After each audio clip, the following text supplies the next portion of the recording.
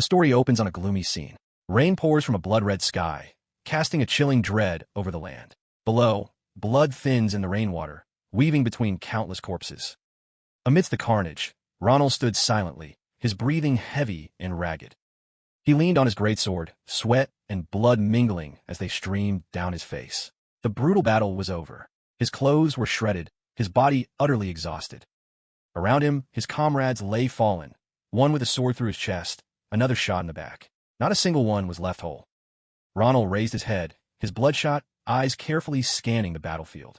An entire enemy legion lay dead before him, only their banner still standing tall. So many of them dead. He muttered, gritting his teeth in exhaustion. Damn it. Suddenly, a steady sound broke the silence. Ronald flinched, his instincts screaming that something was wrong. He looked down and realized he was standing on the belly of a giant. Rainwater had pooled on the massive body. A horrifying voice rumbled from it.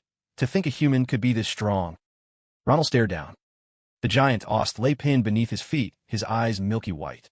For horns jutted from his head, and his body was riddled with slashes. The white wings on his back were tattered ruins. You're still alive? Ronald asked through clenched teeth. 20 days ago, Ost and his 3 brothers had laid waste to the Empire. Wherever they went, fire and death followed. Ost was the last one left. Back in the present, Ronald suddenly stomped on the giant's face, sending a spray of bloody water into the air. He planted a foot on the giant's nose, a clear sign of dominance. Then why aren't you dead yet? He snarled, pressing his foot down harder. Don't worry, Ost rasped, his eyes flashing. It won't be long now. Ost will soon be by his side. Ronald scoffed. Yeah? Your dead friends are waiting for you. The words seemed to strike a nerve. Friends? That's right. The other 2 who came with you. Ronald sneered, a grim satisfaction showing on his sweat-streaked face. One of them was fried into a giant crisp by a red dragon, and the other was sealed away forever by some old geezer named Laurent. You get it now? You idiot. Ost ignored the insult. Stop hiding from the truth, mighty human. Ronald froze, the rain still plastering his hair to his head. Ost continued in that same low, terrifying voice. I know all of your allies were buried right alongside them. Which means there are no more strong humans like you left. Ronald let out a scornful laugh. What are you talking about? I'm standing right here, aren't I?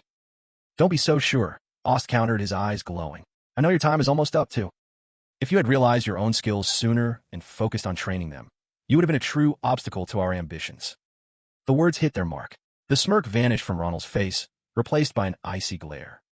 He looked down, no longer bothering to hide it. That's right. You don't have to tell me my life's a pathetic mess. I already know. Now, just shut up and die. You are a great human. You have the right to be proud. Ronald raised his sword, his panting growing heavier. In the end, your world, Ost continued, will soon be swallowed by the starlight and vanish. Before the giant could say another word, Ronald leaped into the air, bringing his sword down on its neck with all his might. A brilliant flash of light erupted. Ost's head flew high into the air. It landed with a heavy thud. With the last one dead, Ronald turned and walked away without a second glance. The rain fell relentlessly, mixing with the blood on the ground to create a desolate scene. He mumbled to himself. So what was I supposed to do about any of it? Ronald dragged his feet in despair. He stumbled in a crimson puddle, his body swaying, on the verge of collapse. Suddenly, he stopped and looked up. Memories flooded back. The image of his tall, strong comrades, laughing and joking around. Among them, he had always been the smallest and the quietest. A friend with a long scar over his eye had turned back to smile at him, pulling him into the group. Together, they had faced life and death. But in this battle, he had fallen, a sword piercing straight through his iron armor and into his gut. Ronald's eyes came to a halt. He had reached the place where his comrades' bodies were piled high. His best friend lay right in front of him, his eyes still wide open. You stupid bastards!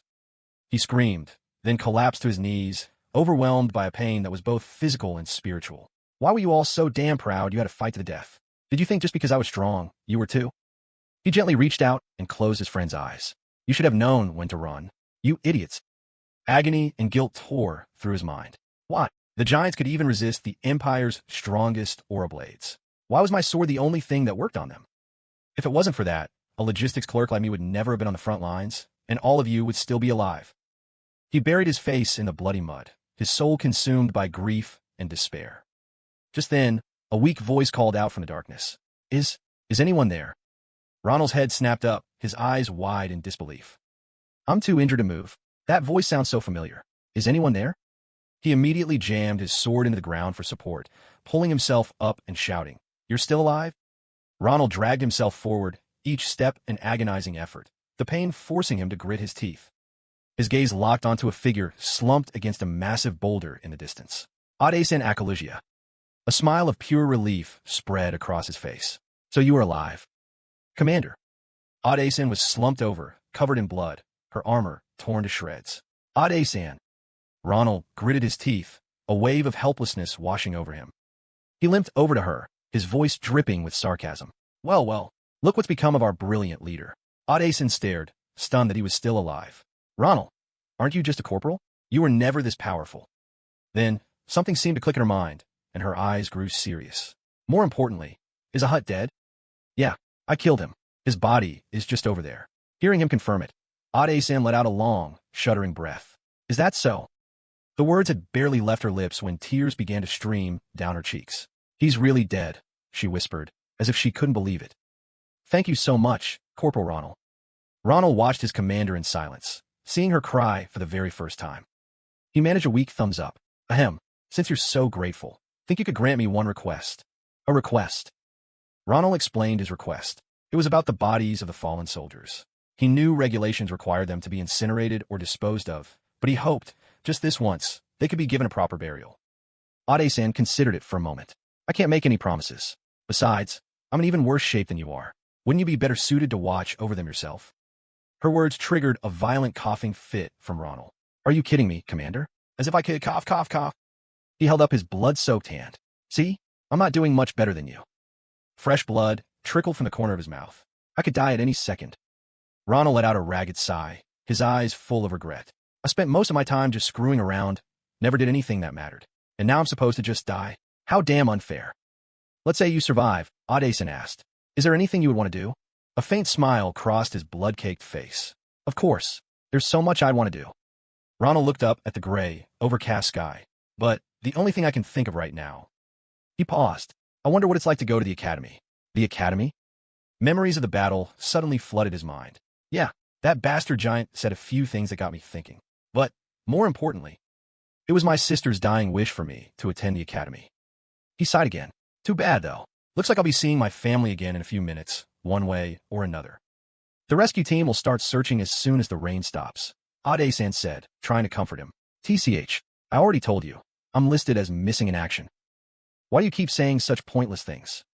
Just then, the downpour suddenly began to lighten.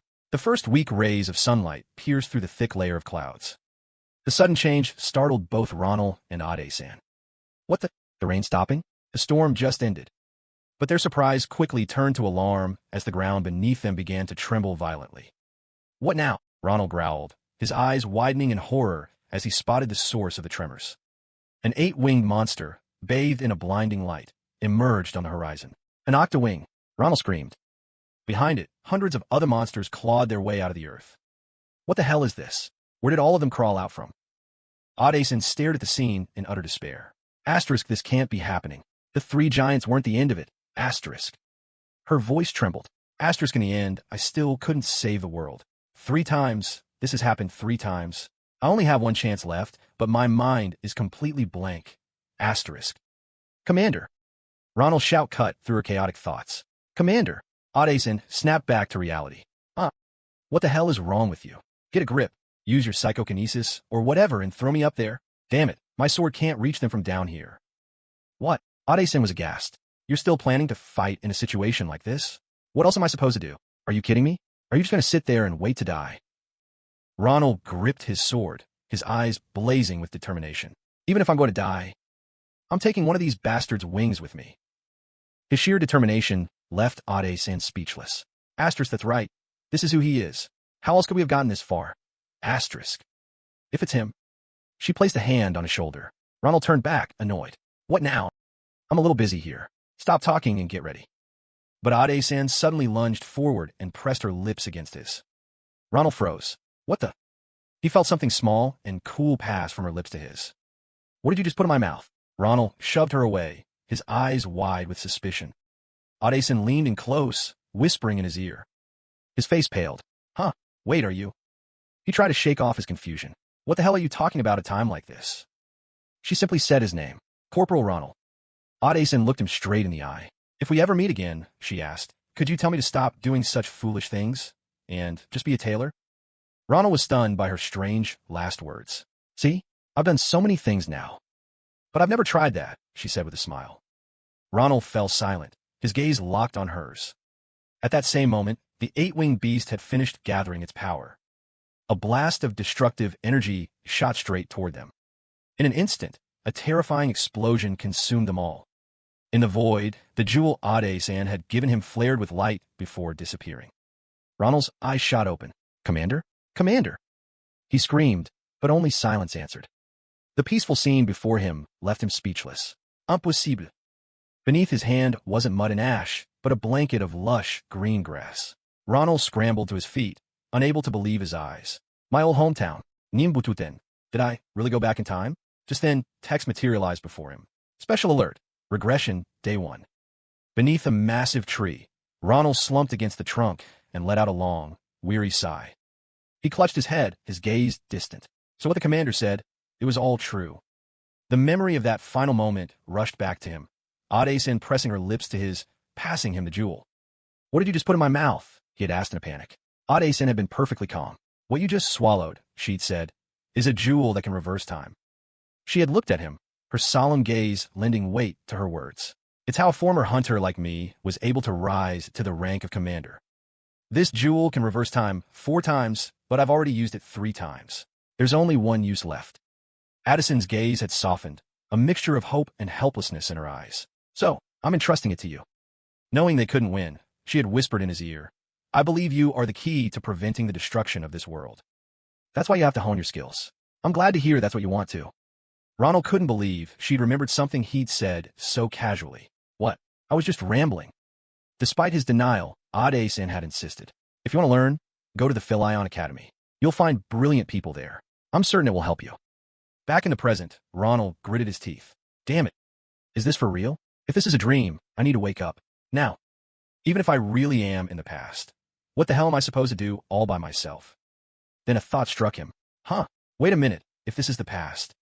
He snatched a piece of wood from the ground. Then that means... Hope ignited within him. Ronald shot to his feet and took off like a shot.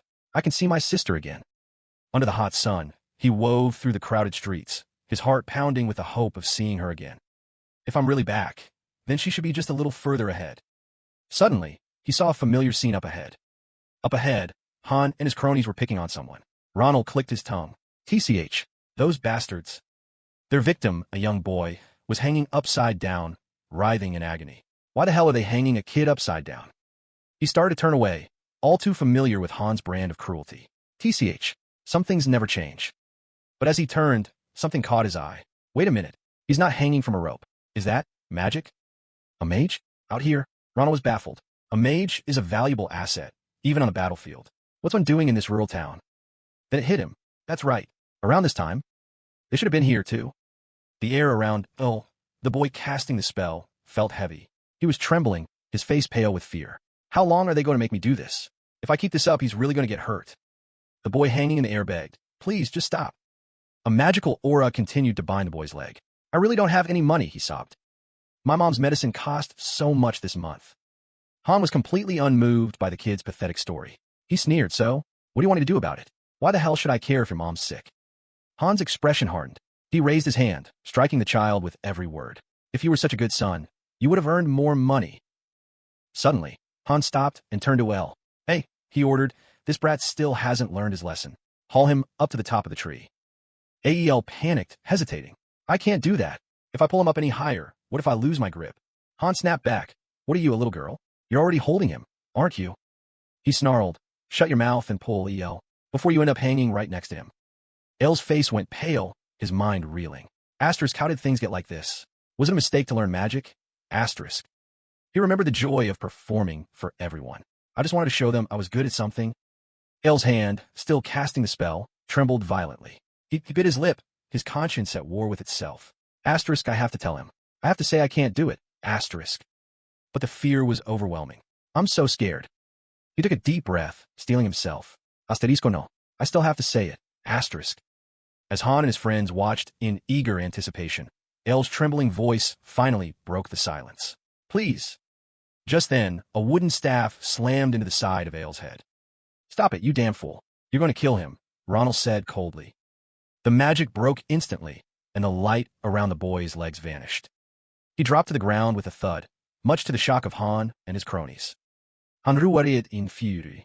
What the hell do you think you're doing? Han lunged at Ael, his fist raised. He tells you to stop, so you just stop? Did you think I was kidding? Ael flinched back. No, I didn't mean to.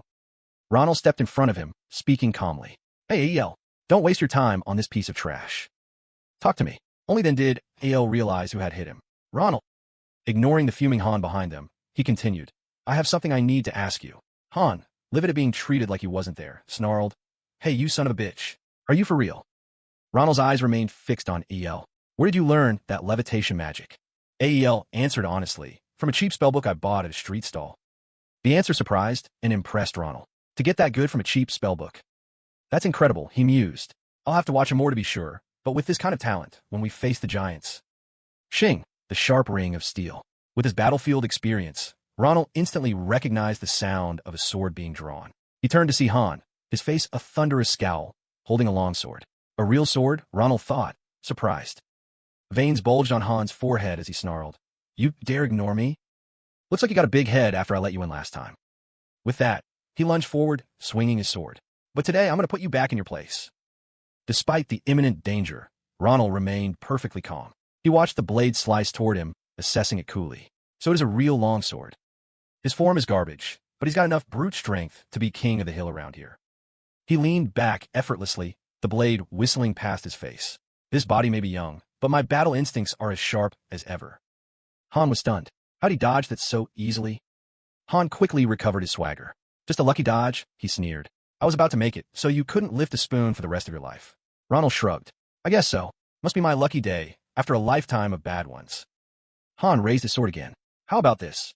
Get on your knees and beg for your life, and I'll let you live. You'll only have one arm left, of course. His words held no weight whatsoever. Wow, Ronald deadpanned. I'm terrified. Seemingly oblivious to Ronald's nonchalance, Han smirked. After I kill you, I'll be sure to take real good care of your sister. The mention of his sister made Ronald's voice drop to an icy calm. My sister, Han sneaked. Yeah, every time I see her, I can't help but think about that tight ass of hers. If I could just... Before Han could finish, Ronald's face went dark. He swung his staff. Thwack. Fresh blood sprayed through the air. Han stood frozen, watching in stunned disbelief as one of his own ears flew through the air. His sword clattered to the ground. Then, the searing pain hit him, and he let out a blood-curdling scream. Clutching the side of his head, he shrieked, My ear! My ear! Behind him, his cronies' faces went sheet-white with terror. A pair of brown boots stepped into his view. Ronald's voice was like ice. Hey! His face was a dark mask of fury, veins pulsing on his temples and his eyes blazing. You goddamn bastard. Are you trying to die? In a vacant lot, Ronald had just taken down Han in front of his terrified gang. How was this possible? Blood dripped from Han's head onto the wooden staff in Ronald's hand. He did all that with a wooden staff? Ronald turned to them, his piercing gaze making them flinch. Hey, you bastards. Enjoying the show? He casually nudged the twitching body of Han with the toe of his boot. Get lost, he ordered, unless you want to end up like him. Of course, first you're going to leave behind all the money you just shook down as compensation for my mental anguish. We'll give it back. The thugs agreed, trembling. But then Ronald handed the pouch of money to the boy who'd been beaten, stunning him. Here, this is for you. You're really giving it all to me? This is way more than what they stole from me. Don't worry about it. It's what I need. Overjoyed, the boy started to cry, clutching the money pouch to his chest. Don't worry about them coming after you, or anything. They don't have the guts to show their faces around here anymore. Thank you. You're a good person. Ronald waved a hand, dismissively, as if it were nothing. It's nothing. Just head home. Yeah. As the boy left, Ael timidly approached, wringing her hands. What is it? I am truly sorry. Ael bowed her head, her voice barely a whisper. I'm sorry. She sobbed, recalling her own fear of being coerced. I know I shouldn't have done it, even with Han threatening me. But I was so scared. I couldn't do anything. It's all my fault. I'm so sorry. The boy smiled, his voice gentle. Ael, there you go again, crying so easily. When Han brought you here, the moment I saw you, I thought, you were probably caught in the same situation as me. He placed a comforting hand on her shoulder. So, Ael, Don't blame yourself like this.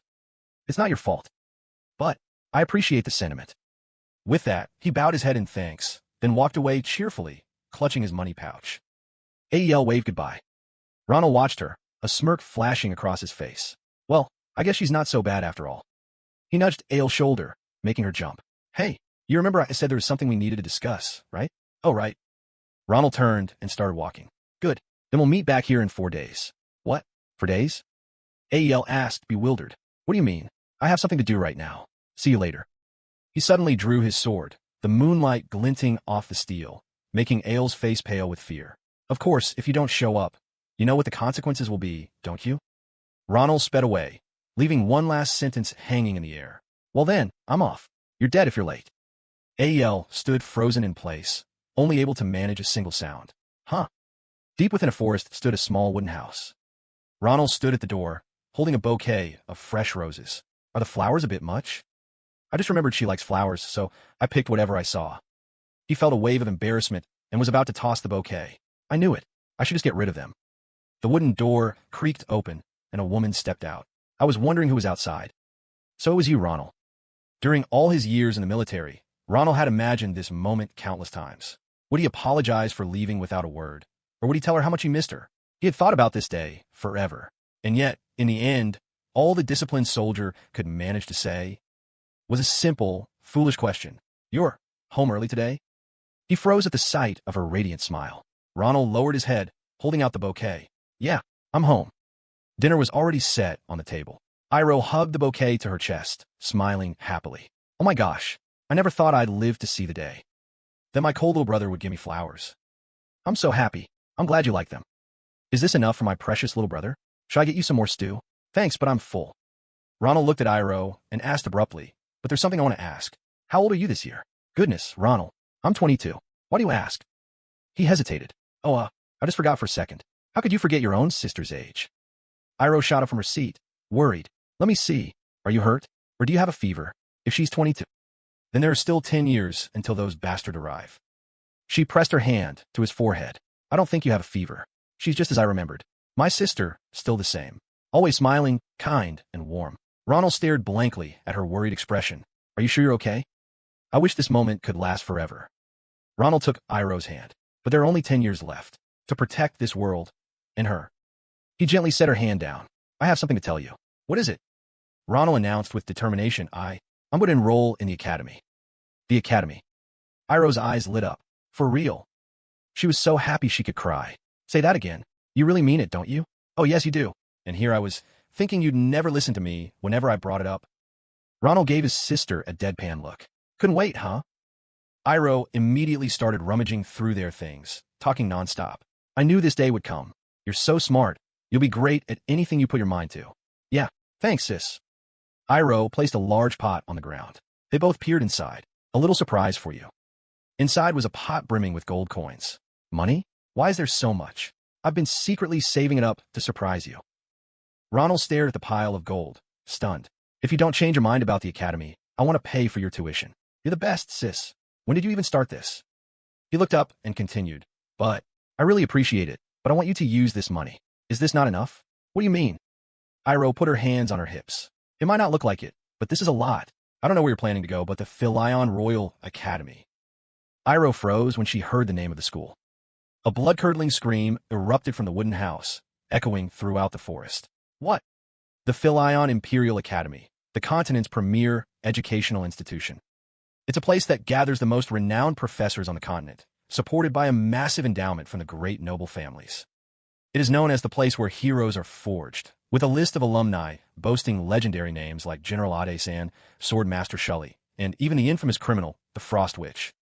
As Ronald walked alone through the dark forest, his mind wandered. The people from Philion were useful in the war, so useful I can see why the general recommended it. Of course, he thought to himself, scoffing at the academy's insane tuition and impossible entrance standards. He suddenly remembered Iroh and her reaction. Asterisk, if it's you, Ronald, you can do it. Asterisk. Ronald stopped in his tracks. A look of determination flashed in his eyes.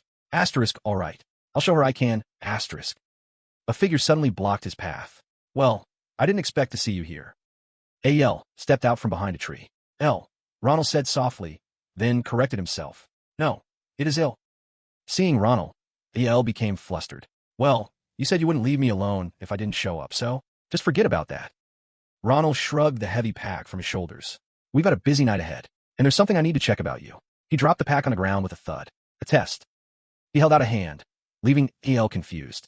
What are you talking about all of a sudden? It's nothing much. Ronald smiled, pointing at himself. Use your psychic powers on me. Lift me as high as you can. Hearing this, sweat beaded on El's forehead. Psychic powers? Why all of a sudden? El asked, bewildered. Wait, why do I have to do something so dangerous? It's not that dangerous. For now, just do as I say. Though still hesitant, El raised his hands. I won't die, so don't be afraid. Okay then. A stream of blue light flowed from his palms. I'm starting. El shouted. An invisible force instantly lifted Ronald off the ground. Ribbons of blue energy wrapped around him, slowly raising him into the air. Look at that. Much better. Ronald floated in midair, a pleased smile on his face. Even better than I thought. This feeling was just like that battle from long ago, though I'm lacking the height and balance. This is the power that let me fight on par with that bastard, Azu. Psychic abilities were rare, even among mages. That meant El would be a crucial asset in the coming fight against Azu. From high above, Ronald heard El's trembling voice drift up. Not bad, huh? Ronald, it's getting a little hard to control. Can you come down now? Ronald drew his sword and looked down at El. Hold on a little longer. There's one more thing I need to check. El's brow furrowed with worry. I'll get down myself. What? What do you mean, get down yourself? With that, Ronald swung his sword, slashing through empty air. Instantly, the psychic energy holding him aloft vanished. El's eyes widened in shock as Ronald landed gracefully. Asterisk did. Did Ronald just cut my mana flow? Asterisk. What did you just do?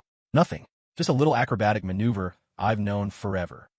And yet, Ronald's fist flew straight into El's head. What do you mean, acrobatic maneuver? I've never seen anyone sever a mana flow before. Just drop it. It's not like I know why it works either.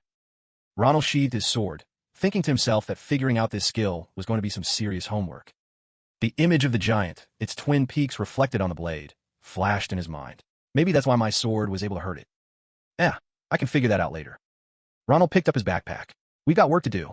Besides, you passed the test, El. He tossed a bag to the boy. Take this and follow me. We've got things to do before the moon is gone. Ronald smirked. This late at night? What do you mean? Under the moonlight, Ronald's eyes glinted with a mysterious light. This will be the first chapter in the legendary autobiography of Ronald, the greatest man in the Empire. A cold moon cast its light over the dark forest. Philion Academy, huh? El panted as he tried to keep up. Did I hear you right, Ronald? We're going to Philion Academy? The place for the absolute elite of the Empire. Ronald shot El a sideways glance. You and I are qualified, so stop asking. It's annoying. Seeing El's hesitation, he asked, what is it? You don't want to go? No, that's not it. El answered, flustered. You're a genius at martial arts, so you'll be fine. But me? I don't have any skills at all. Ronald's gaze sharpened. Plus, I'm a timid, withdrawn coward. Hey, El, is that how you want to live the rest of your life? El flinched at Ronald's words. He froze. You have a natural gift, but you're wasting it by letting everyone treat you like a joke. Is that really the life you want for yourself? Ronald crossed his arms, his eyes closed. Honestly, your mindset is just pathetic. You're a coward and a loner. Ronald's words cut deep into the boy's pride. You're a crybaby who weeps over every little thing, and a timid failure who's afraid of his own shadow. But that's fine, because you can start changing right now. But you can never get back the time you've lost. And one day, you'll regret it. Just like I did. An image from his past flashed through his mind. Ronald, standing alone on a blood-soaked battlefield. He placed a hand on El's shoulder. So what do you say? Have you changed your mind? El's cheeks suddenly flushed. He covered his mouth, his eyes filled with emotion. Asterisk, oh my God. Ronald, you've been this worried about me all this time? Asterisk, I'm not going to force you. It's your life, so if you want to go back to the way you were, go ahead. As Ronald turned to leave, he added, Anyway, I'm busy, so... Wait, Ronald. El shouted. I want to change. A triumphant smirk crept onto Ronald's face. I'll go to Philion with you. So just teach me what I need to do. He turned back, feigning indifference despite his inner delight. All right, that's the first time you've shown any backbone, El. So for the first step of the new and improved El, shall we begin? A sly grin spread across Ronald's face as he turned away from El, just as planned. A flickering fire ahead caught El's attention. Hiding behind a thick bush, AL stammered. Ronald, is it my first step? Of course, Ronald whispered back. Beside the campfire, a night moon goblin leaned against a large boulder, surrounded by countless others of its kind, all fast asleep. He's the best opponent I could find to draw out your full potential. He's their leader, too. Ronald clapped AL on the shoulder, a wide, excited grin on his face. AEL stared, his face draining of color as he trembled. What do you think, AEL? Isn't this great? Ow! Ronald's eyes lit up like a predator that had just cornered its prey. Now, then, shall we begin? Ronald and AEL watched the moon goblins from the cover of a dense thicket. These goblins are easily identified by their sallow skin and misshapen bodies. But their most defining trait is an obsessive lust for gold and silver. They frequently ambush merchants to plunder their treasures. On nights with a full moon, just like tonight, they lay out all their stolen treasures for a festival, creating a blinding spectacle deep in the forest. AEL shuddered. So, the real reason we're here is... Ronald cut him off, his face alight with excitement. Exactly. We're going to steal every last piece of it. Peeking out at the scene, Elle said nervously, I've never heard of goblins piling up all their treasure for a festival before. Ronald opened an empty backpack as Elle asked, but how did you know this would happen? Can't exactly tell him I saw this in my past life, Ronald thought, before answering curtly, humph. I have my ways. Ronald slung an arm around a flustered Elle, pulling him close. Anyway, all you have to do is use your telekinesis to move all that treasure into this bag while they're still out cold. Their faces inches apart, Ronald whispered, simple, right? That doesn't sound simple at all. What if I mess up and wake them? A vision of the entire goblin horde waking up flashed through Aile's mind. We're so dead. He asked again, his voice filled with fear, which only seemed to irritate Ronald. This is too dangerous. We should think this through. You're such a coward. Ronald began his pitch. Look, to get into Philion Academy, we need two things. First, money.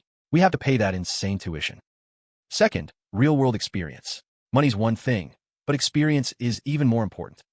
You know, Philion is full of nobles who've been professionally trained since birth. Do you want to beat them or not? Faced with Ronald's piercing gaze, Elle could only remain silent. There's only one way. Ronald's voice grew sharp, overwhelmingly confident. We risk our lives to get it done. These goblins are the perfect opponents. We get money and experience. Kill two birds with one stone. AEL collapsed to the ground, his eyes welling up with tears. Am I wrong? Or do you have a better idea? No. Then it's settled. Ronald slapped him hard on the back in encouragement. All right, let's do this. Beneath the silver moon, gleaming gold treasures began to levitate into the air, dropping straight into the open bag Ronald was holding. More and more jewels flowed in. Okay, a little more. Just a little more. Aile's eyes widened and his cheeks puffed out as he focused all his strength. All right, just like that. At Ronald's command, the last of the items fell into the bag. He grinned from ear to ear. Perfect. Ronald peered inside the two bags, now overflowing with gold and silver. This is the last bag. They're all full now. He cheered, joyfully ruffling Aile's hair. See? Experience is everything. Yeah, you're right. We did it. Ronald smiled, satisfied. Asterisk, he adapted way faster than I expected. More talented than I thought. Asterisk. AEL also broke into a contented smile. We really did it. Meanwhile, AEL was completely unaware of a sly grin spreading across Ronald's face behind him. I found myself a good little lackey. He reached into the bag, checking it one last time. All right, the bags are full of gold. Let's go. Really? So we're done? Yep. Nothing else to do here. Time to head back. Ronald closed the bag. Before trouble could find them. A savage yell echoed from the distance as a group of people chased after a crow. Damn it. Hey, you two brats. Stop right there. Startled, Ronald and Elle, who were just about to leave, spun around. Who are these lunatics screaming in the middle of the night? Ronald wondered. The piercing sound woke the moon goblin leader. What's going on? It groggily glanced toward its treasure hoard. So late. Where's that noise coming from? The goblin rubbed its eyes, and then it realized the entire treasure was gone. What the? Where did all my shiny jewels go? It let out a horrifying roar, waking all of its kin. Thieves! The goblins immediately swarmed together. What? Thieves? Where? Where are they? The leader sniffed the air. Its gaze then locked onto Ronald and EL. The two of them froze as they saw the entire horde had spotted them. Cop! The goblins roared in fury and charged madly toward them. This is bad. AL was so terrified he collapsed to the ground, trembling all over. Ronald, in contrast, squared up, ready to fight. TCH, I knew it. There's no way it was going to be this clean. AEL looked up at Ronald from the ground, desperate. Now what, Ronald? Should we drop the bags and run? Not a chance. Ronald slowly drew his sword. Without this money, how are you going to pay your tuition? How else are you going to make this kind of cash? But that doesn't matter right now. The goblin's eyes were bloodshot as they charged, looking like they wanted to tear them limb from limb. AEL screamed, try to grab Ronald. They're coming. They're coming, Ronald. Ronald ignored him, his gaze fixed on his blade. He glanced at the sharp edge, calculating. A long sword forged from cheap metal, with this weight and durability. It'll probably last for 15 strikes. And there are about 30 of them. Their sharp claws were just inches away. From behind him, AEL screamed, Ronald. Ronald's eyes darkened. He raised his sword, assessing the situation. Watch out. 15 strikes.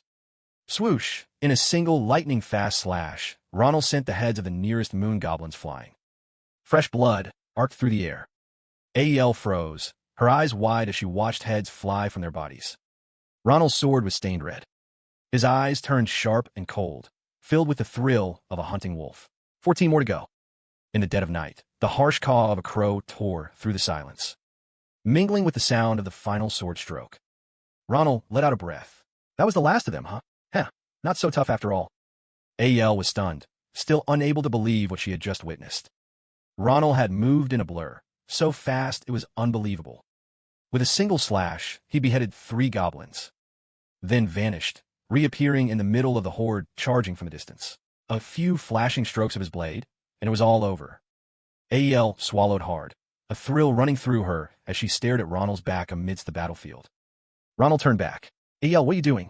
You gonna keep sitting there spacing out? Startled, AEL stammered, sorry, I don't know. Ronald lifted his sword. No need to apologize. Just grab your stuff. He smiled. Let's go home. A thick darkness blanketed the forest. After cleaning up, the two continued on their way. Ronald patted his aching shoulder as they walked. Man, I am exhausted. I thought we could have a nice, relaxing trip, but who knew it'd be this rough? AEL, walking beside him, wasn't faring much better. Ronald rubbed his shoulder, thinking to himself, Asterisk, my muscles are already sore from just killing a few goblins. Is it because I'm still growing? Asterisk. I'll have to step up my physical training when we get back. Suddenly, AEL spoke up. What was that horrible scream just now? I don't know, Ronald replied, remembering the mysterious shriek that had ruined their plan to steal the supplies earlier. He grumbled, who the hell is screaming in the middle of the night? Those psychos, just you wait. I'll make them pay for this. They were completely unaware that an arrow was silently aimed right at them. Without warning, a red arrow hissed through the air, speeding toward AEL. The moment she sensed the danger and turned, it was already upon her. But Ronald was faster. His hand snatched it out of the air just before AEL could react. Damn it, they're not even wasting a second, are they? He growled. AEL, finally snapping out of her shock, cried out in fear, an arrow? Where did that come from? Ronald scanned their surroundings warily. Could it be from that damned, cursed forest? Why are there so many lunatics in there? No sooner had he spoken than 2 strangers emerged from the bushes. Huh, who are you two? The black-haired man spoke first. What's this? They're just humans. And kids at that. The remark instantly pissed Ronald off. The man chuckled and walked toward them. Sorry about that, kids. We heard something rustling in the distance and thought you were monsters, he said, but his eyes were glued to Ronald's bulging bag of jewels. He feigned remorse. Oh man, we almost killed someone, didn't we? As he spoke, he shot a meaningful glance at his accomplice, pretending to be concerned. Are you two who? Ronald cut him off. Cut the crap. You two aren't even trying to hide the greed in your eyes. Exposed so quickly, the 2 men froze. Stop the pointless act and answer me. A golden light flared in Ronald's eyes, radiating a deadly aura. He threatened. Who are you? That glare sent shivers down the strangers' spines, and they instinctively took a step back. The black-haired man tried to maintain a harmless act, forcing a smile as he stepped forward. You know, you're right. That was our fault. We forgot to introduce ourselves. Sorry, kid. We're... As he spoke, he stealthily drew his sword, suddenly swinging it at Ronald as he roared, Caliboro. Ronald murmured, Caliboro. Quick as a flash, he grabbed the man's sword wrist, followed by a decisive uppercut. The black-haired man's eyes went wide as blood sprayed from his mouth. Ronald sneered. What kind of shitty name is that? Seeing his friend taken down, the blond man charged forward in a rage. You little bastard. Standing nearby, AEL cried out, Ronald. At the same time, she channeled her magic. He's in danger. An invisible hand of magic instantly clamped down on the blond man. He froze. What the? I can't move. Seeing this, Ronald shouted with delight. Whoa, hell. Nice one. With a single kick, she sent the blond man's dagger flying, caught it in midair, and lunged forward. Her slashes were a blur, too fast for the naked eye to follow. Before the blond man could even process what was happening, his body was riddled with cuts. Who the hell are we? Before the words could leave his lips, he collapsed in agony. Ael flinched as she watched the body crumple to the ground. She asked, horrified, Ronald is he dead? He is, Ronald answered calmly. Why would I spare someone who was trying to kill me? Besides, didn't you hear them? They're from Calaboro. Ael looked lost. Calaboro? Poaching, kidnapping, human trafficking. They'll do anything for a price, he explained. They're the most ruthless criminal syndicate in the entire empire. So, you see, as he spoke, he delivered a finishing blow to the dark-haired man who was still clinging to life. If it weren't for me, they would have harvested your organs. Today would have been the day you quietly disappeared from the world. Ael was speechless, but Ronald cut her off. It'd be foolish to let them live, knowing they'd just go on to hurt more people. Suddenly, the sack the two men had been carrying started to wriggle.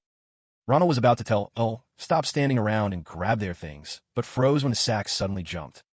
Seeing it twitching nonstop, Ronald wondered, what's with this sack? Why is it moving? Those two must have been carrying it, Ael replied. A poached animal, Ronald guessed, starting to untie the top. Yeah, probably. Okay, we're opening it now. The moment he opened the sack, a pair of piercing blue eyes stared out at him. A dark figure shot into the air with a cry that echoed through the forest, leaving them both stunned. They looked up, gawking at the strange bluebird. Ronald stammered, what the heck is with this chicken? The bird's plumage was an unusual shade of azure. It tilted its head and chirped, as if it had no idea what Ronald was saying. Ael clasped her hands, her eyes sparkling. Ronald, I've never seen a bluebird before. Me neither, he replied. Then, Ronald's gaze fell to the bird's leg. A heavy iron cuff was clamped tightly around it. A Calaboro hunting cuff, designed specifically to disrupt mana and immobilize its target. A cuff like that is rarely used, unless the target is a mystical creature. Ronald placed a hand on the bird and began an incantation. A moment later, his own annoyed voice echoed from its beak. Hey, answer me.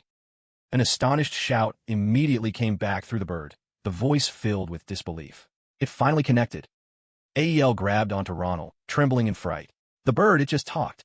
Annoyed, he pushed her face away. You really think the bird is talking? It's communication magic. The connection went through the second it got out of that sack. Ronald glanced at the leather bag on the ground. That thing must be a mana blocker. You must be this bird's owner, a strange voice replied through the bird. I am. My name is Varen, a mystical creature researcher and a sky warden of Marpet. I've been trying to establish a connection for ages, but nothing worked. I was just about to report it missing. What a relief. But forgive me, who might you be? Ronald pushed Ael aside and answered curtly. We're just travelers who happen to be passing through. We just had a run-in with the poachers who captured your bird. He paused, recalling the bloody mess. And well, let's just say it got a little messy. We rescued it. A shocked gasp came from the other end. What? Poachers? I suspected as much, but I never imagined it would actually happen. I am deeply in your debt. I don't know how I can possibly repay you.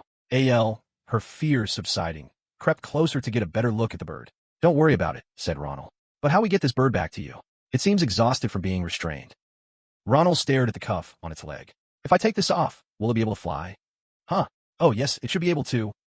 The dream bird has an excellent homing instinct, so if you just release it, but before Varen could finish, Ronald drew his sword. Good enough for me. Swish, a single clean stroke flashed past the blue bird's terrified eyes. It let out a few weak squawks as the iron cuff shattered into pieces. He sheathed his sword and gestured with his chin. Go on, bluebird. Go home to your dad. Don't keep him waiting. In that moment, to the little bird, Ronald looked like a prince straight out of a fairy tale, radiating a brilliant aura. It gazed at him, captivated, chirped once, and then abruptly turned around.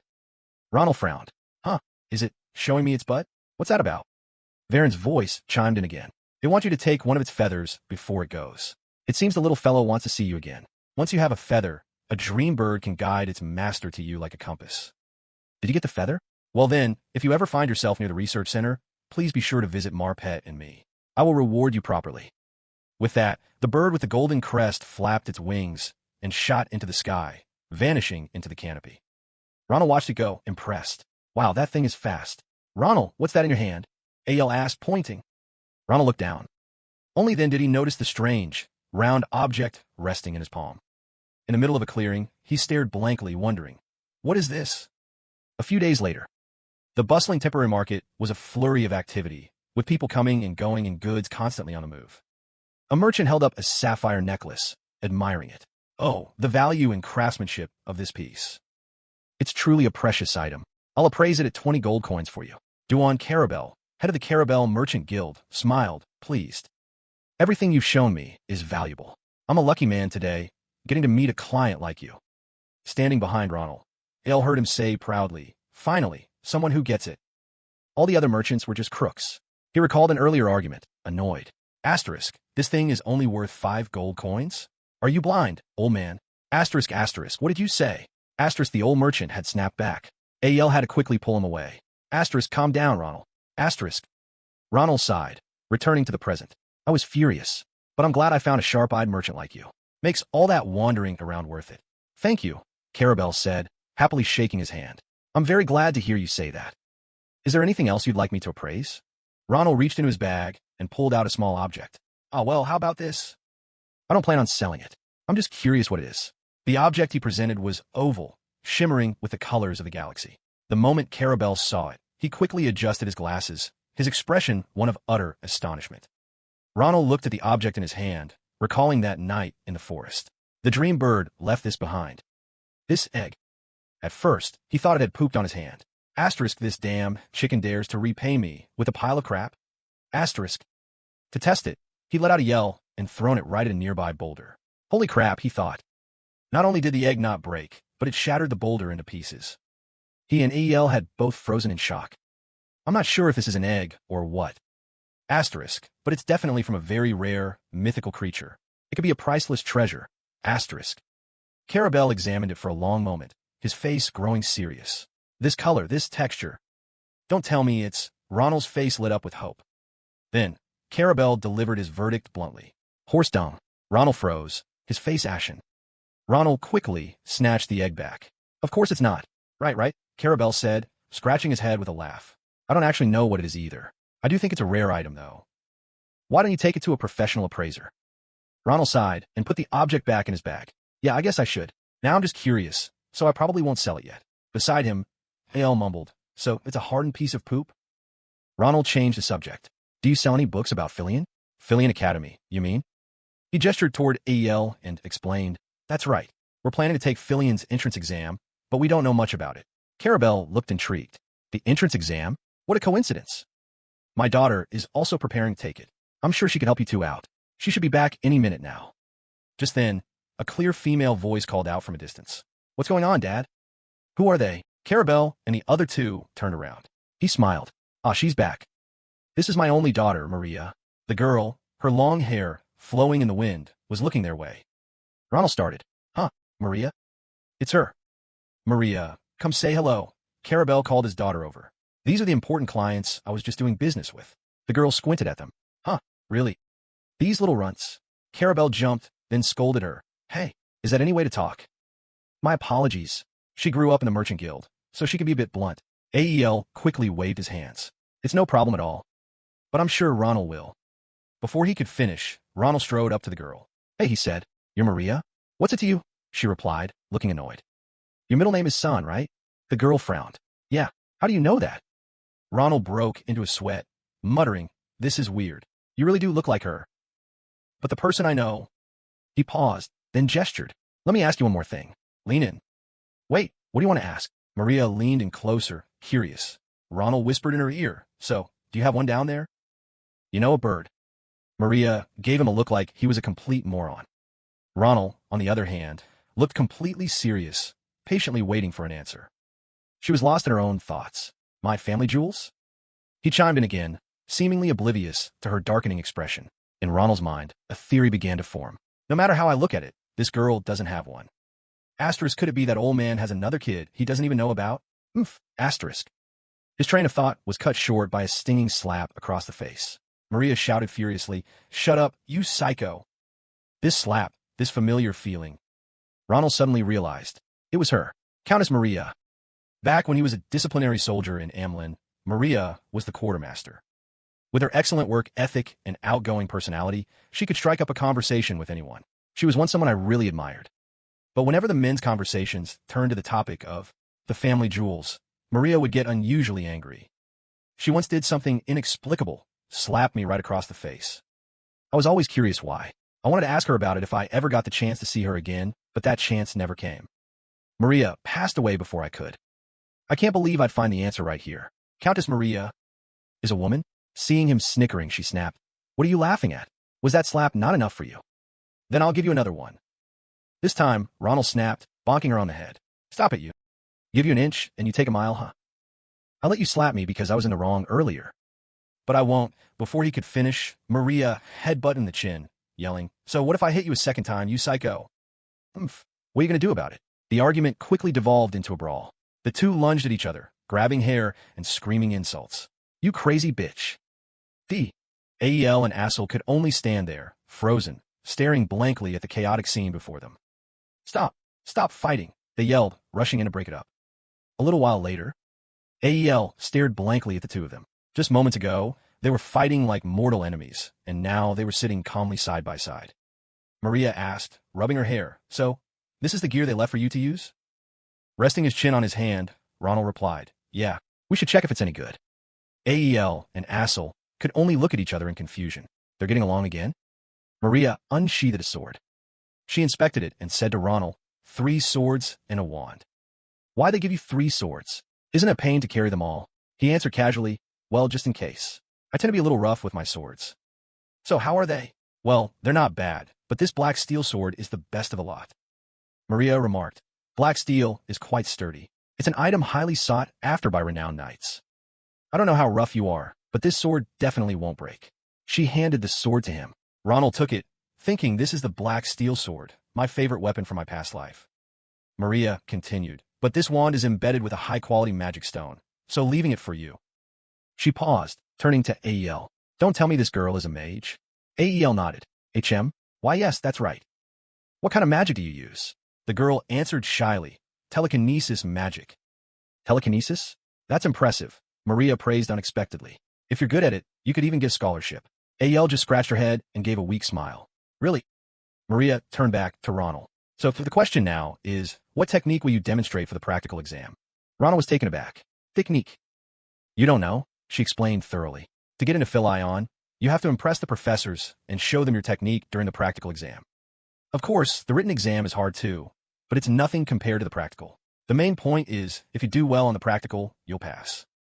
In other words, if you can't prove your worth, you can forget about getting into the academy. Ronald sighed. What? A swordsman just needs to be good with a sword, for crying out loud. So what do people usually show? Well, most nobles demonstrate their family's secret techniques. As for most other warriors and applicants, they show off their personal mana combat techniques. Ronald cut in, Wait, mana what? Young swordsmen this age can use mana, even if they aren't mages? Maria stared at him, astonished. What are you talking about? For a future Philion student, that's a given. You can sense mana, can't you? And with that mana, you can apply in actual combat. That's the most basic of basics. Seeing the look on Ronald's face like he'd never heard of this, she stammered, pointing at him. What's with that expression? Don't tell me you don't know how to sense mana. Huh? Ronald asked nonchalantly. Isn't it similar to using aura? Maria was completely floored. She covered her face, slumped over, and muttered, Oh my God, I'm talking to a guy like this, and he's blathering on about getting into Philion? How could you possibly say aura and mana are similar? Ronald put a hand on the back of his neck and replied softly, I probably know a thing or two about it. You're making a big deal out of nothing. This is pointless. Maria shot to her feet. Let's go outside. Now. Ronald was confused. Huh? Why so suddenly? She didn't answer, just grabbed a sword. He quickly said, By the way, can I borrow one of these short swords? I left my own sword at the blacksmith's. Seeing Maria already holding his sword, he could only cry out, What? Wait, why are you just taking it? What if you damage my sword? Maria smiled and started walking. Don't worry. This match will be over before that happens. If it does, I'll pay you back double, no triple. How's that? He let out a weary sigh. Jeez. So stop talking nonsense. She turned back, her eyes serious. Follow me. I'm going to give you some special training. Under Maria's guidance, Ronald began his crash course. Mana is the source of all natural power. Like the air we breathe, it's a natural energy that exists everywhere in the world. However, that doesn't mean just anyone can use it. To use mana, you must first be able to see and feel the mana within yourself. Reaching this stage requires both innate talent and a great deal of practice. Normally, it takes a full year of training before a person can even begin to feel it. All prospective students of Philion have already passed this stage. They only apply after mastering their own unique mana techniques. She stopped and looked him straight in the eye. Do you understand now? You can't even feel mana, let alone tell the difference between it and aura. And you think you can get into Philion? It's hopeless. Maria sighed. All right, Fina. You could say aura is a type of mana, but the difference between them is like night and day. Ronald asked, how are they different? Even the most renowned geniuses must train for at least a decade, shedding blood, sweat, and tears just to awaken their innate power, and that is aura. So, is any of this getting through to you? Ronald answered blankly, not really. He recalled that sometimes on the battlefield, there are guys who'd brag about being aura users, and they did have some incredible power. They were a real pain, but ultimately, not that scary. Anyone dies if you cut their head off. Maria cut through his thoughts. All right, enough explaining for now. Let's just get started. I think you'll learn faster with your body than with your brain. Ronald watched her stance, thinking to himself that she was just a young girl. In an instant, Maria lunged at him with terrifying speed. Ronald's eyes widened in shock. Clang! The piercing sound of metal on metal rang out. He glanced at her, unable to hide his surprise. Whoa, not bad. Facing Maria's murderous glare, Ronald was locked in a tense duel. The three swords clashed again and again, the powerful impact throwing them both backward. Whoa, look at that. Ronald couldn't help but be amazed. To be this strong at her age, and she's a dual wielder. Maria felt a little worried. Asterisk, I don't get it. Is this some kind of mana-based fighting style? Asterisk. Seeing him just spacing out, she wondered what's wrong with this guy. They resumed their fierce battle. I was planning to end this in one hit, show him the true power of mana, and convince him to quit the exam. Maria gritted her teeth. It's better to face humiliation now than during the official test. Asterisk. But I'm the one on the defensive. How could someone who can't use mana be this skilled? Asterisk. Impossible. What are you spacing out for? Startled by his sudden question, Maria faltered. She was driven back, and one of her swords was sent flying. In that moment, his eyes flared like a cat's in the dark. He raised his sword high. Don't block it. Move. The blade came crashing down while she was still stunned. Fortunately, Maria managed to leap back just in time, skidding across the ground. Ronald's blade gouged the earth with a deafening screech. She gasped. If I'd been a second slower. You're pretty incredible, you know that? You too. Ronald smiled, sheathing his sword.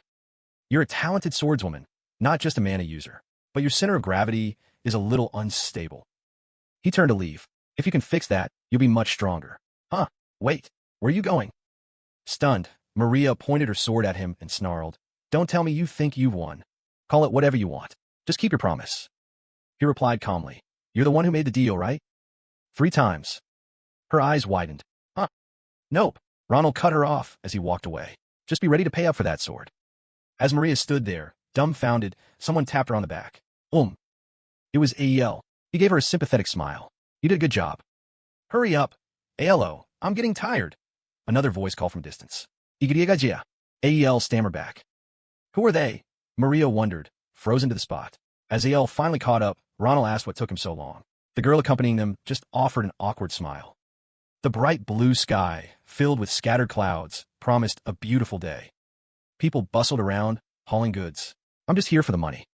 Ronald and Elle stared in disbelief at what was in front of them. What in the world is all this? Books. Before them were stacks of books, neatly arranged in 2 briefcases. Yeah, it's everything you need to study for the Philion theory exam. I compiled it all for you. The girl said with a serious expression. You don't need it? The exam is in 1 month. Elle's eyes lit up. Ronald remained calm. We do, but why are you doing this for us? He was about to draw his sword, but she was a step ahead of him. Whoa, relax. I just took a liking to you guys. She laughed heartily.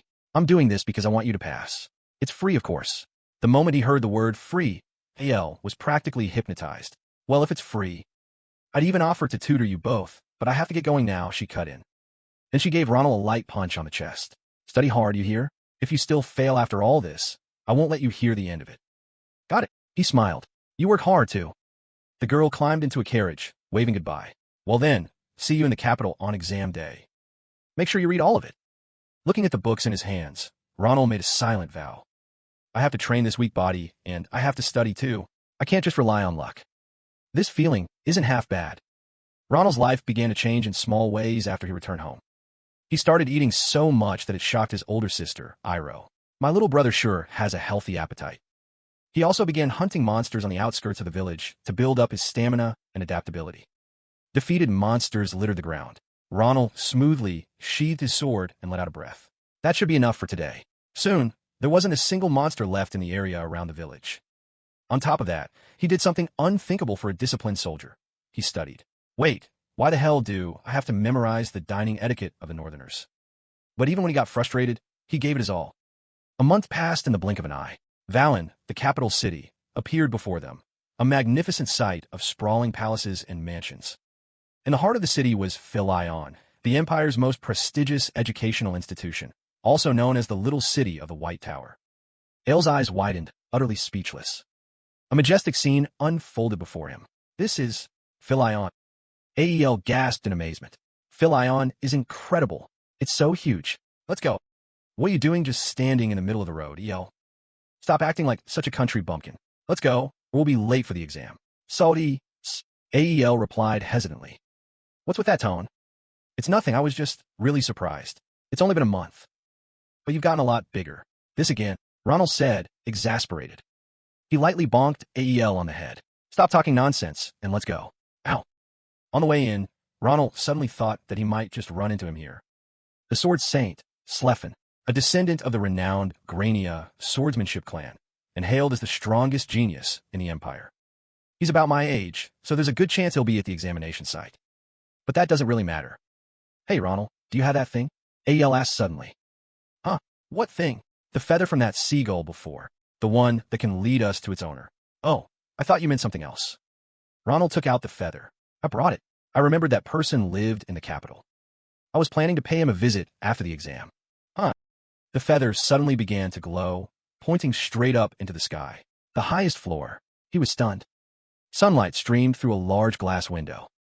A sigh echoed in the room. This really isn't easy. I'm still not used to this professor gig. Maybe I should just go back to being a researcher. The small bird perched on the man's shoulder chirped cheerfully. He stroked it gently. Are you trying to cheer me up, Marpet? Yeah, I have to keep trying, if only to repay the hero who saved you. This was Varen Fanasia, Philion's professor of zoology, and a lion beast man.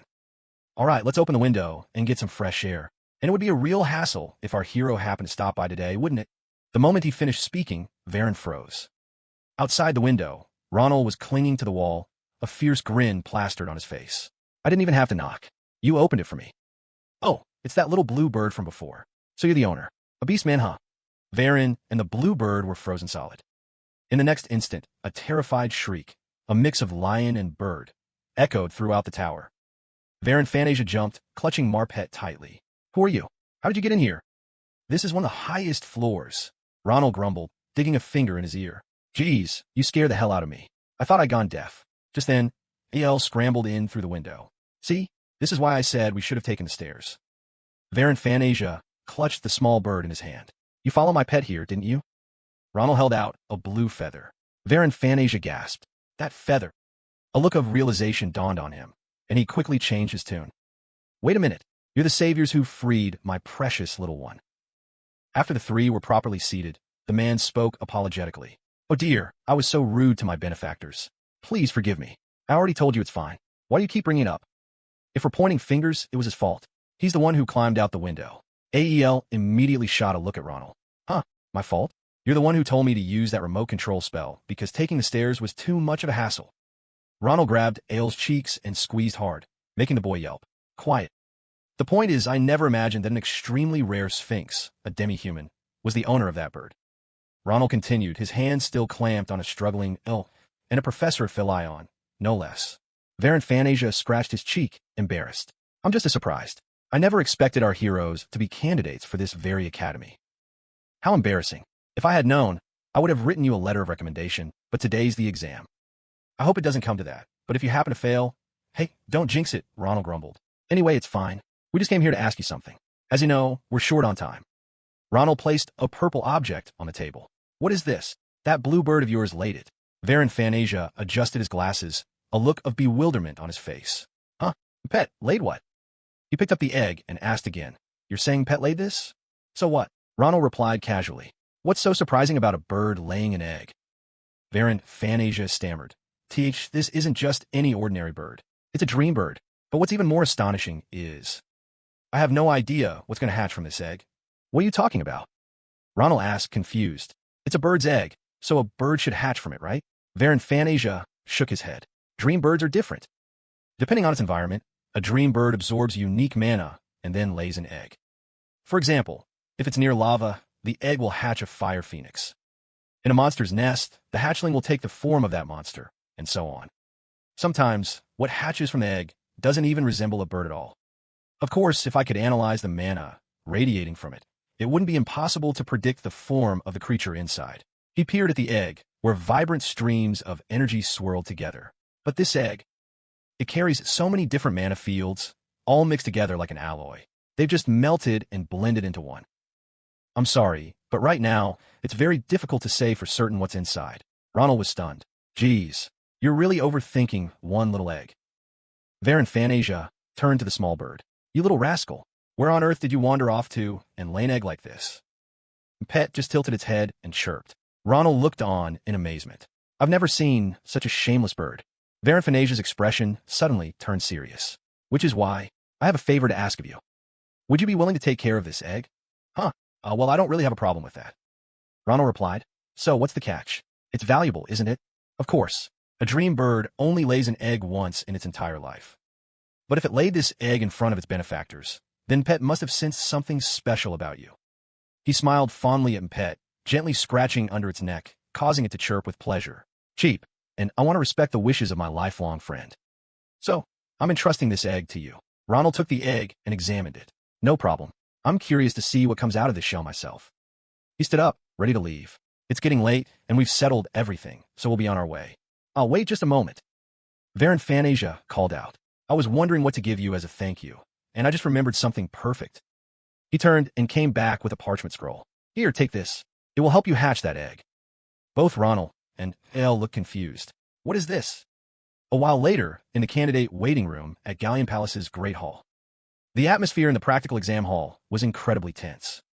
Some candidates clasped their hands in prayer, while others meticulously polished their weapons. A proctor stepped out to make an announcement. Candidate number 111 has completed the exam. Will candidate number 112 please come forward? A young man shakily shot to his feet. Why, yes, sir. The door opened, and he stepped inside. Number 112? Huh? That means I'm next, Ronald thought. He sat with his legs crossed, chin resting in his hand. This weight is killing me. Don't you think so, Maria? The blonde girl sitting beside him replied. Aren't all exams like this? By the way, why are you wearing that outfit? Isn't it uncomfortable? Ronald asked. Maria answered cheerfully. This was on purpose. Philion is a private academy for nobles, you know. They'll all be big-shot clients in the future, so I can't look sloppy, can I? She gave him a playful wink and an okay sign. You're really something else, he said, exasperated. Maria leaned back in her chair and sighed. It's a shame our little darling isn't here. That would have been nice. What can you do? The magic exam hall is in a different building. Ronald replied, not looking particularly concerned. I'm just glad he's not here bawling his eyes out. The proctor announced again, candidate number 112 has completed the exam. Next, will candidate number 113 please come forward? The young man from before walked out, looking utterly drained and muttering, I'm so screwed. My turn. Ronald stood up. Don't worry. Just do your best like I told you. If you fail, I'll never let you live it down. Maria added with a grin. Ronald walked toward the door, waving over his shoulder. Yeah. Thanks for the enthusiastic support. I'll be back. Stepping into the examination room, Ronald came before 5 examiners, each seated with a commanding presence. His sharp gaze swept over each of them. They all looked formidable. But his attention was drawn to the old man in the center, the headmaster of Philion Academy, Archmage Gravagriatia. Then his eyes shifted to the left, to a woman radiating an equally overwhelming aura, the Sword Saint Navos, instructor of swordsmanship. He bowed. My name is Ronald. It's a pleasure to meet you, the headmaster said. Ronald, I am Gravagriatia, headmaster of Philion Academy. You will be fighting a magical golem to demonstrate your technique. Have you decided what you will be showing us? Ronald glanced at the golem. Yes. It's nothing too special. Just a single, swift sword strike. I believe that will be enough. The professors exchanged looks of surprise.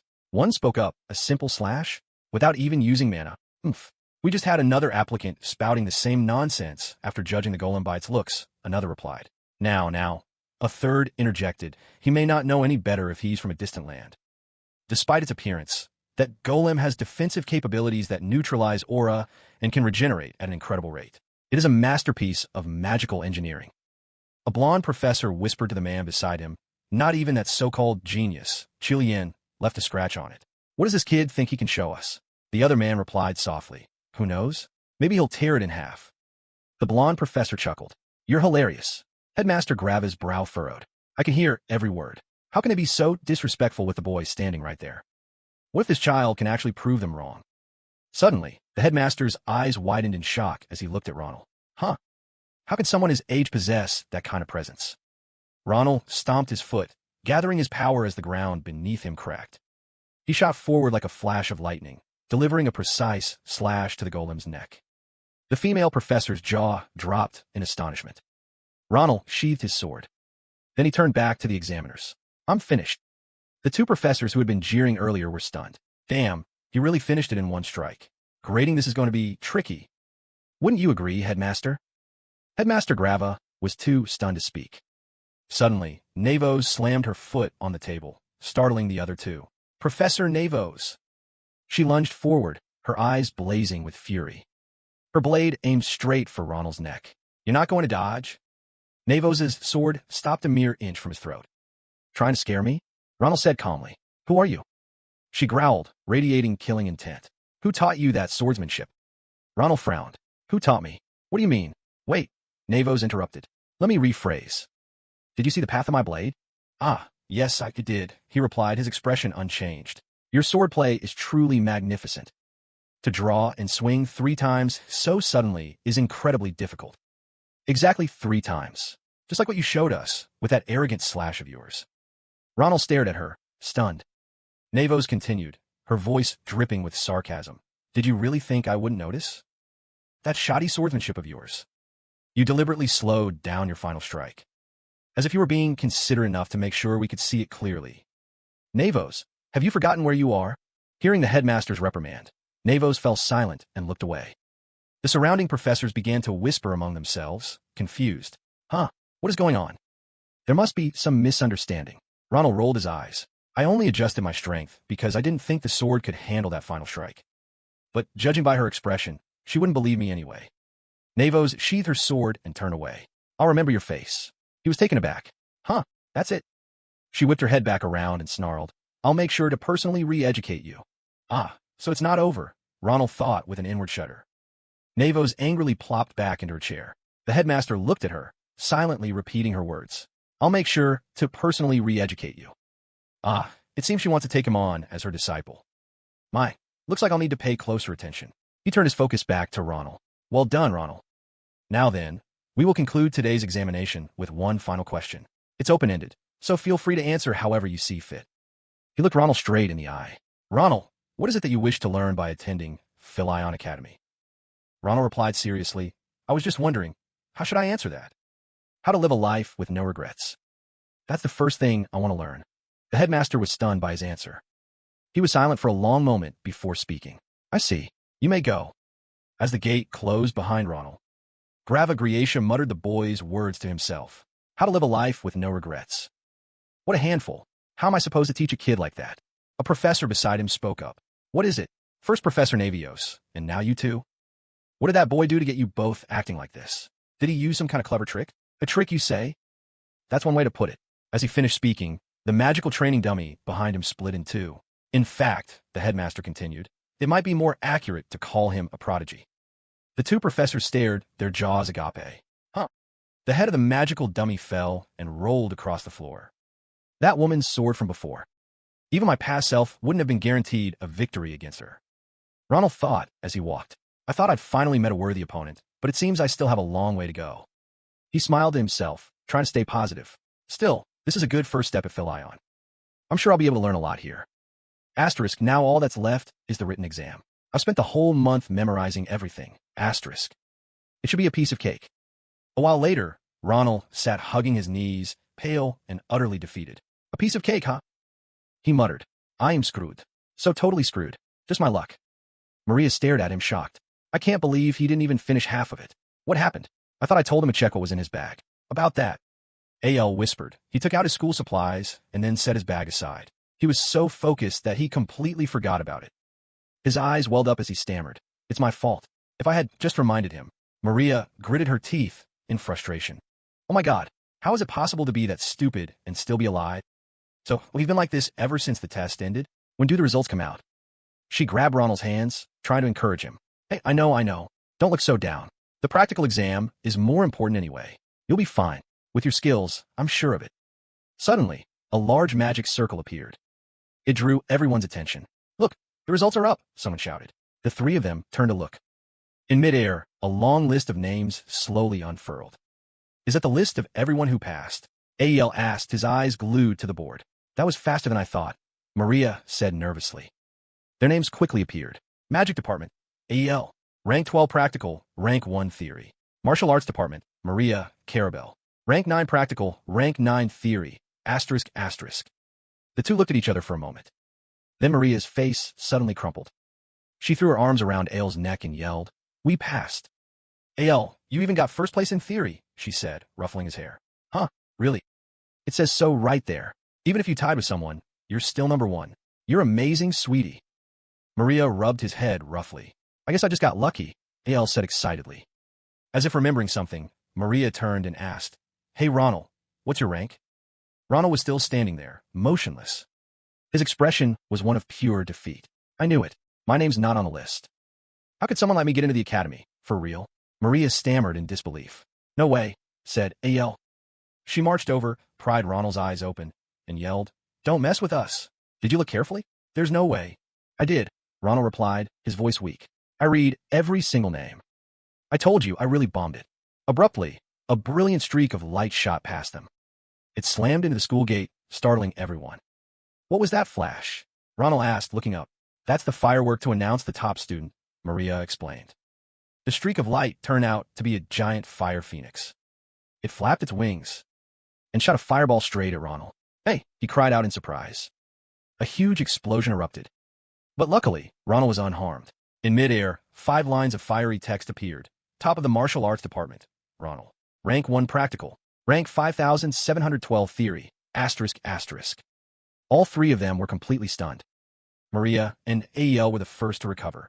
They threw themselves at Ronald, shouting with joy. You're the top student in the Martial Arts Department. That's amazing, Ronald. You're number 1.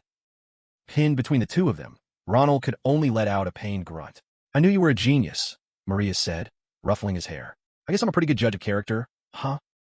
In the midst of the chaos, Ronald had a sudden realization. Wait a second.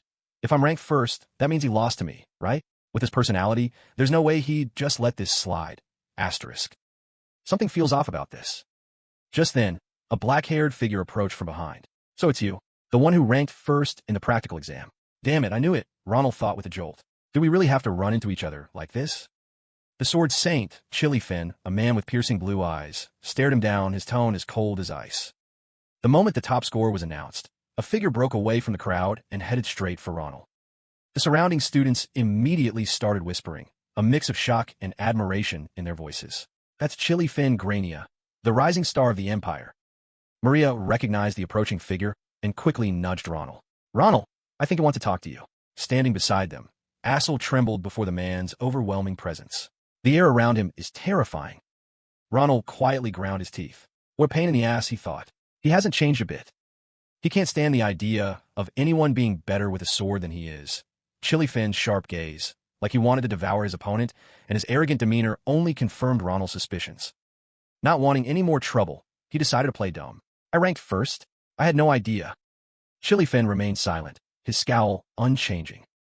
He clenched his fist, his voice low and gravelly. Why are you lying? Ronald sighed in exasperation. What are you talking about? I said I don't know, and I don't. What, you want proof? Just walk away and don't start anything. Chillyfin placed a hand on the hilt of the holy sword at his hip. Proof, you say? Fine, I'll show you. With that, he drew his sword, swinging a razor-sharp slash straight at Ronald. But with a single, clean clang, Ronald blocked the attack with his own blade. Chillyfin's sudden move stunned everyone. Standing behind him, Maria and Assel screamed in terror. Ronald! Chillyfin smirked, his suspicions seemingly confirmed. Is that enough for you? If you weren't number 1, you could have never blocked that. The students who witnessed the scene cried out in shock. They're fighting. Chili Fin looked at Ronald with deadly seriousness. Show me. Show me the skills that allowed you to surpass me. The man's insanity finally snapped Ronald's patience. You crazy bastard. Unable to hold back any longer, he decided to give him what he wanted. Come on, then. You asked for it. In the blink of an eye, Ronald swung his sword in response, his own expression now just as fearsome. I'll show you. He lunged forward, aiming the tip of his sword at Chili Fin. Surprised by his opponent's speed and power, Chili Fin instinctively raised his holy sword to defend. Ronald's attack was blocked. Forced into this, he had only struck a token blow to satisfy the man. There, you psycho. Happy now. To an outsider, it might have looked like Chili Fin had blocked the attack with ease, but only he knew that the hand holding his sword was trembling uncontrollably. He couldn't help but acknowledge Ronald's talent. No wonder you got such a high score. Your technique is good. But his competitive nature wouldn't let him stop there. But that's not enough to defeat me. Chili Fin charged forward again. Wait, have you lost your mind? Ronald yelled, desperately parrying. Calm down. Chili Fin growled, his eyes locked on Ronald, as if he were his mortal enemy. Stop holding back. I won't accept this. With that, he swung his sword again. Ronald struggled to defend, endlessly cursing the swordsmanship fanatic's blindness in his head. Asterisk this idiot. Is he trying to get himself killed? This is exactly why I didn't want to run into him. Asterisk. Asterisk at this rate, he's going to use his aura. This is bad. Asterisk the situation was spiraling out of control as Chili Fin attacked with mad fury. One of his slashes created a powerful whirlwind. That intense aura was known as the Sword Storm. Relying on his past life's memories, Ronald knew just how dangerous it was.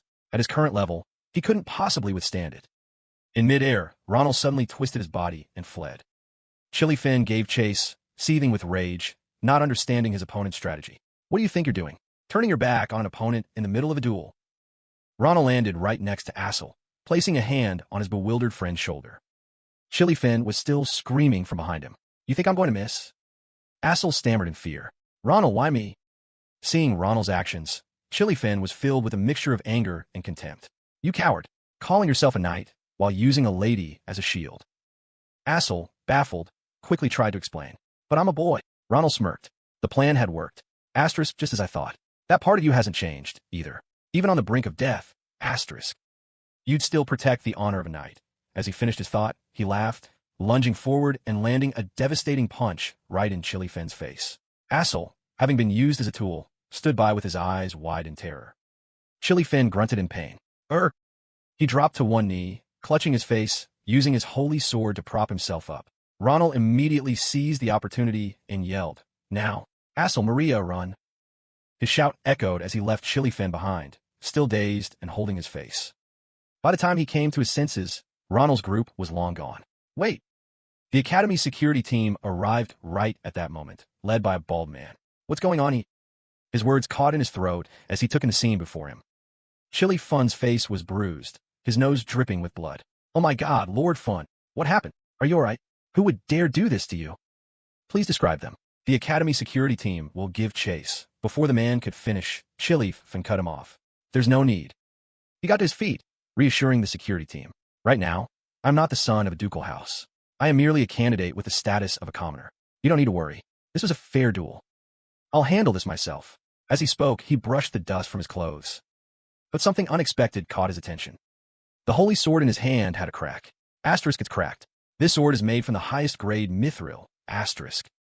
I thought his swordsmanship was nothing special, but to think he could actually damage this blade. He let out a soft chuckle. Interesting. Chili Fin gazed in the direction Ronald had disappeared, a thought already forming in his mind.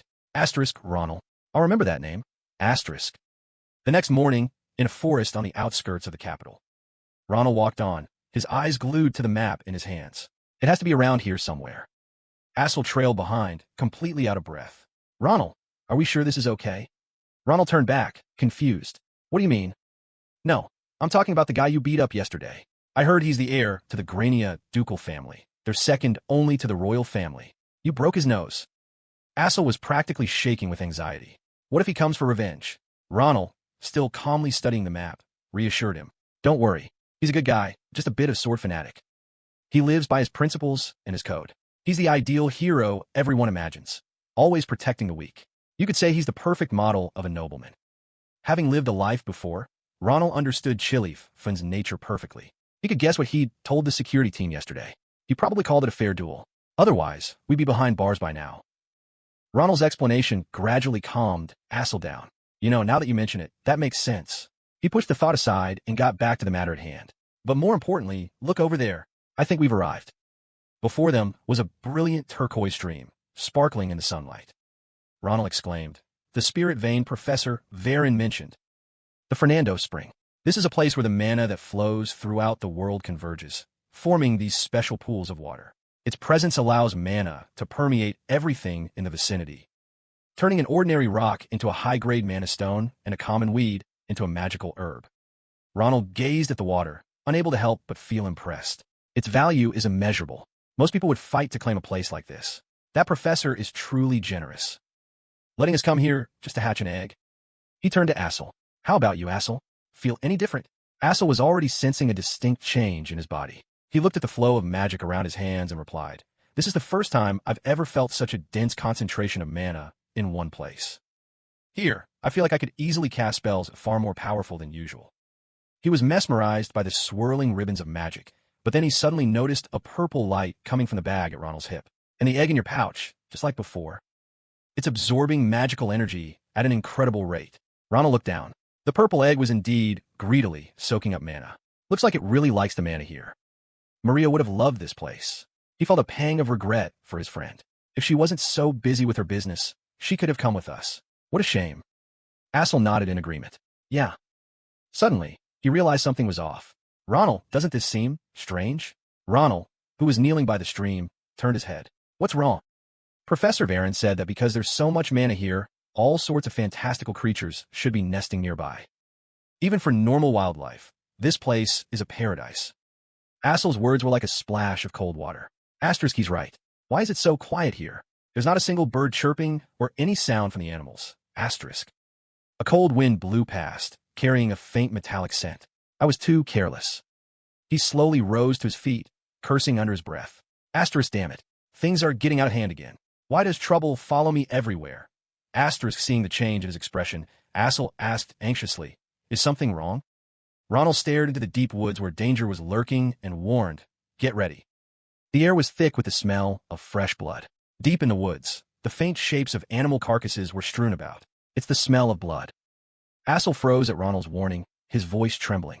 The smell of blood? What do you mean? Ronald didn't answer directly, his expression dead serious as he asked back, What do you think I mean? It means we weren't the first ones here. He smirked. The atmosphere around the forest seemed to twist into something sinister. Danger was close. Sure enough, from behind the nearby trees, 5 strangers emerged from the shadows. Their leader was a man with purple hair, flanked by 4 others wearing wolf masks. All of them had their bows drawn, aimed straight at Ronald and Assel. 5 purple arrows shot out from the edge of the forest in unison. Ronald stood perfectly still, his eyes sharp as a blade. In a single instant, he drew his sword and swung in one clean arc, slicing all 5 incoming arrows in 2. The broken shafts clattered to the ground. He narrowed his eyes, studying them. The design was familiar. I've definitely seen these arrows somewhere before. A memory from his past life suddenly flooded his mind. It was an evening deep in the forest at the disciplinary squad's encampment. A member held up a purple arrow for the whole squad to see. Do you guys have any idea how insane these things are? Ban Russ, another member, cleared his throat to get their attention. These special arrows can blow an orc's head clean off. What do you guys think? You want one too, don't you, Captain? He nudged Ronald's shoulder. Ronald gave a thin smile, knowing exactly what the man was like. You got caught poaching with those, and you're still bragging, he said, annoyed. Are you going to shut up or not? Scolded, Ban Russ shot back, indignant. Listen, I'm telling you, these things are the real deal. He frowned, explaining, the guy who used these arrows to successfully poach hundreds of times was a high-ranking member of our organization. A hunting dog from the Calaboro branch. The memory cleared things up. Asterisk Calaboro. So it's them. Asterisk, Ronald smirked. They rank themselves like a pack of dogs. How interesting. Before diving into the woods, Ronald turned to Elle, who was still stunned by how quickly things were unfolding. Hey, find a place to hide. Just try not to end up looking like a porcupine by the end of this. I've got some business to take care of. With that, he vanished into the thicket, leaving a stunned Elle staring after him. Hiding behind a tree, the purple-haired commander couldn't hide his shock at Ronald's power. Asterisk, who the hell is this bastard? Did he just block all those arrows with a single swing? All those mana-infused arrows, asterisk. What kind of monster is he? Meanwhile, Ronald charged forward like the wind, his eyes blazing.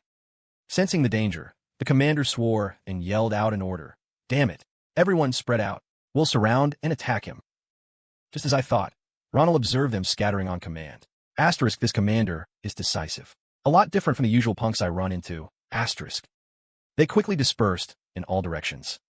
But Ronald immediately rushed forward, calling out, Hold your fire. Don't you recognize a comrade? The commander, hiding in a tree, frowned in confusion. Asterisk, comrade? What the hell is this guy talking about? Asterisk. Ronald let out a slight chuckle. What? It seems you all haven't heard the news yet. He cockily rested his sword on his shoulder. I'm a youngest hunting dog from the Damas Ost sect. Hearing the name Damas Ost, the entire group leaped down from the trees surrounding Ronald. You're really a hunting dog? Ronald remained calm, turning the question back on the flustered commander. That's right. What? You don't believe me?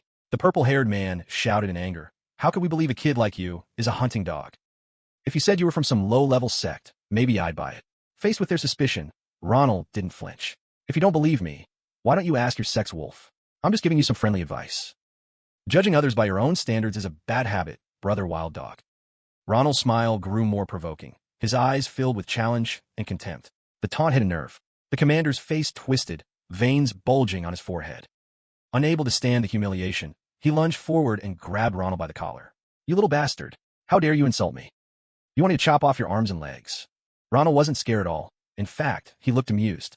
My, your habit of cursing people out is just as bad. It never ends well for people like that. Another member quickly stepped forward, placing a hand on the purple-haired man's shoulder to stop him. Hey, calm down. Are you really doubting him just because he's a kid? He even knows about the Calaboro ranking system. The top rank is wolf, followed by hunting dog, and the lowest is wild dog. Only one of us would know that. Let's just confirm with the captain first. If he's telling the truth, we'll end up on bad terms with the Damas sect. Even with the purple-haired man's blade at his throat, Ronald just smiled. Just then, a deep, gruff voice echoed from the bushes. I told you all to stand guard in silence and stay ready. A burly, bald man covered in scars stepped out. Seeing his team surrounding a stranger, he frowned. What the hell is going on here? Captain, they all said in unison. As if he'd been saved, the purple-haired man quickly let go of Ronald. Perfect timing, Captain. He quickly explained everything to Viam, the wolf rank captain of the Demius sect. Hearing them confirm it, Ronald thought to himself, so, the wolf has appeared. They're all here now. At the thought, he couldn't help but chuckle. After hearing the story, Viam turned to question Ronald. Hey kid, are you Oz from the Damas sect? Ronald continued his act flawlessly. Yes, sir. Really? Then why are you here? It's already been decided that this mountain range belongs to Demia. Ronald kept a smile on his face. Is that so? I wasn't so sure myself, since I'm not exactly a or... The vague answer made Viam so angry a vein bulged on his forehead. But before he could react, Ronald moved. He shot forward, his sword carving a deadly arc through the air. The men in wolf masks were sliced in half before they even knew what was happening. Blood sprayed everywhere. In the blink of an eye, Ronald had cut them all down, leaving only Captain Viam and the purple-haired man. He turned to them and shrugged. I just used some name I happen to know. The sudden truth left the two survivors speechless. The purple-haired man's face was pale with fear, while Viam was tense and furious, his hand tightening on the hilt of his sword. Ronald smiled again and charged at Viam. After all, it's the perfect name to use when pretending to be a scummy poacher. Viam had no time to defend himself. A single slash, and his head flew into the air. The purple-haired man was stunned, staring blankly as Viam's head hit the ground. All he could manage was a choked whisper, Captain.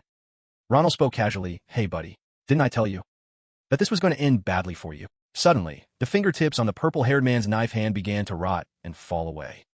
He let out a horrified scream. My hand! My fingers! He collapsed to the ground, clutching his decaying hand. His whimpering made Ronald scowl in annoyance as he tossed a scroll of parchment in front of the man. Here, take it. If you don't want to get beaten senseless right here, you'll calm down and take this. Weeping in agony, the purple-haired man stared tremblingly at the scroll. Ronald pointed a finger, commanding, From now on, you will write down the location of every branch of your cult that you know. The man stammered, W, what do you mean? Ronald shot back. Is there a problem? Are you refusing? He bared his teeth in a grin, tapping his sword against his palm. In that case, there's no reason to keep you alive. Ronald's terrifying glare made the purple-haired man break out in a cold sweat. Don't. I'll do anything you want, but I don't have anything to draw the map with. Ronald replied coolly. What the hell are you whining about? I'll make a pen for you. It's right there, on your right. tears and snot streaming down his face. The purple-haired man looked where Ronald was pointing. The pen he spoke of was the man's own bleeding hand. A short while later, the map was complete. Ronald picked up the blood-drawn parchment and looked it over, nodding in approval.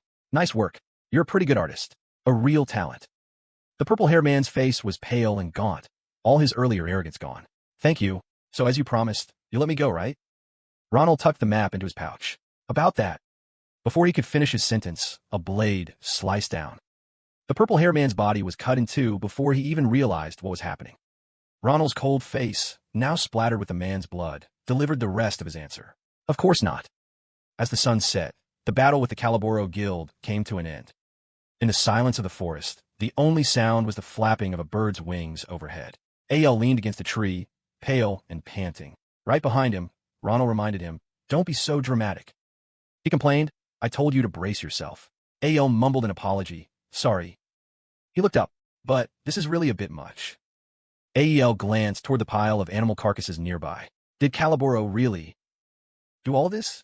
Before them was a horrific sight, countless slaughtered creatures lying in heaps. Ronald's voice was unchanged. "I told you before, letting them live would be the real crime." A.L. still couldn't hide his unease, but Ronald clapped him on the shoulder reassuringly before turning away. "Don't worry, they were all wanted criminals. They had to be killed." He strode forward, but his thoughts briefly turned to the Lion Man Professor. If Professor Varen saw this, he would be devastated. "Well, shall we head back?" Ronald said. Suddenly, the bag holding the professor's egg twitched. A faint light glowed from within, catching his eye. "What's this?" Ronald curiously opened the bag and took out the egg. "Why is this thing suddenly?" Before he could finish, Hell screamed his name in terror. His trembling finger pointed forward, his face ashen, his whole body shaking. "Ronald! What is it?" Ronald turned, then froze as he followed Aile's gaze. The blood from the slaughtered animals was slowly rising into the air. Even a seasoned man like Ronald had never witnessed such a bizarre sight. From tiny droplets, the blood merged into larger pools, and finally formed a gigantic sea of blood, hovering in mid-air. His face drained of all color. Hell let out a piercing scream. Though shocked, Ronald managed to stay calm, his hand already on the hilt of his sword. "Damn it, what the hell is that thing?" Caught off guard for a second, he dropped the egg. It didn't fall to the ground. Instead, it erupted in a powerful violet light, shooting straight into the center of the bloody sea. To Ronald's astonishment, he realized the egg was absorbing all of the blood. "What's happening?" A.E.L. asked in a panic. "How should I know?" Ronald replied, but then a grin of fascination spread across his face. "Wrong, you idiot. There's one thing I know. Whatever is inside this egg, it's definitely not going to be ordinary." The purple egg sucked the sea of blood dry in the blink of an eye. When it all stopped, A.L. stammered, "Is it over?" "Looks like it," Ronald replied, "but it doesn't look like it's changed much." The egg still had its original color and shape, but then small cracks started to appear on its surface. "It's cracking," A.E.L. exclaimed. "Looks like it's about to hatch," Ronald realized. He cheered excitedly. "Awesome. Time to see what's inside. Let's see if it's worth anything."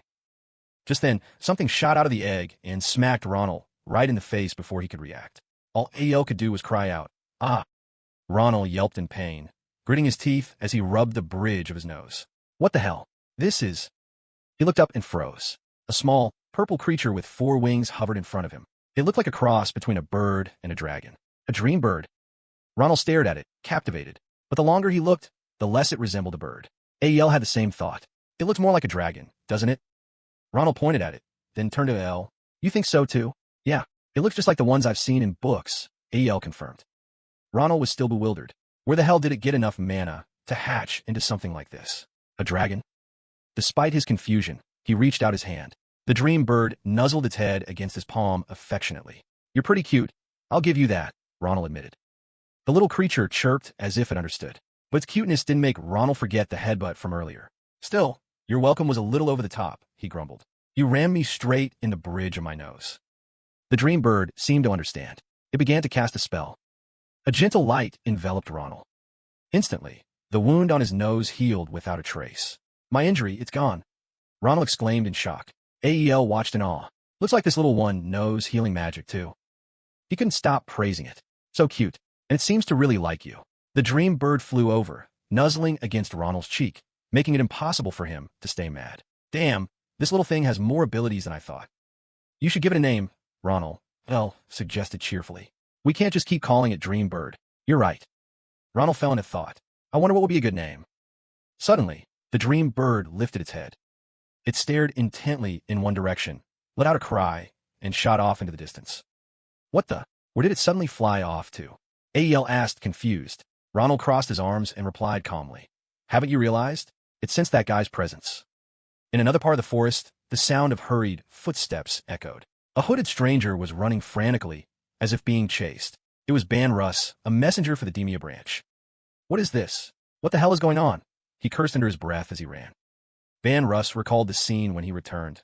The bodies of his comrades were strewn everywhere. I was only gone for a moment to deliver a message. How is everyone already dead?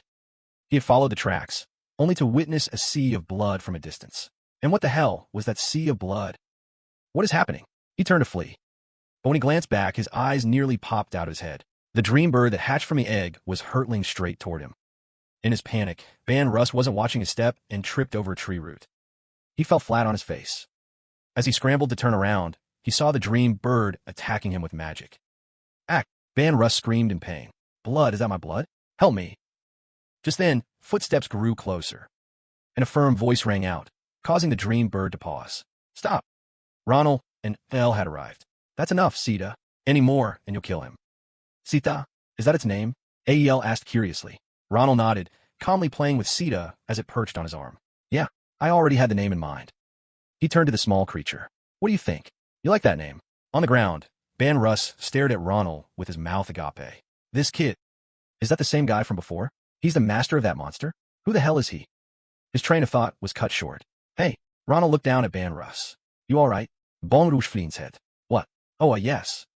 He hurriedly knelt on the ground. I'm alive, thanks to you. Thank you. But how do you know my name? In a flash, a blade was pressed against his neck. You don't need to know that. Ban Russ was too terrified to even move. Ronald recognized him, a member of the security team from his past life. He smiled and continued. I didn't expect to run into you here. In any case, it's a pleasure. How's the poaching business? The chatty bloodhound, Caliboro. Ban Russ was stunned. What? Bloodhound? I am just a messenger, he stammered. Ronald couldn't help but chuckle mockingly. Is your rank still that low? Well, that's fine. There's something I need you to do. It's about the information you're carrying. He flashed a cunning smile. And this isn't a request. Night had fallen by the time Ronald and El returned to the capital, the silver moonlight blanketing the city. Ronald tossed a few coins in his hand. Nice, very nice.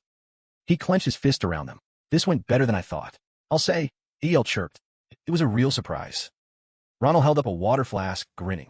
You said the spring water would turn to gold. I was still pretty confused when you started collecting it. And yet, your father paid such a high price for it. Ael turned to him happily. Thanks to him, we don't have to worry about money anymore, right? Yeah, we owe Professor Varen a lot. They went to Professor Varen's room to thank him and show him Sita, but a sign on the door said he was away on a business trip. What a shame, Ronald thought. He suddenly thought of Ban Russ. Along with the job I gave him. The map I got from that bloodhound wasn't just a simple gesture. He remembered the terrified look on Ban Russ's face as he sobbed and begged, spare me.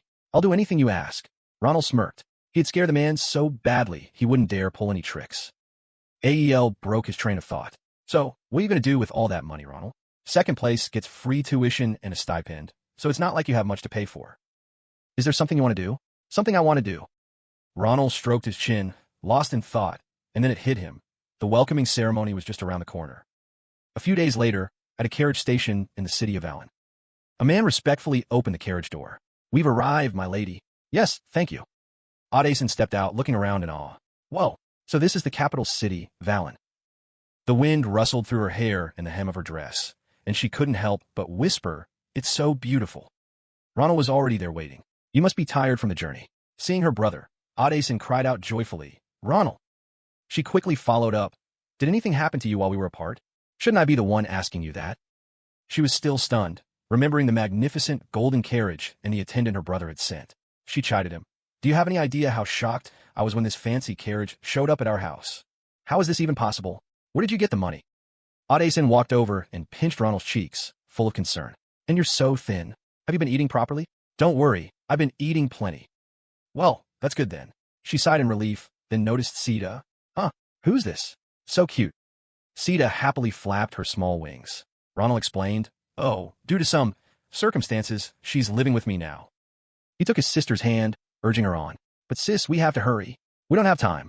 Huh? Hurry? Where are we going?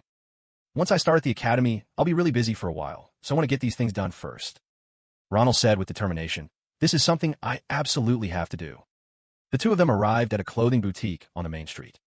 Inside, Ade-san shyly said to Ronald, I know you've been earning good money, and with the scholarship, you can afford to live a little more comfortably.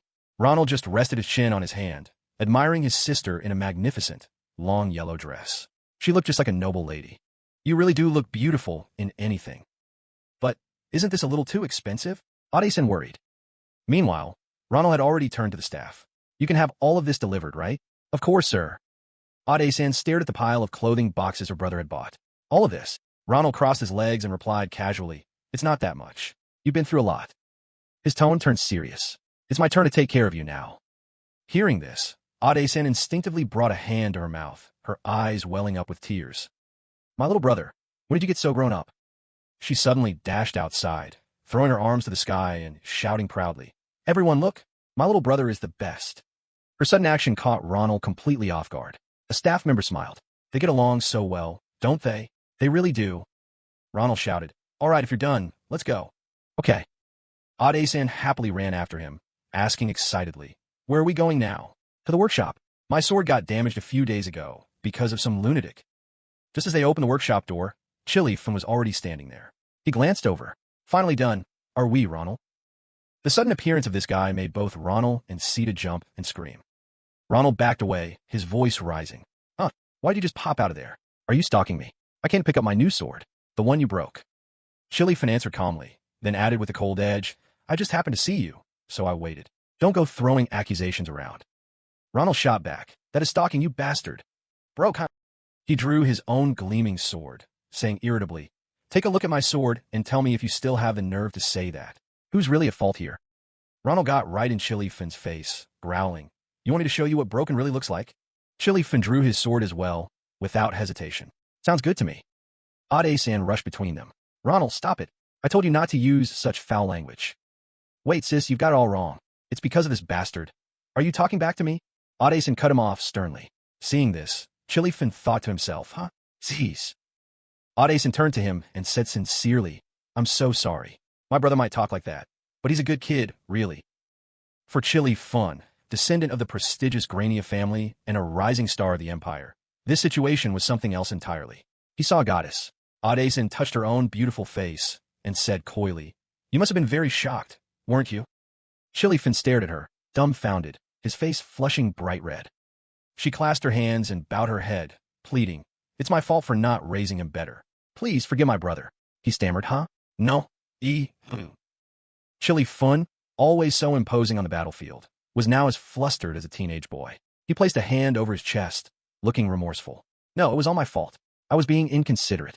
The fault is not yours, my lady. He put on a magnanimous air.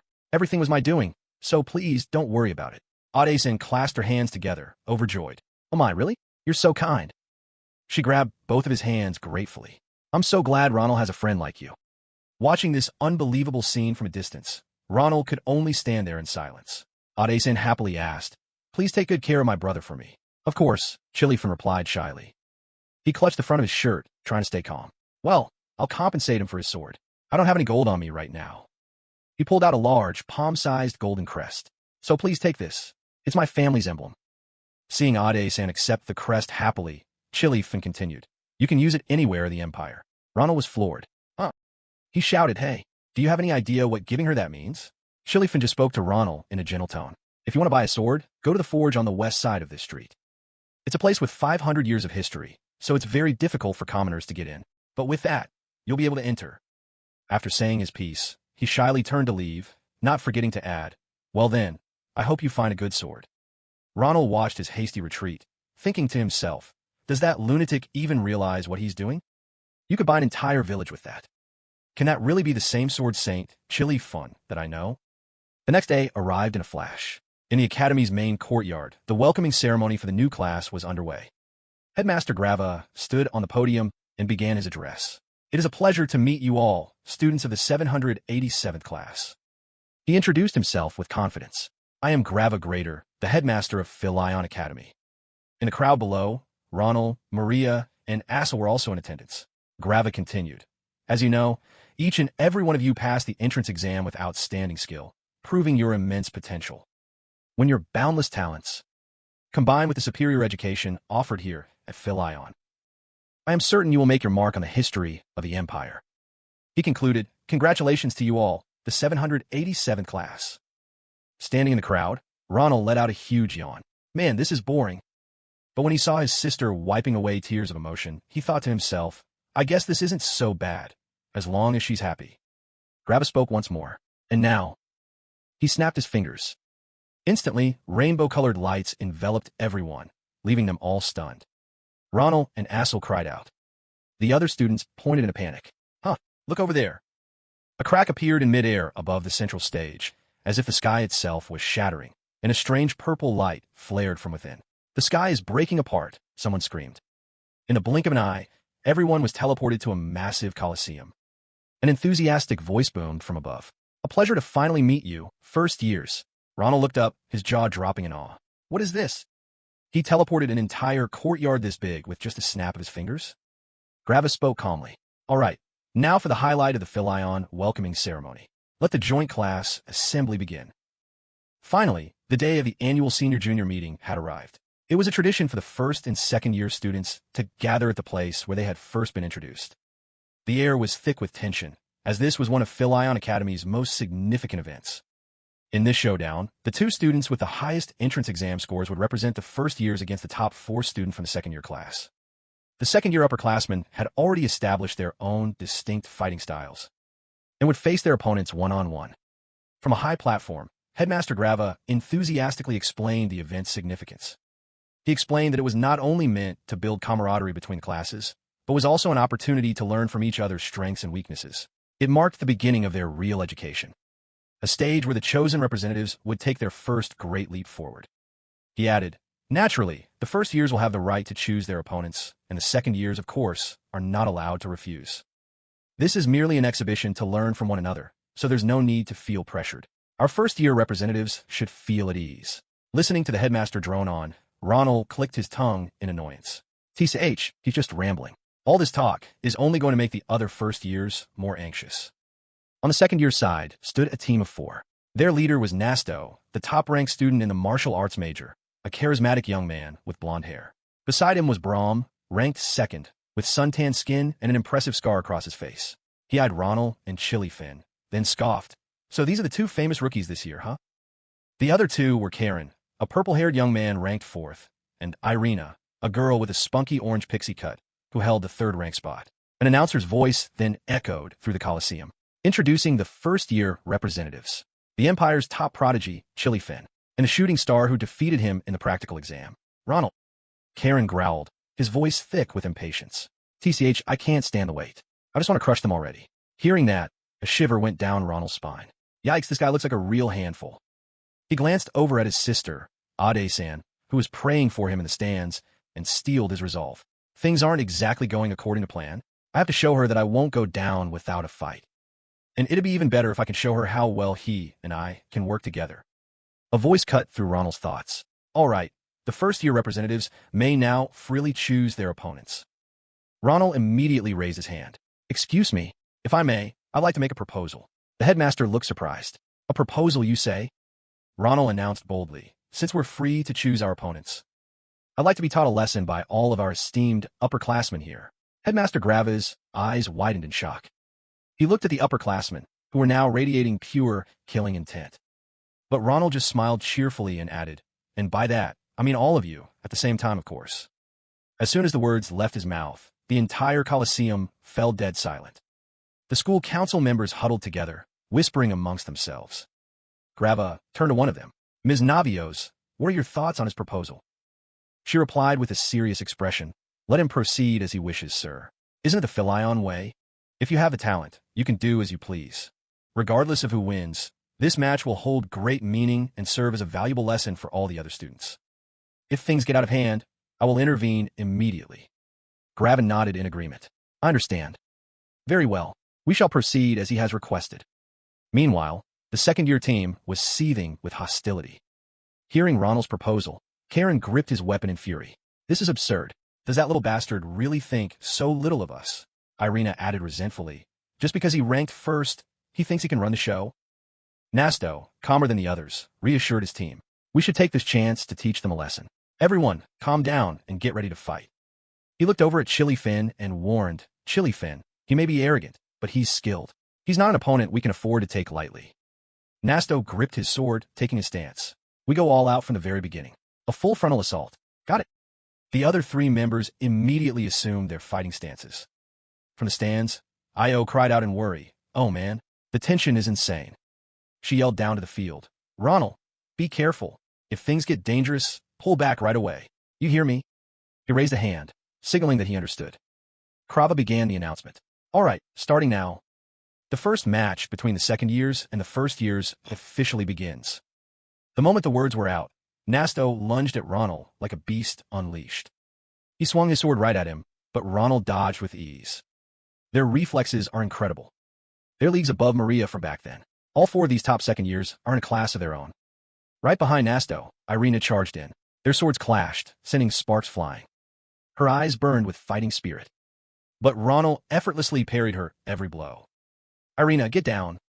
Karen roared, swinging his blade right over Irina's shoulder, aiming straight for Ronald. He calmly faced the razor-sharp tip of the blade. He blocked it with his own sword. Their teamwork is solid, too. But the force of the blow was immense, sending Ronald sliding back several feet. Suddenly, his eyes darted to the side. Brom was already behind him, greatsword held high. You're taking this a little too lightly, kid. Brom roared as he brought the greatsword crashing down. I was hoping for a real fight.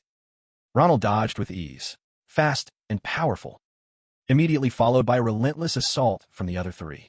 These guys are all top-tier fighters, with enemies closing in from all sides. Ronald suddenly vanished. Enraged, Brom slammed his greatsword into the ground, shattering the floor.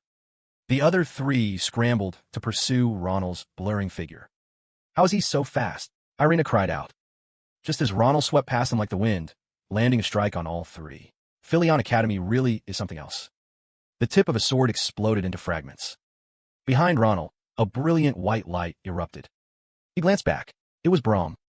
His eyes were a fearsome, burning red. You're pretty strong, senior. Seeing his opponent raise his sword to attack again, Ronald spoke calmly. I thought your will to fight would have been broken by now.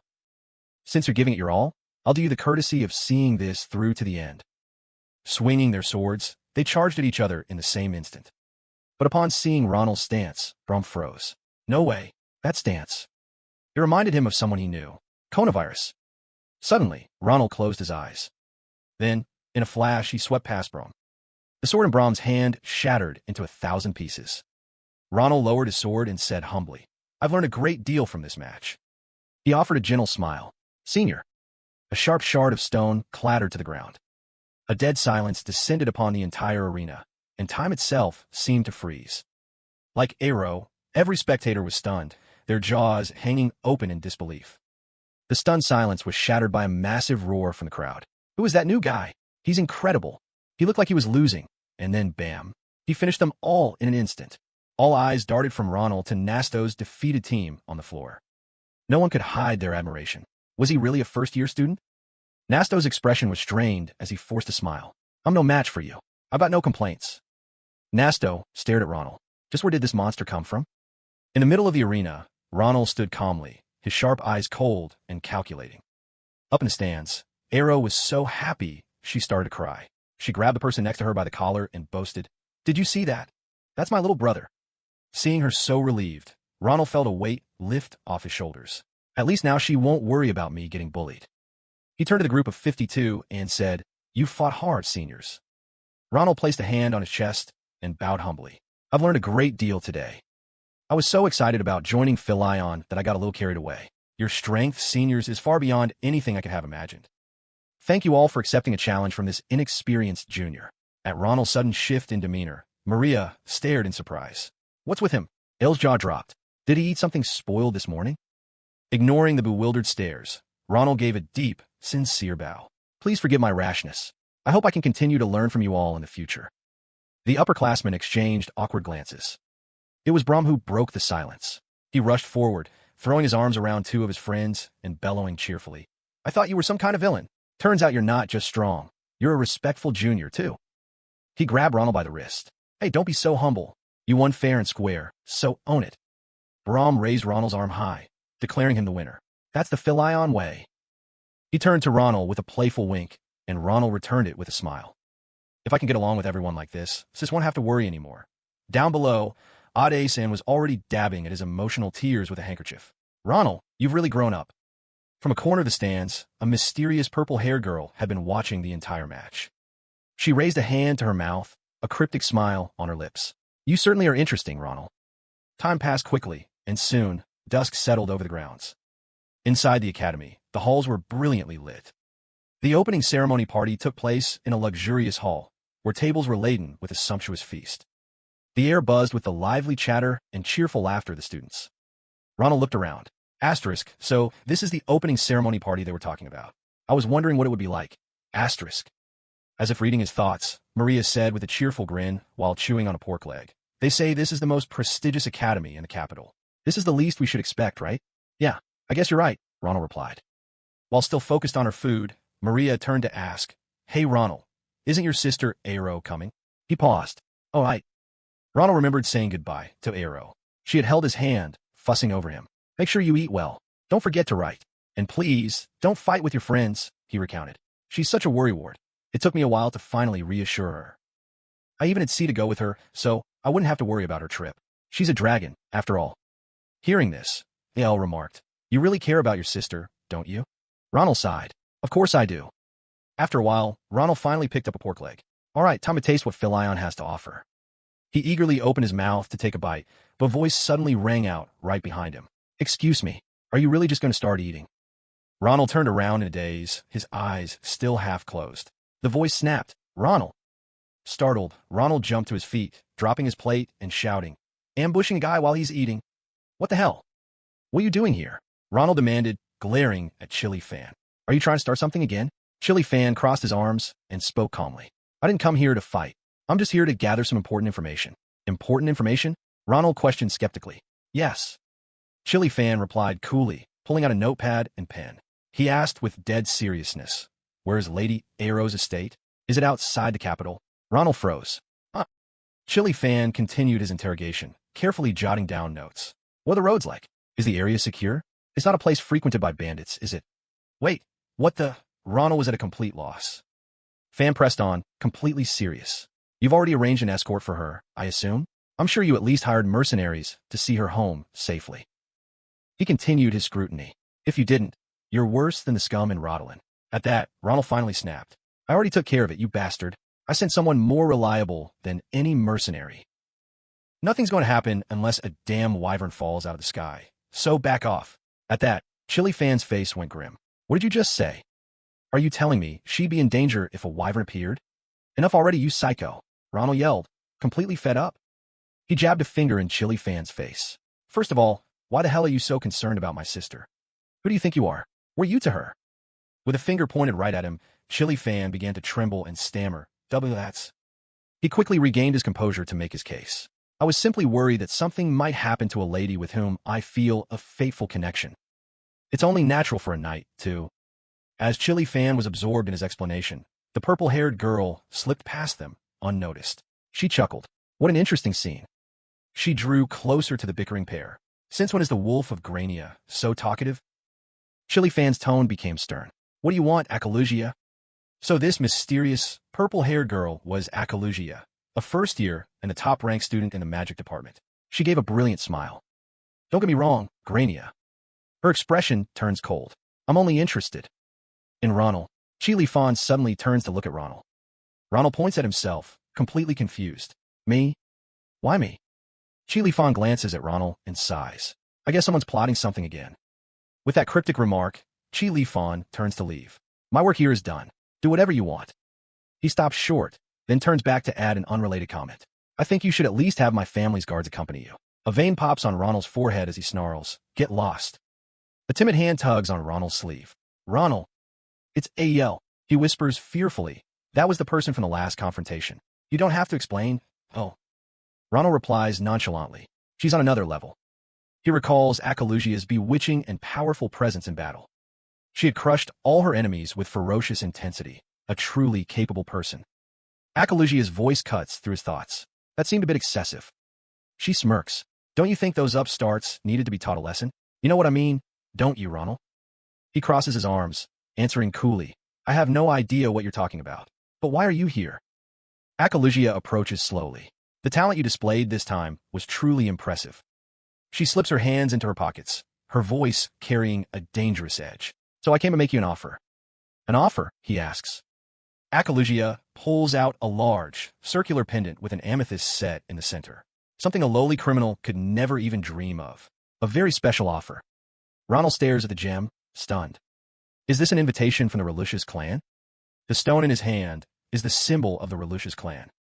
They're a special family, one that doesn't prioritize bloodlines like most nobility, but values talent above all else. By recruiting the gifted, they have produced countless exceptional individuals, solidifying their position as one of the two pillars of the empire. This glowing gem is an invitation to join the family, an opportunity reserved only for those with extraordinary potential. Ronald asks blankly, are you allowed to give this to an outsider? Akalugia doesn't answer directly, only replying cryptically, the fact that you're asking means you already know what it is. Well, it's just something I heard, Ronald replies, clarifying that by someone, he meant Grand Commander Ade-san Akalugia. He looks down at the gem, and the memory of that night comes flooding back. Beside a campfire, Ade-san had also offered him an identical stone. Because she, too, was a member of the Relucius clan. So this is the invitation. He had asked calmly, and just by having this, even a tenant farmer like me can become part of that powerful family. Just like you, Commander? Yes. Addison's voice was firm. Of course, you'll have to pass the clan heads test, but someone with true talent will get through. Remember this, Corporal Ronald. When you atone for your crimes through merit in this war, you may eventually receive an invitation. After a moment of silence, she added abruptly, because I think you've got quite a bit of talent. That was the first time anyone had ever acknowledged Ronald's talent, planting a seed of belief in his heart. Back in the present, he was once again faced with that same invitation. Seeing his silence, Akalugia presses on. If you already know, then I don't need to explain any further. I expect you to make a wise choice. She turns on her heel, leaving him with one last parting shot. Even if you were born a beast, if you run with the sheep for too long. Akalugia looks back over her shoulder, her eyes full of arrogance. You'll become one of them. With that, she and her entourage quickly depart. Once they're out of sight, Elle finally dares to let out a sigh of relief. She's gone. Ronald is left wondering just one thing. Do geniuses always do whatever they want? He tightens his grip on the amethyst gem. Still, another connection can't hurt. The Relucius clan will definitely be useful to me. The scene changes to Philion Academy, a place that prioritizes ability above all else. This is most clearly reflected in its dormitory system. Depending on their scores, students' living environments can be worlds apart. The system is divided into 3 distinct tiers. The Nisha building, home to the mid-ranking students, is a spacious and clean facility. Each person gets a private room, along with various other amenities like a high-end cafe. In contrast, the bottom 30% of students are assigned to the Cryo building. The first day here usually begins with screams. What the hell is this place? A blue-haired student yelled, unable to stomach being in a place worse than his family's stables. We have to stay in this dump? We're nobles. We should at least have a few servants. An orange-haired staff member replied, his voice devoid of emotion. Sorry, but there are no service staff in the Cryo building. 4 people to a room. Showers and bathrooms are communal. As soon as he finished speaking, a chorus of groans erupted. What the hell? The staff member closed his eyes, his voice dripping with contempt. These are the Academy's rules, not mine. So I suggest you young masters start studying hard, or you'll find yourselves right back here next semester. And so began the first rude awakening for the bird-brain nobles. And finally, the Naozer building, home to the top 10% of the student body, a group that included Ronald. Standing before the magnificent building, he could only manage a single word. Whoa! The interior was lavishly decorated, shimmering with gold. Asterisk, is all of this really for students? This academy's reputation is no joke. Asterisk on a table, a stack of papers caught Ronald's eye. He picked up a sheet of paper. It was a class registration form. So, I just write the classes I want to take on the schedule? As a deep thinker, he told himself that for his first year, he should focus on adjusting and not overload his schedule. But as he scanned the list, Ronald couldn't contain his excitement. But all these classes looked so cool. After some deliberation, Ronald filled out his schedule. He crossed his arms, pleased with himself. Awesome. Perfect. The paper was covered in check marks. Ronald had signed up for 24 of the 40 available courses. It might be a little much, but since I'm at Philion, I should take every class that interests me. The next day, in basic royal swordsmanship, a grim-faced instructor Eisen declared, "That's it. You don't need to take this class anymore." Ronald was stunned. Huh? What do you mean? We just started. The instructor let out a loud laugh. My boy, I mean exactly what I say. We only just began. But you've already perfected every basic technique of royal swordsmanship. Ronald sputtered, about to protest, but the instructor cut him off. It's academy policy to dismiss any student who has already mastered the entire curriculum. Letting you stay would only discourage the other students. All around them, the other students stared at Ronald with a mixture of admiration, envy, and awe. Eisen gave him a thumbs up. Don't get complacent, though. Keep pushing yourself. Late that afternoon, Ronald sat slumped by the riverbank. What the hell? Asterisk, it wasn't just royal swordsmanship. It happened in archery, too. Asterisk. Asterisk, and monster hunting. I got kicked out of every single one after acing all the requirements. Asterisk. The instructors all stared, jaws dropped, then gave me a thumbs up. They all just kicked me out. This isn't how I imagined it at all. As Ronald clutched his head in frustration, a voice came from behind. You look familiar. Shouldn't you be in class right now? Startled, Ronald whipped around. It was Professor Navios, walking past with a sword over her shoulder. Seeing his miserable expression, she smiled as if she already knew everything. I see. You've already tested out of all your classes, haven't you? He pushed himself up with his sword, his voice flat. Yes, it was the same in all of them. I thought Philion was supposed to be better than this. Navios was taken aback. They're just first-year classes, sure, but to finish them on the first day, that's incredible. She remembered how Ronald could perfectly mimic any technique after seeing it only once. Navios swung the sword from her shoulder, her eyes glinting with amusement. Well then, as a Philion professor, I can't just let this stand. She held her hand out to Ronald. Let me see your sword. Huh, what are you? Before he could finish, Navios snatched the sword from his grasp. I'm going to teach you a very important lesson. Hey, why'd you take my sword? Wait, are you going to? A loud boom from behind him cut Ronald off. Even from a distance, Navios swung his sword through the air, creating a pressure wave that sent violent ripples across the water surface. Ronald stared in disbelief, stammering, what was that? Navios didn't look satisfied. I suppose this hunk of metal can't do much more than that. Ronald's recently repaired sword, now damaged even more severely, was jammed into the ground. You can't call this a weapon. It only suppresses its user's power. Watch closely. As she spoke, she focused, her hand resting on the hilt of her own sword. Everything seemed to stand still. Her draw was so fast, it left only a blur in its wake. The blade had barely cleared the scabbard by an inch when Ronald's eyes widened in shock. With a decisive slash, Navios' eyes flashed red as a torrent of jade-green energy shot from her blade toward the river. The shockwave threw Ronald's hair back, but the truly terrifying sight was the river itself, which had been split in two. A massive pillar of water erupted from the depths, shooting toward the sky before everything fell silent once more. Heavy droplets began to rain down, soaking Ronald's black hair. You stood there, frozen, while Navios held her sword stance. Amidst the rain, her voice cut through the silence. Do you understand now, Ronald? Navios sheathed her sword. Ronald just stood there, the color completely drained from his face. With a triumphant look in her eyes, she smiled. Do you see what you're missing? To Ronald, a weapon had always been just a sharp, sturdy lump of iron. As long as it worked, it was good enough. But that simple definition completely shattered when he recalled the sight of Navios' blade parting the surface of the water. Ronald fell into deep thought. Her swordsmanship was identical to his. So why was there such a world of difference in their power? Navios slung her sword over her shoulder and began her lecture. The slightest change in breath or force can mean the difference between life and death on the battlefield. Wasting energy is a death sentence. And again, if you intend to use mana, finding a weapon that suits you is essential. Of course, you wouldn't understand. She paused for a moment before continuing. You still don't know how to use your mana. At those words, Ronald's hand trembled slightly. He couldn't believe his secret had been seen through. You could tell. Yes, though I suppose your skills are decent enough as they are, even without any mana behind them. Navios continued. One day, you'll have to fight using mana. At the very least, to control that power when the time comes, you must have a weapon of your own. Seeing that Ronald's earlier arrogance had vanished, she put a hand on her hip and chuckled. You look like you have a lot on your mind. Join my class, Ronald. The sudden offer left Ronald stunned. He stammered. I can. Of course, Navios said, turning to leave. It's normally reserved for a select few second years and above, but I'll make an exception for you. Before she was gone, she added one final instruction. But bring a proper weapon to class instead of that lump of iron. That's the only requirement for entry. And so, the next morning, on his first day off, Ronald dragged his two best friends to a blacksmith's forge. After hearing Ronald's story about the day before, Elle sighed in understanding. I see. So that's what Professor Navirose said. He wrung his hands, asking worriedly. So you came all the way out here on your first day off? The three of them stood before the forge Sulapen had recommended. Ronald unconsciously tightened his grip on the token Sulapen had given him. He'd gotten this token from him, right? The wooden shack in front of them looked so dilapidated, it seemed a strong gust of wind could blow it over. AEL hesitated.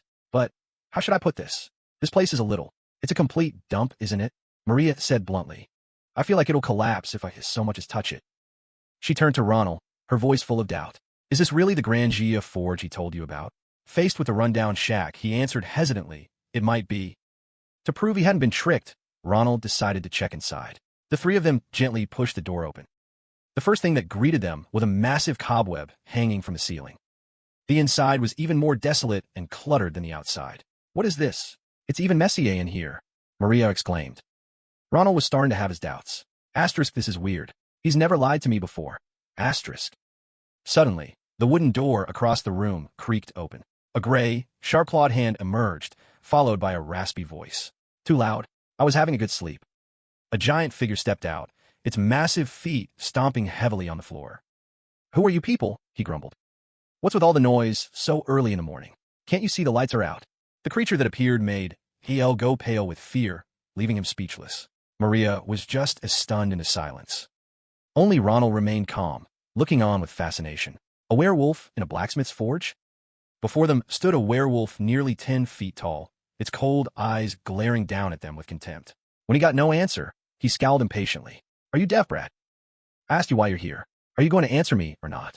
Ronald immediately held up Sulapen's token. Why else would I come to a forge? I'm here to buy a weapon, obviously.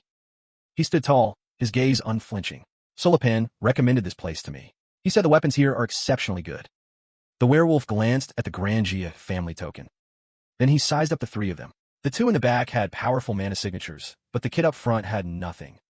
He let out a huge yawn and waved a lazy hand. What do you want me to do? Just because you have the token doesn't mean you're one of them. What do you mean? Ronald asked, surprised. I don't know where you heard your little rumor, but get lost, kid. I don't deal with brats. The werewolf's dismissive attitude was starting to annoy and frustrate Ronald. What I mean is... Oh, wait. It's not like there's no way, the werewolf interrupted, a wicked grin spreading across his face. He pointed a claw at the trembling El. Let me chew on one of that scrawny kid's arms, and I'll consider it. He roared, revealing a set of sharp fangs. I happen to be hungry, so I'm feeling generous. AEL was on the verge of tears. Me? I don't taste good at all. Seeing the drool dripping from the werewolf's jaws, Ronald placed his hand on the hilt of his sword. Radiating killing intent, he growled, Hey, you damn werewolf. You crossed the line. Without another word, Ronald drew his sword and stabbed straight into the werewolf's stomach, sending him flying back. The werewolf clutched his stomach as he stumbled backward, groaning in pain. But Ronald immediately noticed something. That explains the strange, stinging feeling. He stared at the werewolf, wondering, where did that come from? Asterisk that armor. So that strange sensation was coming from some kind of invisible armor he was wearing? Asterisk. Seeing the werewolf still on his knees, coughing his lungs out, Ronald raised his sword again. Asterisk, well, it doesn't really matter. While I'm at it, asterisk. I'll just destroy it all. His eyes flashed with a deadly red light. The werewolf panicked, waving his hands frantically. Wait, hold on. He stammered. It was just a test. A test, that's all. What? A test. Ronald frowned, unconvinced. Why, yes, he said, trembling. Here at our forge, the first step is to test the skills of any first-time customers. And I just so happen to want to test out this transparent armor I recently crafted, so I deliberately provoke you with an attack. Seeing Ronald hadn't lowered his sword, he pleaded, almost in tears, I had no intention of harming any of you. I swear. What creative excuse.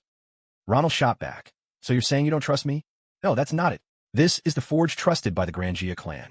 A test like this is standard procedure. To add credibility, he assured him, if you're still not convinced, you can go back and ask Sulapen yourself. Ronald, annoyed, just clicked his tongue. TCH. He reluctantly sheathed his sword. A procedure that could have gotten someone killed. The werewolf laughed awkwardly. That wouldn't have happened. I just got a little carried away this time. But still, my apologies. Please forgive me if I gave you a scare. Then he turned to Ael. I don't eat people, so don't worry. Still hiding behind Maria with a pale face, Ael trembled and replied, I know. Thank goodness. My name is Didi Khan. I'm just an apprentice here at the forge, but I also serve as the gatekeeper from time to time. And your names are? Ronald. All right, Ronald. Are you here to buy a weapon? Didi Khan didn't ask any more questions, simply gesturing for the group to follow. I'll take you inside. Follow me. This is just our entrance. The real goods are inside. He led them into a sealed-off space built into the wall. Everyone ready? Brace yourselves. With that, he pressed a switch. Gears slowly began to grind into motion. You're about to see something amazing. The floor beneath their feet suddenly dropped. The three of them watched in astonishment as the ceiling grew more and more distant. This is an elevator made from magic stones and pulleys, Didi Khan explained proudly. It's the fastest way to the main chamber of the forge. His voice grew serious. The best and largest forge in the entire Grand Cappadocia Empire.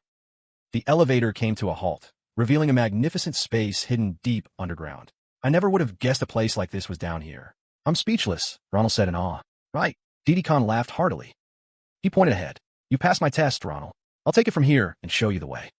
For the best smithy in all of Grand Cappadocia. I mean, to meet the greatest artisan in the kingdom. In a vast space, the familiar clang of hammers striking metal echoed rhythmically. The deafening clang of metal on metal filled the air. An intense heat billowed from blazing forges. The three of them were overwhelmed by the bustling, lively sight of a colossal forge operating deep beneath the earth. That's right, Didi Khan replied, clearly used to this reaction. After all, this forge only sells its wares to the royal family and the nobility. But the old man says there's no distinction made here. As long as you're a skilled master, you're an artisan of this forge. That being said, you can consider him the best among them. Didi Khan led the group to a separate building, explaining that it was the workshop of the old dwarf, an artisan with 400 years of smithing experience. As they walked, he added, the old master is pretty stubborn, but his skill is second to none, so I have a lot of respect for him. And with that, he kicked the door right open without even knocking. The room was cluttered with weapons. What are you up to, old man? Didi Khan asked, squeezing past the mess. I brought you some customers. Inside, a scruffy-bearded old dwarf was engrossed in hammering a blade on an anvil. Hearing the commotion, the old dwarf grumbled without looking up. Is that you, Didi Khan? I told you to keep quiet when I'm working. Damn, kid never listens. What was I supposed to do? The door was blocked by all these weapons. You should clean this place up. Hearing Didi Khan, Doran stopped his work and turned to cut him off. You're still young, but you nag like an old man. Still, since you brought guests all the way here, I'm guessing they aren't just anybody. Of course not. Didi Khan put his hands on his hips, looking smug. I tested him myself. His swordsmanship is impressive. You'll be surprised when you see it, old man. As he spoke, he jerked his head toward Ronald, who was standing behind him. The old dwarf replied calmly. Is that so? I wouldn't have guessed. Doran looked Ronald up and down. He didn't look like much more than a kid. But knowing not to judge a book by its cover, he made an offer. Why don't you show me that swordsmanship of yours? I'll trust what I see with my own two eyes. Ronald was a little surprised, but agreed. All right, I'll give it a shot. He drew the sword at his hip, a weapon that was chipped in several places. Doran burst out laughing. Oh dear. With just a light tap from the old dwarf, the sword Ronald had always been so proud of shattered into pieces. Garbage, the old man scoffed. Is this really the weapon you've been using? As the three of them stared in disbelief, the shattered pieces of the sword clattered to the floor. His sword destroyed, Ronald angrily demanded, Hey, what the hell do you think you're doing, old man? Over there. The dwarf cut him off, pointing to a corner cluttered with weapons. Go on, pick any sword from over there. I can't get a proper read on your skills with that piece of junk, the old dwarf promised. I'll even let you keep whichever one you choose as a replacement, so don't worry about getting a raw deal. Anything you pick will be 100 times better than that shoddy piece of iron.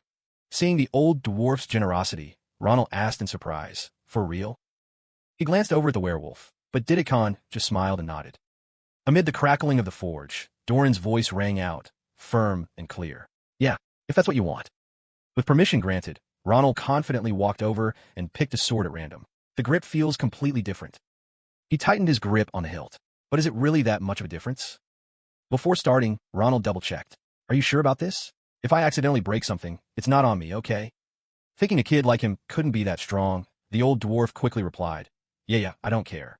Give it your all. Just imagine you're putting every last ounce of your strength into the swing. Ronald stared pensively at his reflection in the polished blade. He closed his eyes, recalling the slash Navarros had demonstrated by the river that day. He slowly brought the sword behind him, settling into his stance. Every movement, every breath, was a mirror of his master's. Just seeing those first movements, Doran was taken aback. Asterisk humph. That form. Don't tell me. Asterisk. Ronald swung the sword with absolute resolve. A terrifying explosion roared through the workshop, startling the other smiths nearby. What was that? That came from Old Man Doran's place. What's happening over there? Did his forge blow up? It's the middle of the day. The thick smoke and dust began to settle. Through the haze, Ronald remained in his follow-through stance, the tip of his sword pointed straight ahead. Standing beside him, Doran couldn't believe it. This kid had actually just demolished a corner of his workshop. A long gash was carved deep into the floor and up the wall. What in the world just happened? Ronald wondered, even though he was the one who'd done it. He quickly tried to explain, I didn't do that on purpose. But Doran immediately recognized the technique. He stared at the boy, a theory forming. Don't tell me you're her apprentice. Ronald was stunned. You know Professor Navarros? Of course I do, the old dwarf stated firmly. I'm the one who forged her sword. Ronald was speechless. What? The professor's sword? You mean the ridiculously huge long sword? That's the one. Doran replied, continuing with a swell of pride. Its name is Urusa, the secret sword. It's one of the masterpieces of my entire life. The blade you're holding now can't even compare to it. But what do you think? Not bad. Ronald was flustered. Igriegagis. It's amazing. He added, Honestly, I didn't think it was anything SP. That's my line, the old dwarf cut in.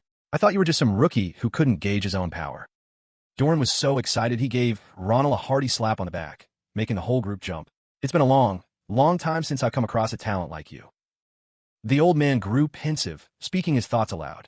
But the problem is, you're too talented. It's going to be difficult to forge a sword that can keep up with you.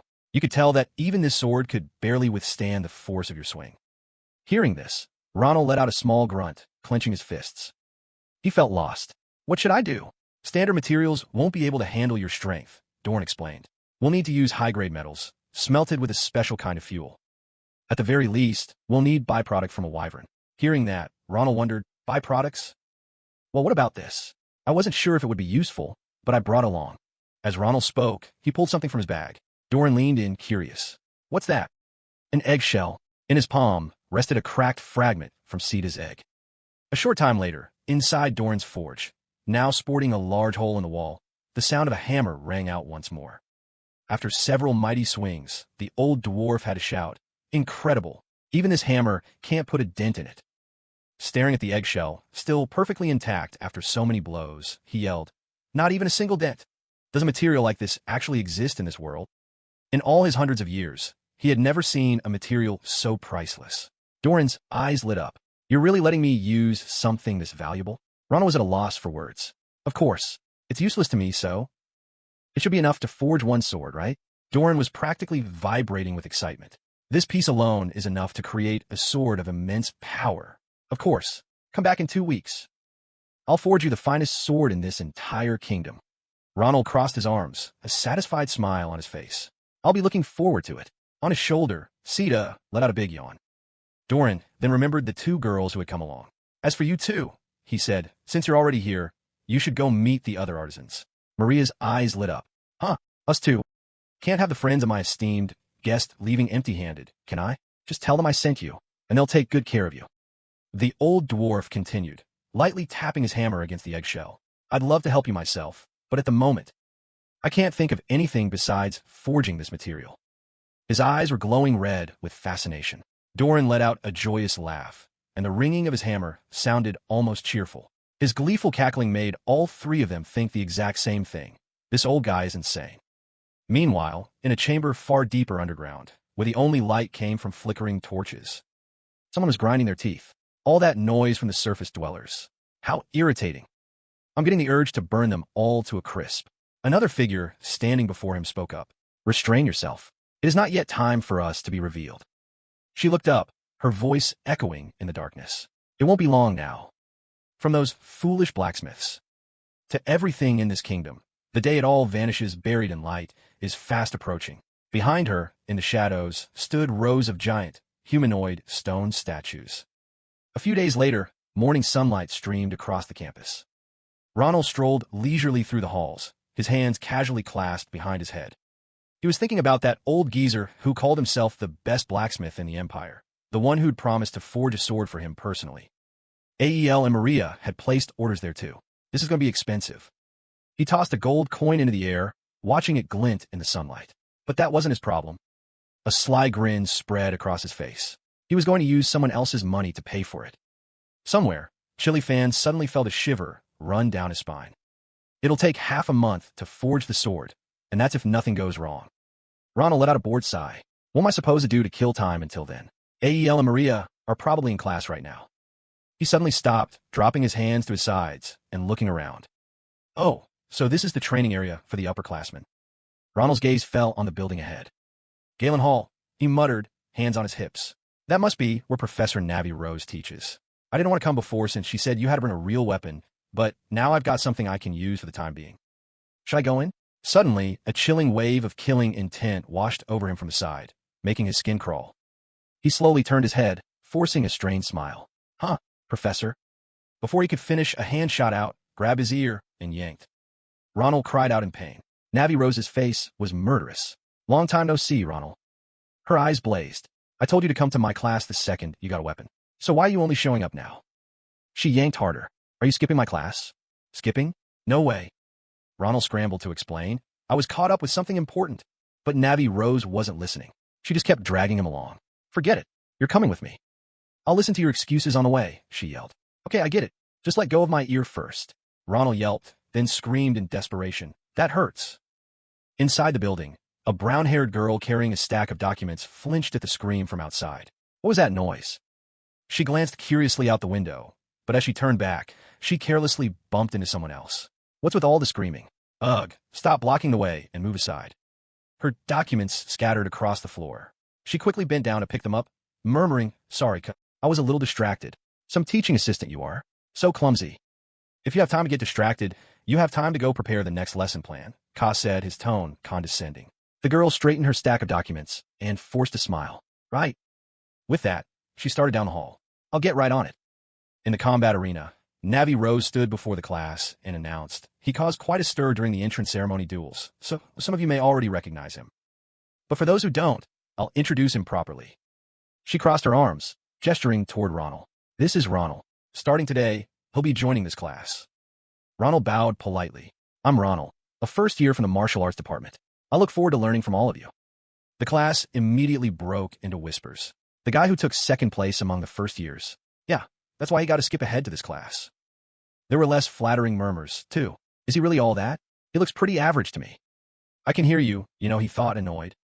He scanned the room, trying to calm himself. Still, I see a few people I was hoping to run into. His eyes landed on Chili Fan, and one person I was hoping to avoid. This should be fun. In the middle of his thought, the door flew open. A girl with long brown hair rushed in, out of breath. I'm so sorry I'm late. I had to finish something urgent. Hearing the familiar voice, Ronald turned to look. Have you been waiting long, Professor? She panted. It's fine. Just catch your breath. I was just introducing the new student, Navi Rose replied, gesturing toward Ronald. Oh, is that the famous underclassman you were talking about? The girl asked excitedly. Go say hello. This is my teaching assistant. All right. The brown-haired girl walked over, offering a friendly greeting. It's a pleasure to meet you, Ronald. I'm a second year in the martial arts department, and I'm the teaching assistant for this class. She smiled, politely extending her hand. My name is Ade-san. I look forward to working with you. Ade-san held out her hand, but Ronald just stood there, stunned. Ade-san. That name instantly triggered a flood of incredible information in his mind. Ade-san Akalugia, the first female commander-in-chief. Known as the Iron Lady for her outstanding leadership and composure on the battlefield. Her subordinates used to say that what flowed through her veins wasn't blood, but molten iron. Ronald stood in a corner of the training grounds, lost in thought. I never would have guessed. As he practiced his swordsmanship, he glanced over at Ade-san, who was patiently instructing the other students. That she had a face like that. Ronald's eyes narrowed. Asterisk, I can tell she doesn't remember a thing, but is that really her? If so, what about that favor she asked of me back then? Asterisk. He recalled her words. Please, just tell me to go and stop wasting my time. What am I supposed to do? This was a huge problem, but for now, All he could see was Ade-san rushing all over the place. Ade-san, come check my form, a student called out, swinging his sword wildly. Okay, I'll be right there, she replied, flustered. Hey, assistant instructor, this smells weird. Do you have another hand towel? Someone else complained. Oh, I'm sorry. Let me get you a new one. She rushed around, delivering items, giving pointers, offering encouragement, and even breaking up fights. Why is she so busy? Ronald wondered. Asterisk, she's even doing chores that the servants should be doing. Is this what an assistant instructor does? Asterisk. Someone walked up to him quietly. Hey, first year, you look bored. The guy grinned. If you're up for it, how about a match? Ronald turned. Excuse me? You want to fight me just like that? Who are you? The guy scratched his head and chuckled. Ah, sorry. A bit sudden, huh? The name's Kane Ogan, from the 53rd class. I heard all about you from that placement match during the opening ceremony. If the rumors are true, I'd like to see what I can learn from you in a duel. Ah, but I have something on my mind right now. Maybe some other time, Ronald replied coolly. All right, my bad, Kane cut in. How could I forget to bring a weapon to a duel with you? He bellowed rudely. Ade-san, hey, you idiot, bring me my practice spear. Oh, okay. Ade-san stammered, rushing over. I'll bring it right now. The sight left Ronald stunned. What? Did he just call her an idiot? He turned, his eyes locking on Kane with a murderous glare. How dare that bastard? Ade-san brought the weapon over. Kane glanced at the spear. Huh? What's this? He suddenly exploded in anger. You moron. Why did you bring me a long spear? I switched to a short spear ages ago, didn't I? Oh, did you? I'm so sorry, Kane, she flinched, hastily explaining. It's just, you were using a long spear before. Oh, look at that, Kane sneered. Then he slammed the shaft of the spear against Addison's head. How dare you talk back to me? What kind of assistant instructor doesn't know a damn thing? Ah, she cried out in pain. He struck her again. You were never even qualified to be in this class. You only got in because you begged the professor, so you should learn to know your damn place. Have you no shame? I am sorry, hun. She whimpered. I'll be more careful. Just then, a hand shot out and gripped the spear shaft, stopping the next strike cold. Ronald now stood between them, his face a dark storm. Kane frowned. What's this, Ronald? Why are you butting in? Let's do it, senior. Ronald interrupted, his voice low. What you were just talking about.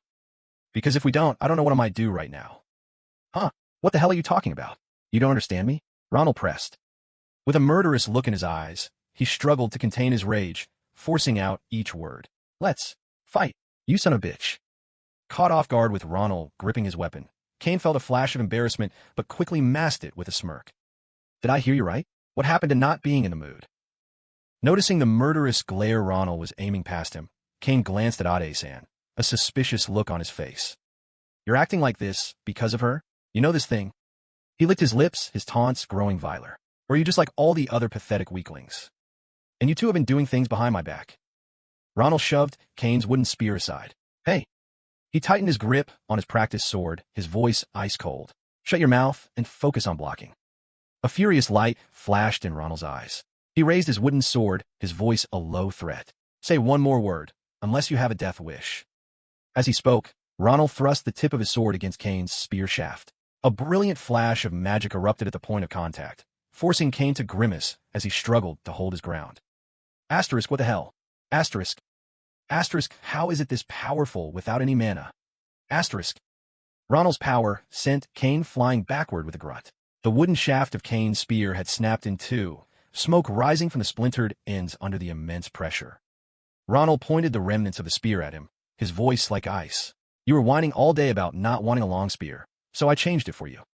Kane stared in disbelief at the shattered weapon in his hands. How do you like it? Ronald taunted. Kane's rage exploded. He clenched the broken shaft, veins bulging on his face and neck as a terrifying killing intent poured from him. How dare this bastard? You insolent whelp, Kane roared, charging directly at Ronald. You think you can walk away from this in one piece?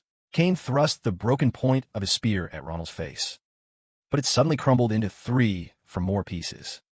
He looked up stunned. Ronald simply replied, Yeah, I think I'll be just fine. Kane was completely floored. So maybe you should worry about yourself first, Ronald said, his voice dropping low. With that, he lunged forward, bringing his sword down on Ka and sending him reeling back. A punch to the face, a knee to the gut. Finally, Ronald planted his feet and swung the wooden sword up with all his might, catching Ka right on the chin. He collapsed to the ground, unconscious, his face twisted in pain.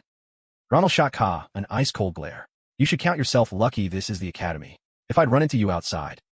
He finished with a final, chilling threat. You'd be a dead man right now. Got it. The students watching from a distance trembled, whispering amongst themselves. Ka lost? But he's one of the top third-year students. Ronald turned to the crowd, pointing his sword directly at the guy in the middle. Now, then. It's your turn.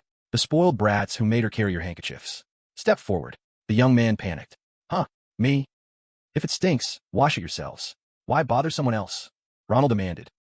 You think the commander, a searing red aura flared around Ronald as he slowly advanced. You think the teaching assistant is your personal servant? The rich kid looked like he was about to cry. Ronald's face darkened as he growled. Get over here. I'm going to kill you snot-nosed little punks. Wait. Stop it, Ronald. Ade-san quickly intervened. She stood between them with her arms outstretched. I don't know why you're doing this, but I'm really okay. So please, assistant, step aside. Ronald interrupted, his voice tight with frustration. I can let anything slide, but I won't forgive these idiots for how they treated you. Seeing the commander-in-chief, he revered being disrespected only hardened his resolve. I can't just stand by and watch them humiliate you. At least in this kingdom. You should never be treated like this. He gently pushed Ade-san aside. Please move. I'm not stopping until I've beaten them to a pulp. Stop. Navi Rose's voice cut through the air. She appeared in a mysterious green mist, her familiar serpent at her side. That's enough, Ronald. I won't hold you responsible for that last fight. Accidents like that happen all the time in the real world. However, if you escalate this any further, I can't just look the other way. Lower your sword and step back. An immense pressure radiated from Navi Rose, pinning Ronald in place. Asterisk this pressure. I can't move my body. Asterisk. He glanced at the creature behind her. Is that a snake? A giant serpent was baring its massive fangs. Its tongue flickered out, nearly touching his face. Don't tell me. This is the aura of Professor Navi Rose, the peerless sword saint? Ronald, what you're doing can no longer be considered a spar, Navi Rose said, her voice stern. As the one in charge of this class, I will not permit any more violations. There's no way you didn't know your own assistant was being treated so unfairly. Ronald challenged her boldly, his hands trembling with rage. And despite that, you just stood by and let it happen. That is a matter between myself and my assistant. It does not concern you. Navi Rose replied coldly, her eyes sharp. So, this is your last warning. Stop. Now. Ronald tightened his grip on the sword, defiant. I don't care if you're the peerless sword saint or not. He raised his sword, making his stance clear. My answer is the same. Veins bulged on his neck as he snarled, Get out of my way. Then I have no choice. Seeing that persuasion was futile, Navi Rose relented. She commanded the giant serpent, 1C. It immediately opened its enormous maw and lunged at Ronald. Facing the beast, he suddenly broke into a cunning smile. The scene suddenly shifted. He found himself standing behind Ade-san in a distant memory. Commander, I asked you once. Why did you volunteer for a command position that everyone else refused? With her back still to him, Ade-san answered calmly, One day, you'll understand. There are some things you can't force on others. They are destiny. The memory shattered. He collapsed to his knees, utterly lost. You answered me like that, but what were you thinking back then? What was the burden you were carrying? Another image flashed in his mind. Ade-san, her face covered in blood, her voice breaking. Ronald, I am so sorry. You have to carry this burden. Don't ever forgive me. No.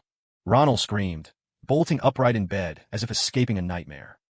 He was panting, drenched in sweat. Ronald, what's wrong? A familiar voice asked. It was Ade-san. She was sitting by his side, her voice full of concern. Did you have a nightmare? Ronald stared blankly.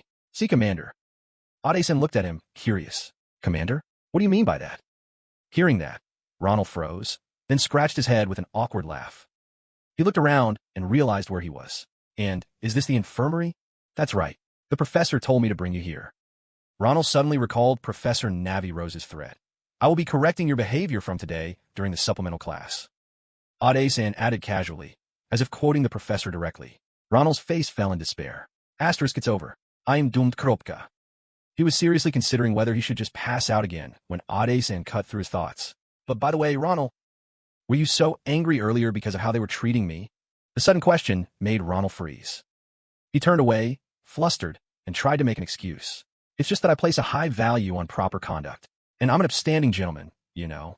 Ade-san understood and let out a small laugh. You must be shy about it. Suddenly, her voice grew quiet and her expression turned serious. It's not just Ka. Please, don't hate the others, either. She gave a cryptic smile. Because I understand why they feel the need to treat me that way. Ronald was startled. What? he exclaimed, his voice filled with outrage. What do you mean you understand? If you knew that's how they felt, how could you work so diligently as a TA? I was already wondering why you put up with it, but now I understand even less. Seeing Addison's surprise, Ronald quickly explained. Isn't it strange? The professor, she had to have known how everyone was treating you. It's been obvious during our classes, so there's no way she didn't know. I can't believe the professor would just turn a blind eye to everything that's been going on. This is the part one really don't get. Is the academy just protecting those nobles? Doesn't it make you angry, how they treat you? Addison smiled gently. Ah, if that's what you're thinking, I hope you won't misunderstand the professor's reasons. As she spoke, Ronald's gaze fell to her hands. Because I'm the one who asked her to do it. He was so focused on her tightly clasped hands that he didn't quite hear her. I'm sorry, what did you say? It's because I'm enjoying a privilege I haven't earned. To be in that class, you're supposed to have reached the expert level of swordsmanship. But even after a full year of training, I can only manage to control the most basic mana. Ronald was stunned. What? Asterisk, no way. The commander who could wield that immense aura in the future. Asterisk. Went through a time like this? Ade-san smiled serenely. So, I personally asked the professor to look the other way, regardless of how the other students treated me. I didn't want to be a burden to her, especially after she went out of her way to make me her teaching assistant. She recalled her days at the academy. Since I'm enjoying this special privilege, it's only natural that I have to pay the price by enduring their treatment. Ade-san clenched her fist, raising it with determination. This is something I can handle. But even so, thank you for what you did today. I thought I was getting used to all the pettiness. She placed a hand on her forehead, her voice sincere. But what you did today, it really got to me. The room fell into a sudden, awkward silence. Ronald finally broke the silence. By the way, the reason you're enduring all of this, is it because you want to become the commander-in-chief? Ade-san gasped, covering her mouth. How did you know? Was that obvious? And she confessed honestly. Yes, that's right. But I still have such a long way to go, so I don't dare say it with any certainty. Sunlight streamed through the window, casting their two figures in its glow. Addison's smile was radiant. But my dream is to become the commander-in-chief of this empire. While Ronald was still flustered, Ade-san quickly waved her hands, breaking the serious atmosphere. Of course, I know how ridiculous that must sound, coming from someone who hasn't even reached the expert level yet. She looked down at her own palm, her voice ringing with conviction. But I have no intention of giving up. You probably won't believe me, but I'm quite confident in my knowledge of military technology and strategy. I'm working hard every single day to make that dream a reality. Ade-san held up her hand. It was the hand of a young woman, but it was covered in calluses from endless days of training. She abruptly changed the subject. Oh, look at the time. The next class is about to start. She shot to her feet, not forgetting to give him a final instruction. Ronald, make sure you get some proper rest before you return. You hear me? Yes, I understand. Ronald smiled. Thank you for looking out for me, senior. Ade-san glanced back over her shoulder with a bright smile. Don't mention it. I'll see you in class. The moment she left, Ronald's gaze fell upon the empty chair where she had been sitting. A flood of memories of her rushed back to him. Asterisk, Corporal Ronald, if you ever meet me again, could you tell me to just do needlework instead of wasting my time on something so meaningless? Asterisk. Asterisk, I've tried everything else, but I've never tried that. Asterisk. Ronald lowered his head, his face twisting into a pained grimace as he whispered a curse. Damn it, what am I supposed to do now? A few days later, at the end of the week, the group stood before the entrance to the Grand Cappadocia Forge. Ronald, Maria, and Ao were all there. What the? The three of them looked around the empty workshop. Ronald was starting to get annoyed. He's the one who called us here. So, where's everybody? He thought back to the letter a pigeon had delivered in the middle of the night. I wonder what was so urgent he had to send a carrier pigeon at that hour. Asterisk, he said it was his greatest masterpiece, but I figured it would take a lot longer to finish. I never expected it to be done this soon. Asterisk. He kicked an armored helmet lying carelessly on the floor. TCH, why is there so much junk in the way? Doesn't he ever clean this place? Is this seriously how you welcome your guests? Seeing Ronald's attitude, Maria leaned in and whispered to Ol, what's with him? He's been so touchy lately. AL looked just as lost. Beats me. Did I do something in class to piss him off? Ronald stopped right at the door and turned to them. I'm tired of waiting out here. Let's just go in. Maria rushed to stop him. Wait, you can't just barge in there. Ronald shot back coldly. He's the one who told us to come, isn't he? What's the big deal? Both of you, shut up and follow me. Their three shadows stretched long against the wall. Let's see what the old man is up to in there. Ronald pressed a loose brick in the wall. He must have pushed this one before. The entire room began to shift. Ah, there it is. AEL panicked. Is this really okay? Maria just sighed in defeat. Who's going to stop this lunatic? Ronald rubbed the back of his neck. Some hospitality. An old man who can't even greet his guests properly has no business running a shop. He started down the stairs but froze, his eyes widening in shock. Asterisk down there. If I run into him, asterisk. Before them lay a secret city, deep underground, now lying in desolate ruins as if ravaged by a brutal war. The room they just exited was a hidden elevator. What the hell is going on here? Ronald yelled out, seeing countless bodies strewn across the ground. What happened to this place? AEL pointed into the distance. Ronald, look. A colossal stone fist slammed into the ground. A massive stone monster was chasing the survivors. It's a stone giant. The blacksmiths are being hunted by that stone giant. Ronald turned, confused. Stone giants? What are they doing here? AEL trembled. It looks like they're about to catch them. What do we do, Ronald? We can't just let them die. Ronald clenched his fist. What's there to even ask? I'll handle this. He threw an arm around AL, ready to leap. AL's face went pale, wondering how he got dragged into this mess. Ronald looked back at Maria. Maria, you're on support. Go get help. I'm going in first. Right. An instant later, Ronald pulled AEL with him, diving straight down. All right, AEL, let's go. Use your magic to slow our fall and cast a concealment spell on the way down. AEL raised his hand. An invisible wave of magic flowed out. Below, two old men were in mortal danger. The stone giant loomed over them. No, is this the end? Just then, Ronald appeared like a flash of lightning, his sword carving a blazing red arc through the monster. It roared, stunned. Ronald landed between the monster and the two men. Just in the nick of time. I've had a lot on my plate the last few days, so I'm already in a bad mood. He turned, glaring at the stone monsters. And now you pick today of all days to mess with me. You stupid piles of rock. Ronald glanced back, his eyes cold with contempt. You picked the wrong day, you stupid chunks of stone. In response, the stone giant roared with rage and swung its massive fist at him. Even as the colossal fist descended, about to crush him, Ronald stood perfectly still, his expression blank. The instant before impact, a red light flared. Ronald vanished, reappearing just outside the attack's range in a blur of motion, his blade flashing. The stone giant's head flew from its shoulders, sailing through the air. The head crashed to the ground, its eyes still glowing with an eerie red light. Its massive body collapsed with a thunderous crash. Watching this unfold, a bald blacksmith couldn't hide his amazement. Isn't that the kid Doran invited over the other day? The long-bearded man beside him was just as stunned. To take down a giant in a single strike, at his age. Ronald landed, planting one foot on the body of the fallen giant. Hey, old-timers. He stood there, his voice completely calm. So what the hell is going on here? Explain. Now. After the battle, the two old men quickly explained everything to Ronald. After hearing their story, he was stunned. For real? A whole swarm of stone giants just attacked everyone here. Yes, and we have no idea why, the long-bearded man replied hastily. He explained that the stone giants had suddenly burst up from the ground, destroying everything in their path. Their targets were the blacksmiths, and they dragged Dorn away with them before burrowing back underground.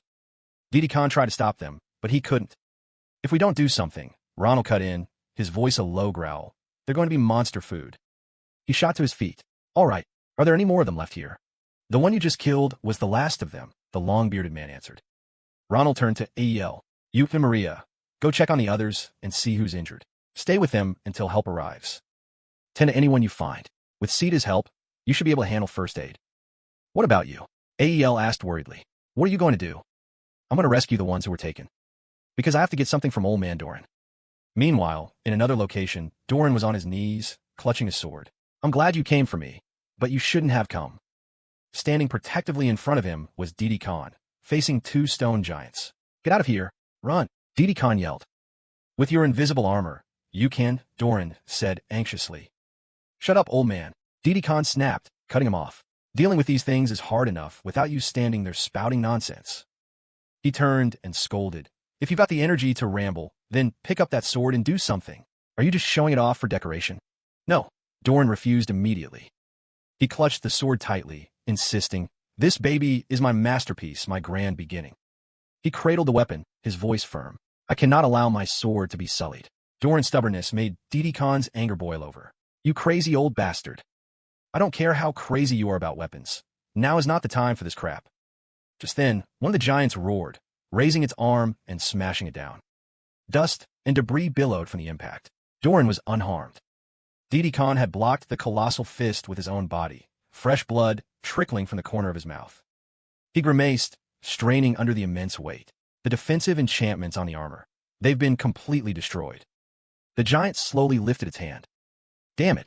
If I knew I was going to die like this, I would have crafted everything I ever wanted to. So many regrets. Just as he thought he was about to die, Ronald descended from the sky like a savior. He unleashed a flurry of slashes, splitting the stone giant in two. Ronald landed, speaking calmly. Nice work, Didi Khan. Get some rest. Before him, the two remaining stone giants growled, ready to attack. Ronald, Didi Khan called out. Then he asked, how did you get here? You must have run into a lot of giants on the way. Ronald turned back, his expression nonchalant. Oh, those bastards. I took care of them while I was rescuing the other blacksmiths. The others stared at the rubble of the giants, all of them stunned.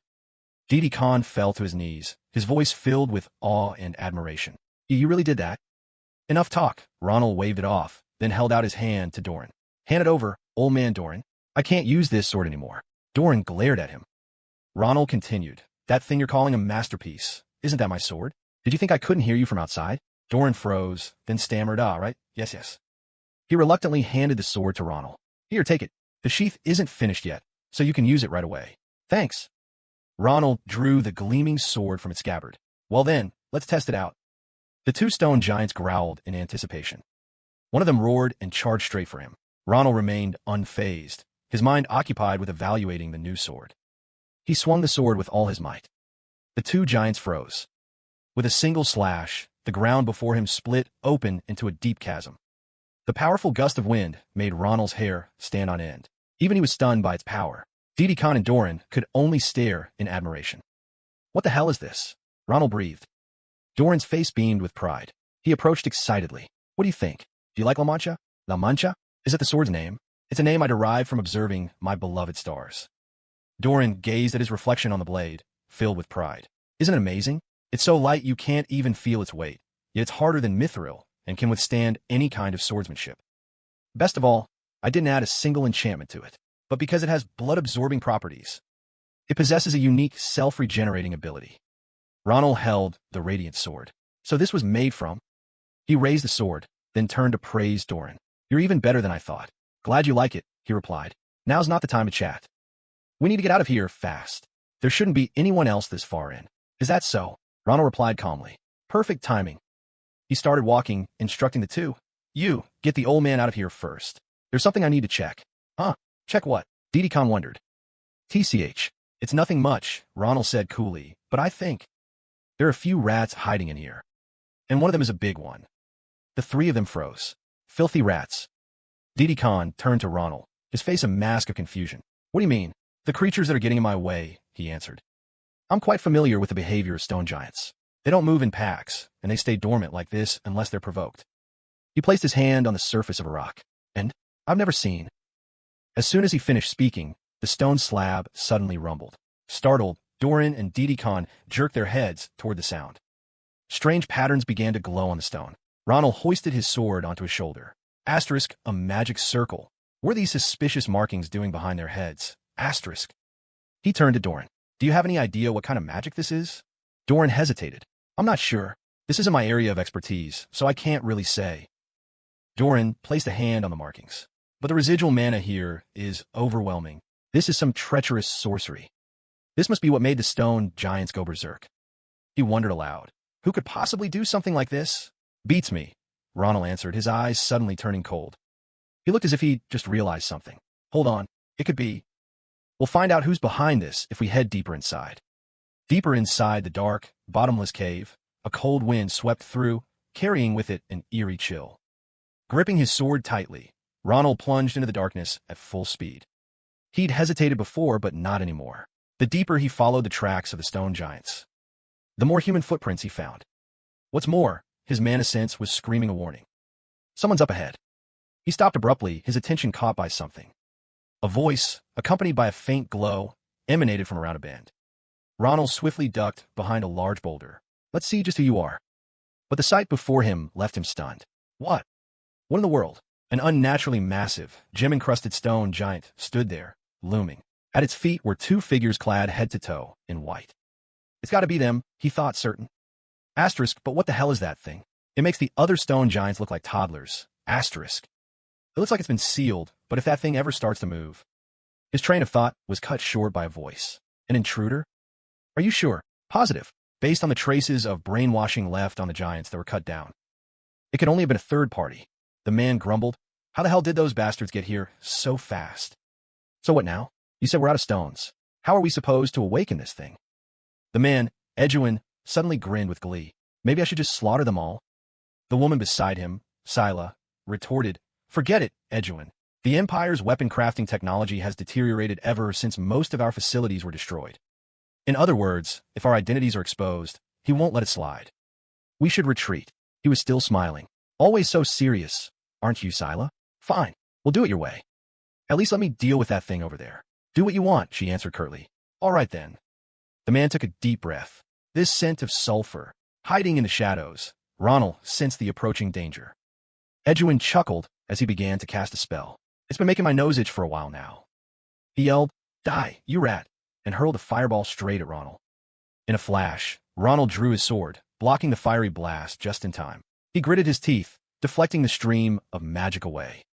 A deafening explosion erupted. Well, an uninvited guest, Edwin sneered. As the smoke cleared, Ronald's figure slowly came into view. And who the hell are you? He asked, then answered himself. Oh, never mind. You managed to block that blast. Guess that means you're not half bad. He began casting another spell. Let's just hold you in place for a bit. Asterisk instant cast magic. These guys are no amateurs, asterisk Ronald thought, shocked that he'd been found out. Now then, the man said, Let me ask you again.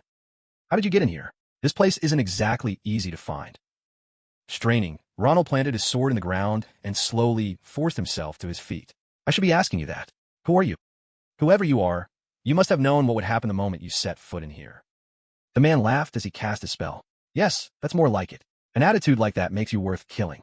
He glanced at Scylla. Don't you agree? Stop wasting time, Edwin, she snapped. He grinned, his face a mask of a predator toying with its prey. Just enjoy the show while it lasts, Scylla. It's not like there's much time left. The day this kingdom is buried beneath the starlight. In an instant, Ronald's entire aura changed. It was as if a horrifying scene had just materialized before him. An endless field of scattered bodies. What did you just say? He growled. You people. Do you have any idea what those words mean? You filthy rats. Veins bulged on his face. Ronald was like a different person, radiating a deadly, killing intent.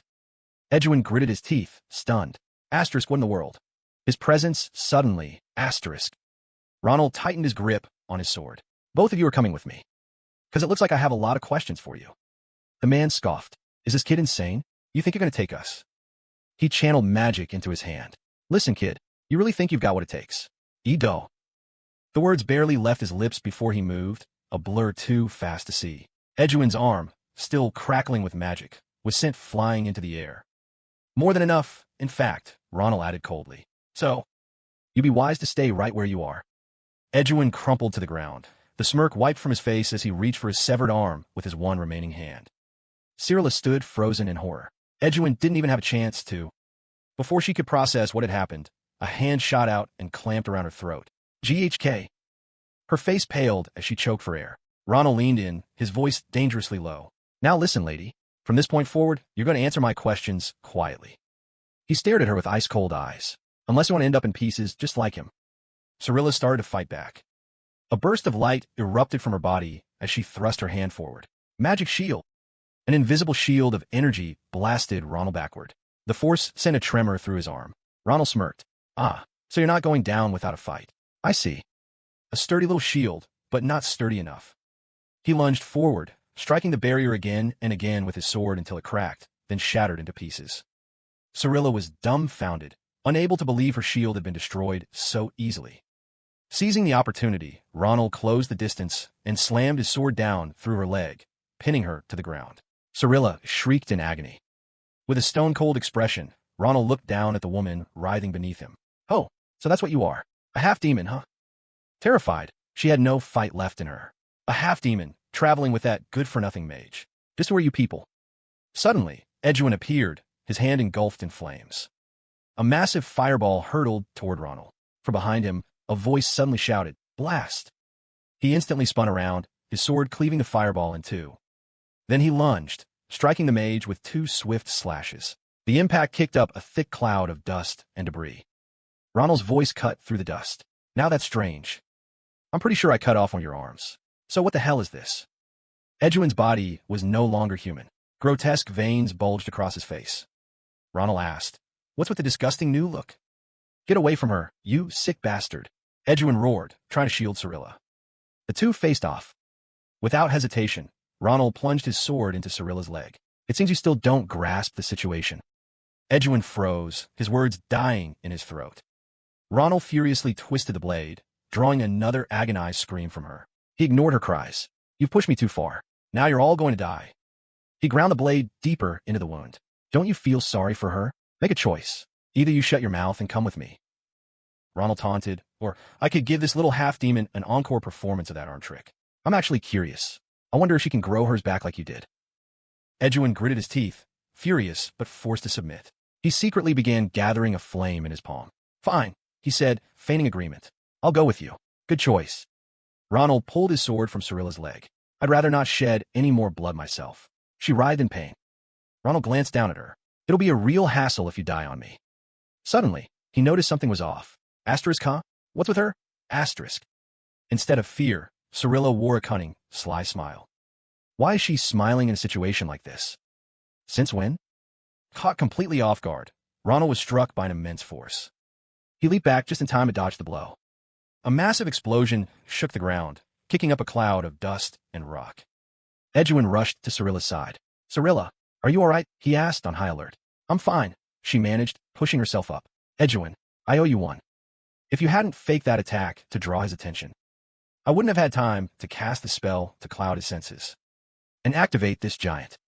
She struggled to her feet, her right arm grievously wounded. "I only managed to activate one of the giant's arms, but he has to be seriously hurt now." "Cirilla, you should head to the church and report this immediately," Edwin urged. "I'll finish that bastard off right here. Better to deal with him now." "Be careful," Cirilla warned. "That kid is a monster in human skin. I won't let my guard down again. I've learned my lesson." Edwin glared into the thick cloud of dust and debris. "He's no child, and he's definitely not inexperienced. If I don't kill him now, he's going to become a massive threat." He couldn't let him get away. In that instant, a figure flashed through the smoke. Edwin's limbs were severed in the blink of an eye. Before he could even register what happened, Ronald was on him, carving him into pieces. Edwin let out one final, guttural scream before collapsing into a mangled heap of flesh. Ronald, drenched in blood, stepped before Cirilla. "And where do you think you're going?" He gritted his teeth. "I told you before." Cirilla stumbled backward in terror. "I have a lot of questions for you," Ronald snarled. The color drained from Cirilla's face. She frantically threw up another shield. "How? An injury like that? How are you still alive?" she stammered. Ronald's hands trembled as he gripped his sword. "I will never let you get away." Just as the words left his mouth, a wave of agony crashed over him, and he buckled, staggering to his knees. His body shook uncontrollably as he used his sword to prop himself up. Asterisk, damn it. I can't control my body anymore. Asterisk. Seeing Ronald's state, Cirilla knew this was her chance. Asterisk, how did it come to this? I lost too much blood. There's no winning this fight. My priority is to report back to my superiors. Asterisk. She conjured a portal, stepping inside, but not before flinging a final threat over her shoulder. Just you wait. I'm going to find everything you hold dear, and I will take it all from you. Forever. Your family, your lover, and your friends, Cirilla shrieked, her voice dripping with pure venom. Every single one of their lives. The words triggered a primal rage in Ronald. He wanted nothing more than to lunge forward and cut her down. Asterisco no. I finally found a clue. I can't let her escape like this. Asterisk. The agony of his past came rushing back. It's all going to end just like last time. With no strength left to even speak, he could only reach out a hand in desperation. Stop. Stop. Stop. Get back here. I said, stop. Suddenly, another voice sliced through the air. That's right. Stop right there. Cirilla froze at the threshold of her portal. Navi Rose had appeared directly behind her. I have a few questions for you myself. Ronald's head snapped up in surprise. A colossal snake loomed over Cirilla, its forked tongue flicking menacingly. Her face went ashen with terror. Navi Rose continued. First, let's just confirm something. The snake bared its venomous fangs. It was you, wasn't it? Her voice grew sharp, seething with a cold fury. The one who dared to lay a hand on my disciple? A bone-deep chill filled the cavern. Having just arrived, Navi Rose surveyed the scene. I've heard the reports. This is quite the mess you've made. Seeing his master, Ronald was flooded with relief. You're here just in time. Professor Navi Rose. It's an honor. I never thought I'd see you in a place like this. Still have the energy to run your mouth? Good. Means you're not dead yet. Navi Rose replied with an air of superiority, her sharp, overpowering gaze pinning Cyrilla in place. Now, then, you can't seem to move. She glanced at her frozen prey. Guess we'll deal with this little thing first. Though physically immobilized, Cyrilla trembled violently. Asterisk, my whole body is paralyzed, like I'm being stared down by a python. Don't tell me, it's her? Why is she here? Asterisk. Cyrilla sensed a hand materializing behind her. Asterisk, no. I have to get out of here. Asterisk. Too late. The hand clamped firmly over her mouth, stifling her terrified cry. "Okay." Navi Rose's voice was pure ice. You've done many things you shouldn't have, but the one that truly pisses me off. Her grip tightened, her voice sharp with anger. So you're the one who dared lay a hand on my student. Cyrilla was terrified. Now, you get to look forward. Like a python slowly opening its maw, Navi Rose pulled Cyrilla closer, forcing her to face the horrifying ordeal to come. To the future that's about to open up right before your eyes. All the color drained from Cyrilla's face as she screamed in silence. I'm sorry. Ronald watched silently, not knowing what to say. You've been through a lot, Ronald. Navi Rose sheathed her sword and looked him over. After we treat your wounds, we'll report this to the headmaster privately. Professor, Ronald suddenly interjected, about that future you mentioned, were you by any chance talking about Ronald in prison? Yes, that's the one. Navi Rose replied nonchalantly. So you know of it. Why do you ask? Ronald's hunch was right. He had immediately thought of a terrible place. Rodolan Fortress, a prison in the middle of the sea. It was where criminals who defied the Empire were held, notorious for its brutal interrogation methods, willing to use any means necessary to make its prisoners talk. A plan had already formed in his mind. In that case, Ronald said, then please, Professor, allow me to participate in her interrogation. Navi Rose was stunned. Huh? What are you talking about? That's no place for you. Just this once, please, Professor. Ronald grabbed her wrist, his eyes pleading. This is very important to me. Seeing the determination in her student's eyes, Navi Rose said nothing more. Meanwhile, in another part of the collapsed cave, Maria was tending to the injured. She wiped the sweat from her brow, sighing in relief. Looks like everything's been taken care of. She turned to Ael. Right, El? Ael was completely exhausted, holding an equally drained Sheeta in his arms. Yeah, thank goodness. He added worriedly. But Ronald should have been back by now. Did something happen? Just as he finished speaking, a familiar voice called out. You guys calling me? Ronald appeared, walking toward them. Maria, Ael. They both turned in surprise. Ronald. He waved with a bright smile. I was on my way up when I heard my name. You three did a great job. I heard a lot of people were hurt when Maria brought reinforcements. And Ael and Sheeta rescued more than half the blacksmiths buried in the rubble. He looked them over with concern. Is anyone hurt? We should be asking you that. Maria snapped. You look like hell. You're covered in injuries. Ael added, worried. Both he and Sheeta looked like they were about to cry. Go get those wounds treated now. It's fine, Ronald reassured them. I've already had them looked at. You should get some rest. He turned his head toward the unconscious forms of Edwin and Cyrilla, their bodies a mass of wounds. His gaze turned cold, his voice hardening. I still have something I need to take care of. A few hours later, on a cliff in the Grano Forest, the moon was high in the sky. Everyone waited in silence. They're here, Navi Rose said. Soon, a colossal shadow tore through the night sky, hurtling toward them. It was a massive bird, carrying an escort team from Rodolan and a prison cage on its back. The bird landed, and the cage door swung open. A man stepped out. Greetings, Ms. Navi Rose. We received the summons from the Empire to transport the prisoners. He glanced at the unconscious Edwin and Cyrilla on the ground. Are these them? That's right, Navi Rose replied. This man has a very strange healing ability. Keep that in mind during the interrogation. Oh, is that so? He stared intently at Edwin. Our interrogator is going to have fun with this one. The man chuckled. It's been a while since we've received such an interesting item. After loading the two prisoners into the cage, the escort team turned back. Well then, we'll be taking our leave. We'll contact you when the interrogation is complete. We trust you will continue your efforts. For the peace of the Empire, the cage was hoisted up, and the giant bird took flight. Navi Rose and Ronald watched until they disappeared into the night. It usually takes about a week for Rodolan to break them, Navi Rose said. I'll let you know as soon as they contact me, so you can prepare to leave when the time comes. Anything else? No, professor. Thank you, Ronald nodded. Time passed quietly. With the Empire's support, the restoration of Cappadocia proceeded smoothly. Ronald returned to the academy, taking remedial courses while continuing his training under Navi Rose. A few days later, at Rodolan Fortress, which stood isolated in the middle of the sea, blood-curdling screams echoed endlessly between the cold stone walls. Torture instruments lay scattered everywhere. The interrogator gripped a prisoner's blood-soaked face. Damn, he muttered. I got so carried away, I almost forgot. As if remembering something, he murmured, Isn't it about time for our guests to arrive? That night at Rodolan, the sea slammed against the cliffs. As Ronald and Navi Rosen arrived at the fortress gate, a man came out to greet them. He was a middle-aged gentleman with a warm smile. Welcome, he said. It must have been a long journey. I'm the interrogator in charge of this case, and I'll be escorting you. My name is Karaka. Would you like to see the prisoner now? He asked. Navi Rosen replied. Yes. You can brief me on the way. Karaka turned and gestured for them to follow. Very well. Right this way. Ronald observed in silence, then whispered to Navi, Weird. I never pictured the interrogator of Rodolan as such a distinguished gentleman. Navi lowered her voice as well. Honestly, I can't believe it either. Everyone says that the first time they meet him, but you can't judge a book by its cover. You'll see soon enough why that old man is called the horrifying nightmare. Inside the fortress, flickering torches lit the stone corridors. As Karaka led the way, he got straight to the point.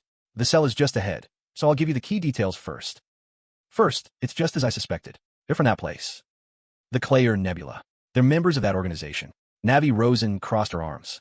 I've never heard that name before. A criminal organization, like Caribolo? Yes, but I believe they're far more dangerous. Their identities are a complete mystery. Karaka replied in a level voice, from the fire that swept through the Nalanda granary to the explosion at the Etherman Research Institute. The ones behind all of last year's major explosions of unknown origin. I've confirmed it was them. Asterisk damn, they're that bad? I don't think I ever heard of this organization in my past life. Asterisk. Karaka continued. I'll provide the full details in my report. Ronald cut in hesitantly. Did they mention anything about Starlight? Or about the advent of the star? No. Karaka seemed slightly surprised. This is the first time I'm hearing those words. Ronald scratched his cheek. It's just something I overheard while I was hunting those bastards. Karaka suddenly fell silent. Then, he reached for a birdbeak mask. It seems that's related to their goal. So you do know something. Ronald looked at him, but he froze when he met Karaka's murderous gaze. A chill ran down his spine. Asterisk what the? Where did that killing intent come from? Asterisk Karaka slowly put on the mask, his voice becoming distorted. I see now. He slid the bolt on a heavy iron door. My apologies. To think I'd have to show you this on our first meeting. Through the mask, his eyes glowed with a bloodthirsty red. It seems my sincerity still hasn't reached our dear friends. The door creaked open, revealing a sight that left Ronald stunned. I suppose I'll just have to be a little more sincere, Karaka said, as if nothing were out of the ordinary. They were the two he had fought the other day. The man, Edwin, was bound in iron chains like a cocoon, covered in gore. The woman, Cyrilla, was tied to a chair, her eyes gouged out. Fresh blood soaked her blindfold and stained her white shirt. It's them. Karaka approached the prisoners, speaking casually. Quite fascinating. He continuously regenerates his body with a unique dark magic. Do you know the best way to get to know someone like this? It's simpler than you might imagine. You just keep tearing him apart until he can't regenerate anymore. As he finished speaking, he plunged a red-hot poker into the man. He let out a blood-curdling scream. Karaka's voice remained terrifyingly calm. You meticulously carve away each piece of his flesh with all your heart. He spread his arms, as if presenting a masterpiece. And then, you become friends. The red-hot poker was now pointed toward them. Or so I thought. But it seems he's still holding out on me. You've disappointed me, Edwin. Karaka grabbed the man's hair, yanking his head up to face the beak mask. Didn't we already open our hearts to one another? Edwin began to sob in terror. No, I told you everything. Is that so? He hissed. Then why is it I'm only just now hearing about the advent of the star? From him? That's... The man stammered. Karaka glanced at Cyrilla. I want you to know, I prefer to speak only with you. After all, Miss Cyrilla here doesn't have your regenerative powers, so there's no need to be careful with her. You've been together a long time. You must know that if this continues, she won't survive. The woman trembled, pleading weakly, Please, just kill me. Please. Ronald frowned. Asterisk, this is barbaric. I never saw anything like this, even in the army. asterisk. But at this point, what could they possibly still be hiding? Your identity is already exposed, so why are you still trying so hard to hide it? Could it be? He suddenly muttered. It's not that he doesn't want to talk. It's that he can't. Karaka stopped. Navi tilted her head and looked over at him as well. He can't talk? That happens sometimes with soldiers on the battlefield who hold critical secrets. To prevent the enemy from learning their secrets, Ronald explained, they place a binding curse on their own soldiers. I just don't know if that's the case with these bastards. Karaka was silent for a moment before letting go of Edwin's hair. Well, this is embarrassing. I was so caught up in the thrill of breaking a traitor that I completely overlooked that possibility. He turned and walked away. Wait here a moment, you two. I need to go get something. A moment later, Karaka returned with a strange object in his hand. Ronald stared at the round, blue mass with a single, enormous eye. You need this. This ugly thing. Karaka introduced it with a smile. This is the absolute eye. It feeds on curses. A priceless item, very useful when interrogating prisoners who are unable to speak due to a curse. All right, Edwin, you're first. He brought the absolute eye close to the man's forehead. Edwin trembled. Wait a second, that thing. Roots from the absolute eye began to burrow into the man's brain. Edwin roared in agony. I'll free you in just a moment, Karaka encouraged. So go on, my friend. Eat your fill. Once the roots were firmly embedded, the absolute eye's pupil glowed a brilliant gold before returning to its usual blue. The curse has been broken. There, Karaka said. Now, I'll ask you again. What is this about the advent of the star? The man gasped for air, his voice raspy. The star is an eternal being, the one true salvation for the weak in this land. We have always awaited the day the star would appear, the star that transcends time and space itself. She whipped her head around in shock. Our life's mission is to eliminate anything that stands in its way. Cyrilla suddenly screamed. No, don't. Shut your mouth, Edwin. Karaka ignored her. Spare an old man the long-winded speech. In short, something is about to fall from the sky, right? What is it? The man's bloodshot eyes widened, his pupils now glowing with the same blue light as the absolute eye on his forehead. His voice echoed through the torture chamber like a whisper from hell. The children of the star. Ronald remained motionless, but his face was contorted in anger, veins bulging on his temples as a single name surfaced in his mind. Ahu. Ronald slowly approached Edwin. Wait a moment, Ronald. His voice was ice-cold as he spoke. Hey, the children of the star. Edwin stuttered pathetically as he struggled to sit up. You mean Ahu? Ahu. The man cleared his throat. How could you possibly mention? Suddenly, Edwin's face swelled and bruised as if he'd just been brutally beaten. He began to tremble. That name? Ronald was stunned by the bizarre sight. Karaka placed a hand on his shoulder from behind. Please step back. A magic circle materialized, shielding the two of them. Immediately after, a blinding light erupted from Edwin's mouth. He convulsed in absolute agony before exploding like a bomb. Karaka's shield protected Ronald from the blast. Watching the blood and gore splatter against the barrier, he couldn't help but exclaim, Good God. Karaka, also unable to hide his surprise, kept a hand on Ronald's shoulder. Well, that was unexpected. Even after the absolute, I absorbed the curse. He still ended up like this. He looked down at what was left of Edwin. Ronald was still in shock. Shit, is that what a binding curse really does? We see this sort of thing all the time, Karaka replied, his voice still calm. But a case this severe is rare. It seems they were forbidden from doing two things. 1. Never reveal anything about the coming of the star to an outsider. He glanced at Cyrilla, who was bound tightly, able only to struggle and let out muffled cries. And 2. Mentioning any word related to that person results in, well, exploding. So that must be the second taboo. Karaka kept his hand on Ronald's shoulder. So now, it's my turn to ask a question, Ronald. He leaned in close, his eyes gleaming with a cruel light. Who is Ahu? If my hypothesis is correct, this seems to be classified information within the Clayer Nebula. So how would you know something with that level of security? Karaka's hand tightened, his aura turning murderous. As the chief interrogator on this case, he stared at Ronald, his voice laced with a threat. I need to get to the bottom of this. Would you care to enlighten me, Ronald? Karaka's attitude made Ronald flinch for a second, but he quickly composed himself. Well, I don't know that much myself. I only know because I happened to overhear it. Overheard it? Karaka's brow furrowed in disbelief. That's right. As you probably already know, Ronald recalled the chaotic scene when the stone giants appeared. I was the first one to discover what was happening at Grand Cappadocia. Back then, I just happened to overhear a few things they were saying from a distance. That's all there is to it. I didn't think it was a big deal at first, so I stayed put. But after coming here, I got a gut feeling that it might be a crucial clue.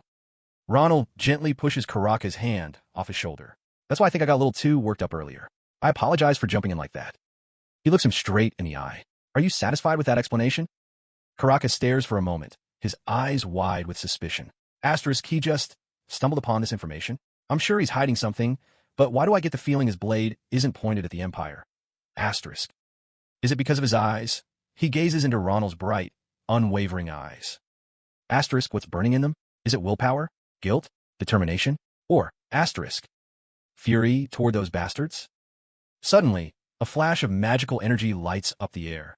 The razor-sharp edge of a blade is at Karaka's shoulder. Navios appears, her voice cold. That's enough, Karaka. She scowls, her voice dropping. Don't tell me you're interrogating my student. Right in front of me, no less. Of course not, former sword saint. Karaka quickly raises his hands, stammering as Navios' blade remains pressed against his neck. I was just trying to confirm a few things. One can't be too careful. He turns to Ronald, bowing his head apologetically. My apologies for being so rude, young Ronald. Ronald scratches his head, waving it off. Don't worry about it. I'm just glad we cleared up the misunderstanding. Ronald lets out a silent sigh of relief. Asterisk, that was close. One wrong word, and I'm pretty sure that old man was ready to torture me. Asterisk. Karaka looks down at the bizarre eye on the ground, sighing in regret. It's a shame we lost the absolute eye. These little guys are harder to catch than most phantoms. Ronald points to the other absolute eye on Karaka's shoulder. A phantom? Is that a monster really that strong? Of course, he replies. They're actually kind of cute if you look closely. Karaka glances at it and offers, want to touch it? Suddenly, his eyes shoot wide open. The absolute eye. He feels a change from the eye slithering on his arm. It's changed. Asterisk, what's happening? Did it absorb a curse? But from who? It never even got near Scylla. Asterisk. Karaka glances at Ronald, a thought striking him. Could it be? He remembers creating the barrier. Asterisk, was it when I placed it on his shoulder for a moment to cast the mana shield? In just that brief instant. Asterisk. Karaka touches the eye on his shoulder. Young Ronald. Yes, he replies. Pardon me, for a moment. With that, Karaka places the eye creature on Ronald's hand. Ronald yelps, whoa, wait, what are you doing? The eye creature latches onto his hand, glows with a blinding intensity, and then explodes. Its purple blood splatters everywhere, and Ronald flinches, covering his face in disgust. What the hell is going on? Why did it just blow itself up? Karaka stares calmly at the gooey mess on Ronald's hand. Asterisk, so even in absolute, I couldn't withstand it? How is that possible? Asterisk. He speaks up, his tone reassuring. Don't be alarmed. Listen to me. It seems you're carrying a curse. What? Ronald, bewildered, clears his throat and looks at Karaka. Why would you say that all of a sudden? Have you ever felt constrained when trying to perform certain actions? Karaka probes further. For example, being unable to jump high or lift things made of iron. Something that, unlike everyone else, only you are unable to do. At those words, Ronald freezes. Seeing his reaction, Navios speaks up. It seems there is. If you wish to keep a secret, I won't press the matter, Karaka adds. It's not as if I could break it, anyway. He raises a single finger, his tone serious. But you should know this. Based on the power of the curse, while I may not know who cast it, their malice toward you is immense. The night has grown late. Moonlight filters through the clouds, illuminating the road below. Inside a moving carriage, a voice speaks up. You've both worked so hard, and so late into the night. We will look into the new seal and investigate further, Karaka says respectfully. But since it was such a powerful curse to begin with, it will take a considerable amount of time. Navios crosses her arms, her voice firm. Very well. Report anything you find directly to me. Karaka turns to Ronald. You seem to have a lot on your mind, young Ronald. Huh? Ronald replies, caught off guard. He scratches his neck, a little flustered. Yeah, I guess so. I just found out the body I've had since birth is cursed. I understand, Karaka says, but try not to worry too much. Karaka continues. Aren't you a student at Phyllis? Ronald looks up, confused. Huh? What do you mean? From what I've heard, she's been there for a while now. Karaka is referring to the mage, considered the continent's foremost expert on curses. A mysterious and powerful young woman with blue hair. Professor May A. Chris. The carriage rolls on. Sitting in his seat, Ronald can't stop rubbing his eyes. What the hell? He muttered, rubbing and pressing at his eye in clear discomfort. Glancing over, Navi Rose asked, Can't you sit still? Is it that itchy? His hand still on his eye, Ronald replied, Yeah, it's been like this for a while. Ever since that eyeball monster touched me, my eye's been itching like crazy. He worried. This is nothing, right? That's a sign the curse is weakening. Navi Rose reassured him. Don't worry. She asked, you still have no idea who cursed you? Is I still itching? Ronald answered. Yeah, I've thought and thought, but I've got nothing. He casually thought back on all the enemies he'd trounced over the years. And here I thought I'd lived a pretty decent life, enough that no one would want to do me in. Hearing his reply, Navi Rose was simply silent. Suddenly remembering something, Ronald spoke up. Oh, right. Thanks for stopping that old man back in Rodland for me. The look he gave me back then was absolutely vicious. If you hadn't stepped in, I feel like he was about to make me confess to something I didn't even do. Navi Rose let out a soft sigh. I was just fulfilling my duties as a professor. You don't need to thank me. She's not just talented, she's a good person, too, Ronald thought, impressed. But then, a strange thought flashed through his mind. Asterisk, why have I never met her before in my past life? Not even on the battlefield. Asterisk. He thought of how mysterious both Navi Rose and Ka were. Could it have something to do with the Clayer Nebula? The vehicle soared into the sky, leaving the long day behind. The next morning, at Filling Academy. Inside a desolate forest, the magic department's private practice area, Ade-san was already waiting at the entrance to the Iron Pillar Park. Seeing Ronald, she called out cheerfully, Welcome, Ronald. Long time no see. She clasped her hands, her smile bright. If the professor hadn't asked, I don't know when I would have seen you again. You've been well. Faced with Addison's enthusiasm, Ronald just gave a lukewarm reply. Yeah. He suddenly remembered the issue with the commander-in-chief and unconsciously brought a hand to his head and thought. Asterisk, what am I going to do? I still haven't sorted out my thoughts on this matter. Asterisk, seeing his expression, Ade-san waited cheerfully. Ronald forced a smile. Whatever, I'll just play along for now. Yeah, it's been a while, senior. Have you been well? MHM. After that day, the people who used to be wary of Ka started befriending me, so things have gotten a lot easier. Recalling her confrontation with Ka, she recounted, although I have noticed that Ka looks terrified every time he sees my face now. Her expression darkened, but she kept a breezy smile. Sounds awful, but it's not so bad, right? Ronald didn't know what to say to that. Ade-san turned to him. The professor mentioned you have to break some kind of curse. Yeah, I got cursed somehow, and that's where things stand now. So that's why I'm here, to see a professor named Sate. Ronald glanced at the identical concrete pillars inside the park. Asterisk, I can't believe I have to go through this creepy place. Her taste in things is so weird. Asterisk, I know, right? Ade-san agreed. The layout is incredibly unique. Unless you're a magic student, you'll never find the way. That's why I asked a senior from the magic department who I'm close with to guide us. A purple light suddenly flashed. Looks like she's not here yet, though. Just then, a figure appeared right behind Ade-san. Two arms shot forward, and a pink-haired girl pulled her into a tight hug. I missed you so much, Ade-san. Startled, Ade-san cried out before asking, It's been so long. How have you been? I'm doing great. What about you? Witnessing the affectionate reunion, Ronald was stunned. He recognized the girl. She's the one who was going on about the night beasts and the sheep. It's that Akalugia girl from before. Ade-san spoke politely to the pink-haired girl. Sorry for calling you out here so suddenly. It's no problem, the girl replied quickly. I'd come running any time you call. She suddenly paused. But why are you looking for Professor Sate? Her eyes darted toward Ronald.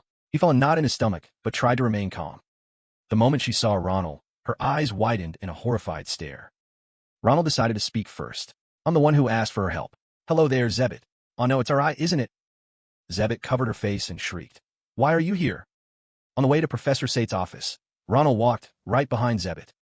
Before them stood a small, simple house, isolated in the middle of the woods. This is really a professor's office? Ronald turned, shooting Zebit a suspicious look. This is a little suspicious. Are you planning on burying me out here, are I? As payback for seeing something I shouldn't have? Zebit snapped, fuming. Don't call me that. And who would even want to kill you?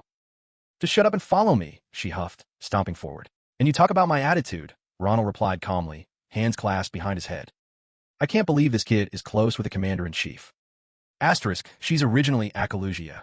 I wonder if there's some connection between them. Asterisk. Zebit placed her hand on the doorknob and turned it. Inside, an old woman sat waiting. Ronald breathed. Is that Professor Sate? Don't get ahead of yourself, Zebit said sternly. We still have one more test to pass. She approached the old woman, with Ronald right at her side. Zebit held out her palm, mana radiating from it. Let me be clear.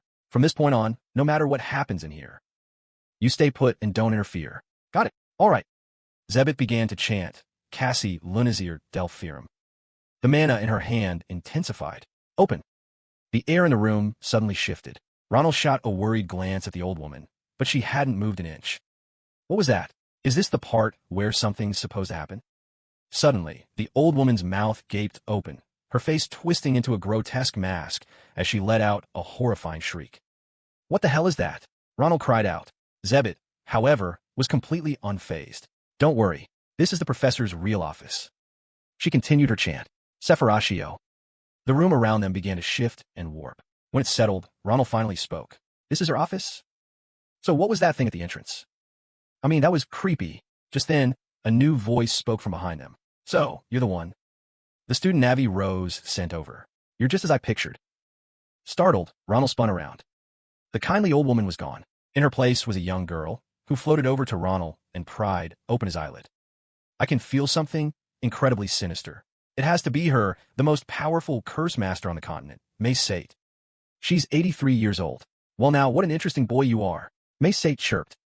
He hadn't been in a room for 5 minutes, and already an 83-year-old woman in the body of a little girl was prying his eye open.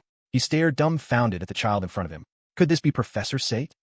The little girl, who was in fact Professor Sate, smiled reassuringly. No need to look so shocked. This is just how I am. I might look like this, but I'm over 80 years old. Ronald flinched. 80? You don't mean 8? There are drawbacks to looking this young, you know. She waved a dismissive hand. But we can talk about that later. She casually snapped her fingers. Instantly, ribbons of strange symbols wrapped around Ronald's body. He was too stunned to speak. She explained that breaking the curse on him was the priority. The glowing symbols grew denser, cocooning him completely. Ronald had no idea what was going on. She stroked her chin, studying them before concluding, I didn't realize your body was such a tangled mess of curses. There's even an ancient one here, nearly in its purest form. This is dangerous. A run-of-the-mill sorcerer wouldn't even be able to touch this. Ronald's face fell. What? So does that mean you can't break them? There are certainly more curses to deal with than I anticipated. A magic circle materialized beneath his feet, but naturally, I came prepared. The ribbons of light tightened around Ronald. Before we begin, she instructed, listen closely, Ronald. I'm going to manifest your curses as physical objects within a world inside your mind. You have only one job. Find the root of the curse that binds you, and destroy it. He was still lost. You want me to destroy the root of the curse? But how am I supposed to do that? You'll know when you see it, she answered with certainty. With that, she touched a finger to his forehead. A small flare of light burst from the point of contact. Good luck. A blinding light consumed everything. For a moment, Ronald felt as if he were falling through an endless void. As his vision cleared, he found himself in a place of blue skies, warm sun, and gentle breezes. So this is the world she created? He glanced around. From my own curses? His feet touched down safely on solid ground. He turned his head and froze. Before him stood a familiar wooden house. This is my home. Don't tell me the root of the curse is my own home. What the hell is going on? Before he could even process what he was seeing, a little boy with golden hair darted past him, calling out cheerfully, Mom, I'm home. Ronald recognized the voice. It was his sister. A little girl, a spitting image of the woman he knew, came rushing into the house. The layout was exactly as he remembered it. The little girl grinned from ear to ear. So adorable. But why is Ronald always sleeping? Is he sick, Mom? A warm voice answered from behind her. Babies have to sleep a lot to grow up. Just like you, Iroh. If your little brother gets sick in the future, you have to take good care of him as his big sister. Okay? Little Iroh raised both her hands. Yes, ma'am. I'll protect Ronald forever, because he's my little brother. The adult Ronald stood in the doorway, silently observing the warm scene before him. No matter how you look at it, this is what home was like. Asterisk, right after I was born. With Mom and my sister, asterisk. He realized the baby in the cradle was him, a younger Ronald, sleeping soundly. Asterisk, no way. I was a baby once? Asterisk. He looked around in a daze, reaching out to touch the objects around him. So, am I seeing the past? Asterisk, but I don't remember any of this. What do I do? Asterisk, as Ronald grappled with his confusion, the scene suddenly changed. A door opened, and a sound grew steadily closer. A man carrying a sinister, murderous aura walked in. For some reason, he couldn't see the man's face, but the man gave him an unsettling feeling. Though his body was motionless, Ronald's hands trembled uncontrollably. Who was this bastard? The dark silhouette passed right through him. Little Iroh joyfully ran out to greet him. His mother greeted him happily as well. You're home early today. The man didn't return Iroh's embrace. instead asking his mother a question in a language Ronald couldn't understand. But his mother answered, "Ah, the baby is in the cradle. You must be dying to see Ronald's face. Go on, have a look. He's the spitting image of you." Before she could finish her sentence, the man interrupted, holding his hand out in front of her. Hearing what he said, her eyes flew open in terror. "What do you mean?" A surge of black energy enveloped her. In a flash, her eyes went blank, and she collapsed at his feet. Iroh, confused by what was happening, stared blankly at her mother. Ronald screamed, his voice raw with anguish. "Mom!" The black smoke slowly closed in on Iroh. She backed away in fear. "Mommy!" His massive hand easily engulfed her little head. The result was the same as with her mother. She slowly lost consciousness and collapsed to the floor, stunning Ronald. "Iroh!" Absolute despair swelled in Ronald's chest, his eyes filling with bloodshot veins. "Iroh!" The man approached the cradle where baby Ronald slept. "Asterisk, you bastard. What the hell do you think you're doing?" Asterisk.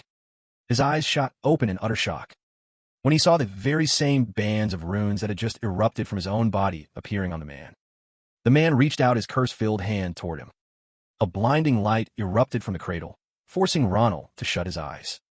He gritted his teeth so hard his entire body trembled. "Asterisk, that's right. It was you, Asterisk. The source of the curse. The one I have to break." Back in reality, something unexpected was happening to Secret. Despite her careful preparations, she was struggling to maintain her power. "My mana is about to hit rock bottom. What kind of twisted curse is this?" Iroh had arrived at some point, her face etched with worry. "If even you're saying that, Professor, just how many curses are there?" "I'm not sure. Besides the one on his physical power, I guess there are about 10. Iroh was taken aback. 10? Dear God. To neutralize 10 curses at once would. She suddenly cut herself off.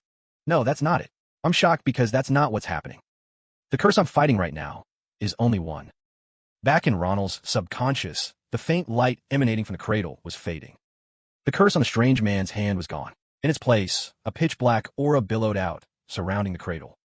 The man whispered something to the infant Ronald, then turned around, glancing at Iroh and his mother, lying motionless on the floor. He heartlessly stepped over them, passed right by Ronald, and opened the door, leaving. Ronald's fist tightened, and a red aura erupted from his right hand. The restraint was gone. Damn it. With no time to waste, he rushed to his family, shaking them awake. "Cease. Mom, are you?" To his immense relief, they were only sound asleep. Ronald breathed a sigh of relief. Thank God, they're just sleeping. He sank to the floor, burying his face in his hands as he let out a long breath. Asterisk, calm down. This is all in my head. Asterisk. He struggled back to his feet, his objective crystal clear. Gripping the sword at his side, he knew what he had to do. I'm going to tear that bastard to shreds. A flurry of furious strikes rained down, splintering the wooden door to pieces. Ronald shot outside at incredible speed, but he hadn't gone far before he skidded to a halt. A colossal plume of red smoke billowed across the sky. What the? The man standing there was the source of the smoke. So, you were waiting for me. Ronald's expression grew stern, his eyes defiant. All right, you got a problem with me? You son of a bitch. The man merely stared back in silence. His silence only fueled Ronald's rage. He raised his sword, its tip level with his eyes. How dare you go after my family, right in front of me? I'll never forgive you for this. Ronald shot forward, kicking up a spray of dirt and rock. The man stood his ground, a sphere of black smoke coalescing in his palm. Just as Ronald reached him, a sword shot out from the smoke to intercept his attack. Clang, the two blades clashed. But strangely, the man wasn't holding any weapon. The sword was moving on its own, parrying Ronald's blows. Huh, what the hell is this? The spectral sword pressed its relentless assault, forcing a struggling Ronald onto the defensive. Confusion was written all over his face. Is the curse controlling it? He tightened his grip on his sword. Asterisk, this is bad.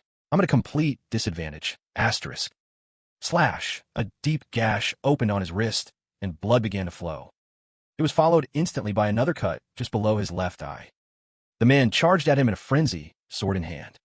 He swept past him gracefully, leaving a deadly slash across Ronald's chest. Fresh blood gushed from the wound. He collapsed to his knees, using his sword to prop himself up. Damn it, this can't be happening. Ronald coughed up blood, a helpless rage boiling in his chest. I can't even touch him. Is he just walking away, thinking I'm finished? Asterisk, it can't end like this. Stop screwing around and get up. Asterisk. You have too many questions for that son of a bitch. He forced his mouth open, growling. The man stopped. Using every last ounce of his strength, Ronald pushed himself up on his sword. This isn't over. Why? Why would you do this? They never showed that kind of love to anyone. But I saw the way you looked at them. It was the same tender gaze they give me. The only person who would look at them like that, it has to be you. You're him, aren't you? But why would you do this? The man remained silent. A murderous aura erupted from Ronald, blazing around him like a red inferno. Got nothing to say? After what you did to my sister and my mother, after putting this curse on me, you have nothing to say for yourself? Ronald roared and lunged forward. Fueled by pure hatred and moving at blinding speed, he unleashed a single, devastating slash. The man's head flew into the air, a fountain of blood erupting from his neck. It hit the ground with a sickening thud, cracking the earth before rolling to a stop at Ronald's feet. Without hesitation, he drove his sword straight through it. Black smoke billowed from the headless corpse. Ronald leaned in close, whispering, "Fine. If you won't talk, I'll find out the truth on my own. So get the hell out of me." "You bastard." The head vanished without a trace as the body began to disintegrate. The world around him dissolved. Ronald's eyes snapped open, his mind hazy, to find himself surrounded by Saris's bookshelves. He rubbed his head, struggling to sit up. "Where am I? Is this Safarachi?" Saris appeared from behind a shelf. "You're finally awake. How are you feeling, Ronald?" At the sound of the voice, Ronald's eyes widened. He stared blankly at the person in front of him. Who are you?" A figure approaches from behind. Ronald whirls around, on guard, and his eyes widen. "No way." "Professor Secret." She rubs her chin, smiling. "I'm surprised you recognized me. Just as I suspected, your senses are sharp." But Ronald is still stunned. "I mean, why does it look like time suddenly sped up for you? Is it because of me?" Professor Secret laughs. "Don't worry, it has nothing to do with you. But first, do you notice anything different?" Ronald lets out a sigh of relief, thinking it was his fault. He answers calmly, "Ah, yes. To be honest, I felt you were an extraordinary person from the moment we first met. But seeing you now, you're even more incredible than I imagined." He could feel an immensely powerful aura surrounding her body, strong enough to create an invisible pressure. In response, she just smiles and glances at him. "So it's truly working then?" Professor Secret pours 2 cups of hot tea. As steam rises from the cups, they begin their talk. "It's hard to believe, so that's what happened. To think the curse inside you originated from a memory you didn't even know you had. And on top of that, the person who cursed you looked like your father?" she asks, taking notes. "Yes, probably." "Why do you think that?" "You said you couldn't make out his appearance. Because I could hear them what my mother and sister were saying to him. And honestly, when that bastard laid a hand on my family, I felt something. Something so foreign, I couldn't even recognize it as my own emotion." He clutches his chest as the unfamiliar agony from the memory rushes back.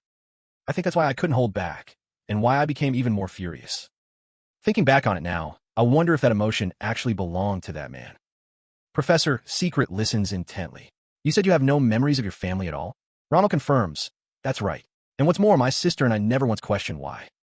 It's like those memories were just wiped clean from my mind." She takes a sip of tea, lost in thought. So it wasn't just his ability to sense mana that was sealed, but his very perception of his own existence as well. After a moment, she speaks. "It seems your father placed a curse on you. And at the same time, he tampered with your memories. In the process, some of the caster's memories were transferred to you. Memory-related spells can sometimes have side effects like that. Based on this, I believe the imaginary world that formed also included his memories. The fact that you were able to use mana even before you cut into the curse was likely because you could briefly sense mana as your suppressed perception was being restored." Ronald stares curiously at the sparkling threads of light radiating from his hands. "So, these shimmering threads flowing out in every direction. This is what you call mana?" The professor smiles, looking at the aura of light around his hands. "Correct. For now, you can only see them, but just like the other students, you'll soon be able to control them with ease. That is, if you can break 2 more of the remaining 9 curses you're afflicted with. Of course, it will take quite some time. All the curses on you are of unknown origin and are incredibly powerful. I'll send for you when I'm ready. You can head home for today." She adds one more cryptic sentence. It seems that day is coming soon. Ronald is taken aback. Professor Secret places her hand on her chin again, smiling mischievously. "Are you only just now noticing that your professor has gotten younger?" He decides to ask her directly. "Does your appearance change with the time of day? This body is a bit like your situation, but the circumstances are a little more complicated. That must be exhausting for you, Professor." She skillfully changes the subject. "Ronald, after learning such a painful truth, you may feel lost, but remember to keep your spirit strong. The days ahead are precious. Don't let yourself be shackled by the past. Ronald stands up and bows respectfully to her. Yes, Professor. I'll be in your care. At the same time, in another place, beneath the ruins of Grand Cappadocia, a giant stone golem that looked as if it were plated in gold stands imposing and still. A man with a goatee gazes at the sight in constant awe. It's much larger than the report suggested. Can it be true that a student stopped this thing, and not Professor Navi-Rose? As he's lost in thought, a young man enters. Sir, you're here. The man turns with a start. Ah, you finally arrived. It is Dulon, a young man with a serious expression. The man asks, how is the restoration mission progressing? The mission is proceeding without any setbacks. They say everything should be back to normal within a week. Furthermore, we investigated the status of those bastards as you requested, but we were unable to find any further information at this location. Is that so? Dulon continues. Instead, through Philion, we have located the student who was active here at that time. Would you like to meet him yourself, Your Grace? Duke Joseph Sinivan Grania, head of the House of Grania, furrows his brow in thought. So it's true, then? He mutters something under his breath. It seems. Instantly, the eyes of the stone statue behind them blazed to life as its limbs began to move. Du paniqued. Your Grace, forgive me. But the monster's colossal hand was already swinging down, ready to strike. Placing a hand on the hilt of his sword, he said urgently, Can you please step aside for a moment, Your Grace? I'll join forces with the knights too. That won't be necessary, the Duke cut in. The monster lunged for the very spot where he stood, but the Duke didn't move an inch. He placed a hand on the sword at his hip, glancing at the creature with a cold stare. Won't they be busy enough on their way here? A flash of steel sliced through the air, effortlessly severing the monster's hand. It roared, but before it could even process what happened, dozens more slashes followed in a blur, targeting every part of its body. The monster shattered into 100 pieces. Dulin shielded himself from the dust, his face impassive as he watched the scene unfold. Joseph sheathed his sword and commanded, Let's go, Dulin. With every step, he left the monster's shattered remains further behind. He smirked. Time to meet Philion's young hero. The next morning at the Navidu dormitory, a persistent knocking dragged Ronald from his sleep. Grumbling about whoever was bothering him before the sun was even fully up, he groggily went to open the door. Before him stood a man a full head taller than him, looming like a statue. Ronald squinted. Hey pal, who are you? No solicitors allowed in here. The man's brow furrowed, his expression clearly displeased. What an insolent brat. Do you have any idea who you're being so rude to? You're a weird one. Of course I don't, though you do look like a gatekeeper for some noble family. Still, Ronald had to admit the mana radiating from the man was unnervingly dark, hiding something strange, yet unsettlingly familiar. Suddenly, a hand rested on the man's shoulder, and a gentle voice spoke. That's enough, Dulin. We are also at fault for arriving unannounced. The man named Dulin immediately bowed his head respectfully. But Your Grace, those two words, Your Grace, jolted Ronald wide awake. He froze. The Duke of this empire, don't tell me. The man offered a gentle smile, his voice impeccably polite. My apologies, Ronald. On behalf of my knight escort, I would like to apologize again. If it isn't too sudden a request, might you have a moment to spare for me? It was only then that Ronald recognized him as Duke Rangia. The three of them went inside. As they had tea, Ronald listened to the Duke's story. The Duke placed an ornate box on the table. So, as you were saying, this is the newly forged scabbard from Alamantia? But why would you bring it here yourself, Your Grace? The blacksmiths of Grand Cappadocia asked me to. Master Doran in particular practically begged me. Ronald could just picture it. The Duke continued, Besides, I also wanted to express my gratitude to you. Our Grangia family and Grand Cappadocia have been allies for a very long time. My favorite sword, Lord Fay, was also forged by Master Doran. It is only proper to treat the hero and benefactor of Grand Cappadocia with such courtesy, wouldn't you agree? Of course, besides a simple greeting, I have also prepared a separate gift. The Duke presented what looked like a very large gold coin, the mark of Grangia. It even bears the seal of the head of the family. You're giving me something this valuable? I could buy 3 entire villages with this. It's the least we can do for our savior. This is how the honor of Grangia will endure. The blacksmith's gifts and the marks of Grangia should have also reached the other 2 students who participated with you. I do hope they like them. He took a leisurely sip of tea. I can already hear them singing your praises. Oh, our esteemed Duke. The Duke set his teacup down. The smile remained on his face, but his eyes were completely different. Then I am relieved. Now, let's move on to another matter. Ronald, could you tell me what you know about the ones behind this recent incident? I have a keen interest in the shameless fools who caused all this trouble. The atmosphere in the room changed in an instant. The Duke's gentle demeanor vanished, replaced by an invisible pressure that made Ronald break out in a cold sweat. The commanding aura radiating from the head of the Grangia family left him able to do nothing more than offer a silent, strained smile. I'm not sure how much you've already found out, but you must know those skulking bastards are far crazier than any of us thought, right?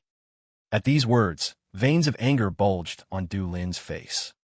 A silent wave of power emanated from the night, surrounding Ronald. He continued speaking. They moved so fast that even when I did my best to catch them.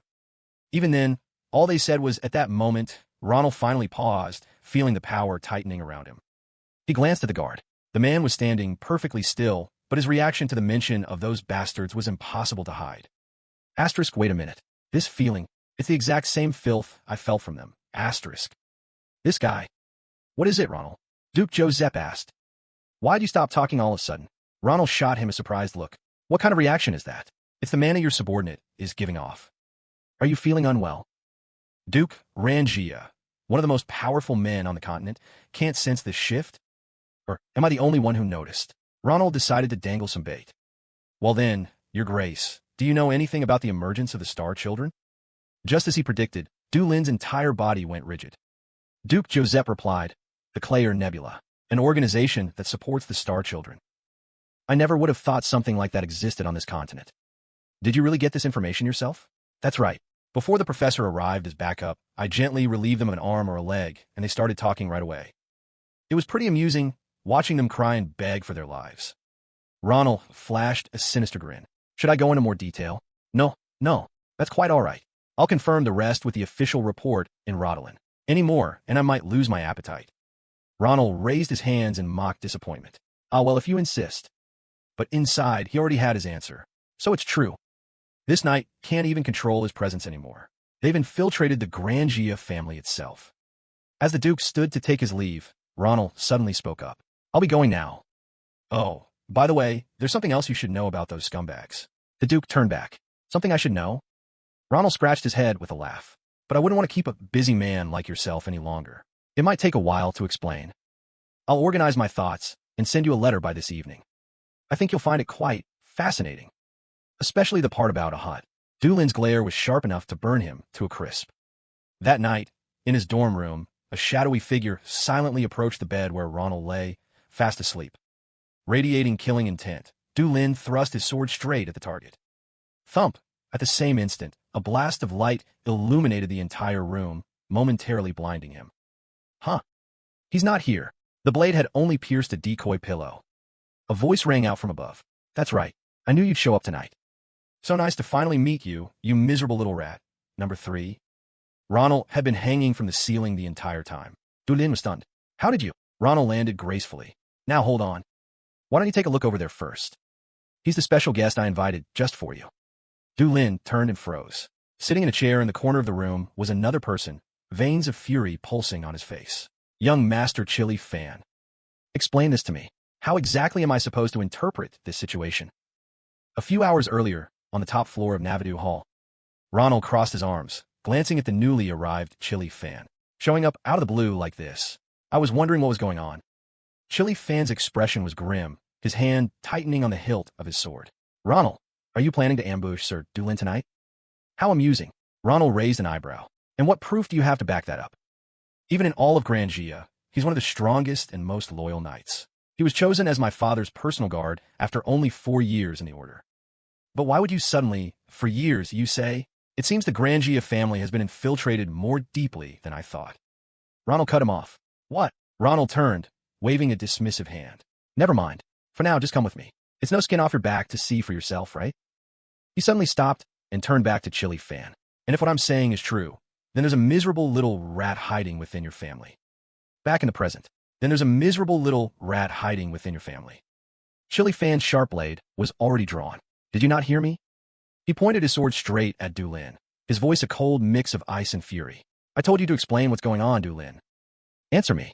Du Lin remained perfectly still, only grimacing slightly at the blade pressed against him. Ronald chimed in mockingly from the side. If he answered you just like that, he'd be a traitor, wouldn't he? You're far too naive. How do you expect to survive in this cruel world? The moment Ronald finished speaking, Du suddenly slammed his foot into the floor. A heavy, oppressive aura instantly filled the room. Chili Fan flinched, his eyes wide with shock. Ronald gritted his teeth. An invisible pressure like an electric current seized his body, weighing him down completely. So this is that bastard's aura, he thought, trying in vain to move his hand. Just then, Du swung his sword and charged. Ronald barely managed to block the blow and was sent flying backward with a cry of pain. Veins bulged on Chili Fan's forehead as he roared at Du. Just what the hell is going on? The moment the words left his mouth, Du shot toward him. He didn't hold back, swinging his sword with immense force. Though crushed by the pressure, Chili Fan gritted his teeth and struggled to parry the blow. It's a good thing you still lack experience controlling the range of your aura, young master, Du snarled, his face filled with killing intent. You can't use such a devastating technique in a place like this. Other people would get caught up in your rage. Hearing those words only made Chili Fan's blood boil even hotter. Du tightened his grip on his hilt. But in any case, my apologies, young master. With that, he brought his sword down hard. Chili Fan blocked the attack. Despite being bound by the aura, he stood his ground. I didn't want our relationship to end like this, Du said casually, but that little punk over there ruined everything. Your power, it's different from what I knew, Chili Fan growled, parrying another blow. Have you been hiding your true strength all this time? Betrayal? No, that's not it, Du said with an annoyed grimace as his sword was pushed back slightly. From the very beginning, I was Nev. Before he could finish, Chili Fan swung his sword and sent him flying.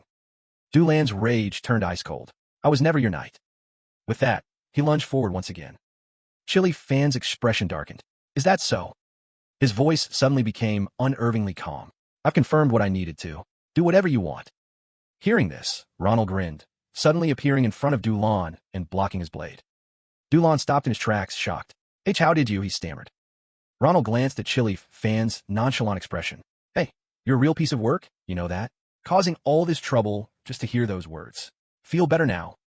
Chili Fan closed his eyes and bowed his head slightly. This was very important to me. I hope you can understand. He pushed Ronald aside. After today, in Grania, a storm of blood will follow. With that, he swung his sword violently at Du, leaving even Ronald, who stood nearby, slightly stunned. Du staggered back in confusion, gritting his teeth as he thought, what the? He's being suppressed by my aura, yet he can still swing that heavy sword? Is he doing this just with mana alone?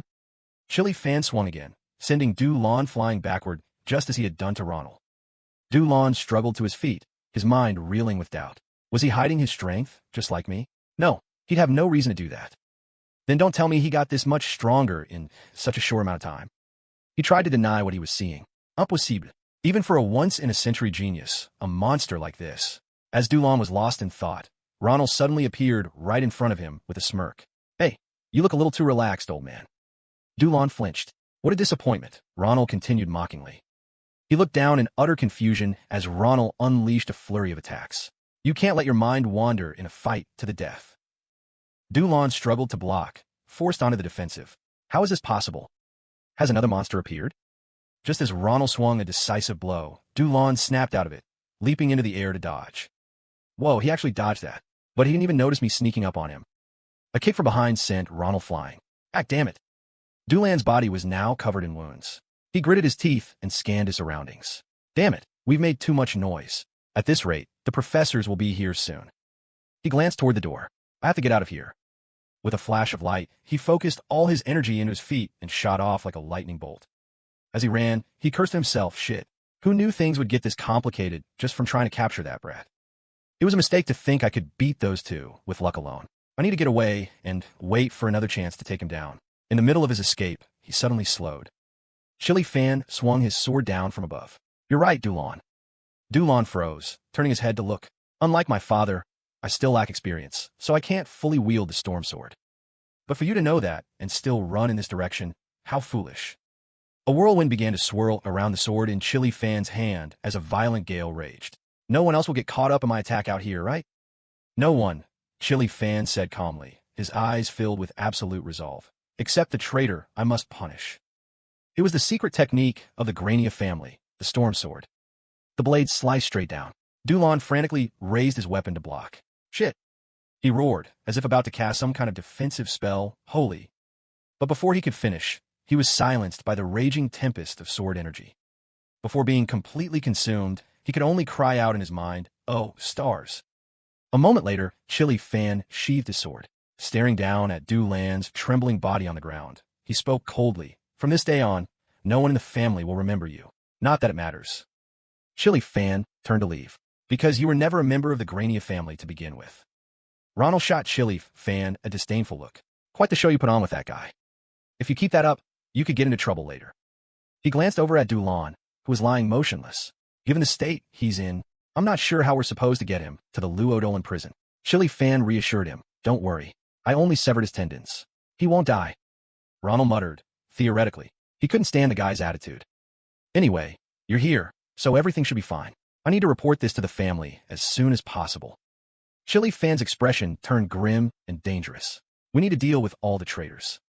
With that, he shot off, his voice echoing behind him. "I'll leave things here to you." Ronald stood stunned, unable to believe it. "Huh, hey, how could you just abandon me here?" He yelled angrily at the distant figure. "You're the one who wrecked this place and made this mess, and now you're just dumping all on me? Have you no shame? Where's your humanity? What happened here?" A voice called out from behind. "What was all that commotion? Were you ambushed?" Ronald turned to see Grava and Navi Rose stepping out of a portal. "Oh, you're here. Headmaster, Professor." Ronald's gaze fell on the snake ornament on Navi Rose's clothes. He pointed at it. "Teo? Oh." Ronald gave a thumbs up. "I like your outfit." Navi Rose was unimpressed. "Just answer my question." Grava spoke up as well. "Indeed, Ronald. The professor's fashion sense isn't the issue here, though I admit I'm a little surprised myself." "I'm glad you're not hurt, but can you please explain what happened?" "Yes, of course." Ronald replied, then suddenly changed the subject. "But Headmaster, can you hear me out on something else first?" Grava was taken aback. "HM, hear you out first? What do you mean?" Ronald's voice suddenly turned grim. That bastard." Grava gave him a confused look, while Navi Rose murmured the name to herself. What about that bastard?" Later, in the headmaster's office, Grava rested his chin on his hand, his expression thoughtful. "So, there's a mole in the Grania family. This is more serious than I thought." He looked at his star pupil with satisfaction. "You did well this time, Ronald. Thanks to you, we managed to stop this before it got any more complicated." "You're giving me too much credit, sir," Ronald replied modestly. A dark, hazy scene flashed through Ronald's mind. He had to keep his unique mana-sensing ability a secret. He remembered the flow of those bastards' mana. It had a very distinct feel. He wasn't 100% certain, but if word of this got out, it wouldn't just be him. Everyone around him would be in danger. Grava reassured him, "Don't worry. This will be investigated on a large scale soon, with the Grania family at the center of it. In any case, the Empire owes you yet again. First the incident at the blacksmith's village, and now this." Extremely pleased, he made an offer. "As headmaster, I'd like to give you a reward. Is there anything you'd like?" Hearing this, Ronald's eyes lit up. "Really? That's great. There's something I'd like to do at the academy, if you'd grant me permission." "Something that requires my permission?" Grava was intrigued. "I must admit, I'm curious." The next day, in the grand square of Philion, Ronald stood before the notice board and announced loudly to the gathered crowd. "All right, everyone listen up. Club activities that keep you cooped up on campus. Aren't you all tired of that?" He slapped a hand on a notice he'd just posted on the board. "And that's why I've created this for all of you." The poster on the board was a simple call for members. Ronald declared proudly, "The Special Adventure Club." Someone in the crowd called out, "What's a special adventure?" "Excellent question." Ronald pointed at the student. "You ask, what is the Special Adventure Club?" "It's a club focused on extracurricular activities and real combat experience, designed to train us into talented individuals who can serve the Empire." He dropped his hand and looked to the sky with confidence. "With the headmaster's special permission, this is the only club that's allowed to operate off-campus." The crowd began to murmur. "Off-campus activities? Is that for real?" Ronald continued. "Anyone interested in joining, please come to the first arena in the Galleon building during the designated interview times." From a distance, a cloaked figure watched in silence as Ronald finished his speech. "Thank you all for your attention." The mysterious figure muttered, "It can't be." Beside them, another person asked, "Who is that?" A few days later, at the Galleon building, Ronald sat slumped on the ground, sword in hand, his brow furrowed. "What? I made the announcement in the square, hoping to recruit some new talent, but why? Are you guys the only ones who showed up for the final day of tryouts?" Maria and Assel watched him lament. Maria scoffed. "You really don't get it, do you? After the so-called interviews you've been holding for the past few days, it's no wonder." She recalled how Ronald had brutalized the applicants. They were beaten to a pulp, some even screaming, "Help me!" Under the guise of his skills assessment, He had thrashed every single person who came to try out. And for those who passed the test, Maria said, remembering how he'd made people sign a bizarre waiver, he'd say the weirdest things like, "Are you prepared to die for this club's missions?"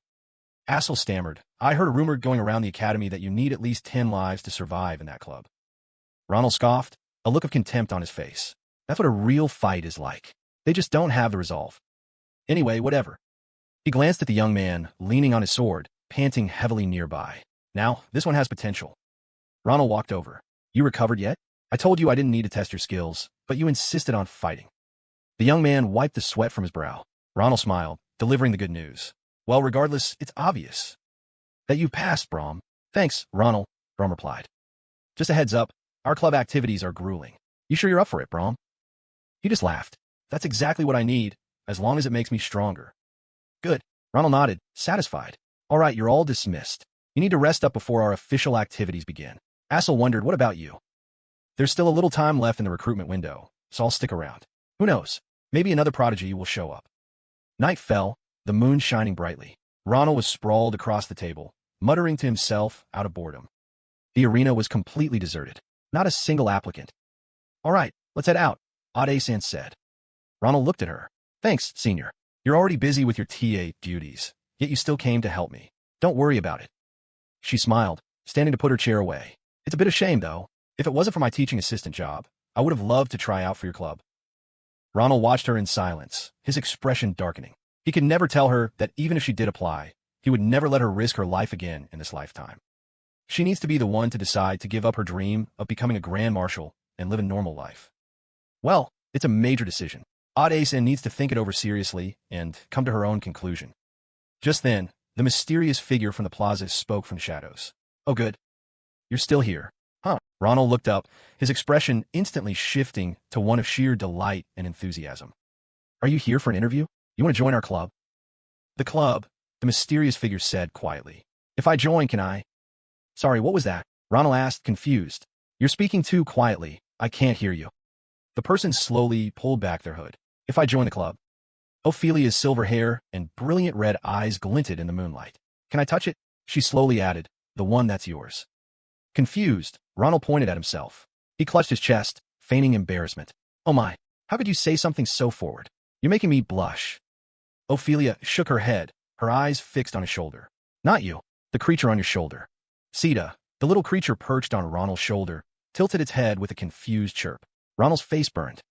He cleared his throat, pretending to scratch Sita's chin to hide his embarrassment. "Oh, you meant Sita? You should have just said so from the start. What a misunderstanding." He quickly changed the subject, his eyes lighting up with a cunning glint. "She's always with me, so if you join the club, you'll definitely be able to touch her." Ophelia's eyes were locked on Sita, brimming with adoration. "Really?" Ronald silently sized up the strange girl before him. "Unbelievable. She got this close, and I'm only just now sensing her presence. This is definitely no ordinary student." Ronald was certain of it. This girl is the real deal. Ophelia thought for a few seconds in silence before asking, "What do I need to do for the interview?" "First, show me your skills on that magical training dummy over there," he said, pointing to a mannequin in the distance. "And tell me your name and your year." "Third year, Magic Department." Ophelia denied. As she spoke, a vortex of dark, purple magical energy began to swirl around her. Her eyes began to glow, the light obscuring her pupils. "Here I go." Ade-san, standing beside him, couldn't hide her shock. She hurriedly said to Ronald, This is dark magic." She looked at Ophelia with admiration. "That's incredible. Dark mana is notoriously difficult to handle, but she's controlling it perfectly." Ronald couldn't look away from Ophelia either, but he noticed something even more astonishing. Her control over her magic looks faint on the surface, but I can clearly see a stream of crimson, blood-like energy radiating from her mana core. Wisps of black smoke laced with red enveloped Ophelia's hand. On his shoulder, Sita suddenly shot to its feet. Ophelia intoned the spell. Dark Claw. A colossal torrent of dark power shot toward the training dummy, launching it backward before erupting in a violent explosion. The blast was so powerful it cracked the far wall. Ronald was stunned. Staring at the obliterated dummy, he said, "I don't even need to spar with you. You're in." Ronald stepped closer, about to ask her something else. "But Ophelia, have you—" A voice suddenly rang in his head, startling him. "Asterisk, so you saw it. This is telepathy. Asterisk." Ophelia pulled down her hood and glanced at him. "Asterisk for now. You're the only one who needs to know. It'll be a pain if the others find out. Asterisk. Amidst the silence of the crowd, Ronald alone continued to hear her voice in his mind. Asterisk, let's go somewhere else instead. I have something I want to ask you, too. Asterisk. Night had fallen. Ronald and Ophelia left the arena. Ophelia was holding Sita, gently poking it with her finger as she spoke. I see. So this creature is a dream bird. Sita hirpet hepili. Ophelia looked utterly fascinated. A bird born from the condensed mana of its surroundings. How interesting. Hearing this, Ronald said, half-jokingly, You know, I find you pretty interesting yourself. I heard your people left the Empire a long time ago. Beneath the moonlight, the red eyes of Ophelia and Sita gleamed in unison. And the dragons, too. Ophelia's expression hardened. Not all of us left. Though our numbers are small, a few still remain scattered across the Empire.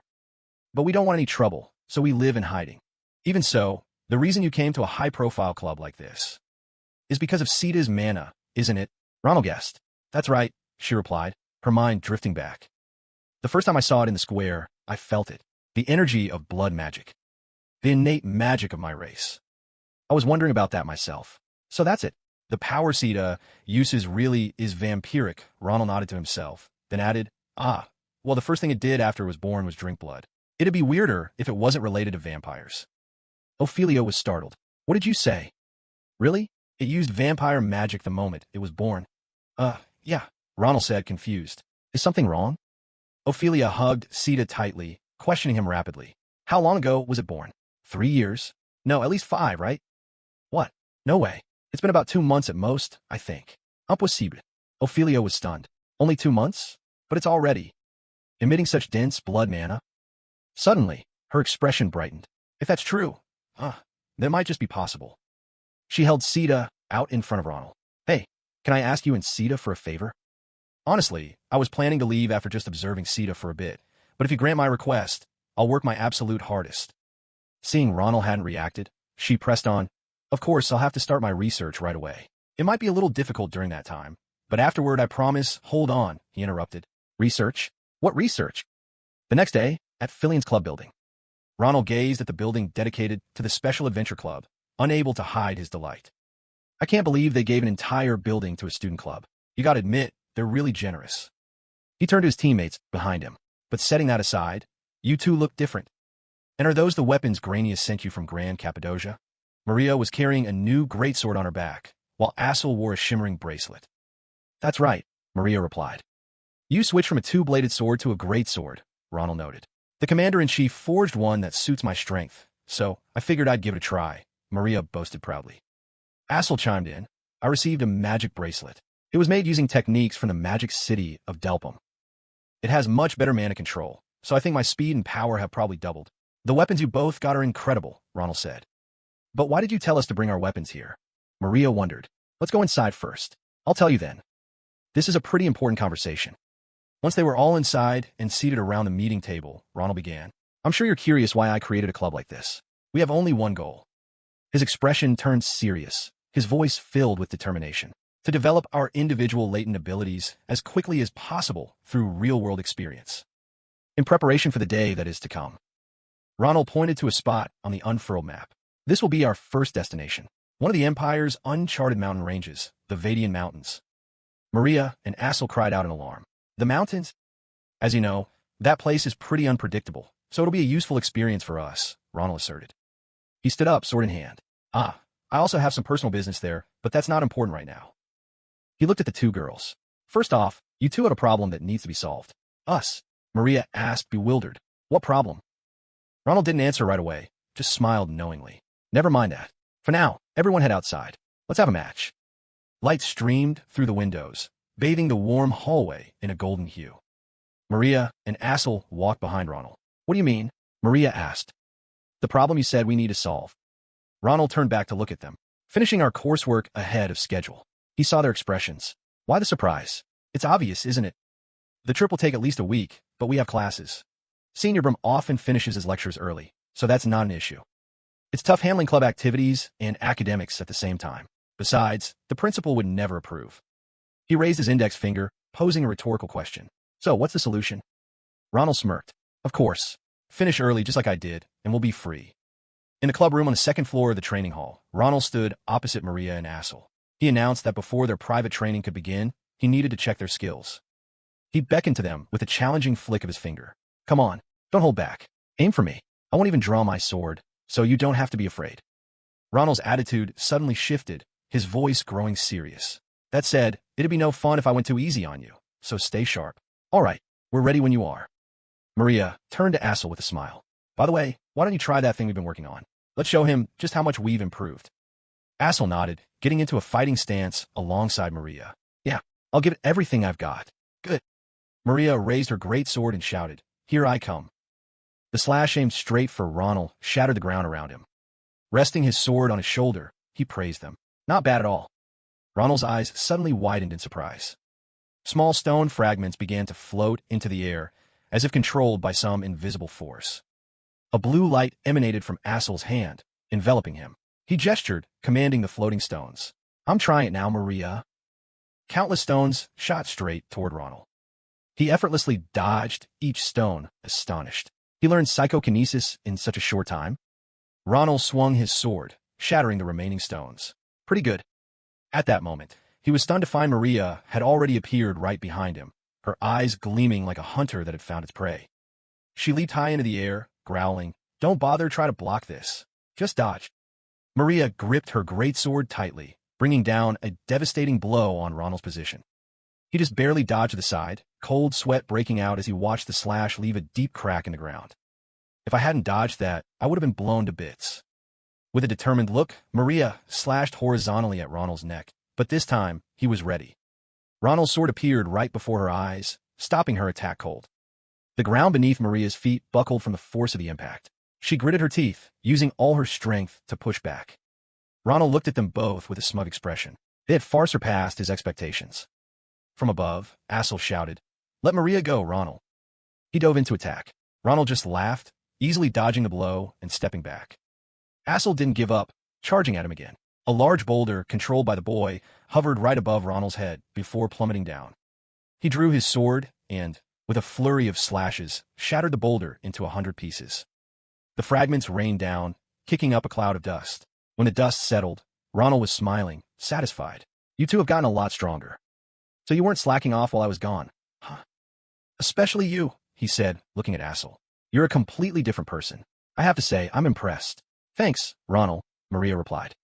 Ronald grinned, content. So, is the test over? Yeah, let's stop here. Then this won't take long. A month? No, 2 weeks will be more than enough. Ronald said, shaking out his arms to warm up.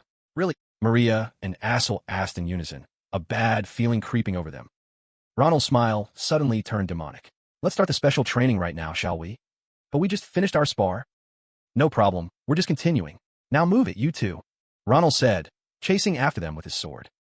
With his demonic expression, the two could only flee in terror. Help! Somebody help us! The desperate screams of Maria and Assel echoed throughout the tower. How did it come to this? From that day on, Assel and Maria threw themselves into training, even sacrificing their sleep. 2 weeks later, in the headmaster's office, Grava placed his hand on a paper covered in writing. This is incredible.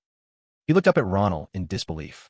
Are you telling me they all completed the curriculum ahead of schedule? The entire club? Yes, that's right, Ronald replied with a bright smile. Not every single subject, of course, but with these results, you can let us go out now, right? Goodness, you never cease to amaze me. Grava clasped his hands on the desk, smiling warmly. All right, as promised, I'll grant you permission to go. Take care. I wish you a successful adventure. The next day, the Special Adventure Club's first official activity began at Mount Vadian. The four of them, backpacks on, headed toward the mountain. Suddenly, specks of blue light gathered around Maria's outstretched hand. What is this? She asked in surprise. Seeing this, From burst out laughing. We've barely set foot here, and the mana is already this pure. Just sensing the mana in the air is a kind of training in itself. He turned to Ronald and asked excitedly. So what are we doing here, Ronald? Slow down. We're still far from the central region. Once we get there, I'll tell you what we need to do. I also have to find something while we're here. In a hidden corner of the forest, a figure stood motionless. His ears twitched at a distant sound. Saranti's face darkened, and a dangerous aura emanated from him. How unexpected. Visitors to this treacherous land. It's been a long time since I've had visitors. The mountain range stretched endlessly into the distance. From a high stone outcropping, for figures gazed down into the forest below. Ronald smiled. Found them. Below them, a startling scene unfolded. An entire orc village, bustling with activity. Brahm watched with fascination.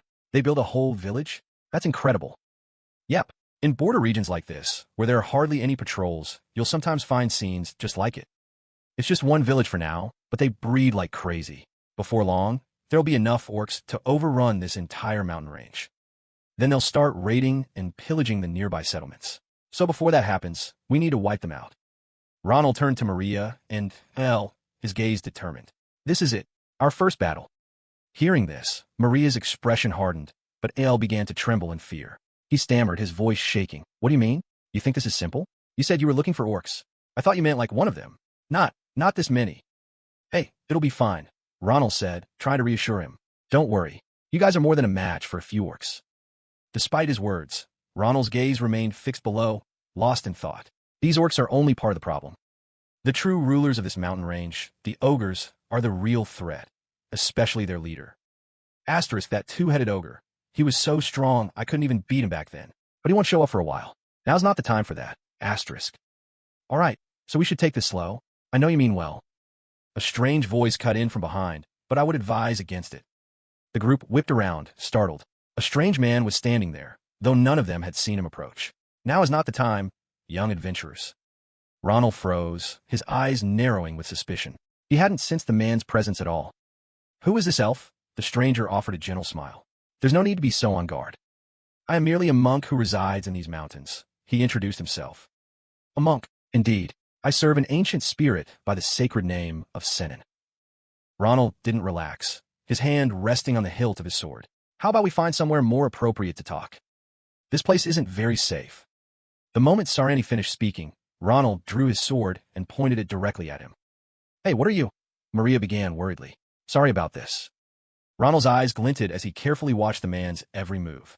There's a lot of crazy stuff going around these days. So, listen carefully and repeat exactly what I say. Repeat it. Repeat what? IOOT, you bastard, Ronald yelled.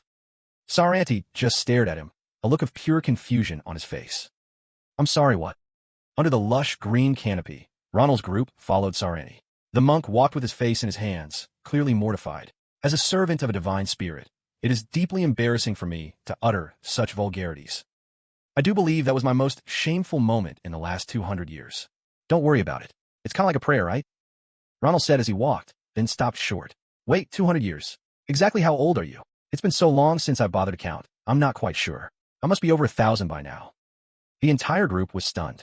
1,000 years. Ronald glanced at the man, who was now cheerfully plucking a flower from a branch. Asterisk. So he's been alive since before the Empire was even founded. I know elves live a long time, but the more important question is asterisk. What did you mean before, when you said it's not the time? Sarani's expression turned serious. That. The monsters have been acting strangely lately. Orcs aren't nocturnal, yet they've been seen roaming the mountains every night. Ogres, who rarely leave their territory, have been spotted outside the range.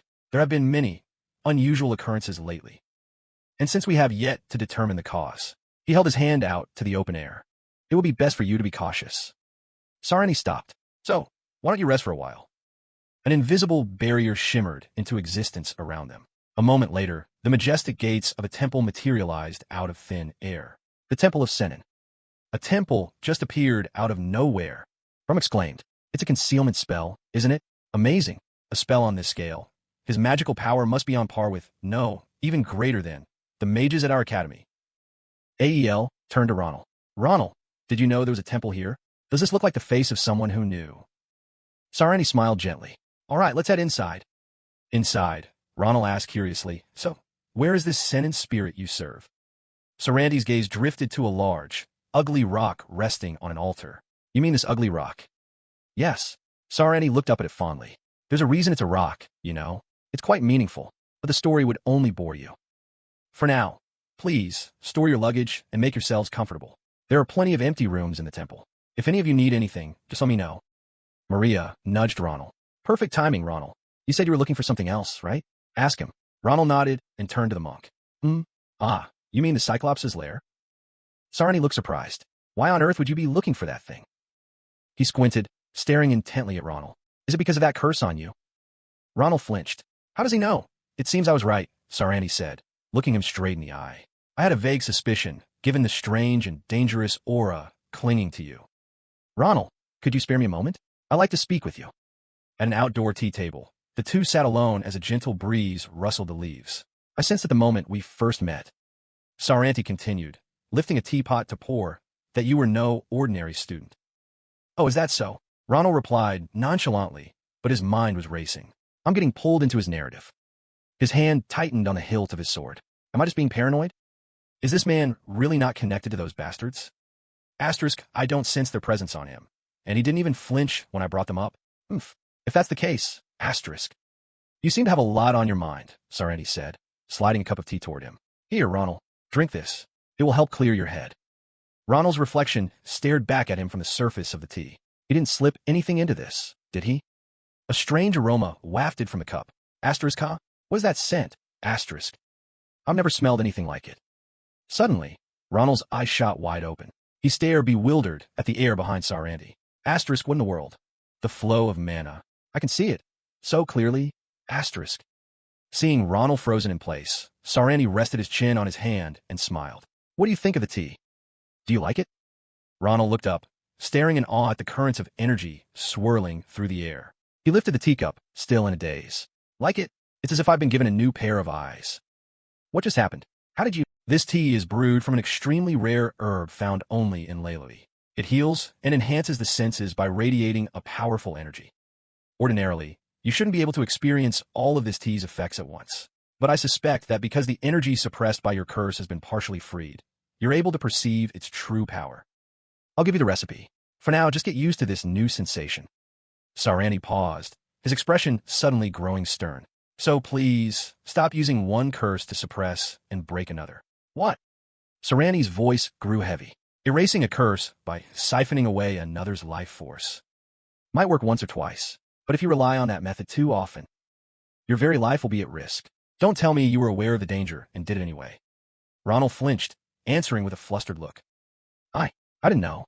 I just wanted to get rid of this curse as fast as possible. I understand your desperation. But you must stop now. If something were to go wrong, the consequences would be dire. Ronald listened intently, his gaze falling to the teacup in his hands. Its dark surface was like a bottomless abyss, reflecting the turmoil in his heart. He suddenly recalled Professor Secret saying something similar, that even he couldn't remove the curse. He could only give him the tools he needed to fight it himself, even though he knew people were trying to help. Ever since he confronted that entity, his patience had been wearing thin. Asterisk, if I keep being this reckless, I'll die before I ever catch those bastards, and my entire reason for returning will have been for nothing. Asterisk. Just who is this old man, anyway, he wondered. I don't think I ever met him in my past life. But for some reason, he feels strangely familiar. Ronald took hold of his cup and sighed softly. I've been careless. Too many things have been happening that are out of my control. He raised the cup to his lips, finally answering the unspoken question of what had happened to him. Those insane cultists. They were rambling on and on about the return of the stars. Saranti's brow furrowed. The cult of the stars. They've returned. Night fell over the castle. Saranti stood before a large boulder, lost in thought, replaying Ronald's words from earlier that day. If it's really them, if they're planning what they did all those years ago, then the same catastrophe that claimed thousands of lives will happen all over again. Am I supposed to just stand by and let it happen? Asterisk, if that's the case, could that boy be the answer I've been searching for? What am I supposed to do? Asterisk. A voice suddenly cut through his thoughts. Still awake, Saranti? It was Ronald, standing with a hand on his hip. Ronald, what are you doing out here so late? Couldn't sleep? No. I was just getting a drink of water, Ronald says, scratching his head. He looks up at the massive stone. But now that I'm looking at it again, it really is fascinating. To think a rock like this is the sacred idol you worship. Is there some kind of hidden meaning to it? Of course, Saranti replied.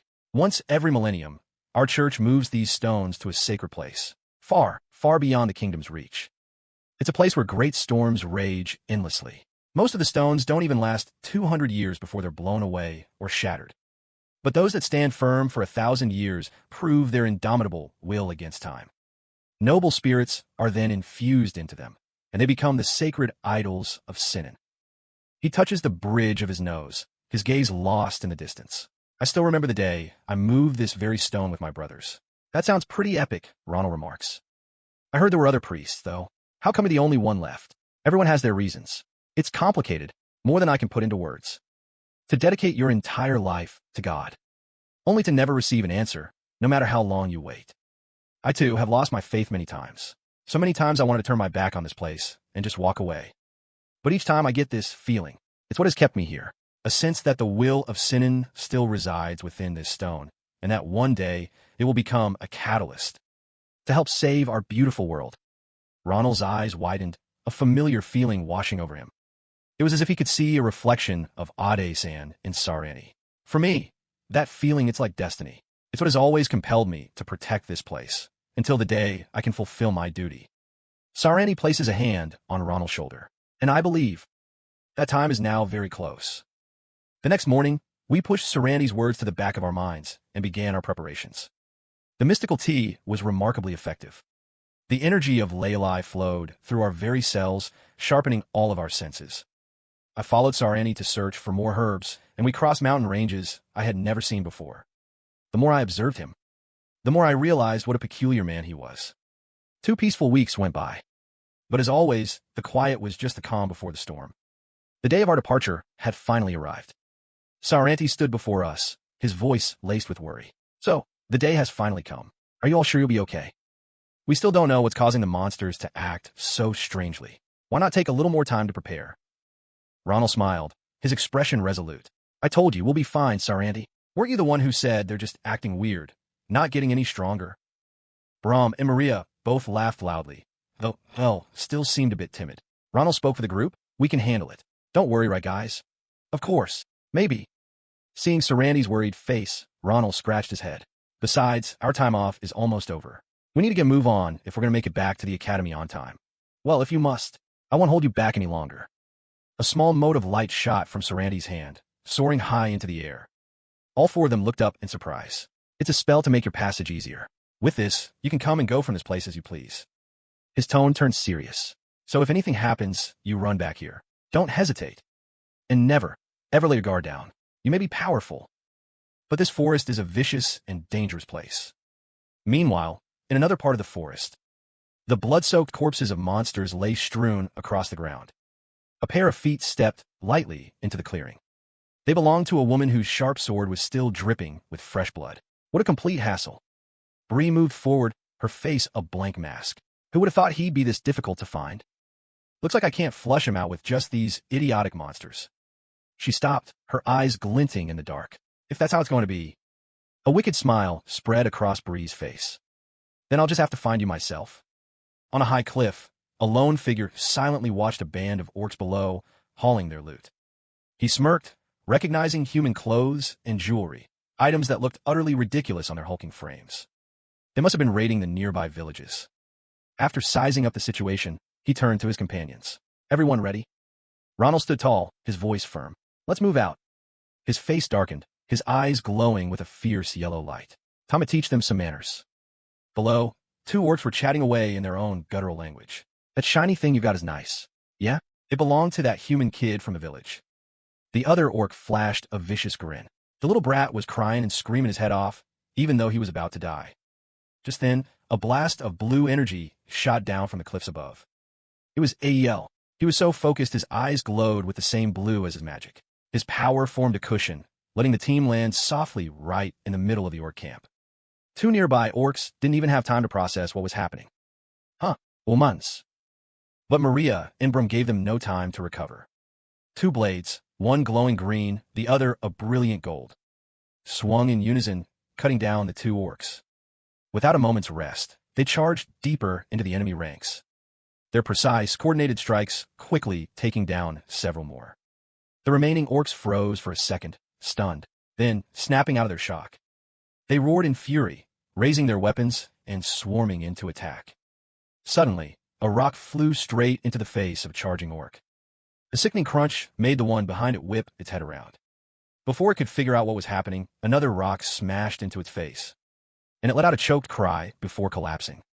Floating in the air, Ronald clapped mockingly. Perfect aim every time. He asked, yelled cheerfully, finally got the hang of it, huh? Hearing that, Ronald flashed a cruel smile. He leaned in close to Ael's ear and yelled, then, wipe them all out. Ael whimpered nervously, but did as he was told. He let out a cry, and a wave of blue light washed over the entire area. Countless rocks, large and small, were lifted into the air as if gravity had vanished. The orcs below stared up in confusion, their faces twisting in terror as a deadly rain of stone and gravel hailed down on them at horrifying speed. They screamed and tried to run, but it was too late. Ael screamed again. The blue light flared to its peak, then vanished, leaving only a thick cloud of dust. As the team landed, Ael asked shakily, What we do now, Ronald? His eyes welled with tears. If I keep doing this, I'm going to be punished so severely. Ronald threw an arm around his shoulder, reassuringly. What's there to worry about? We share the glory, we share the blame. He turned to the others and laughed. Right, my comrades? Brom answered cheerfully. That's right. Ael, I'll take the punishment with you, so don't you worry. He raised a hand to encourage him. I'll be right there with you, but you'll still get punished the most. At that, Ael could only bury his face in his hands and sob. Maria walked over, exasperated. Wow, real helpful, Brom. Huh, what did I say? Brom asked, genuinely confused. Ronald glanced around. Everyone performed really well. This trip was definitely worth it. Maybe I should raise the difficulty for the next challenge. His train of thought was broken when Sita nudged him.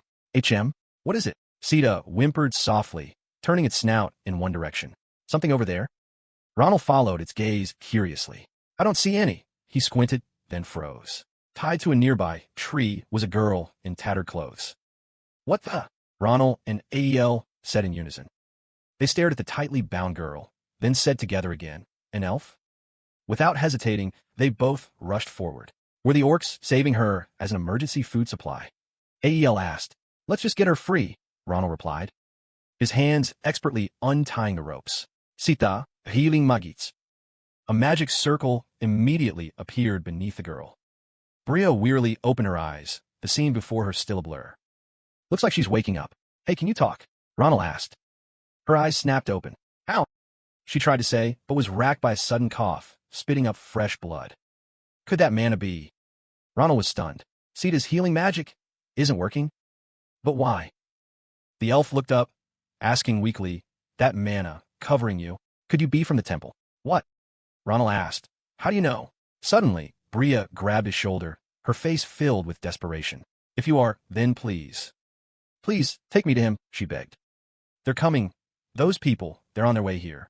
If we're even a little late, Saranti's life will be in danger. And with that, she passed out. Back at the temple, Saranti was busy cleaning when a teleportation gate suddenly ripped open. Carrying Bria on his back, Ronald rushed out and shouted, startling the old man. Saranti! Ronald! Saranti asked, composing himself. What are you doing back so soon? Did you run into trouble? Ronald replied. Never mind that. First, please take a look at this elf. She's a prisoner we rescued from an orc village. She said she had to see you. An elf. Saranti stepped closer, curious. What's this all of a sudden? But when he saw the girl's face clearly, Saranti froze. Gods above, Bria. His brow furrowed, his expression turning grim. What happened to you? Meanwhile, back at the orc village, Maria said to Brom, We've swept the area like Ronald asked, but there's no one else here. Same on my end, he replied. Thank the gods. Looks like she was the only prisoner they had. All right, we should head back to the temple then, she said, turning to El. Yeah. Maria walked over to El, who was staring intently at an orc corpse. What's got your attention? Something wrong. It's just that this orc's body is strange. It didn't look like this before, did it? Ael said. You're right, Maria agreed. What is this? Even you don't know what it is? No, I answered slowly. I've never seen anything like it. It looks like it was concealed with a dual-layered spell. He glanced at the other orc corpses, muttering, but what in the world are these magic circles on their heads? At Bria's bedside, Saranti let out a sigh of relief. She seems to be stable for now, he said, turning to Ronald. I've done what I can. You should get some rest. Ronald stood with his arms crossed, a worried look on his face. The healing magic didn't work. What if it's some unknown poison? Are you really okay? You gave me the antidote. I'll be fine. Saranti smiled, his voice dropping to a sincere tone. I'm in your debt. I almost lost my sister. Your sister? Ronald asked, surprised. A thought struck him, and he asked carefully, Don't tell me you're also in? Saranti cut him off with a nod. Yes, she is one of the last followers of Sinan, and she was once the most faithful of us all. He paused, his eyes on the sleeping Bria. Her faith was deeper than anyone's. Turning back to Ronald, his eyes filled with gratitude.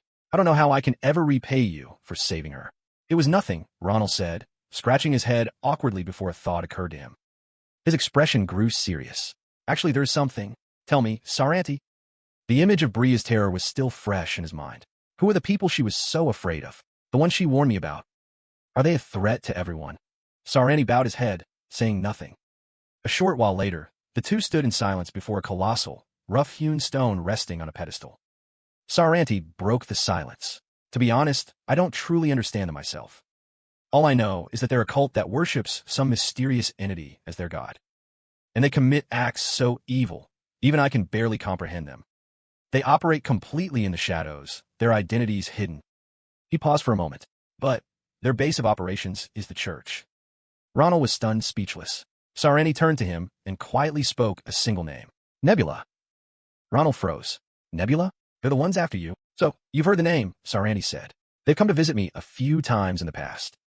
They've been quiet for a few hundred years, Saranti replied, nonchalantly. I thought they'd given up, but it seems they're on a move again. His casual tone irritated Ronald. This isn't a joke. You need to go to the Order for protection. Saranti shook his head. I can't. I cannot abandon this place, where the spirits of so many reside. Besides, wherever I might go, innocent people would only get caught in the crossfire. I won't allow that to happen. He placed a gentle hand on Ronald's shoulder, which is why you and your friends should leave here at once. His gaze was kind. I don't want to see you get dragged into this. I hope you understand. The weight of his words was not lost on Ronald. Outside, the sky was a peaceful blue, and golden sunlight bathed the temple in a serene glow. As he was about to leave, Ronald made one last plea. Saranti, just wait for me. I'll bring the strongest person I know to help you. So you have to stay hidden until I get back. Don't do anything reckless, you hear me? Hearing this, Saranti covered his mouth to hide a smile. All right, I understand. I'll hide myself away good and proper. Suddenly, Saranti took his hand. Take this. It's a token of my gratitude for saving Bria. This is... A green light shone from the object Saranti had placed in his palm. It was a ring. Yes, Saranti confirmed. Think of it as an admission ticket to the Magic Tower. If you go to the Dawn Magic Tower, give this to the librarian there. That place will surely help you find clues about your curse. Saranti gently wrapped his hand around the young man's. So, I wish you a safe journey. His voice lowered, like a final farewell. These past few days we've spent together. They've truly been a gift to me. Ronald felt a little awkward. Hey, it's not like we're never seeing each other again. Why are you getting all sappy? With that, he dashed off, his voice echoing from a distance. I'll be back with help for you soon. You take care of yourself. Once Ronald was out of sight, Saranti heavily pushed the door shut. His face darkened. He let out a long sigh, as if a great weight had been lifted. His eyes, now cold as ice, darted behind him. Should I say, long time no see? He turned completely around to face the intruder. Or perhaps not. For the church's assassin, Bria. A twisted smile spread across Bria's face, her voice dripping with sarcasm. Come now, why bring that up all of a sudden? Her expression turned sinister. What's wrong? Has life been getting a little too comfortable for you? Saranti remained calm. They just had to send you, their top assassin. How utterly vicious. And that's rich, coming from the woman who gives her own patients paralyzing poison. Bria shot back, her mocking tone unchanged. You looking for an antidote? Don't make me laugh. Saranti's face hardened. Compared to that clumsy little act of yours, I had no other choice. He scoffed. Lemihem's shadow guard, captured by a single orc? Well, I was running out of options. Bria explained nonchalantly, beginning her tale. You're a hard man to get a meeting with, you know? I tried luring you out with the monsters, but as expected, it was a total failure. But then, I happened to spot them. Those kids, they reeked of a connection to you. Of course, I figured slaughtering those children and scattering their corpses everywhere would be a much better way to draw you out than pretending to be captured by orcs. She smiled, pleased with herself. But I held myself back, out of respect for our shared history. How about that? Touching, isn't it? If so. Saranti replied softly, his brows furrowed and his gaze as sharp as a dagger. I would never have let you do that. Bria was unfazed, instead looking delighted. Oh, I'm so scared. So terrified, I can't even joke around anymore. Anyway, that's enough talk. I'm here to deliver the church's orders. Her face slowly grew serious. Persuade Saron. One of Bria's hands slowly closed around the hilt of her sword, which radiated a dark, menacing aura. If he refuses... Saranti reacted instantly, a sphere of brilliant golden energy forming in his palm. Kill him without mercy, Bria screamed, swinging her sword forward as Saranti unleashed his own power to meet her. The two energies collided, creating a horrifying shockwave that shook the entire forest to its core. Ronald, who had been walking, stopped dead in his tracks. He whipped his head around toward the sound. What was that? He stood frozen, staring into the distance as a sense of unease crept into his heart. This strange feeling. From behind him, Maria, Brom, and Elle ran up, breathless. Ronald, there you are. Maria called out. Oh, it's you guys. Ronald was surprised, then quickly asked, perfect timing. Did you scout the village? No one's being held captive, right? Yeah, we checked everywhere. No problems there, Maria answered immediately, then added, but we did find something suspicious. The magic circles on the orcs' heads. Ronald was still confused. What do you mean? Ale, catching his breath, explained, it's like this. Right before you left, I noticed something really strange about the orc corpses. It's the first time I've ever seen a magic circle like it. What? A magic circle? Inside their heads. Ronald was stunned. He began putting the pieces together. Are you saying? Before he could finish his sentence, a cataclysmic explosion erupted from behind them, leaving him speechless. What the hell was that? Brom yelled in terror. Did that come from the temple? AL was just as panicked. Ronald stood completely still, his eyes wide with horror. He stammered, Sarani. From the darkness of the forest, a massive, hairy foot stepped out in silence. The ground beneath them began to tremble. Ronald was paralyzed. Fear rose in his chest as his worst premonition came true. It can't be. The sharp crack of breaking branches echoed through the trees. An enormous monster with 2 horns on its head, glowing red eyes, and a pair of razor-sharp tusks stepped out of the woods, heading straight for them. It let out a deafening roar, revealing a maw of terrifying, jagged teeth. Ronald screamed in horror. A 2-headed ogre. At an ancient temple, a wall suddenly cracked and burst apart. From within the rubble, Bria lunged, aiming straight for Sarandi. He was already preparing 2 magic circles to meet her attack. Sarandi's brow furrowed as he shouted, Ventus! Instantly, streams of green mana converged, forming a fierce cyclone that enveloped him. But Bria didn't even flinch. She charged straight into the whirlwind, laughing maniacally. Yes, Sarandi, this is exactly what I wanted. With her own sword, Bria severed her right arm. The blade instantly fused to her forearm, unleashing a torrent of dark mana. Bria aimed the sword forward, gathering her mana and firing a blast of darkness straight into the cyclone. The 2 powers collided, creating an earth-shattering explosion.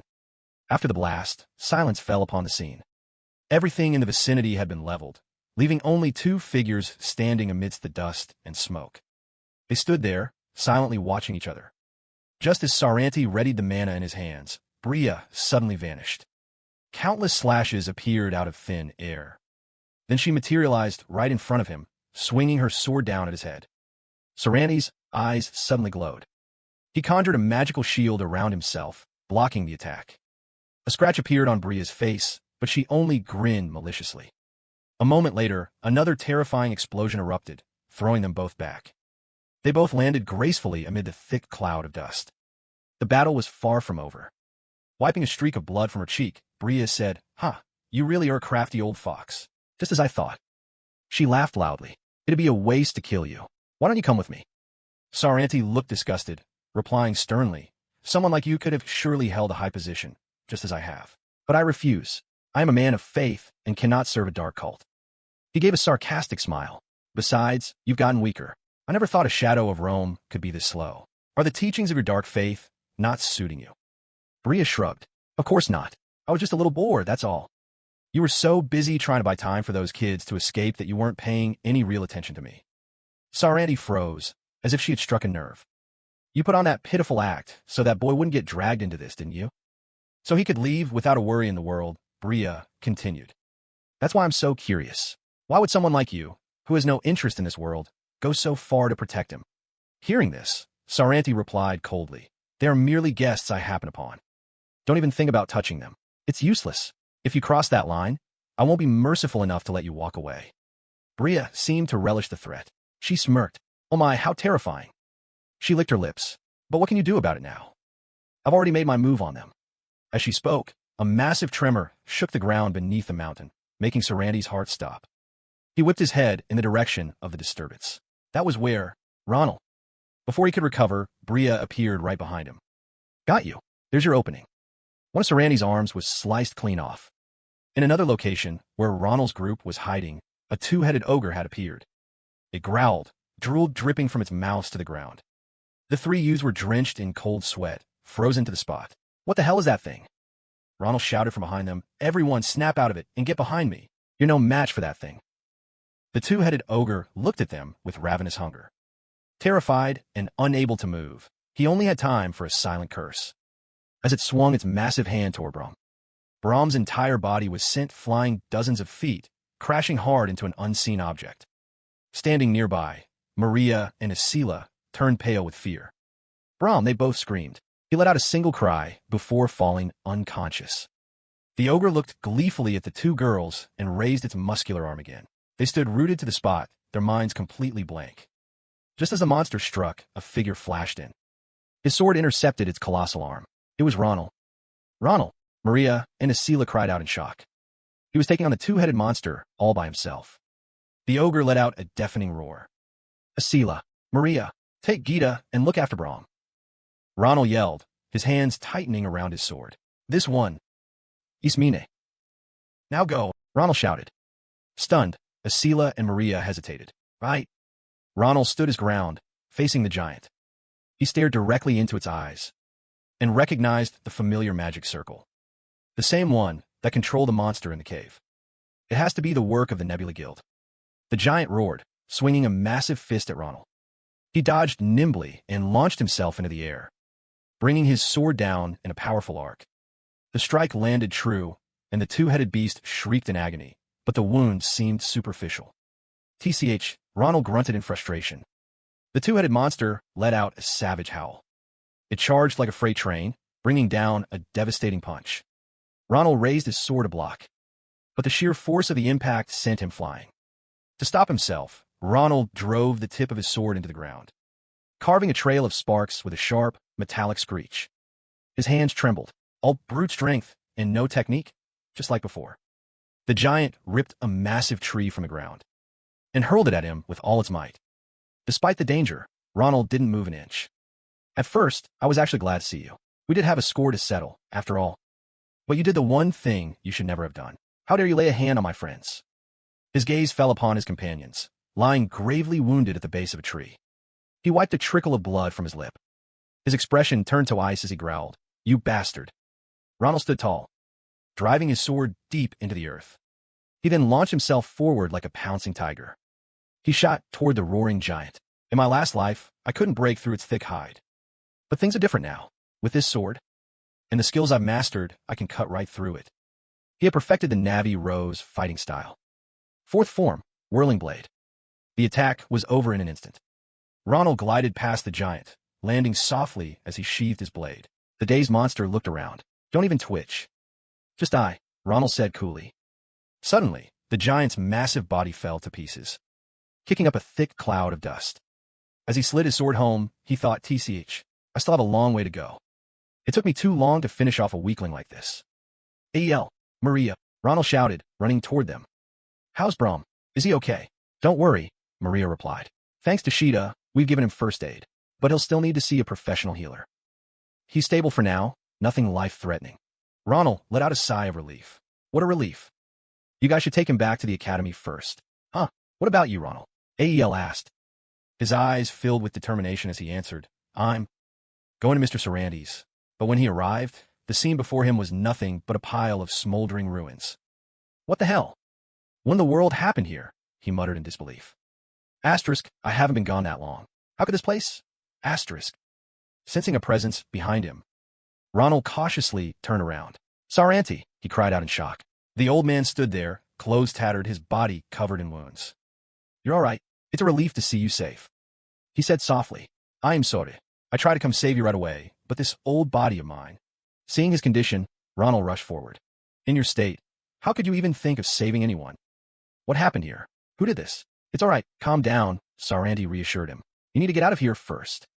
We've somehow made it through this, but there's no telling when they'll attack again.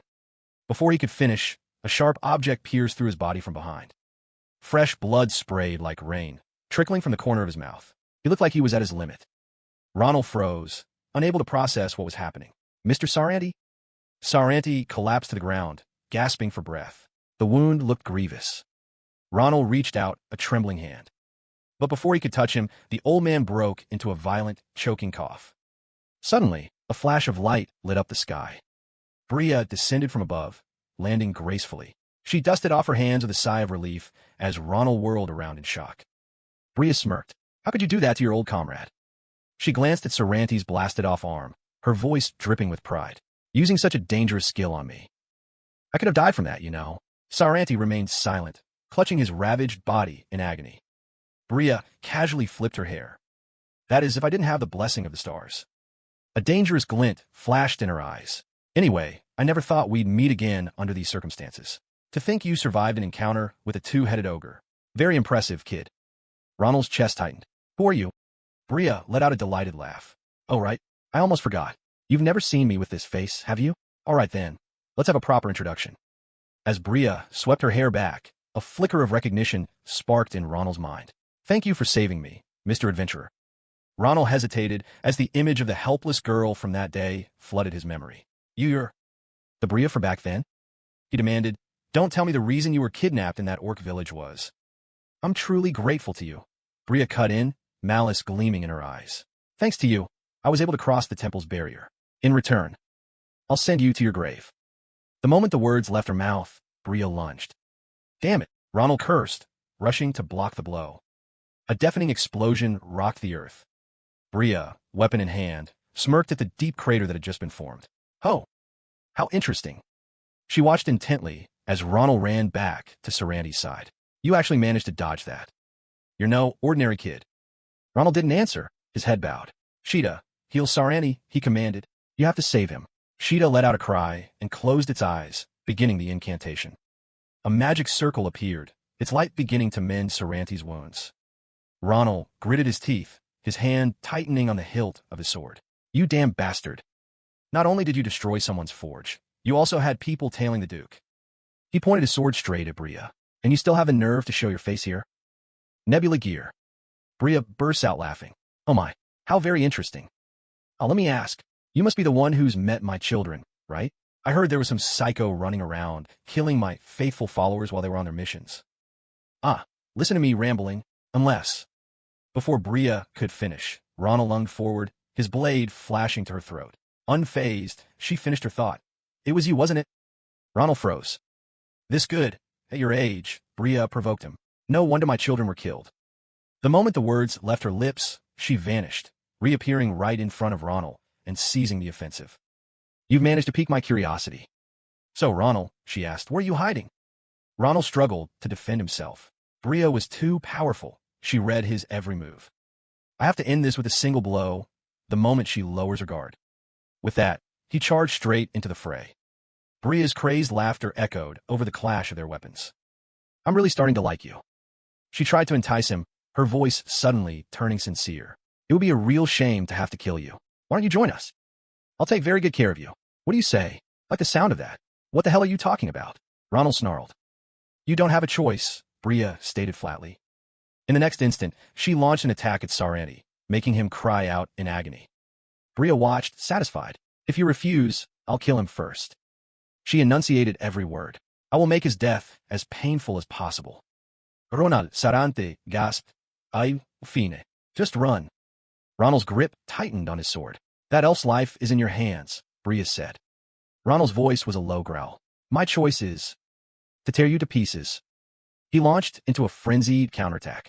You filthy bitch. Bria effortlessly dodged every attack. Oh dear, if you keep this up, this side of you just makes me want you even more. Gritting his teeth, Ronald threw a punch straight at her face. They clashed again, the battle raging with ferocious intensity. Saranti watched with growing anxiety, mouthing Ronald's name. It's been so long since I've fought an opponent this strong. Bria roared with glee. Ronald swung his sword, aiming for a fatal blow. But Bria caught his arm mid-swing. Such a waste to have to kill him, she thought. Be a good boy now. Bria tried to control him. If you move, I'll have to kill you. A powerful blast of force struck Ronald, sending him stumbling to the ground. Bria picked up his sword, a venomous smile on her face. When you open your eyes again, the starlight will welcome you. Just as Bria's blade was about to run Ronald through, a magical shield materialized, blocking the attack. Saranti had intervened. You again, Saranti? A sturdy shield now completely enveloped Ronald. From the side, Sarani's voice was low, his sharp gaze fixed on Bria. I told you, Bri. If you lay a hand on him, I won't let you get away with it. Seeing Sarani struggle to protect him, Ronald grew worried. Sarani, in your condition, it's too dangerous to exert yourself. I can handle her. Before he could finish, Sarani cut him off. You've done more than enough, Ronald. You bought me the time I needed to prepare. Please, leave the rest to me. Stand back. A powerful surge of magic erupted from Sarani. It enveloped Ronald and pushed him back. Seeing this, Bria snarled. Did you really think I'd just stand here and watch? She tightened her grip on her sword. But his body suddenly went rigid, completely paralyzed.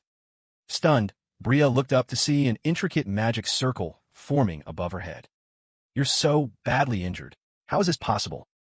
Sarani didn't answer, instead unleashing the magic circle.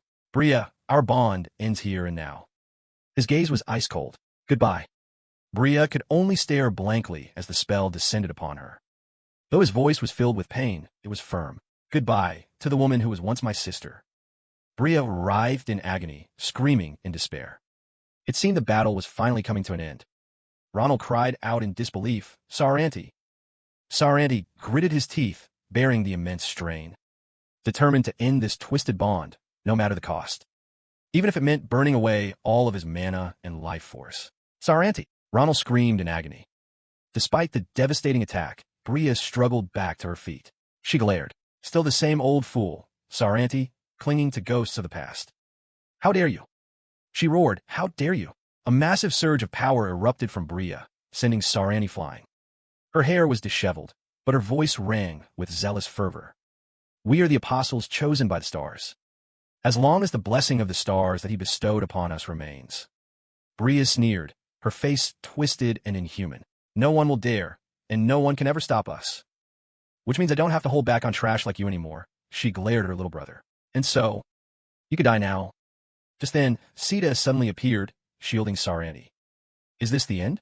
Saranti thought, his hope fading. He struggled to get his last words out. Ronald, can you hear me? Saranti. Ronald replied instantly. I'm here. What is it? It seems she can neutralize my attacks with a skill called Blessing of the Stars. Ronald muttered to himself. Neutralized like in my past life? Right now, her movements are restricted because of her injuries. Saranti warned. So you need to get out of here and prepare for the fights to come. Leave this tangled mess for an old man like me to unravel. Saranti closed his eyes, ready to accept his fate. But then a decisive voice cut through the air. Who gave you permission to say goodbye? Ronald lunged forward in a surprise attack. Caught off guard, Bria could only scream in rage. You bastard. Saranti couldn't believe his eyes. Ronald, don't even think about giving up, Ronald said with conviction. This isn't over yet. Besides, there's one thing she doesn't know. From the very beginning until this very moment, I've never run from a fight. Please, just trust me this one time. Bria glowered at Ronald. I deliberately let you go, you little brat. And yet you keep crawling back, she roared, lunging forward to attack. Ronald calmly took his stance. In that moment, a familiar power surged around him, lightning rain. Saranti was lending him his strength. Bria's expression flashed from shock to immediate rage. Both that kid and you. She lunged towards Saranti, finishing her sentence. Are so damn annoying. Standing before Saranti, Bria demanded, what do you think you're accomplishing with this? Not when I have the blessing of the stars. You pathetic bastards. Can't even lay a finger on me. Her blade sliced through the air. But once again, Ronald appeared just in time, sending her weapon flying. That's right, Ronald said calmly. I was hoping you'd think so. Saranti watched the scene unfold with a proud gaze. How? How could you break the star's blessing? Bria cried in disbelief. Ronald replied flatly. I have no idea. Are you curious? That's impossible. Bria didn't even have time to finish her scream. Ronald closed the distance with terrifying speed. A few flashes of his sword, and she collapsed. Even as she died, Bria couldn't accept the truth. Impossible. She fell, her eyes still wide in a defiant stare. Ronald looked down at her coldly. Then go ask your great star yourself. Bria collapsed, still unable to believe it. Asterisk, is this how it ends? I was so close to finding the answer. Asterisk. Her mangled body hit the ground. Her eyes remained wide open, unable to accept defeat. I waited for centuries. Before her consciousness faded completely, an image of Saranti appeared in her mind. Have you found it? The answer. After finishing Bria off, Ronald leaned on his sword, panting heavily. He glanced at the body one last time, feeling a surge of relief. If she hadn't let her guard down because of that damn blessing, he would have been the one lying on the ground. He gritted his teeth, remembering how in his past life, no one but him could even lay a finger on the giants, as they could nullify any attack. Those heartless murderers, using that power as a blessing.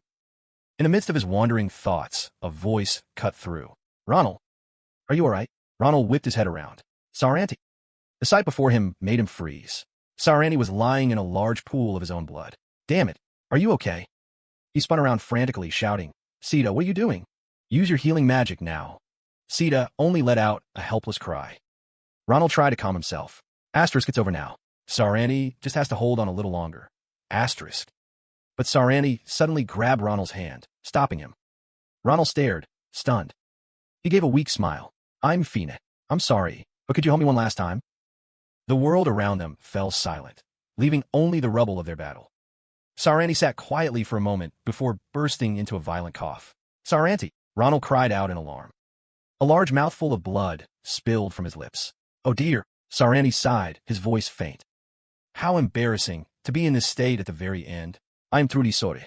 Ronald began to panic, racked with guilt. If it wasn't for me, this wouldn't have. Don't say that, Saranti interrupted. It was only a matter of time. This isn't anyone's fault. His gaze on Ronald was heavy with unspoken thoughts. This will be a long and arduous battle. You will be hurt countless times and lose so much. It's shameless of me to ask, but please, see this through to the very end. Saranti smiled. If it's you, I know you can do it. His hand tightened its grip on Ronald's. A blinding light suddenly erupted from Saranti, forcing Ronald to shield his eyes. Saranti! His body was starting to disappear. Ronald called out in a panic, but Saranti only reached up and gently caressed his cheek. Then, he gave him a brilliant smile. Thank you, Ronald, for being our answer. Ronald was speechless. Parts of Saranti's body continued to dissolve into particles of light, but his voice still echoed. I will be with you until the very end. With those words, his entire body vanished, condensing into a single green gem that fell to the ground. Ronald collapsed to his knees. His lips moved, but no sound came out. In the end, all he could do was whisper one last goodbye. Rest in peace, Sar. As dawn broke, Ronald left the mountain range and returned to the academy. His first expedition was over, and with it, he carried the legacy Saranti left behind. In the headmaster's office. The headmaster was still looking over his ledgers. He glanced at the report, then looked up at Ronald. For a first expedition, you certainly had your hands full, wouldn't you say, Ronald? Ronald scratched his head. About that. We ran into some trouble with a complete psycho this time. I guarantee nothing like that will ever happen again. So please, don't suspend the club's activities. The headmaster sized him up. I'm not just talking about your injuries. Even though he had only just met him, the headmaster's expression turned grave. The death of someone you've grown close to is never a small matter. He asked bluntly, Are you really okay, Ronald? It'd be a lie to say I'm fine, Ronald answered calmly. But if I just sit around blaming myself, I think you will be disappointed. So please, don't worry about me, and thank you for your concern. Ronald's response seemed to put the headmaster at ease. Is that so? I see. I'll let it slide this time. From wiping out an orc village to eliminating those criminals, I can't very well punish students who have contributed so much. But, he stressed, if you run into that organization again, can you promise me you won't do anything reckless? No matter what, as the one responsible for you. I can't just stand by while my students get hurt. Of course, sir. I'll burn that into my memory. With that, Ronald quickly excused himself. Well, I'll be going then, headmaster. I'll stop by before our next expedition. Sorry for all the trouble. He left in a hurry. The door slammed shut behind him. Watching him leave, the headmaster thought, Asterisk, come to think of it, didn't he test out of all his classes? I guess he hasn't heard the new courses are about to start. Asterisk. A short while later, at the Special Adventurers Club building. The moment he stepped inside, Ronald couldn't believe his eyes. What the? I came to check on how my friend's training was going. But why are you here? I mean, when did you even get to the academy? Chili Fan. Chili Fan turned around, his expression dead serious. You're finally here, Ronald. I need a moment of your time. We need to have a serious discussion about the Claire Nebula. What's that? Ronald asked directly. Chili Fan replied, We need to talk about the Claire Nebula. Did you deal with the rats in your family? Ronald asked. Chili Fan nodded, his fists clenching. I did. I launched a large-scale investigation within the family 15 days ago. So far, we've identified 19 traitors. 5 of them. I dealt with personally. As for the rest, he explained, they're being sent to Rotterdam prison, where they'll be investigated more thoroughly. However, there was something that bothered Chili Fan. A problem came up, he said, his tone pensive. I suspect the anti-lying compulsion may have been ineffective on them. The news stunned Ronald. What do you mean, the anti-lying compulsion didn't work on them? Chili Fan nodded. A preliminary investigation of all 19, just like with Lie, none of the compulsions worked. We couldn't get a single piece of information out of them. He sighed. If we take this as a precedent. Ronald immediately understood the implication. You mean someone deliberately found a way to counter our compulsions? Exactly. Damn it, Ronald hissed. This is a huge problem. He felt a headache coming on. This meant that aside from brutal interrogation, there was no way to vet them using his magic or that of the other wardens. That's all the information I have for now, Chili Fan concluded. I'll let you know if anything new comes up. He stood up, but his next words made the color drain from Ronald's face. I'm also really looking forward to seeing you at the upcoming midterm exams. Ronald went pale, stammering, What the hell are you talking about? Midterm exams. 2 days later. The midterm practical combat exam. Held on a deserted island in Philion. The students had all gathered. Navios surveyed the group, looking pleased. It seems no one is late. Her face turned serious. All right, listen up. I'm going to lay out the rules and procedures for this exam. As you all know, my class demands high-level combat training. If it were up to me, I'd have you all testing your skills across every type of terrain and battlefield, facing all kinds of challenges. She continued, her voice tinged with disappointment. But unfortunately, that's against academy regulations. A wave of relief washed over the students. They began to whisper amongst themselves, a mix of joy and lingering fear. But Navios quickly crushed their hopes. Instead, you will all be deployed to this island for a survival battle with no rules. No rules? Ronald thought, surprised. There's no need to worry about injury or death, Navios reassured them. I've prepared safety equipment. She held up a set of bracelets. The moment anyone wearing one of these loses the ability to fight, the teleportation magic within will activate, sending you back to Philion. What's more, professional priests and healers are already on standby there. No matter how severe your injuries, it won't be an issue. A devilish grin spread across Navios' face. In other words, every single one of you is expected to go all out in this battle. Any method, any scheme, is fair game. She emphasized every word, kill or be killed. Burn that into your minds, at least for today. The students' faces paled, while Navios looked absolutely ecstatic. Now, step out of line and get your bracelet when I call your name. You'll be sent to a designated coordinate as soon as you put it on. She began the roll call. Ade-san.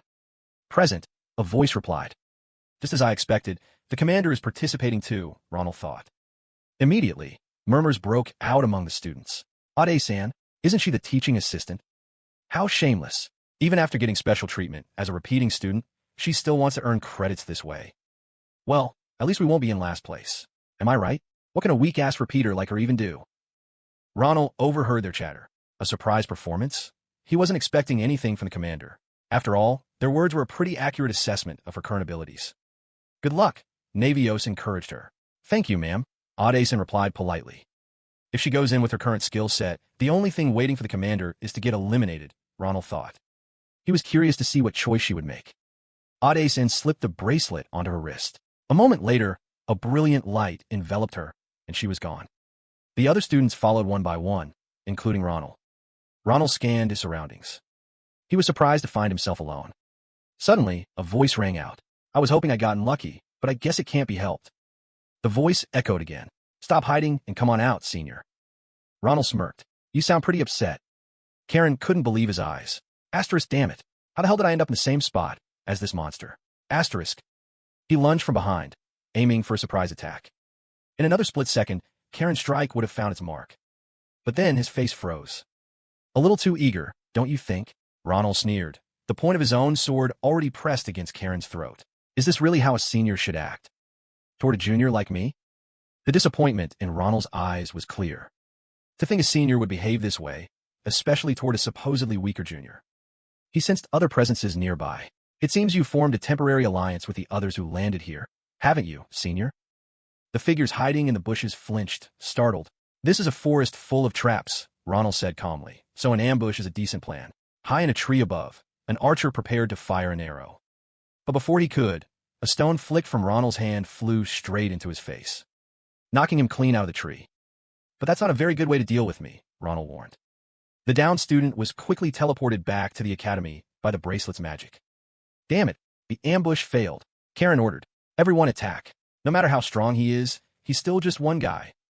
The whole mob charged forward, confident in their superior numbers. "Get him!" They swarmed in, ready to tear Ronald apart.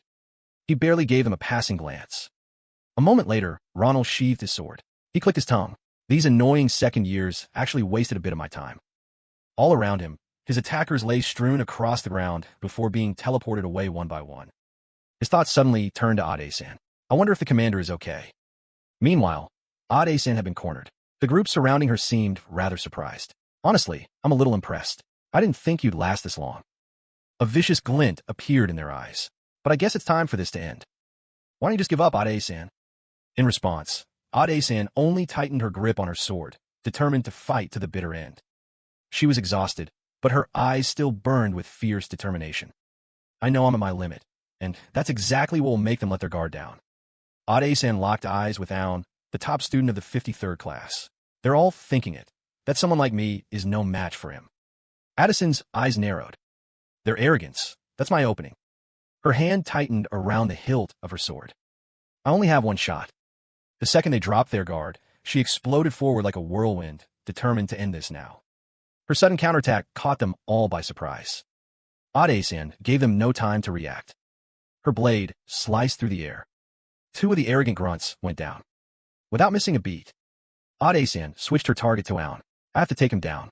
Now. She gritted her teeth and lunged. But she was stopped dead in her tracks. Aon blocked her strike, then slammed his weapon into her chest with devastating force. Ade-san coughed up blood. She was thrown back, her body spasming on the ground. I was curious to see what you'd pull, but it was just a cheap trick. How pathetic. His voice dripped with mockery. Ade-san, you're supposed to be smart. You should have realized by now, no matter what you try, you can't beat me. He smirked, enjoying the sight of her struggle. From a distance, a familiar figure watched in silence. Ronald wasn't surprised. It was all going exactly as he'd predicted. She really gave it her all, just now. He'd watched the whole fight. Ade-san made excellent use of the terrain and her opponent's arrogance. She seized her moment and took down those two brilliantly. Her fundamentals are solid, and her progress is remarkable. It's just a shame there's still such a gap in her skills. One she can't close just yet. Once this test is over, she'll need more training. Ronald turned to leave. But what happened next left him stunned. Just as Aon's blade was about to fall, Ade-san struggled to her feet, blocking the finishing blow with her sword. Aon's surprise quickly turned to anger. What the hell do you think you're doing? You just love making things hard for yourself, don't you? Ade-san replied calmly, of course. Though exhausted, she didn't back down. The test isn't over, and I'm still... Then, in a flash... Not done yet. She ducked under his attack and swung with all her might, but the blow had no force behind it. Damn it. The blade only grazed Aon's cheek, leaving a shallow scratch. He flew into a rage. You really know how to get on my nerves. A heavy blow struck her down. Ade-san collapsed in agony. Aon wiped the streak of blood from his cheek, pressing his weapon to her head. You know, my reputation takes a hit just by fighting a nobody like you. Hey, let me ask you something, he demanded. Why do you even bother trying so hard? I've always wondered. It's not your fundamentals or your skills. You're not even as talented as the other new recruits, so why do you keep fighting like this? Why won't you just give up? Everyone says you're a lost cause, that you'll never improve. Let's be honest, you know it better than anyone, don't you? So why push yourself this far? Ade-san dug her fingers into the dirt. Her eyes were vacant. Because I have to. A memory flashed through her mind. That day, her father held her in a tight embrace. Tears streamed down his face. Ade-san was just a naive child then, too young to understand what was going on. She looked up and declared her goal, to become a commander. Aon scoffed. Huh, what? A commander? Are you serious? What a joke. This isn't about giving up. Addison's voice grew firm. It's because I believe. Ronald stood above, listening intently to her words. That nothing can stop me from achieving my dream. I'll be the one to decide my own fate. Aon shook his head. I really don't get people like you. He raised his sword, ready for the final blow. You're so damn annoying. Go on and keep dreaming. It's all just a fantasy. You'll never make it a reality. Ade-san closed her eyes, bracing for the end, but a voice suddenly cut through the air. Stop. Ronald appeared, sending Aon's weapon flying. Sorry to interrupt, but this is as far as you go, senior. You've worked hard enough. Aon was stunned. What the? A lightning-fast strike hit down before he could even react. The injury triggered the teleportation magic, instantly sending him back to the academy. Ade-san stared in shock at her rescuer. Ronald. Ronald sheathed his sword. Senior, are you all right? Ade-san flinched. Yeah, thank you for saving me, Ronald. She looked up at him. But why are you here? Let's put that aside for now, Ronald replied. He offered her a hand. Before anything else, could I have a moment of your time? He leaned down. There's something I need to hear from you. The two of them stood by the edge of cliff. Ade-san was taken aback. What you want to hear? Is my reason for wanting to become a commander? Why are you asking all of a sudden? She looked over at Ronald. It's important to me. That's why I'm asking, Ronald said, his expression serious. She fell silent. Then, she lowered her gaze. Could it be? You've heard about the Knight of Kanai? Ronald froze. He looked surprised. You mean the Beastmen invasion from 10 years ago? Ade-san nodded. Yes. It was the first battle between the Empire, seeking to expand its territory north, and the Beastmen Federation, who sought to stop them. Her voice dropped. And that night, I lost my family. The memory flooded back like a nightmare. She was just a little girl. We're supposed to be having dinner right now. But where did everyone go? Ade-san looked up towards the door, where her mother stood with two other men. Her mother bit her lip. She walked over and cupped her daughter's face. What am I going to do? Something urgent's come up, so your mother and your brothers have to leave. Little Ade-san clenched her fists. What's happening? Can I go with you? A complex emotion filled her mother's eyes. Instead of answering, she just said, I'm so sorry, Ade-san. Then she stood and turned to her husband behind her. Please, take care of our daughter. That was the last time they ever spoke. Ade-san could only watch in silence as their figures faded into the distance. Later, I heard that the village knights were summoned that day for an operation to stop the walls from being breached. No, calling it an operation is being too generous because it was nothing short of a suicide mission. We were overwhelmed by the Beastman's power. Horrifying images flashed through her mind, knights being torn limb from limb. It was a complete massacre. As you probably know, it wasn't long after that the Empire and the Beastmen Federation held negotiations, she said, her voice hollow. In exchange for territorial integrity, the Beastmen were forced to integrate into the Imperial Army. And in the end, all my village's sacrifice earned us were a few useless memorial stones in a graveyard. She recalled the day she stood before her mother's grave. A knight stood nearby, clutching the stump of his missing arm. God damn it, he cursed. Tears streamed down his face. If they were going to negotiate in the end, then why did they make us kill our own comrades? He screamed. Addison's shoulders trembled. Some people call what happened that day a noble sacrifice, but I refuse to accept that, because every single one of them, her head hung low, could have lived. They could have negotiated peacefully. Even if we had to fight, there were so many other ways to gain the upper hand. Their deaths weren't noble. They were pointless sacrifices, wasted because of incompetent leadership. She clenched her fists, her voice thick with resentment. I can't stand that truth. Ronald was silent for a long moment before speaking. Senior, //, I'm going to become a commander, Ade-san said, her voice firm. A perfect commander. Her gaze was fixed forward, unwavering. One who will never cause such meaningless sacrifices again. Because no one needs a monument for people who should have lived. The memory of her younger self flashed in her mind.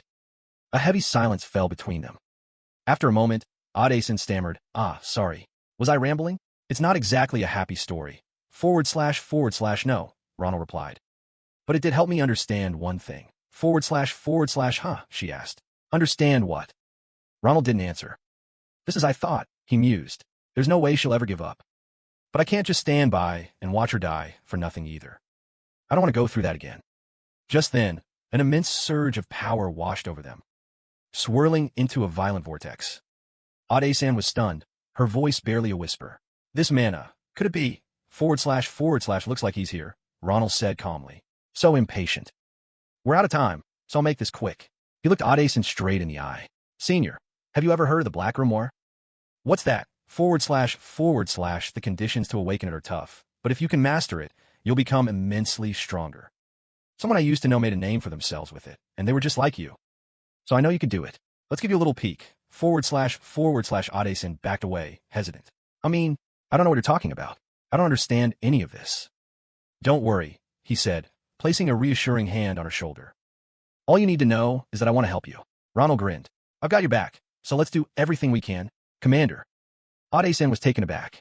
Ronald, are you serious? Before she could finish, Ronald shoved her hard off the cliff. Ronald, she screamed in terror. He just laughed cheerfully. That's all for today. Third place isn't half bad, right?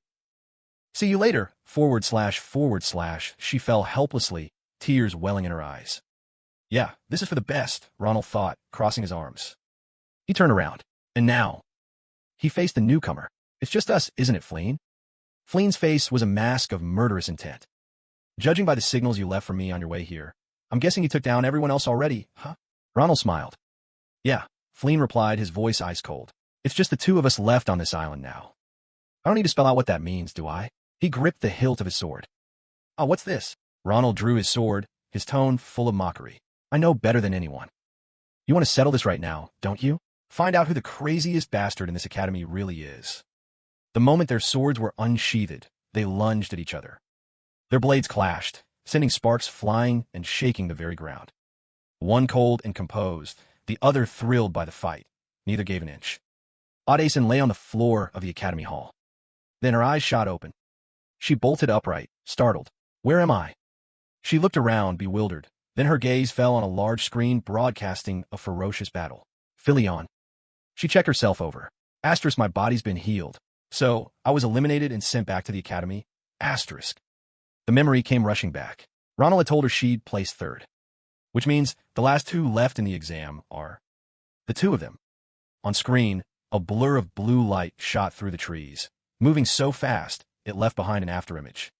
Chilifin leaped from branch to branch with clean precision, shooting forward like an arrow to catch Ronald. As he moved, he poured power into his blade. Once he'd gathered enough power, his expression darkened, his gaze turning ice-cold. Without a moment's hesitation, he unleashed a miniature sword vortex that shot straight for Ronald. Ronald glanced back. Asterisk, this crazy bastard.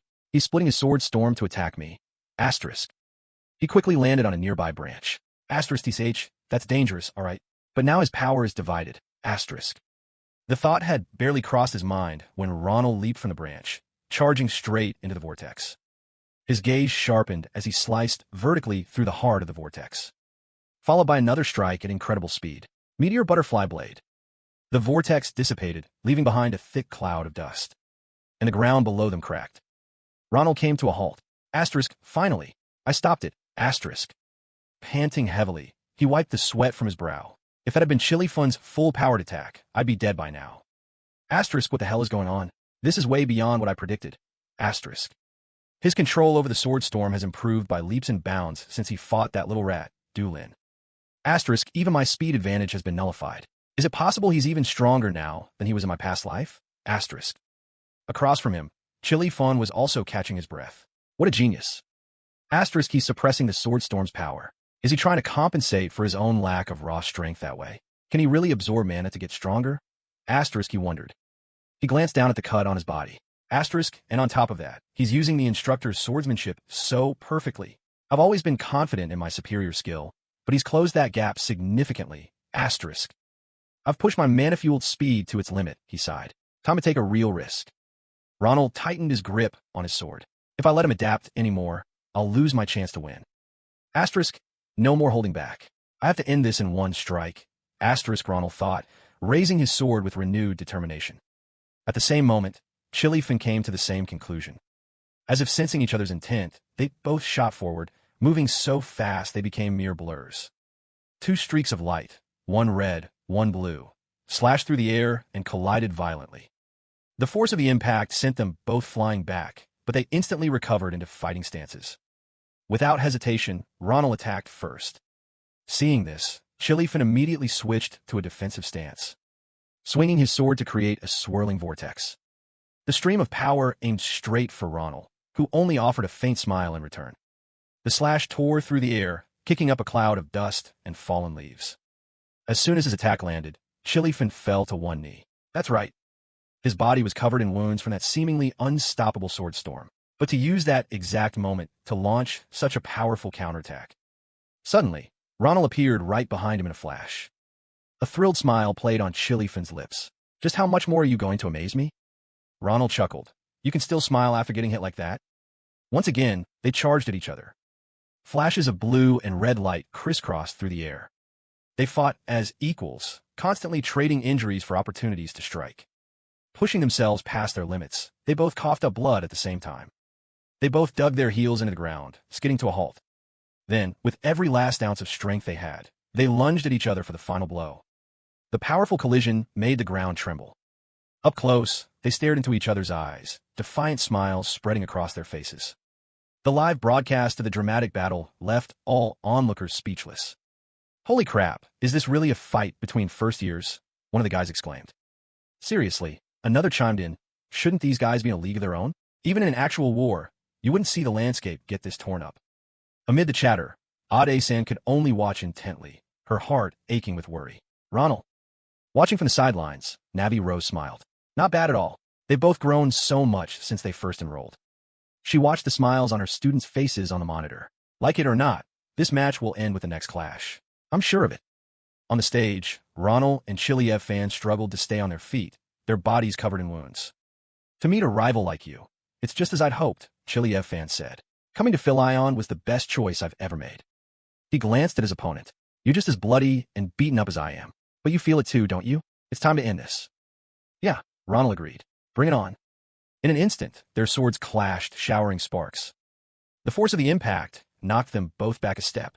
"I feel like we could actually be friends after this," Chiliev fan said. A blue aura erupted around him, his eyes glowing with the same light. "I'm going all out, no regrets. You better do the same. Show me everything you've got." He raised his sword. Ronald raised his sword as well. "You're always so damn eager for a fight." His eyes flashed red. "I have to get him on my side. But first, we have to settle who's stronger." The thought barely finished before Ronald dug his heels into the ground. Then, he shot forward like an arrow, aiming for an opening in Chiliev fan's guard. But his opponent reacted instantly, swinging his sword to block the attack just in time. How could he be even faster? Chiliev fan thought in shock as erratic red streaks of light suddenly flared up, surrounding him. With his current injuries, he admitted he couldn't keep up with Ronald's speed. However, watching the storm of attacks, he knew the price for that speed would be far greater than he could imagine. Ronald moved so fast he created afterimages, relentlessly swinging his sword from every direction. Doesn't he even care what happens after the fight? Chiliev fan thought with a sense of admiration. Gripping the hilt of his sword with both hands, he pointed it toward the ground. "I've learned something from you again." He grinned provocatively. "Come on." Then, he plunged his sword into the ground. His sword unleashed a massive wave of energy, launching a magical slash that flew straight at Ronald. He swung his sword just in time, slicing the attack in two. "This madman," Ronald thought, gritting his teeth. "He knows he can't keep up with my speed." So he unleashed a wide-area spell to defend himself? Ronald realized that with those injuries, precise mana control was impossible. An attack like that would only injure him even more. Seeing his opponent grit his teeth, veins bulging, he wondered, do you want to win that badly? Ronald tightened his grip on his sword. "But I have no intention of losing either." Instead of dodging, he charged straight at his opponent, hands a blur as he swung his sword. Both of them were at their limit. There was no time to waste on a half-assed draw. Ronald mustered every last bit of his strength, pouring it all into a single technique. "I'll end this match." With his strike, he brought his sword down, aiming straight for Chiliev fan. "I knew you'd charge in close." Ronald's attack was suddenly stopped cold by streams of Chiliev fan's magic. It brought him to a dead stop. "You really don't disappoint," Chiliev fan declared. The energy around him began to shift, growing stronger by the second. "I'm releasing all of my strength and mana in this one move." He roared the name of his ultimate technique, Aura Swordstorm. A massive sphere of blue energy enveloped the entire area. Then it detonated in a terrifying explosion, shattering the ground and shaking the very foundations of the arena. The shockwave swept away everything in its path. As the smoke and dust began to clear, Chiliev fan was still standing in the same spot, though his body was bleeding even more heavily. A short distance away, Ronald slowly got to his feet, his own wounds now just as severe.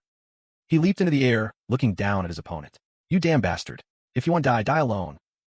Unleashing a sword storm powerful enough to consume himself. How reckless can you be? He's a complete maniac when it comes to the sword. But Ronald had to admit that's just like him. On the ground below, Chiliev fan just grinned with delight. Yeah, he thought, coming here was definitely the best choice I've ever made. From above, Ronald roared, red energy flaring around him. "Today, one of us is going down." His blade flashed. He landed, gathering his momentum before charging straight ahead. The audience held their breath, waiting for the final clash. Adon clasped his hands together, praying nervously. Navi Rose merely watched with a smile. Finally, The battle is over. Ronald and Chiliev fan roared, charging at each other with every last bit of their strength.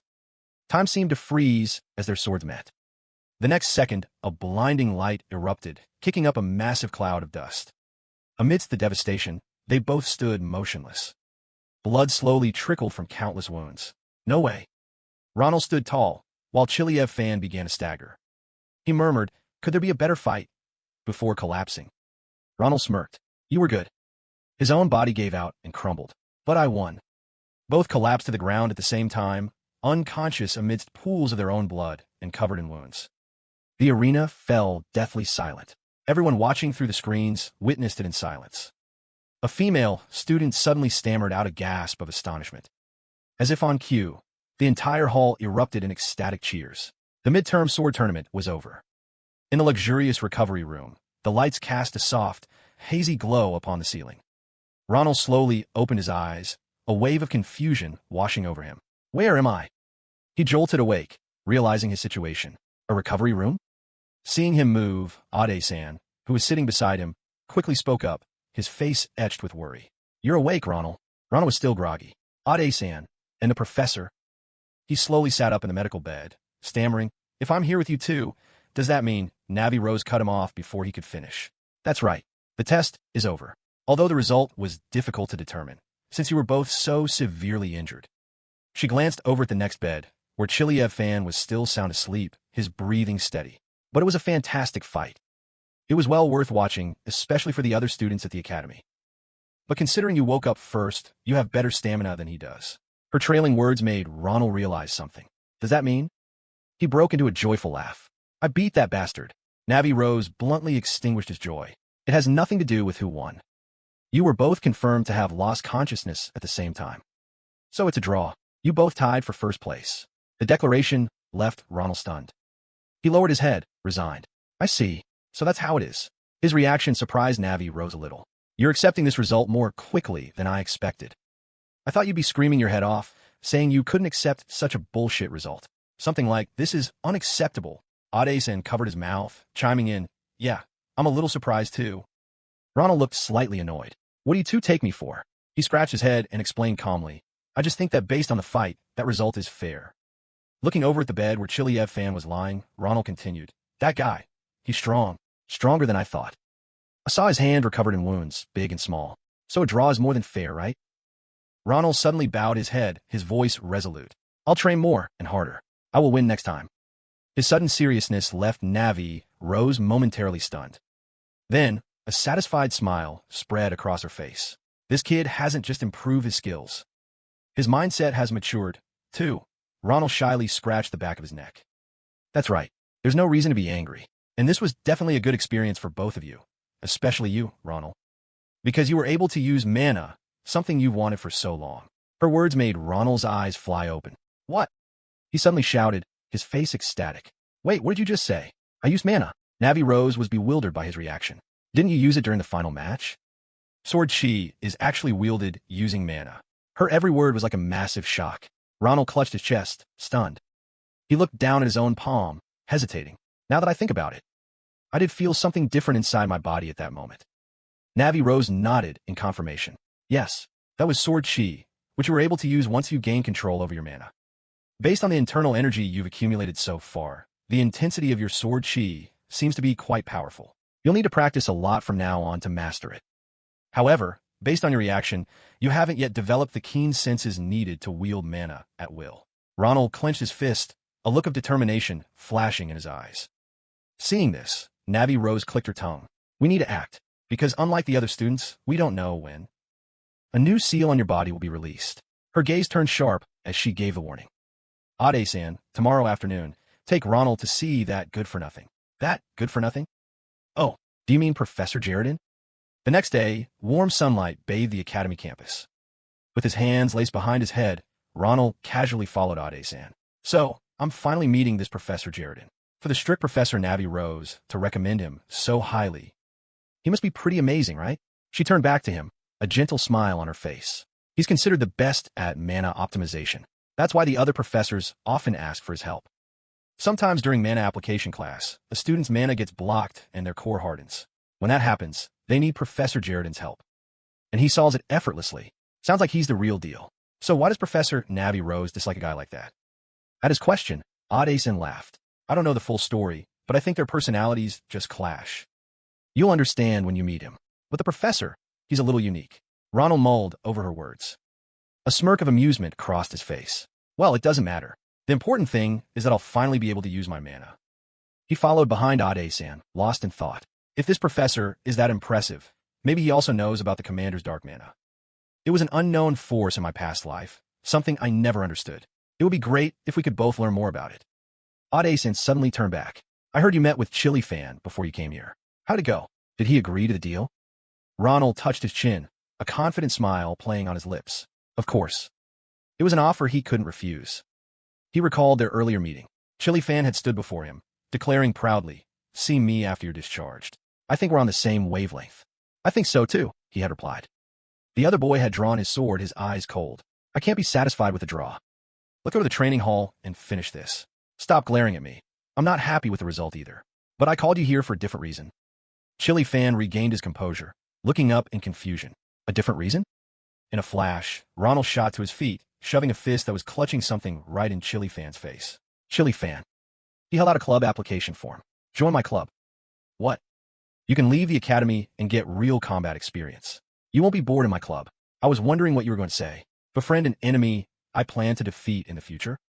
He turned away angrily. "You think I have time for this? If you're just going to spout nonsense, I'm leaving." Just as he turned, Ronald let out a sly grin. "Too bad. A club member is planning a party on their private island. And she's going to be at that party. My sister, Iroh." His words hit their mark, and Chili Fan froze. His fist trembled. "What did you say?" He whipped around, shouting, "Iroh is moving to that island with you guys." Chili Fan rushed forward, grabbing Ronald's shoulders. "Give me the details. Where is it? Is it safe? Did you arrange for guards on the day she moves?" Ronald pulled back with a secretive smirk. "Why would I tell someone who isn't even a club member? What?" His expression turned comically smug. "Who knows, if you join, I just might." Before he could finish, a figure blurred past him. Chili Fan snatched the pen and hastily scrawled his name on the form, splattering ink everywhere. After signing, he bowed his head. "Am I qualified now?" Then he fixed Ronald with a razor-sharp gaze. "Now, tell me everything." Back in the present, Ronald walked behind Odd-Asen, a worried thought crossing his mind. That bastard is the future Lord of Grancia. Man, what a headache. Odd-Asen stopped and looked up cheerfully. "We're here. This is where Professor Jaredin stays." Before them stood a magnificent, imposing tower. Tower 41. Ronald's eyes widened as he stared up at it, stunned. Why does this place look so intimidating? Professor Chris was bad enough, but this guy seems even worse.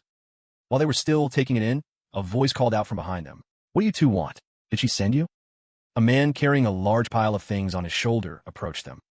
They quickly turned to greet him. "Professor Jaredin." "Hello, Professor." Ronald is having trouble with his mana control, so another professor recommended we come see you. His eyes glinted. "She sent you all the way here just for mana control? You must be quite the promising student." Jaredin stepped closer to Ronald. "Ronald, how are you feeling?" "I'm well. It's a pleasure to skip the pleasantries." "How much have you prepared?" "What? What do you mean?" Jaredin held out his hand. "I don't work for free. There's an extra tuition fee, since this is outside of my normal hours." He leaned in close, his voice low. "So, how much did you bring?" "The money, that is." Ronald stood there, frozen, unable to believe his ears. "Professor? He's actually serious about the money?" Jaredin met his gaze, completely unfazed. "You catch on quick." He added, holding out his palm, "By the way, that'll be 10 gold coins an hour. Minimum. And that's per person, of course." A silent scream erupted in both students' minds.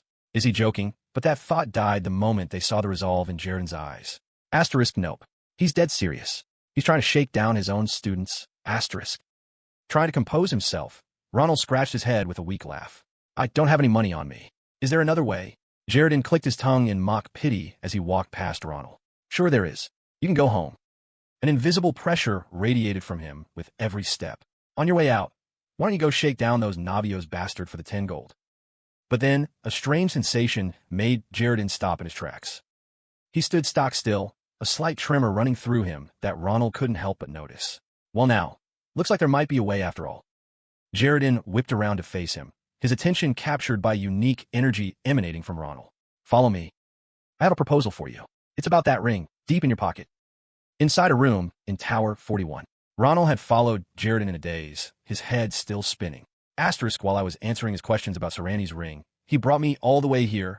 I didn't even notice. Asterisk. They sat down at a table. Ronald glanced around nervously. Asterisk, where are we? This place isn't just clean. Asterisk. Asterisk, it's strangely desolate. It doesn't feel like a prison at all. Asterisk. There were only 3 of them in the vast space. He glanced back at the heavily chained door. Asterisk, I haven't heard a single sound from outside since we came in. Did he cast a silencing spell over the entire tower? Asterisk. Ronald noticed something odd about the locks. Asterisk, they're all magically reinforced. What would he possibly be guarding in here so heavily? Asterisk. After stowing a few items, Jaredin sat down at the table. Before we officially begin, may I see it? Ronald lowered his head and pulled the ring from his pocket. Oh, right, the ring. He handed it to Jaredin, adding anxiously, it's very precious, so please be careful. Don't worry. I'll treat it with the respect it deserves, Jaredin said, gently taking the ring. The moment his fingers touched it, he gasped in awe, his eyes glued to the ring.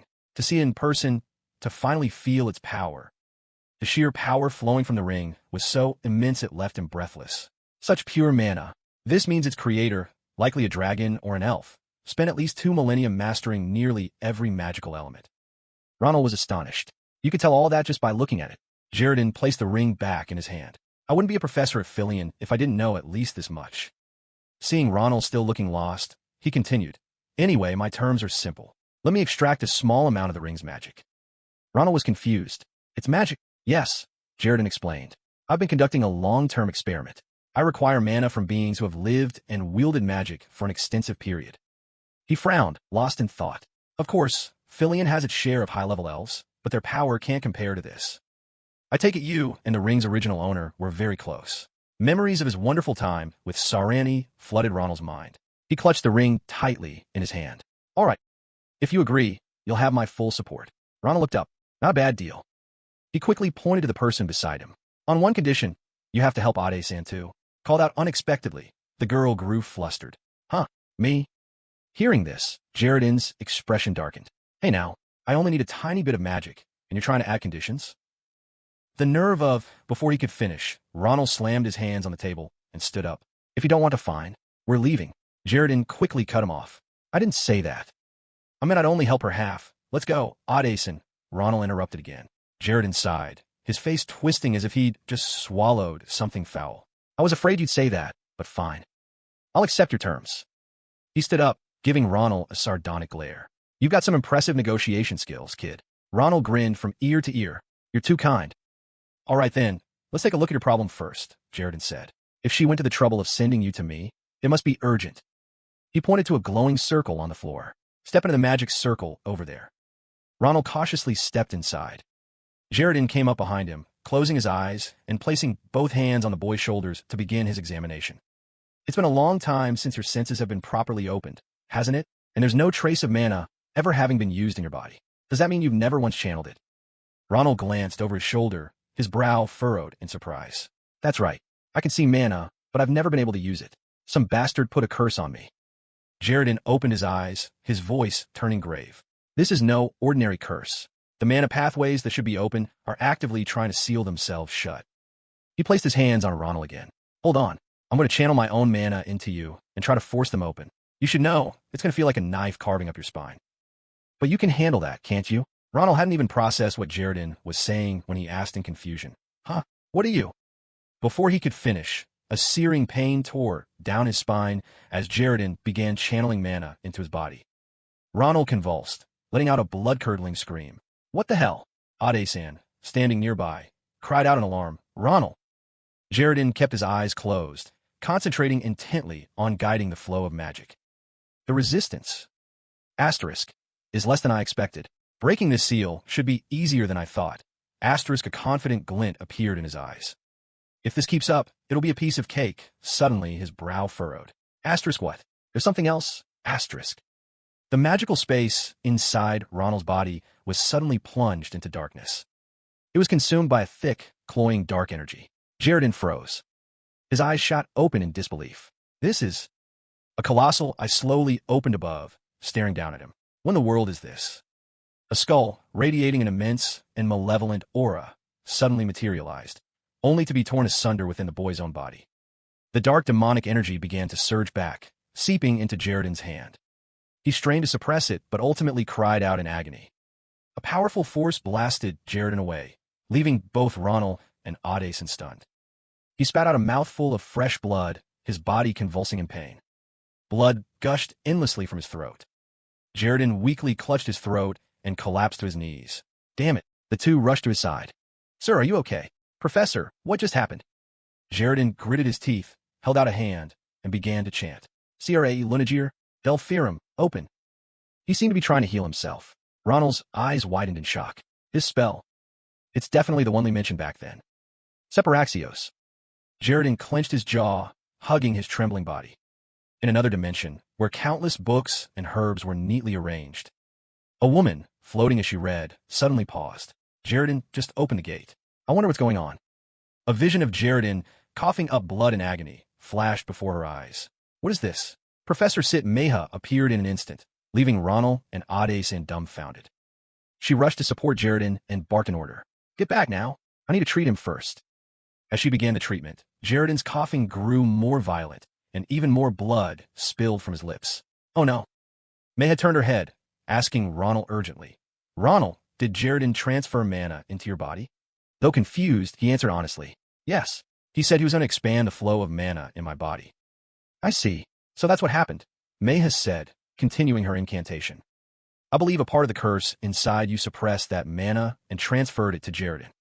Ronald froze, staring at the pool of fresh blood at the professor's feet. And that's something no one can simply stop. Meha's voice was grim, devoid of any levity. The curse of an archdemon. She looked at him, her expression tense. If this continues, Jaredon will die. Ronald was speechless. Below, Meha struggled to hold onto the weakening Jaredon. Her face was taut with strain, a clear sign that without immediate treatment, he would certainly die. Meha placed a hand on Jaredon's forehead. Luckily, the curse hasn't taken root yet. I can still remove it. Meha focused her mind to begin extracting the curse. Jaredon bit down hard, his body seizing in absolute agony. Suddenly, a grotesque, multi-eyed head slowly emerged from his mouth. Its mouth gaped open in a sickening grin. Instantly, Meha yelled, Now, Ronald, cut it down. Ronald's eyes sharpened. He lunged forward, swinging his sword in a rapid flurry of strikes. The monster shattered into pieces of flesh and eyeballs, splattering everywhere. One of them was still twitching faintly. On the ground, Jaredon clutched his throat, choking and sputtering. He wiped a smear of blood from his lips. Thank you, Professor Secret. I owe you my life. Meha replied gently. It's thanks to your quick reaction. If the curse had dug in any deeper, even I couldn't have helped. I told you, didn't I? I recently saw the most horrific curse I've ever encountered on a student. Jaredon froze, suddenly realizing who she was talking about. Could it be him? But before he could ask, Ronald ran over anxiously. Professor Jaredon, are you all right? Helped up by Audason, Jaredon staggered to his feet. Yes, thanks to you I had quite the interesting experience. A shiver ran down his spine as he recalled what he'd seen inside the young man's body. Unbelievable. To think a curse that terrifying exists in this world. You've really been through a lot, haven't you? Jaredon glanced at Ronald. In any case, I've kept my promise. Yes, sir, Ronald replied out of habit. Jaredon turned to Meha. Professor Secret, could you take a look at his condition? Hearing this, Meha glanced blankly at Ronald. After just one look, her expression suddenly changed to one of near panic. What in the world? Ronald's body. It has a flow of mana. The young man was just as bewildered. Stunned, she rushed toward Ronald. I can't believe it. It's faint, but it's clearly a mana circuit. The path to using mana has been opened. Ronald, have you recently come into contact with any curses related to mana circuits? Like, say, falling into a pit filled with cursed eyes? Though he didn't understand, Ronald answered politely. Oh no, ma'am. Nothing like that has ever happened to me. Meha hesitated, her eyes still fixed on him. For some reason, the curse sealing your mana circuit has weakened. Some mysterious energy is eroding it, like a storm wearing down a rock. Of course, the curse is still fighting back. But thanks to that energy, plus Jaredon forcing the circuit open, this mana flow won't be easily sealed again. Only one question echoed in Ronald's mind. So, does this mean I can use mana now? Seeing his joyous expression, Meha crossed her arms and nodded. Theoretically, yes. But since the curse will keep attacking your mana circuit, you'll need more time to use mana freely. If you train diligently every day, you should be able to do it in about 20 years. 20. The number hit Ronald like a bucket of ice water. 20, he snapped. What are you talking about? 20 years. How am I supposed to wait that long? Maya casually shook her head. The fact that you can use magic at all is a miracle. You don't need to risk your life to break the curse. Just train diligently, and you'll be able to wield your power. There's a way to shorten the time. Jaredon's voice cut through their argument. Both fell silent, staring at him in surprise. Though still in pain, Jaredon explained slowly, the time can be shortened considerably, depending on your effort. His expression turned deadly serious. If you use the mana cultivation method I created, the scene shifts back to the room filled with books and potions. Jaredon placed his blood-stained hand on the back of Ronald, who sat waiting attentively. Listen closely. The amount of mana you can control right now is just a tiny sliver. Your mana veins have only just been opened, and they're far narrower than any other student's. Seeing Ronald turn to look at him with a questioning gaze, Jaredon affirmed. However, if you learn this method and train persistently to expand your veins, the amount of mana you can control will increase. It depends on your talent, but in perhaps 5 years, you'll be able to control the same amount of mana as everyone else. 5 years. Ronald lowered his head, his voice tinged with gloom. A stream of mana flowed from Jaredon's palm into Ronald's back. I will now channel my mana into you to guide it through the path of your veins. It will drain a fair bit of my own power, but this can only be done while the curse is weakened like this. He closed his eyes, concentrating deeply. Ronald's spirits lifted slightly. Thank you, Professor. Then let's begin. Instantly, a searing pain shot through him, making Ronald hiss. An unfamiliar mana was invading his body. Jaredon kept his eyes closed, continuing to channel his energy as he explained, what sets this method apart from others is that you must control the speed and direction of your mana to its absolute limit at every point it passes through. Ronald clenched his teeth, trying to endure as Jaredon's mana pushed deeper into his body. You absolutely cannot rush this. You must guide the mana meticulously, moment by moment. Use your own mana to mend the pathways that have been damaged from being suppressed for so long. Ronald closed his eyes, concentrating and feeling his way as instructed. Follow that flow of mana, slowly, patiently, and, eventually, the mana will become your own power. Do you understand? When the flow ceased, Ronald let out a sharp breath. He was exhausted, but his eyes were filled with new resolve. Mana swirled faintly around him. Yes, I understand. I'll try. And so they began again. But this time, Jaredon couldn't hide his astonishment. Asterisk WH what? He figured out the method after just one demonstration, asterisk. And he's executing it perfectly. The flow of mana inside Ronald quickly stabilized. Jaredon let out a laugh, looking at the young man's back with delight. I knew I wasn't wrong about him. Ronald kept his eyes closed, feeling the energy circulating within him. Jaredon released his hand. And with that, I won't have to face that curse again. From now on, make time to practice every day. Ronald raised his hand, staring in awe at the faint shimmer of mana radiating from his palm. This is my own magic. He clenched his fist, his will more resolute than ever before. It's changing. I'm becoming a different person from who I used to be. He smiled, satisfied. Asterisk mana, something I never even thought I could have. This is more than enough, asterisk. He turned back cheerfully. Thank you so much. Professor, why did you ask for such a harsh condition? As he finished speaking, he saw Jaredon collapse. Professor, Ronald cried out in alarm, rushing to catch him. Jaredon's blood-soaked hands trembled as he reached out. Ronald. He gripped Ronald's sleeve, forcing out the words, I've solved your problem, so now you must keep your promise. He trailed off, nearly fainting again. Ah, yes, but you should worry about yourself first. Ronald stammered. Jaredon gritted his teeth and shook his head. My body doesn't matter. There's something far more important. I have to save her, even if it costs me my life. In his mind, an image flashed of a beautiful, long-haired woman dying inside a glass case. So please. He used every last ounce of his strength, his hands clutching Ronald, his face contorted and almost out of control. Right now, give me the ring. Maya approached from behind, her voice startling Ronald. I knew something was off. It must be a temporary emotional disorder. She lowered her head sadly. It seems that ring is essential for his research. She looked at Jaredon with pity. Jaredon, my friend, how long are you going to keep burying yourself in the past? Jaredon just stared at the ground, terrifyingly silent. A brilliant flash of light erupted in the room on the 41st floor of the tower. Ronald stood in the center of the magic circle with Ade-san, carrying Jaredon on his back. She looked back, urging him on. Hurry up, Ronald. The nearest infirmary is in the Legend building. We have to get him there. If we run, it should only take about 5 minutes. But before them stood the door again, bound in iron chains and sealed with a magical lock. As they approached, the magic flared to life, projecting a massive, spectral lock that startled them. Ade-san stepped forward. The protective barrier on this door is stronger than before. Suddenly, Jaredin, still on Ronald's back, reached out a hand and began to cast a spell. He muttered something under his breath, his expression darkening. I'm on my way. Right now. Back to you. His arm rose high, and before Ronald could understand what he was doing. Beside you. Instantly, the door behind him swung open. Professor, that's the wrong way. Ronald insisted. We need to open the one with the barrier. Jaredin ignored him, whispering in his ear, we have to go down. For you. His words left Ronald completely bewildered.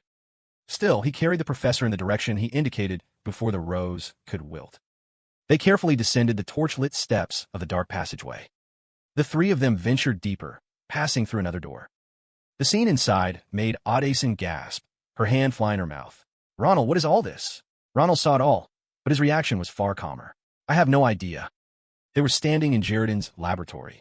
On a cot lay a corpse covered in incisions. I don't know exactly what happened here, Ronald said. But it looks like we've stumbled upon something we weren't supposed to see. Inside a massive test tube, a woman floated with her eyes closed, hands clasped together. She was as beautiful and silent as a statue. Ronald carried Jaredin closer to the tube. This woman must be the reason the professor is acting this way. Given the circumstances, that's highly likely. Ade-san seemed to agree. Ronald gently leaned Jaredin against the glass tube, then turned to Ade-san. Please look after the professor. I'm going to see if there's anything I can do to help. All right. Ade-san quickly took hold of him. Ronald walked around the room, observing everything meticulously. His gaze fell upon shelves lined with eyes, hearts, and other organs. All questionable materials. He didn't miss the half-dissected monster on the bed, nor the countless other signs of experimentation. His footsteps faltered. A single glance is enough to tell these aren't normal experiments. I can't believe he went this far. He froze, his eyes fixed on a research journal lying on the desk. Professor Jaredin, what in the world have you been doing? Leaning against the tube with his eyes still closed, Jaredin murmured, It's almost done. Just wait a little longer. Just a little more. Sunday. The first page of the journal read, Imperial Calendar, Year 20, 20th of the month. Fortunately, I managed to preserve her body before decomposition could begin. The body is a vessel for the soul, so as long as I can keep it intact. The journal's memories showed Jaredin standing by the glass case, looking in painfully at Sunia. He raised a hand, pressing it against the cold glass where her cheek lay. I'm certain I can bring Sunia back. My wife. Everyone says that no one has ever succeeded with resurrection magic, but I don't care. I will never give up. These are the records of my research to save her. He sank to his knees beside her. Resurrection Attempt 54. The ogre heart purchased from the northern black market was useless. Juggling my work schedule at the Mage Tower to conduct these experiments is becoming impossible. His face grew more and more haggard, his body stained with blood. Resurrection Attempt 76. The Mage Tower has finally dismissed me due to my erratic work hours. Without a salary, I can no longer continue my experiments. I have to find a way to make money. Jaredin turned and walked away, his heart heavy. Thanks to the help of Headmaster Kracia, who offered me a professorship, I have moved Sunia to the magic cellars of Philion. Starting today, I will be a professor here. He stood before his wife's body, lost in thought for a long time. Though I detest teaching these foolish students, it is the only way to earn money for her. His eyes held nothing but sorrow. Resurrection Attempt 81. Resurrection Attempt 96. Resurrection Attempt 101. Resurrection Attempt 115. Resurrection Attempt 120. Resurrection Attempt 127. Resurrection Attempt 134. Still no progress. Reading this, Ronald felt a sense of helplessness. His brow furrowed slightly. So this is why he was so desperate for money. He glanced at the specimen jars filled with various ingredients. Of course. None of this stuff would have been easy to get. So in the end, all of this was for love? Ronald looked over at Jaredin, confused. He couldn't bring himself to sympathize. In my past life, I saw people who lost everything for love, too. Now that I think about it, there's someone like that right here. That foolish sword saint. An image of Kilias's panicked face flashed through his mind. Ronald gently placed the journal back on the desk. The problem is, things never end well for people like that. Especially when someone else comes along to take advantage of their weakness. A particular page in the journal caught his eye. It read, illicit research. Perhaps I have no other choice but to accept their deal, asterisk. The last words were seared into Ronald's mind. Asterisk their deal. Asterisk he picked up a colored piece of paper tucked inside the pages, thinking deeply. Asterisk so this suspicious letter came from them, too? No way. Asterisk. There was a loneliness in the way he stood. Suddenly, a voice spoke from behind him. Hey. Ronald jumped, startled to see Jaredin standing right there. His voice was a low growl, his expression furious. What do you think you're doing, kid? You're touching my things, aren't you, kid? Ronald broke into a cold sweat under the man's murderous gaze. He slammed the journal shut and denied it instantly. Of course not. Forcing a casual smile, Ronald quickly tucked the red letter into his jacket. I was just looking for something to help you recover faster, Professor. Besides, I can't even control my own mana. How would I know what any of this stuff is? The letter emanated a strange magical energy. Under the cover of night, a bird with glowing eyes perched on a branch. A mysterious voice spoke. Everything is going according to plan. I made contact with him. A mysterious, hooded figure bowed his head. He's hesitant, but it's only a matter of time before he complies. He desperately needs the bloodline essence, something only you can provide, Master.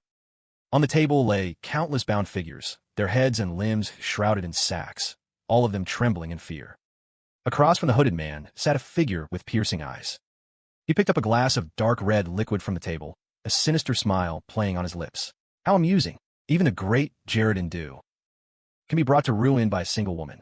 Humans truly are such foolish creatures. He looked absolutely thrilled by what was about to unfold. Back in a room, everything was just as tidy as before. Jaredin placed the ring in Ronald's hand. Sorry to keep you waiting. The extraction is complete. Ronald turned the ring over in his hand, curious. It doesn't look any different. What did you do? I told you I was only extracting a small amount, the professor replied casually. Besides, the amount of mana this ring holds is already enormous. In any case, you've helped me solve a major problem for my next experiment. I should be the one thanking you. Ronald smiled and tucked the ring into his pocket. Don't mention it. If it wasn't for you, Professor, I'd still be running around desperately trying to find someone to break this curse. Jaredin suddenly changed the subject. By the way, I'm sure you've pieced together some of what you saw in my laboratory. He bowed his head, his voice pleading. I'm sorry to ask this, but please keep it a secret. Ronald scratched his head and quickly reassured him. Yeah, I get it. I have no interest in getting involved in other people's business anyway. Thank you. Then, he turned to Ade-san. And you, Navi Rose's assistant, I'll look into your case when I have some free time. His expression turned serious. Your case isn't as complex as Ronald's, but that aura you're emitting, it's not good. The unexpected comment left Ade-san bewildered. The warm afternoon sun bathed the sprawling grounds. When they reached a fork in the path, Ade-san waved. I'm off to prepare the professor's lecture. Ronald smiled back. All right, go on. You worked hard today. As soon as they parted ways, Ronald immediately reached into his pocket. The letter he'd secretly taken was still there. He held it in his hand. If this letter proves the professor is working with the cult, then I only have one choice. He carefully opened the letter. But inside, the page was completely blank except for a small drop of blood in the very center. Huh, what the? A strange magic seems to be enveloping the bloodstain. A magically sealed letter? If so, this is a problem. Maybe I should show it to someone. Suddenly, the drop of blood seeped off the paper and began to float in midair. It gathered into a dark red mass right before his eyes. Ronald stared, stunned by the bizarre phenomenon. What in the world? A voice from behind startled him. That's a letter written with vampire magic. Ophelia stepped forward, her hand playfully stroking the magical beast on her shoulder. I sense the aura of blood magic, but I never expected to find you here. Recognizing her, Ronald quickly greeted her. Ophelia. She smiled. It's been a while, Ronald. Inside the Special Class Adventurers Guild Hall. Ronald sat across from Ophelia at a long table. You really surprised me back there. You took Sita for some kind of research a few days ago, and then just disappeared. I figured you must be swamped. Is the research going well? Ophelia huklet, gently stretching Sita's belly. Yes, thanks to you and Sita, I made significant progress with my research. As a thank you, I taught Sita a few blood magic spells. Her talent is far beyond what I expected. You'll be in for a surprise the next time you see her. Suddenly, she looked up, her tone serious. By the way, how did you get your hands on a blood letter? Ronald looked blank. A blood letter? You mean this? Blood letters are a basic form of blood magic. They can compress a massive amount of information into a single drop of blood. Vampires typically use them to send secret messages. As she spoke, she channeled her mana into the letter. All you have to do is infuse it with mana. and the hidden message will appear. Instantly, lines of dark red text materialized on the page. If you desire the bloodline essence, meet us at this location. The blood claws. Ronald muttered the words aloud. Bloodline essence. Isn't that what the professor needs for his next experiment? So this isn't from Nebula? If not, that's a relief. But who are the blood claws? Ophelia looked surprised as well. The blood claws? They sent this. Hearing the name, Ronald immediately asked, You know who they are? The blood claws were founded by vampires less than 200 years old, she explained. They're a young organization, causing all sorts of trouble in an attempt to restore the so-called golden age of vampires. They're nothing more than a bunch of arrogant brats. Ophelia lowered her head in thought. Asterisk, but something's not right. How do they get their hands on bloodline essence? That stuff is incredibly rare, even in the vampire world. Asterisk. She stood up abruptly, looking Ronald straight in the eye. Can you tell me who this letter was sent to? Ronald looked uncomfortable. Well, see, the thing is, if that person rashly agrees to this offer, they could lose something more precious than life itself. Ophelia's words hit him like a splash of cold water. He lowered his head and confessed nervously. Actually, I found this letter in Professor Jaredin's research lab. Ophelia was stunned. I had a feeling something was off. You mean Jaredin Stone? The former Archmage of the Moonlight Tower, she interrupted. This time, it was Ronald's turn to be dumbfounded. Huh, the Archmage. The professor is really that amazing? Of course, Ophelia replied instantly. His magic is famous even among vampires. He's considered one of the top mages on the entire continent. Hearing that, Ronald felt a wave of relief. Then doesn't that mean the professor won't be in any danger? He can just go there, handle those guys, and take what he needs. But Ophelia's expression remained incredibly grave. Of course, with his power, he could easily wipe out those brats with a few simple moves. But if what he wants is the bloodline essence, that's another story entirely. Her eyes glinted with deep thought. It's a special form of vampiric magic, formed in the bodies of those who have used blood magic for a long time. It contains an immense source of energy. Depending on how it's used, it can unleash extraordinary power. But without the cooperation of the vampire who owns it to release that power with blood magic, it's nothing more than a useless red stone. She concluded grimly. In other words, without their cooperation, it's impossible to obtain the complete bloodline essence. Ronald clenched his fists, his voice tight with worry. Are you saying the professor has no choice but to accept their offer? Ophelia nodded helplessly. Exactly. The fact that they're targeting Jaredin gives us a pretty good idea of what they're offering. Her gaze sharpened. What the Bloodclaw wants is undoubtedly beneath the bright moonlight. Four identically dressed figures stood guard before an entrance. As a figure approached, one of them spoke in a cold voice. You've arrived. The candidate for the new subordinate our master mentioned. Archmage Jaredin Stone. The two guards in the back began to whisper. Is this guy really that great of a mage? I don't feel any special magic from him. He may look that way, but don't let your guard down. After all, he's the one who once faced the Sword Saint, Navios, in his prime. One of the guards stepped forward, asking respectfully, Greetings. Are you Jaredin Stone? I am, but I don't see your master.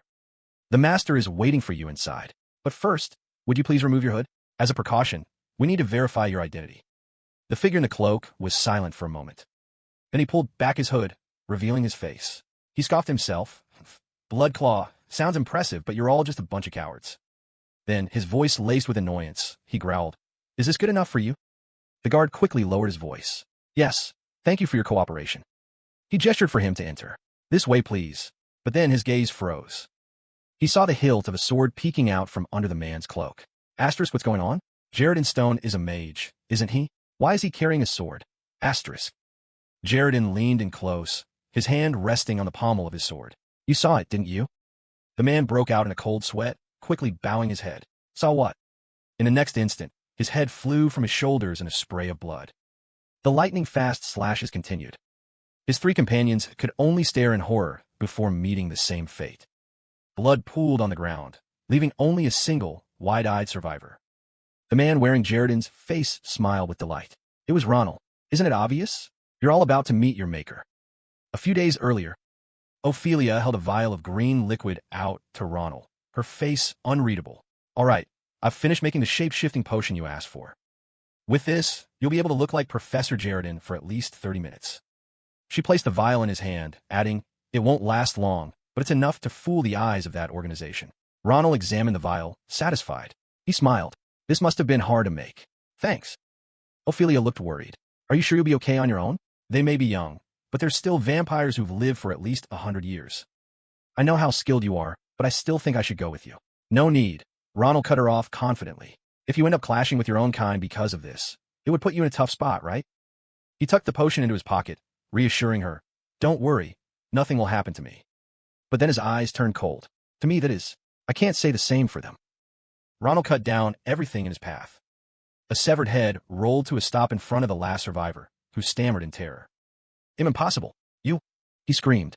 "You're not Jaredin." Ronald was already upon him. With an iron grip, he crushed the man's mouth shut. Ronald's power was more than enough to choke off the desperate scream. He pressed the blade against the man's mouth, his voice a low threat.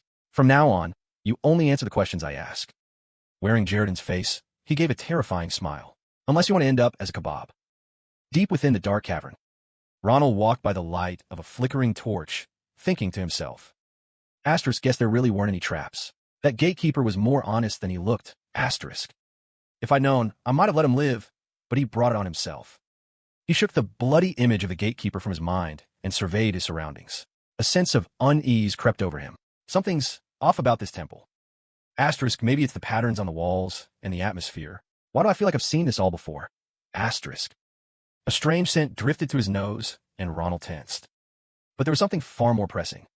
He stood before a colossal gate, the overwhelming stench of fresh blood pouring from it. Asterisk, what the hell are they doing in there? I can smell it right through this massive door. Asterisk. The gate slowly creaked open, revealing a sight that made Ronald stare in horror. One, a man with white hair, was gnawing on a freshly severed arm, still dripping blood. Another elegantly sipped from a glass of crimson liquid. Yet another was drinking directly from the neck of a human victim. In the midst of the carnage, a man known as W sat on a long table and smiled. "Ah, you're here. You must have had a long journey. Welcome, Jaredin Stone." Ronald stood frozen, utterly speechless. The man called W swirled the liquid in his glass. "I am the head of the Von Anstephen blood trap," he introduced himself, setting the glass down. "Forgive the mess. You arrived later than expected, so we decided to have a bite. Would you care to join us if you haven't eaten?" Ronald forced himself to remain calm. Asterisk, steady. Looks like no one's left alive. It's too late to save them. I need to focus on my mission. Asterisk. He stepped closer. "Thank you, but I'll pass. I seem to have lost my appetite." He glanced around at the other vampires, who were still lost in their bloody feast. "Besides, you've certainly gathered a crowd for a simple pact." "Oh, don't be shy," W said. "This is a small price to pay to welcome such a remarkable talent. It's been a long time since the entire blood trap has gathered like this. It's a testament to how seriously we're taking this." Ronald tensed. "The entire group?" He quickly regained his composure and scoffed. "Tisich, as long as I get the blood essence, I don't care. What are your terms?" "Smythe. Quite simple, really. I'm sure you've already guessed. It requires a blood pact, one that will bind your very life to us. You must become one of us. That is all." Ronald stared him dead in the eye. "Just as I thought. Another ridiculous demand.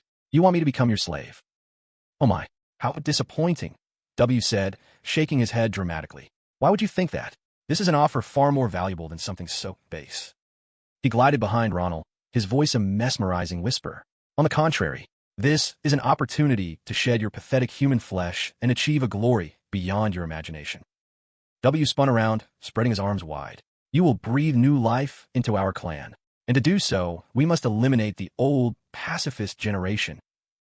He threw his head back, his face alight with ecstatic fervor, and roared, "I am offering you the chance to be the vanguard of that historic moment. To be a proud warrior in the holy crusade for the revival of our kind." His crimson eyes burned with ambition. "So what do you say? Is this not an unimaginable honor for a mere human?" Ronald shot him a disgusted look. "I don't know what the hell you're talking about, but I think you're completely insane." "I understand," W chuckled, completely unbothered. "As a human, it must be difficult for you to comprehend my grand design." He held out his hand, a crimson orb slowly materializing in his palm. "Here. This is your one and only chance to obtain the blood essence.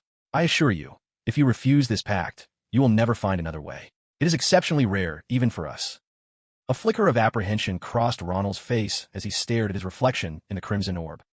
Looking around, "It doesn't seem like you plan on letting me leave if I refuse." Smirked, just as I'd expect from Jaredin Stone. "Like the mages who came before, your intuition is impressively sharp." He snapped his fingers. "You are absolutely correct." Shadows blurred past. In the blink of an eye, they had Ronald surrounded.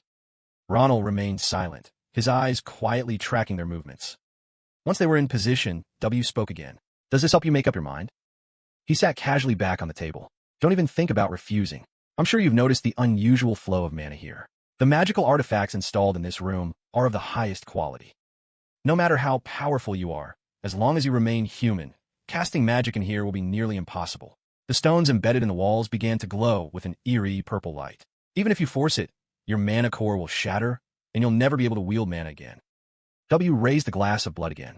Since it's come to this, you might as well look on the bright side. You wouldn't want your beloved wife to become some tasty little blood bag. He glanced at the lifeless bodies scattered across the floor. Then he sneered. Not like those corpses over there, right? Ronald's eyes darkened. A hand with sharp claws landed on his shoulder. Just accept the pact. A subordinate whispered, holding him fast. It'll be over in a moment. Suddenly, a smirk appeared on his lips. Jaredin, he said, pulling back his hood. Damn, you bastards really thought of everything, didn't you? His voice was completely casual. Guess I have no choice but to walk right into your trap. Froze. To W's astonishment, Professor Jaredin's face began to shift, revealing Ronald's true features. Good thing I came here instead of Professor Jaredin. W's eyes widened in fury. You're not Jaredin. Who are you? How could a mere human get in here? Despite being held by two vampires, Ronald managed to draw his sword. But before they could even react, a single, chilling flash of steel sliced through the air, and the heads of the two vampires closest to him flew from their necks. Blood splattered near W's seat. How did I get in here? Ronald asked. Does it matter? Sheeta had appeared on his shoulder at some point. Shut up and stay put, you blood-sucking filth. He ripped off the cumbersome disguise of his cloak, his arrogant gaze sweeping over them. Today is the day you die. Zwei swirled the red liquid in his glass, his voice a low growl. Who are you? How dare a lowly human like you act so high and mighty? In response to the taunt, Ronald casually shed the rest of his restrictive clothes. In the blink of an eye, he vanished. Zwei only had time to register a flicker of panic as his opponent appeared right in front of him.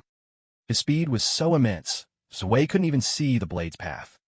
A murderous glint flashed in Ronald's eyes. Zwei hurriedly channeled his demonic energy into his hand. Blood. But before he could finish the word, a decisive slash cut him off. Zwei's arm flew from his body in a spray of fresh blood. Without a moment's pause, Ronald unleashed several more lightning-fast strikes. Zwei's arms and legs were severed one by one. A second later, he coughed up a mouthful of blood. All Zwei could do now was scream in agony. As Ronald continued his assault, the vampire could only shriek insanely. How dare you? You bastard, do you think you can walk away from this in one piece? Before he could finish his curse, the hilt of Ronald's sword smashed directly into the bridge of his nose. Zwei went flying. He let out a piercing shriek of pain. Ronald casually sheathed his sword, looking down at him coldly. Just you wait. I promise I'll make you wish you were dead. The surviving minions stood frozen in terror. Impossible. No matter how careless the Lord was, there's no way he could be defeated in a single exchange. Zwei lay twitching on the floor, his limbs severed, moaning as blood pooled around him. The curly-haired vampire snapped out of it, quickly rallying his comrades.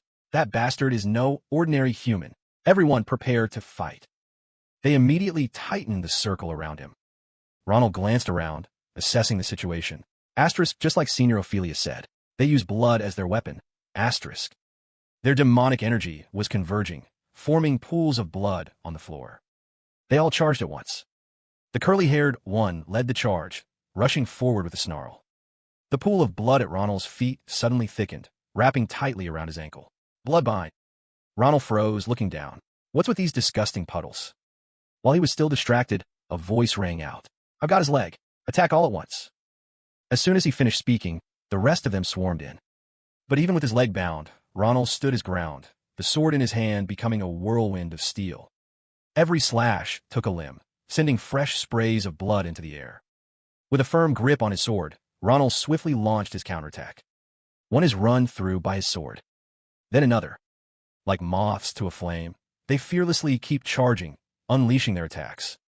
He meets their charge head-on, cutting down each one that rushes to their death. Another wave attacks from the opposite direction. As one rank falls, another madly rushes in to take its place. He effortlessly leans back to dodge a blow. What a swarm of worthless gnats. But their regenerative ability is sickening. Cut off a limb, and they just use blood and demonic energy to grow it back. One of them starts casting a spell from a distance. His hands aimed at Ronald, his eyes filled with hostility. Blood bullet. The blood bullet flies with lightning speed, but Ronald twists away, dodging it without a scratch. As he dodges, he feels a hint of weariness. They even have the power of mid-level mages. Is this all the Bloodtrap Guild has to offer? Instantly, the others surge forward. Several attack from a distance while the fastest one closes in. For a split second, the reflection of a charging blood demon flashes in his eyes. If that's how it is, the creature brandishes its sharp claws. It opens its mouth wide and roars, "Die!" In an instant, its head is severed from its neck, its eyes still wide with shock. Ronald spins, his blade cutting through all who try to get close. One by one, they are sliced through. But it doesn't matter. They're still just my prey. He stands his ground, cutting down anyone who dares to charge. Blood splatters everywhere, forming a large pool at his feet. One of them starts to panic. What? What the hell am I seeing?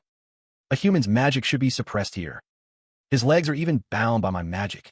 How is he doing this? Is he even human? Soon, only Ronald and the curly-haired man are left. Ronald stares him down. What are you just standing there for? Aren't you going to fight me? It's just you now. With that, Ronald plunges his sword into the pool of blood at his feet. He taunts, I pretended to fall into your little trap just to let you lower your guard. This place made me sick, but now I finally get to do what I came here for. The sword begins to absorb the demonic energy from the pool of blood. Ronald says in a low voice, You see, my sword is a bit special. The curly-haired man's legs begin to tremble. No, I have to run. He whips around and flees in frenzy, but Ronald is already right behind him. A single vertical slash from above. He only has time to let out a terrified scream before his body is split in two. Ronald coldly turns away.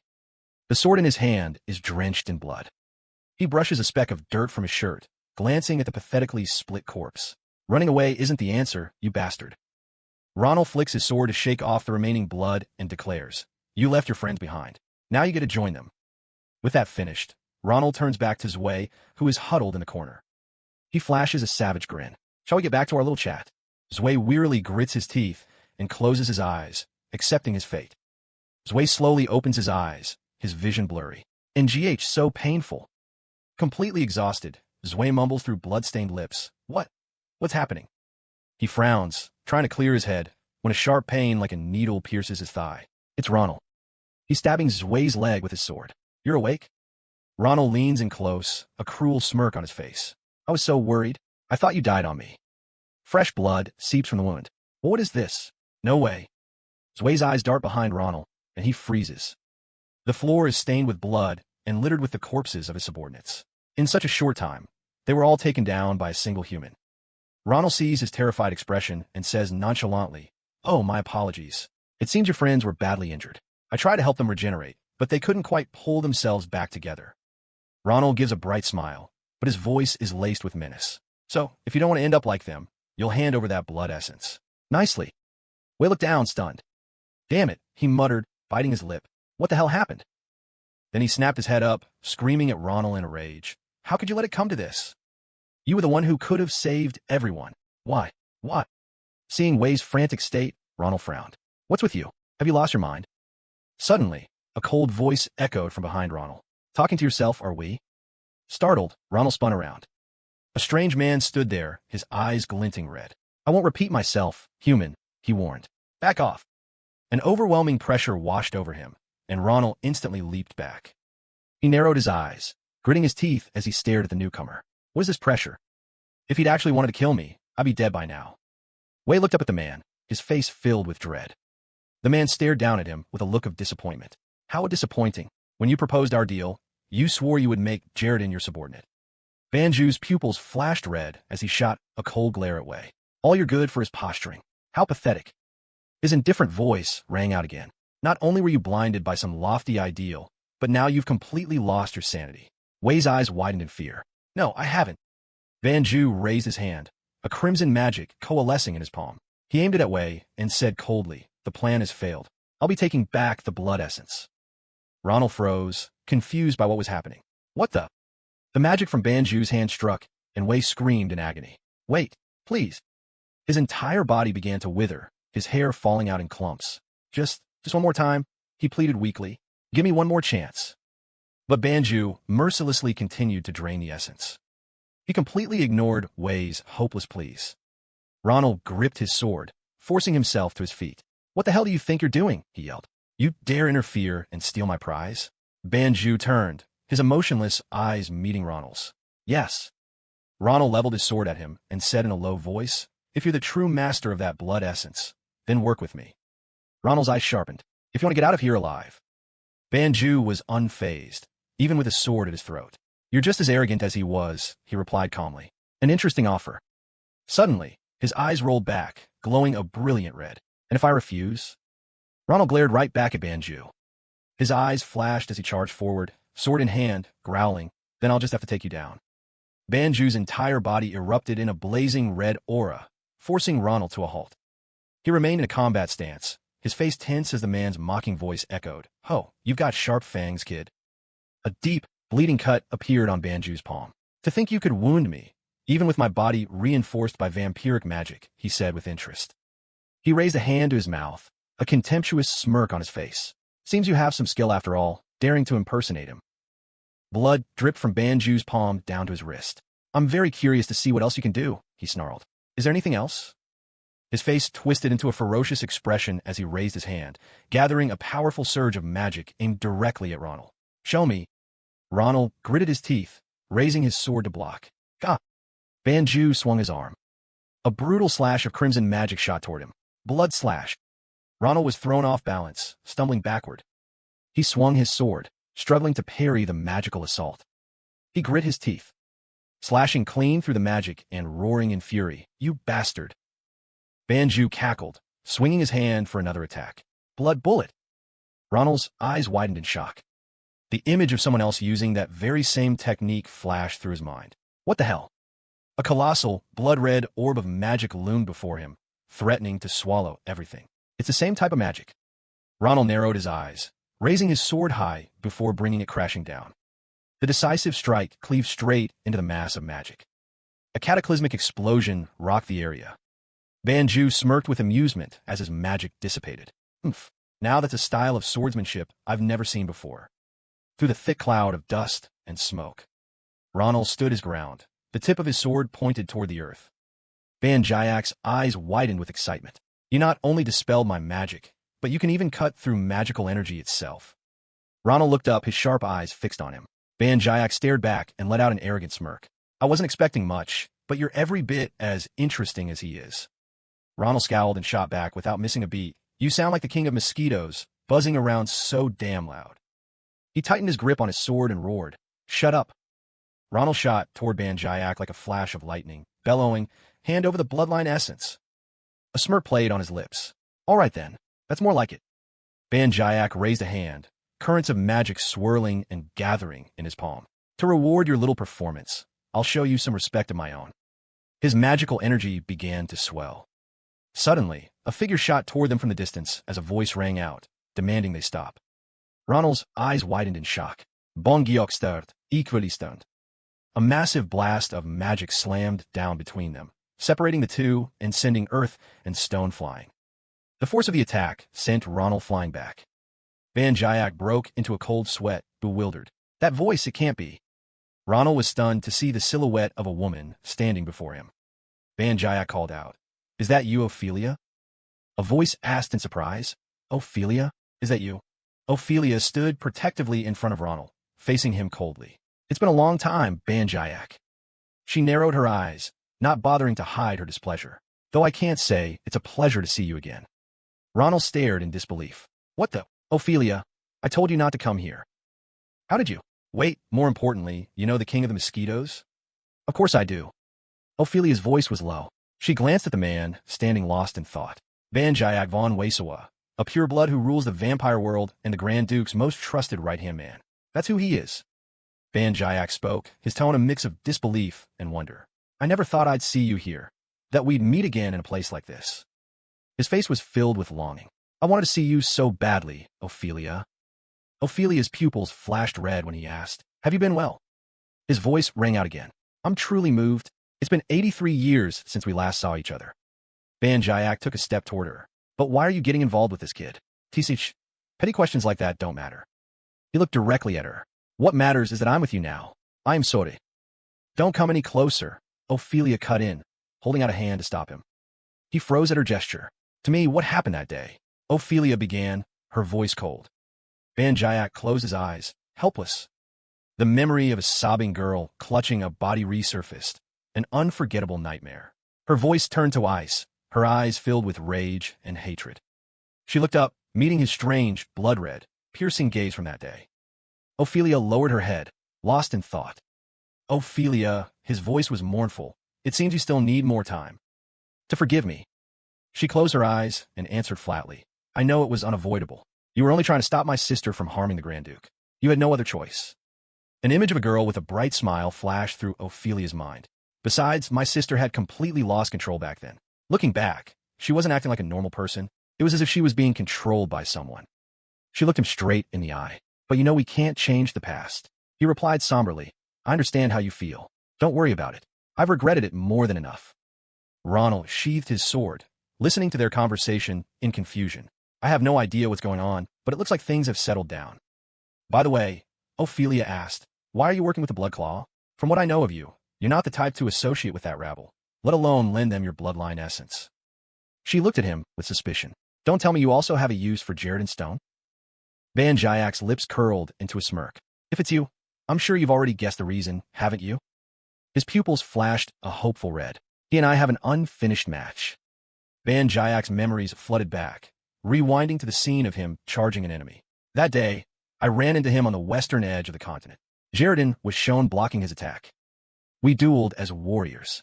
I have fought many powerful opponents, but I can count the number of worthy rivals on one hand. The sun slowly set, painting the sky a deep crimson. If the sun hadn't set so early that day, it would have been the fight of a lifetime.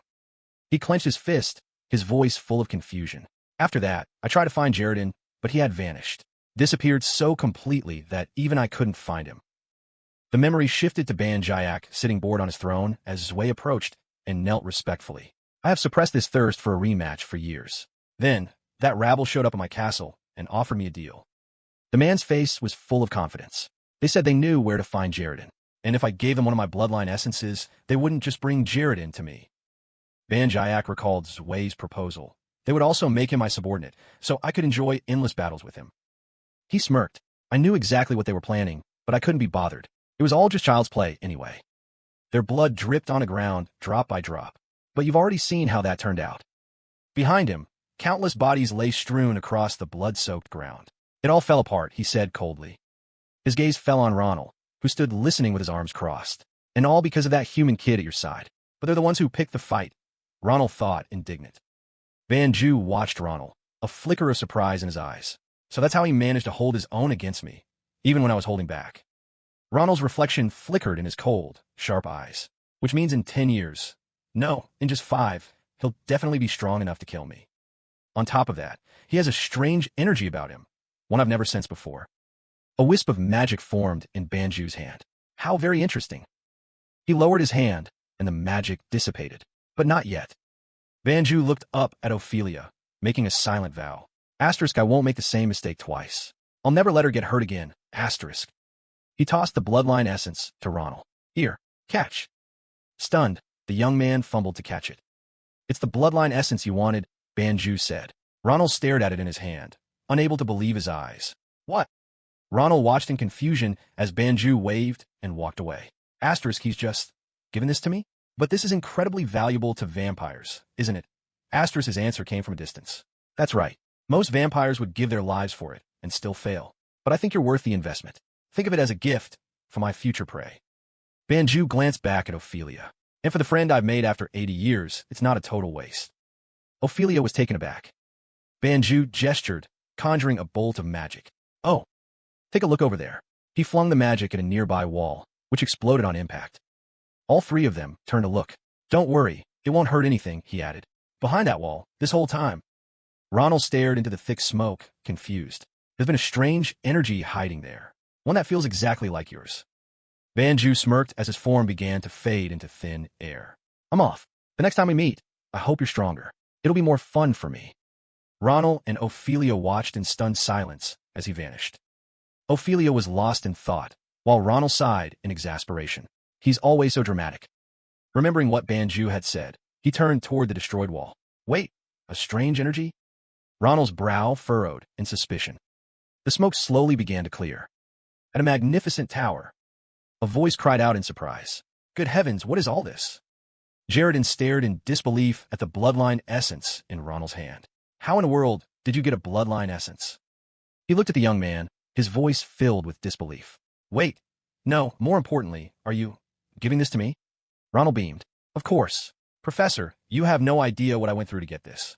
When you hear the story, you're going to be... Before he could finish, Jaredin rushed forward and gripped his hand. He fell to his knees, his voice thick with emotion, leaving Ronald completely bewildered. Thank you, Ronald. A memory flashed through his mind. Jaredin, kneeling before Zunia's casket. Thank you, from the bottom of my heart. He had knelt just like this, silently, by the crystal prism where Zunia rested peacefully. Jaredin's whole body was trembling. Tears streamed down his face. I'm so grateful. Ronald let out a soft breath, a gentle smile on his face. Ronald knelt down as well, placing a hand on the professor's shoulder. And here I was, hoping to brag a little. Outside the tower, a powerful energy suddenly materialized, coalescing into the form of Banju. He stood there, his gaze fixed on the scene inside. Sensing an approach, he smirked. There's nothing more boring than fighting someone who's lost their will to fight. I'm just here to check up on an old rival. Call it curiosity. Ophelia stood silently behind him. Banju's eyes were half closed. So don't worry, Ophelia. I'm not going to do anything else. She replied softly. I know you're not the type to stoop so low.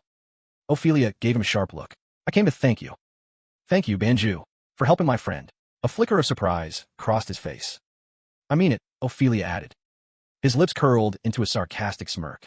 Only took you 83 years to make such progress. Maybe I should be thanking that Ronald kid instead. He turned away, a hint of regret in his voice. As much as I'd love to stay here forever, I'm afraid I can't. I have to go. Images of shadowy figures flashed in his mind. Asterisk in evil force has been stirring up trouble in the vampire world lately. And it looks like they're the ones who are pulling the blood claw strings. Asterisk. Banju smiled at Ophelia, his gaze growing distant. If you ever need my help, just reach out. I'll be waiting for your call. She stood in silence, watching his form fade into the void. Banju's gentle voice still echoed around her. Ophelia, my immortal rose. Jaredin's trembling hand gripped Ronald's. He bowed his head low, hiding the tears that streamed down his face as he choked out, I'm so grateful. Ronald smiled faintly and suppressed a sigh. He knelt on one knee to face the old man. And here I was, hoping I could hold this over your head. Not long after, Professor Jaredin immediately began his 144th experiment. Using Saran's magic and the essence of the bloodline, he and Ronald stood before a large tank containing the body of a woman. Ronald glanced at his partner. He knew this experiment would take time, but a smile had already bloomed on Jaredin's haggard face. For him, every second of waiting was a glimmer of hope. Suddenly, Jaredin turned to Ronald, just now remembering what he'd meant to say earlier. Donan, you seem different lately. His eyes focused on the green aura surrounding Ronald's body.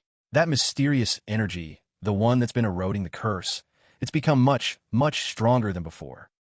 Did you have some kind of breakthrough while fighting the blood claws? Ronald scratched his head, not knowing where to begin. Yeah, it's a little hard to explain, but that's the gist of it. You could say I got lucky. Ronald's mind flashed back to a cave he had stumbled upon by chance. Before him, then, was a colossal stone, flickering with a familiar green light. Unbelievable. It was a statue of the god Sheenan. A dense green aura radiated from it. As Ronald drew closer, he thought to himself, the blood claws must have missed the ruins of an ancient temple. Suddenly, a blinding green light erupted from the statue, forcing Ronald to shield his eyes. The energy from the statue surged into his hands. The god's power, it's flowing into my body. All of the energy converged before being absorbed completely into him. The great stone lost its radiance, turning a dull gray. Ronald had unconsciously absorbed it all. Back in the present, seeing Ronald lost in thought, Jaredin grasped his hand. Whatever it was, you're incredibly fortunate. He frowned, examining Ronald's condition. Thanks to this energy, your magical bloodline has expanded. It still needs to stabilize, but in this state, you should be able to control your magic to a certain degree. Jaredin's words left Ronald stunned. Seeing his expression, the professor understood. I don't need to spell it out for you, do I? You can feel it too. Ronald looked down at his own hands, his voice uncertain. It really is different from before. I think I'm starting to understand. He slowly drew his sword from its sheath. Does this mean I can use real sword aura now? Instead of just imitating it, his own reflection stared back from the cold, sharp steel. 4 days later, in Mavas, the city at the entrance to the Romera Mountains, the scene on the ground was a stark contrast to the peaceful sky above. Citizens were in a hurry to evacuate, frantically packing and moving their belongings. The Imperial Army had also been dispatched, with fully armored knights patrolling on horseback. Ronald, Ael, and Chili Finn rode into the city. Observing the bustling chaos, Ronald spoke up. It looks like the Wyverns have really shown up. Memories of 4 days prior came flooding back, explaining their sudden presence in the Romera Mountains, his homeland. Just before his sister, Iri, was scheduled to move, Chili Finn had arrived with unbelievable news. The monsters around the Romera Mountains had suddenly flown into a frenzy, attacking everything in sight. Chili Finn had looked at Ronald with a serious expression. Fortunately, Nimberton remains unaffected. The Grancia family has already dispatched a portion of the Night Order, but we cannot let our guard down. This morning, they even spotted wyverns flying over the mountains. Ronald was taken aback. Wyverns, too? They were dragon-like beasts, possessing superior flight and venomous fangs and claws. Even veteran mercenary companies were wary of them. Chili Finn's face was grim. If they attack in large numbers, we can't guarantee your sister's complete safety. For that reason, they decided to move up. The trip ahead of schedule. Back in the present, Chili Finn ground his teeth in fury.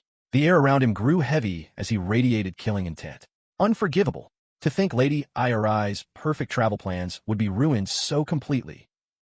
As soon as Lady Iri is safely on her way, I will personally annihilate every last monster in this mountain range. Ronald looked on, exasperated. Hey, stop muttering. We're almost there. You go on ahead and take command of the dispatched knights. Ael and I will follow. Why will we do that? Chili Finn asked, confused. I want to scout the area. I have a bad feeling. Ronald's voice suddenly dropped to a low growl. And Chili Finn, don't you dare try any funny business with my sister. If you want to live, don't even think about it. Chili Finn's jaw dropped as he sputtered back. Insolence. How dare you speak so crudely to a knight of Grancia? Even so, under Ronald's murderous glare, he stubbornly insisted. Yeah, but if something needs to be verified, we have no choice. Any delay puts Lady Iri in greater danger, and as a knight, I can't let that happen. With that, he spurred his horse forward. I'll go on ahead. Ronald shook his head, exasperated. Ael finally spoke up. So, what did you mean about having a bad feeling? Is something off? Normally docile monsters suddenly turning violent. Giant beasts starting to appear. This pattern feels all too familiar, doesn't it? Images of GR Cappadocia and the Vian mountain range, ravaged and destroyed, flashed through Ronald's mind. GR Cappadocia's face was lost in shadow, a slender sword in her hand. Ael's eyes widened in realization. You mean they're doing a plot? So, are you saying the Nebula class is behind this? Ael hesitated. It's just a suspicion for now, Ronald said, steering his horse. First, we need to investigate the area where the monsters appeared. Now that the ceiling barrier is broken, I'm the only one who could track. Terre unique magicale signature. His face set with determination, Ronald spurred his horse forward. Deep within a dark forest, countless monsters stood in a clearing, growling menacingly. Perched on the shoulder of a giant monster, a red-haired man looked down at the obedient army below. Looks like I've subjugated just about every surface monster in the area. He rested his chin in his hand with a smug smile. Still, it's a real shame.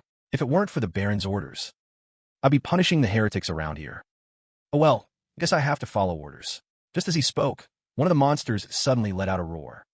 The horde of monsters fell into chaos. The red-haired man frowned, annoyed. What the hell? Why are they acting like this? The entire controlled horde suddenly grew wary, as if they would have turned and fled if they weren't being compelled. The red-haired man stared into the forest ahead, but saw nothing. Asterisk, they're under my control. They shouldn't be able to feel emotions like fear, asterisk. An eerie silence fell over the clearing. Suddenly, a tall figure emerged. Hadyatinga terrifyinyoha. The red-haired man was frozen in fear, unable to speak. WH. That enormous greatsword. Asterisk, and that black tiger. What was that thing? Asterisk. Asterisk, he couldn't accept what he was seeing. No way. What the hell is going on? Asterisk.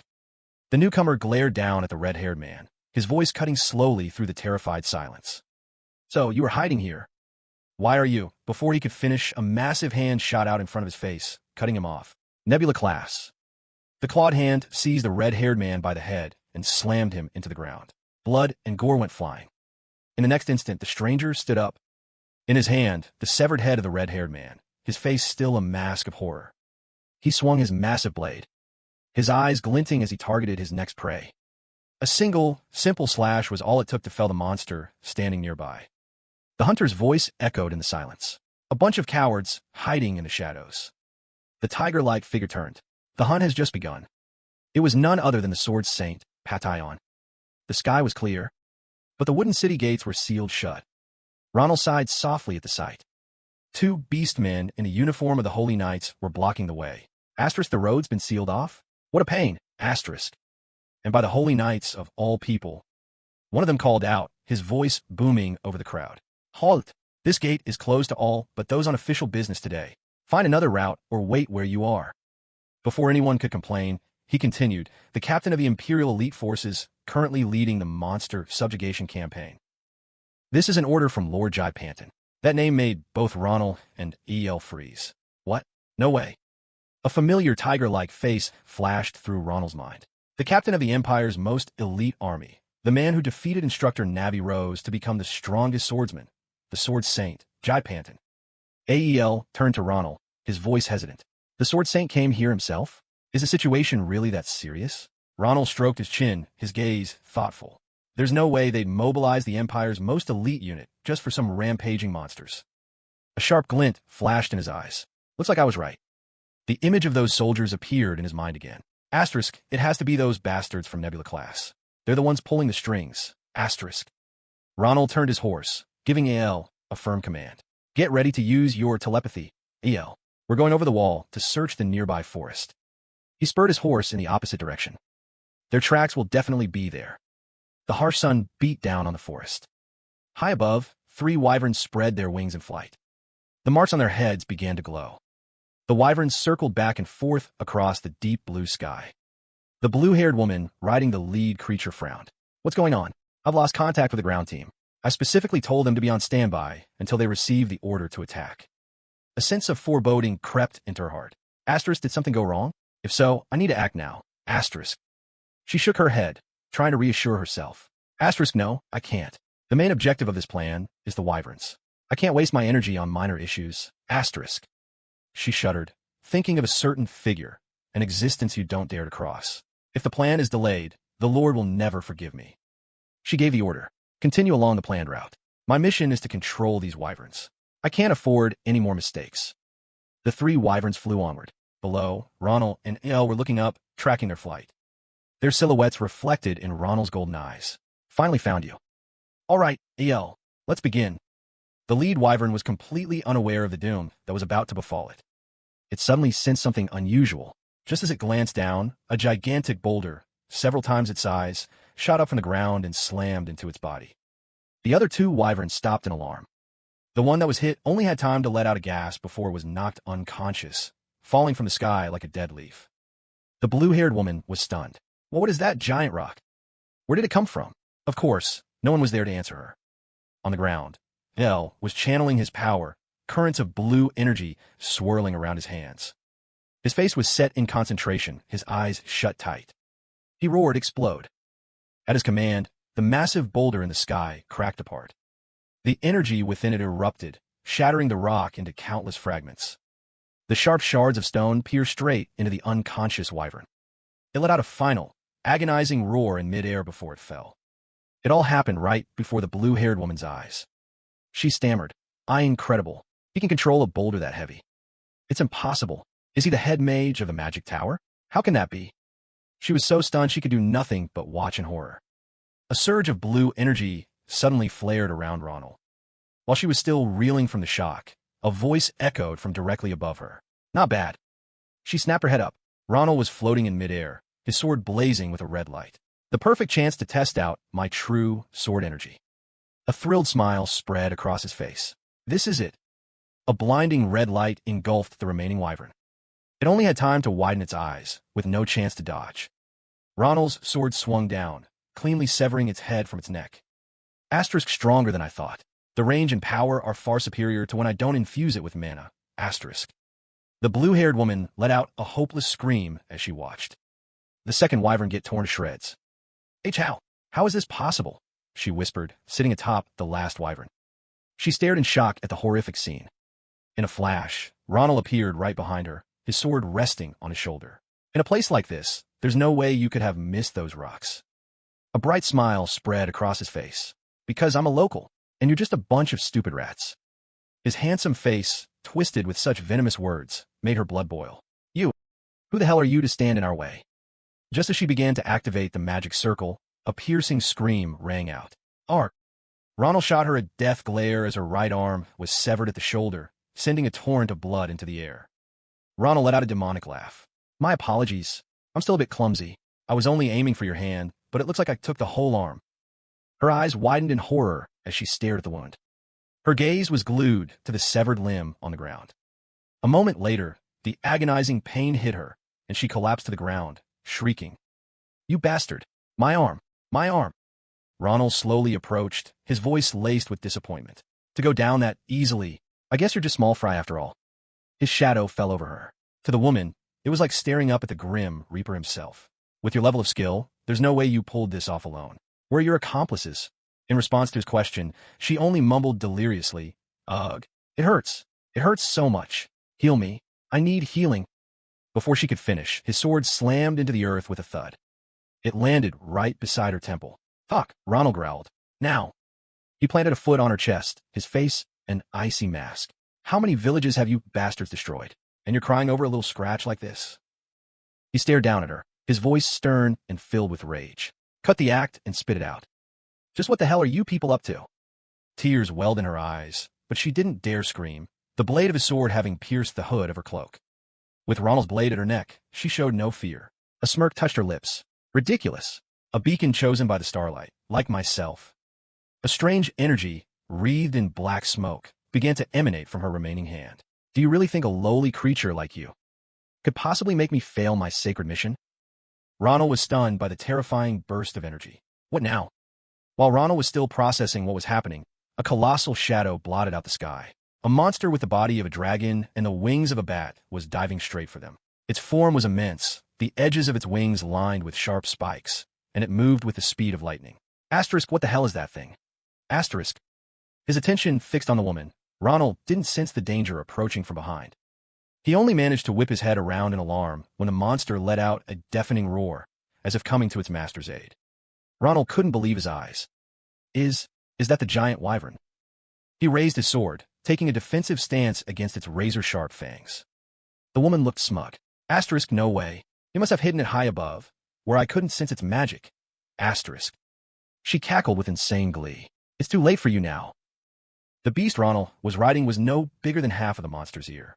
The creature lunged, seeing him as nothing more than a tasty morsel. This is the strongest wyvern I've ever captured. Asterisk, she's right. This thing is the real deal. It could swallow me whole in a single bite. Asterisk. But just then, an incredible power descended from out of nowhere, slicing the monster clean in two in the blink of an eye. It all happened so fast.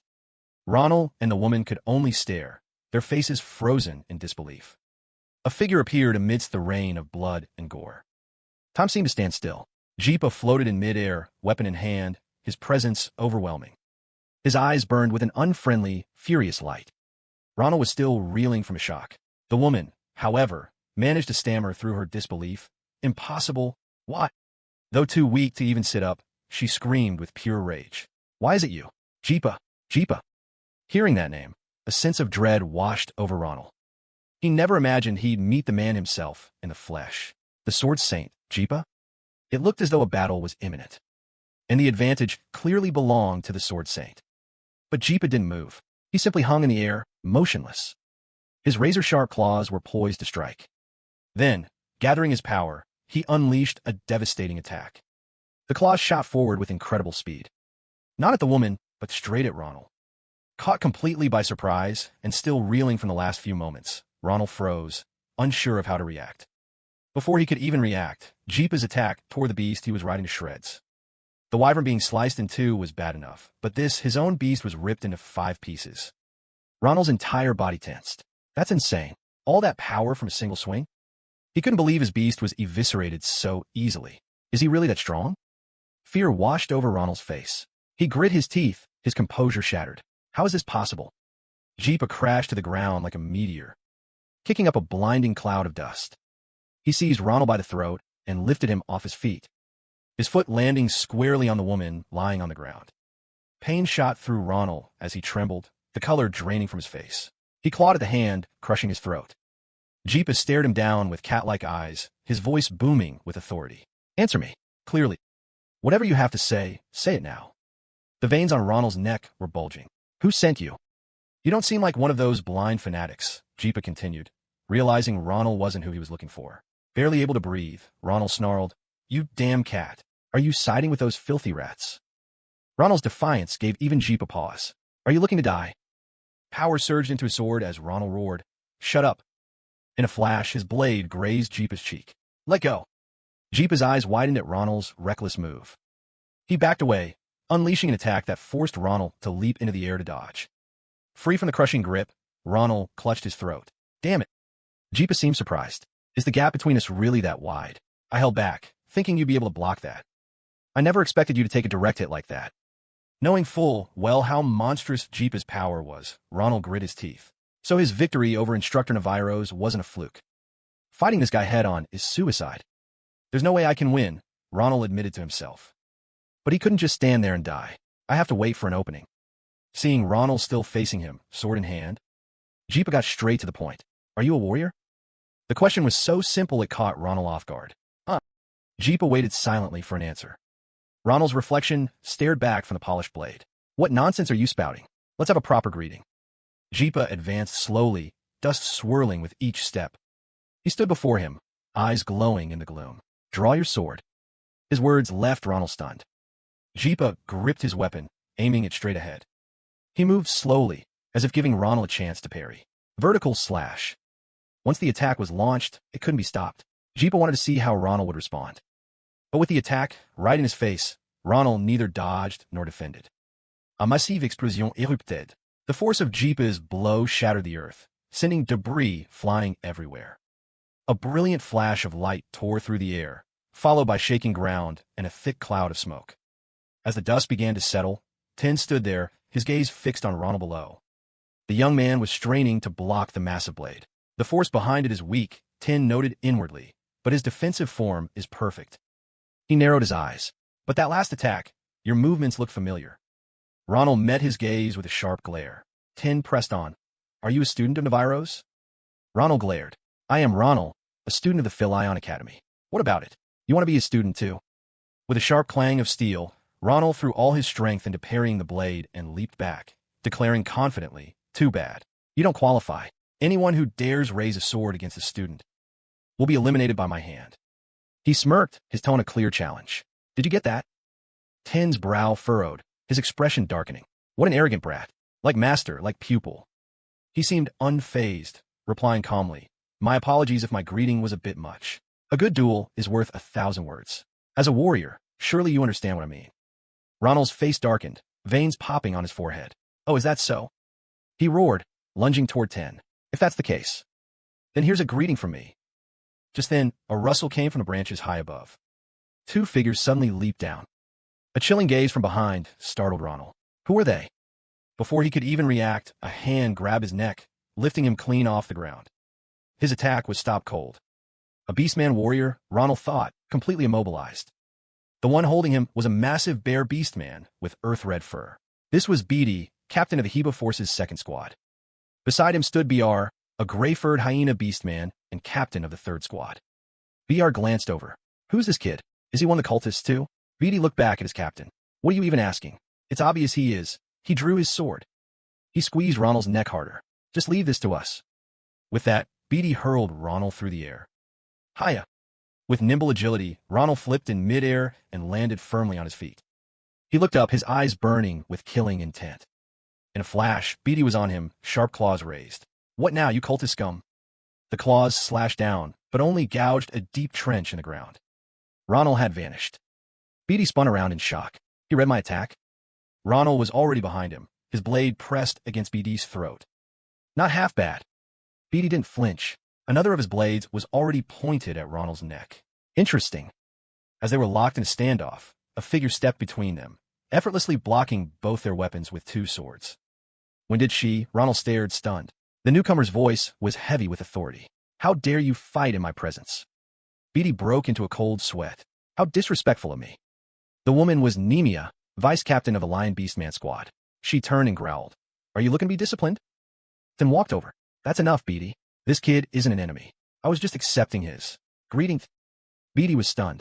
Wait, you're saying this kid blocked one of your attacks? Barely anyone in our squad can do that. How could a kid like him? That's enough. Tin cut in, confirming it. Well, he's Naviro's student, after all. At the mention of that name, BR flinched. Huh, Naviro. He suddenly remembered being beaten to a pulp, foaming at the mouth on the ground. The memory of the monster who had single-handedly crushed their entire force came flooding back. The image of a woman with cold, terrifying blue eyes reappeared in his mind. That former sword saint? Beatty immediately started trembling. Asterisk, oh crap. We all thought she was a dragon in human skin. Asterisk. His attitude did a complete 180. He turned to Ronald with a wide grin, extending his hand. Hey, my apologies, kid. I've got a bit of short fuse, so I tend to act before I think. You think you could keep this little incident a secret? Ronald stared at the outstretched hand. Looks like the instructor really did a number on this idiot. Tin turned to Nemia. Nemia, does your arrival mean everything is taken care of? She placed a hand on her hip. Yes, Captain. We've eliminated all the rampaging monsters, just as you ordered. From the woods, beastmen began to emerge in droves. Some of them carried a figure in white with black hair, their face hidden, along with other captives. And we've captured the suspected cult members alive. Scores of figures leaped down from all directions, landing with a series of thunderous thuds. Beastmen of all shapes and sizes appeared, gathering before Ten's group. Ten stepped forward toward Ronald. Ronald, allow me to make a formal introduction. I am Jeepa 10, captain of the Empire's most elite Beastman army. We have been entrusted by the Emperor with the mission of eliminating Nebula Clavis, who are hiding within the Empire. He stood there, his lean, muscular form radiating the aura of a powerful warrior. I'm the captain who leads the Cult Pursuit Force. Ronald repeated in shock. The Cult Pursuit Force? Meanwhile, elsewhere in the Romare mountain range, the small, peaceful town of Nimberton, nestled deep in the forest, came into view. The sound of many footsteps broke the silence. A squadron of iron-clad knights entered the village, sending whispers through the crowd. What's going on? Who are they? Why is an entire squadron of knights in a remote place like this? A silver-haired girl's eyes widened in surprise, her hand over her chest. That's Ronald's sister. I really don't understand what's happening. Can someone please explain this to me? Before her, a young man in knight's armor stepped forward. Is he a friend of Ronald's? I wondered. My apologies for startling you, Lady I, he said in a low voice, then abruptly dropped to one knee. The knights behind him followed suit. We were forced to assemble our company in a hurry, so we didn't have time to send word ahead of our arrival. Please forgive our lack of courtesy. The knight introduced himself, a faint blush on his cheeks as he looked up at her. I am Knight Chiliphan. On the honor of House Grania, we are here to escort you, Lady I. All right, men, let's get our belongings ready for transport. Ronald was still in shock. Before him, Sheen Dion's forces moved with overwhelming power, swiftly rounding up the cult members. He broke out in a cold sweat. Asterisk, I've never seen a force like this. The palace must have gotten involved after I captured those Nebula bastards. Asterisk. Ronald never imagined that Sheen Dion, a terrifyingly powerful figure, would even deploy the Sword Saint to lead the charge. He looked toward them and asked, but how did you manage to find all these rats while they were scattered everywhere? From what I gather, interrogation using sealing barriers doesn't work on them anymore, Sheen Dion said, rubbing his chin. You seem to know quite a lot. Did Navi Rose tell you? Ronald hesitated. Just then, a panicked voice called out his name. Ronald! He whipped his head around. That voice. A.L. was caught in a beastman's grip, dangling in the air and looking terrified. A.L., what are you doing here? Seeing him, A.L.'s eyes filled with tears of relief. Help! Help me, Ronald. The beastman holding A.L. glanced over. I caught this kid lurking around. His whining is giving me a headache. Captain, should I just get rid of him? A.L.'s face went pale with fear, and he yelled, I told you I was just looking for my friend. I wasn't doing anything. Please don't eat me. Sheen Dion turned to Ronald. Your friend? Ronald put a hand to his forehead, unable to hide his embarrassment. Yeah, something like that. Night had fallen, and the moonlight illuminated the forest. Nemia stepped forward to report the results of their sweep. Here is what we've gathered. According to our intel, they used control monsters to cause chaos everywhere, but that was just a diversion. Their true target was the center of the mountain range. Sheen Dion listened with his arms crossed. The center of the mountain range? So their real objective was... Hearing this, Ronald's expression darkened. The Romera Mountain Pass.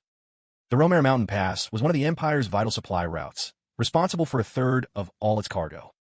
Destroying it would be the same as collapsing an entire pillar of the economy. Ronald glared at the bound captives. So, it's no surprise that those rats would target this place. The blue-haired female prisoner glared back fiercely.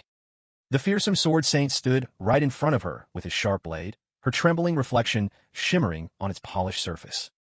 What were they planning to do? His voice rang out. Ronald continued thoughtfully. This pass is too important, so it's heavily guarded. There's no way you could destroy it just by sicking a few dozen monsters on it. You had to know that. If you want to live, start talking, he threatened, pressing the blade directly against her throat. Ronald's eyes widened as he leaned in close to her face. What the hell are you people hiding? Her face went white with terror. But just a moment later, she forced herself to calm down, closing her eyes to compose herself. Then, a smirk spread across her lips. You think we're afraid to die? Suddenly, a blinding light erupted from her eyes and mouth. Ronald was stunned. What the hell is this? Before his eyes, all the cultists began to glow in unison, as if preparing to self-destruct. A massive sphere of magical energy began to form above them. Asterisk, are they pooling their mana? Asterisk. As she unleashed her power, the woman chanted in her mind. Asterisk, oh, stars, though my power is limited and I could not complete my mission. I will offer this soul in its entirety to incinerate these filthy heretics. Asterisk. The light grew brighter and brighter as she continued screaming the incantation. You who dare oppose the descent of the stars. Burn, burn it all. A gigantic vortex of fire erupted. It swallowed them whole into the darkness of the night. In another secluded corner under the moonlight, a few figures in white robes appeared. One of the old men in the group looked to the sky. Ah, our brothers have chosen such a noble path. Baron's cold eyes narrowed. It seems the ordinary believers couldn't hold back the forces of Jaiban. A pity their grand sacrifice was for nothing. The two men behind him spoke up. Sir, if we can't delay Jaiban any longer, perhaps we should retreat and regroup. Baron turned, his voice firm. Absolutely not. That would just give them more time to prepare. It would only make it harder for us to complete this sacred mission. The old man pulled out a spherical object with a blue gem at its center, which is why we can't delay any longer, even though this isn't the heart of their territory. We'll start right here on the slopes of Mount Romera. He placed the sphere on the ground. A wicked smile spread across his face. Let the heretics be punished. He set the sphere on the ground. A massive magic circle materialized beneath their feet. The gem on the sphere began to flicker with light. This detonation device is a masterpiece created by the great inventor, Ali Bree. Engraved with 30 layers of magic, it will absorb magical energy from the ley lines, then amplify it into an explosive charge powerful enough to level everything in the vicinity. Baron slowly rose to his feet. All we have to do is protect this device until it has absorbed enough energy from the ley lines and make sure the enemy doesn't find it. The other two replied in unison, Yes, sir. The man with the goatee was Even, former captain of the Knights. The younger-looking one was Brewer, former head mage of the Six Towers. Even turned to Baron. Sir, I heard that after this mission, you're set to succeed Commander Brea. Have you received the grace yet? The old man stroked his beard, answering confidently. Yes, I have. Normally, the grace is bestowed after one takes office. As they spoke, they failed to notice the sphere behind them flashing with light. But it seems this mission requires the power to protect oneself from the blast, so His Holiness, in his benevolence, granted me the grace ahead of time. While my power may not yet compare to Lord Brea's, with this grace, a large, spiky foot suddenly materialized out of thin air. No matter what happens, I can handle it with ease. The old man froze, sensing the danger. Baron spun around, gathering his power to form a shield against the incoming beams of light. But the beams pierced straight through the barrier, carving deep gouges into the earth. Impressive, Baron said, still composed. You might be able to track our location through the ley lines, but it should have been nearly impossible once the device began absorbing energy. Before them stood a beast man radiating immense power. The old man wondered, How did you find us? Chin Dion stood there, majestic and imperious, the sword saint of Jaiban. He looked down at the old man, his voice low. Did you really think you could hide? His eyes glowed a menacing gold in the darkness. I've known your exact location since the moment I set foot in Romera. I was just waiting to see what little game you were planning to play. Filthy barbarians, blinded by delusion and arrogance. Baron stiffened. A moment later, he burst out laughing, his left eye transforming grotesquely. Then struggle all you want. Night had fallen. 10 minutes earlier, Ronald faced 3 bound figures kneeling on the ground. Searing torrents of fire poured from their bodies, gathering in the air to form a massive fireball. Jeepa shielded his eyes from the blinding light, muttering in awe, a self-destruct spell, using their own mana as fuel. He clenched his fist, just about to order everyone to fall back. Nama. Before Jeepa could finish, Ronald was already moving. Sword in hand, he leaped high above the fireball, leaving everyone stunned. They cried out his name in horror. But Ronald was already swinging his sword. A flurry of deadly strikes rained down, ending with a final decisive slash. He landed softly on the ground. The captives stared, their eyes wide with disbelief. Impossible. How could the final flame of me and my brothers be extinguished? Those were her last words before her head was severed from her neck. Ronald swept past, finishing them one by one. All 3 died in stunned disbelief, their bodies left in pieces. Before she lost consciousness completely, his reflection was the last image to linger in her eyes. You cunning bastards. If you're going to play games like this, then you can all go to hell. Jeepa watched from the sidelines, stunned. Asterisk that wasn't just a physical impact meant to snuff out magic. Asterisk.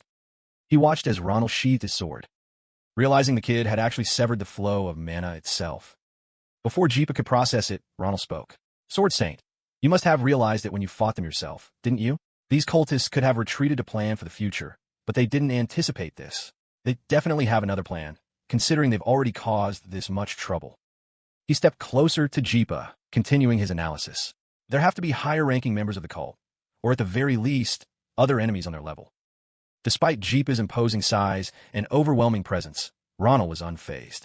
I don't know who you are, but if you're on the front lines of the unit hunting this cult, you must have a way to pursue them, right? Work with me. I'll help you earn the Emperor's favor. In the face of such an audacious proposal, Jeepa remained silent. Meanwhile, in another location, Athen Baron and his underlings were confronting Jeepa. The old man glanced at the craters on the ground. I didn't sense a shred of mana until the very moment his attack landed. Asterisk, in other words, there was no magic in that attack at all. All that pressure, it was generated by pure, raw power. Asterisk. Asterisk, the Sword Saint. I've heard so much about him. Asterisk. He's a true monster. Pushing his thoughts aside, Athen spoke up. Well, it seems we have a very distinguished guest. Can you two handle him? At his word, the 2 underlings immediately drew their weapons and took a fighting stance, though Jeepa remained perfectly still. Of course, for the mission of the star, we are more than ready. They unleashed their killing intent on Jeepa, but to no effect. Brewer gathered mana in the palm of his hand, while mana coursed through the veins on Even's neck. A murderous aura flared from them both. Jeepa barely reacted, merely scoffing. High-ranking knights and mages? Not bad.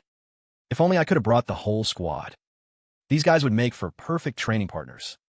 The moment the words left his mouth, Even shot forward, swinging his sword down in a powerful arc that Jeepa easily parried. Having engaged him, the man taunted excitedly. Is this also the guidance of the star? A battle that puts the honor of the Empire's greatest swordsman on the line. Even's and Jeepa's auras clashed violently. Even continued his assault, goading him. Now show me, Jeepa. Show me this so-called strongest swordsmanship. Let's see if I can shatter that legend. But Jeepa remained impassive, merely defending without launching a single attack. Even unleashed a ferocious slash, muttering fanatically, I will have the honor of standing beside. His sword shattered into 1,000 pieces. Huh. Even stared, stunned, as Jeepa shattered his weapon with a single punch. He managed to choke out. Jeepa's calm, mocking voice cut through the silence. You call that an honor? For someone who relies on such a wicked power to speak of honor. A flash of his blade, and Even's head went flying. Jeepa declared coldly, Don't you dare defile the honor of a true warrior. Brewer, standing nearby, was still frozen in shock. He scrambled to summon a mana shield. But Jeepa cut him clean in two. Only Athen remained, safe within his protective barrier. Jeepa raised his knee, then slammed it into the barrier, forcing Athen to brace for the impact. A massive boom echoed as the ground shook, but the barrier held without a scratch. Jeepa spoke first. I thought you looked familiar. So, you've been hiding in this fanatical cult all along. He suddenly recognized Athen. You're the fugitive, wanted for slaughtering thousands in the western village of Athen. You vanished decades ago after your dark magic experiments went too far. Athen Baron, the butcher of Athen. Hearing this, the old man feigned a warm smile. What an honor. To think the Sword Saint still remembers my name. But I cast aside the shame of that past long, long ago. Now, I am merely a humble believer in the star. Nothing more, nothing less. Done with the old man's nonsense, Jipa put his hand on the barrier and kicked, shattering it to pieces. He roared, I don't care. Athen was stunned. Jipa continued, in the end, it doesn't matter what side you're on. That won't change a thing. Reaching out to strike the old man, Jipa declared, the fact is, you need to be eliminated. Athen's face darkened, then broke into a sinister smile. Blessing of the stars. Athen's technique forced Jipa back. He was slightly surprised. The old man started rambling again. Even my hand-picked followers couldn't slow you down in the slightest. Only now do I truly grasp the insurmountable wall that is the Sword Saint. Athen's eyes filled with malice. But even you will never overcome the absolute power bestowed by the stars. Athen laughed with sadistic glee. You're nothing but a mere mortal, squirming beneath the stars. Jipa just looked at him as if he were a pathetic joke. Athen gestured grandly. So what do you think, Jipa? How does it feel to witness the majesty of the stars for the very first time? Tell me, as a humble believer, I'm truly curious. A voice cut through the air. What a pathetic joke. Jipa had drawn his spear, settling into a ready stance, his eyes filled with contempt. You're still trapped in your empty delusions, perfectly willing to plunge the lives of others into a sea of fire. Jipa advanced slowly, growling, and that is why I'll come and take your head. My dear prey, who's the one truly blinded by delusion here? The tip of Jipa's spear glowed with a streak of blue light. He unleashed a decisive, fatal strike. As Athen raised his hands to defend, he realized in horror that this was the Empire's most powerful blade art. The full force of the attack came crashing down, causing the ground to tremble, kicking up a thick cloud of dust and rock. Like a dense fog, Jipa swung his weapon hard, unleashing a ferocious wave of energy that shot straight toward Athen. Outside the barrier, the ground was gouged into a long, deep trench. A cold sweat broke out on Athen's brow.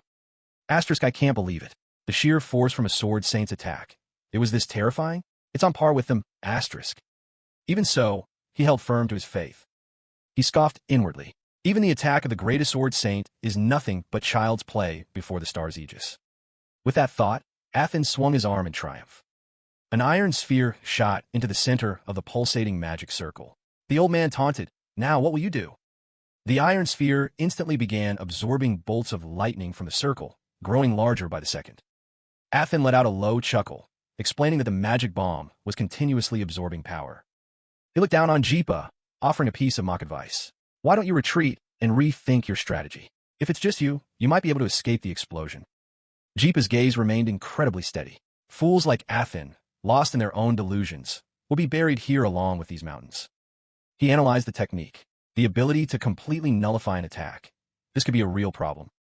If I don't deal with this properly, it will become a huge threat later on. With that, Jipa moved.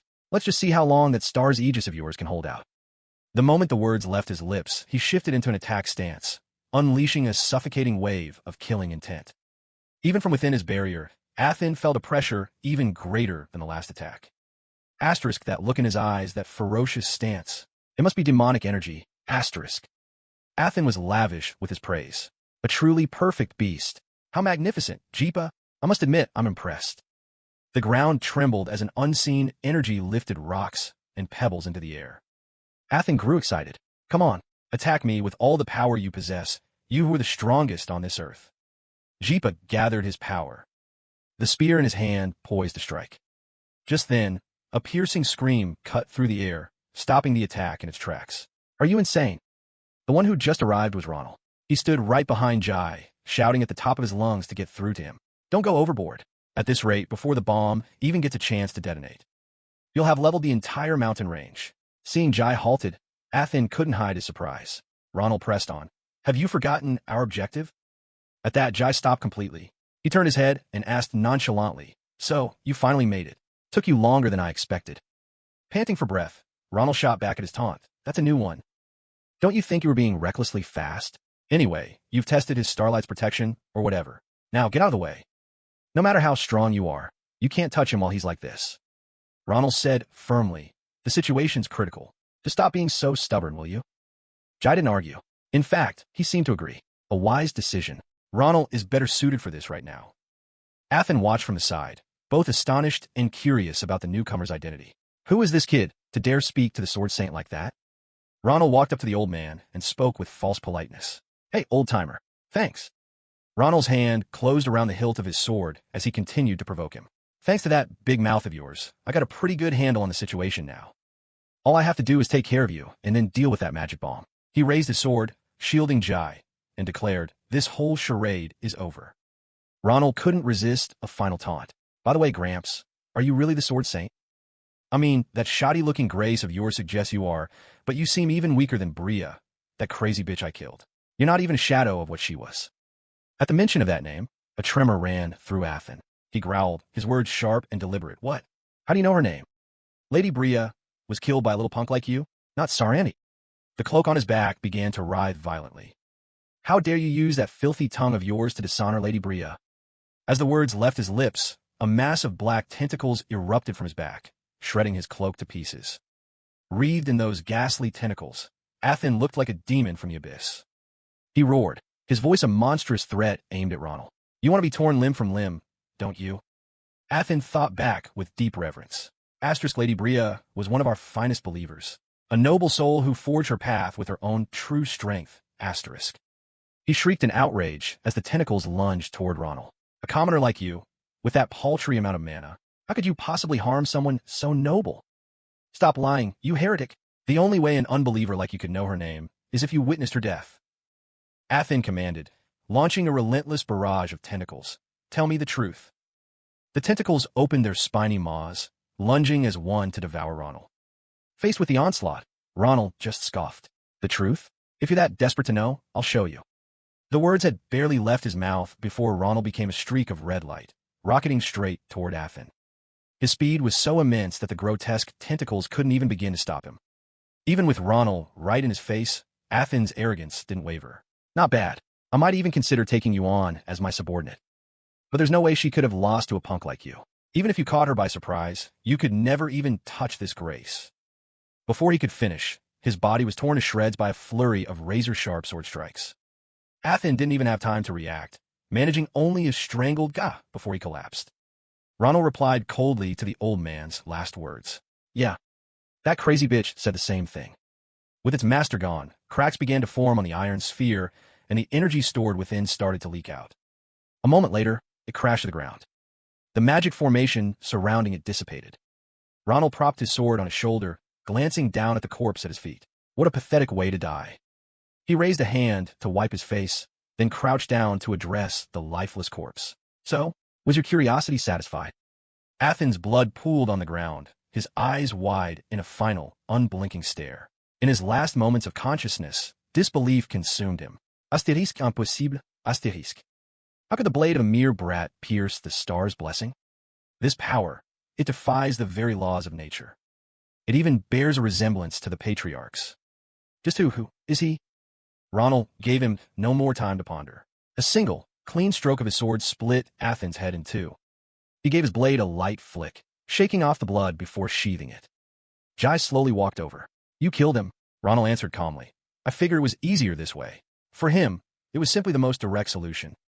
Even their ordinary followers are put to death for the slightest mistake. A guy like Athen deserved a far worse end. Ronald turned to him with a warning. We had to take some extreme measures back there. We need to be more careful for a while. Jai agreed. You're right. We can't let a single victory go to our heads. He seemed to still have regrets about the battle. Still, it's a shame I couldn't face his star's blessing head on. If I fought him again, I'm sure I'd find a way to counter it. Hearing this, Ronald scoffed. That's all theoretical. It's a different story in practice. He then gestured to the devastated landscape around them. Your sword aura alone turned the whole forest into this. Can you even imagine the devastation if you used your full power?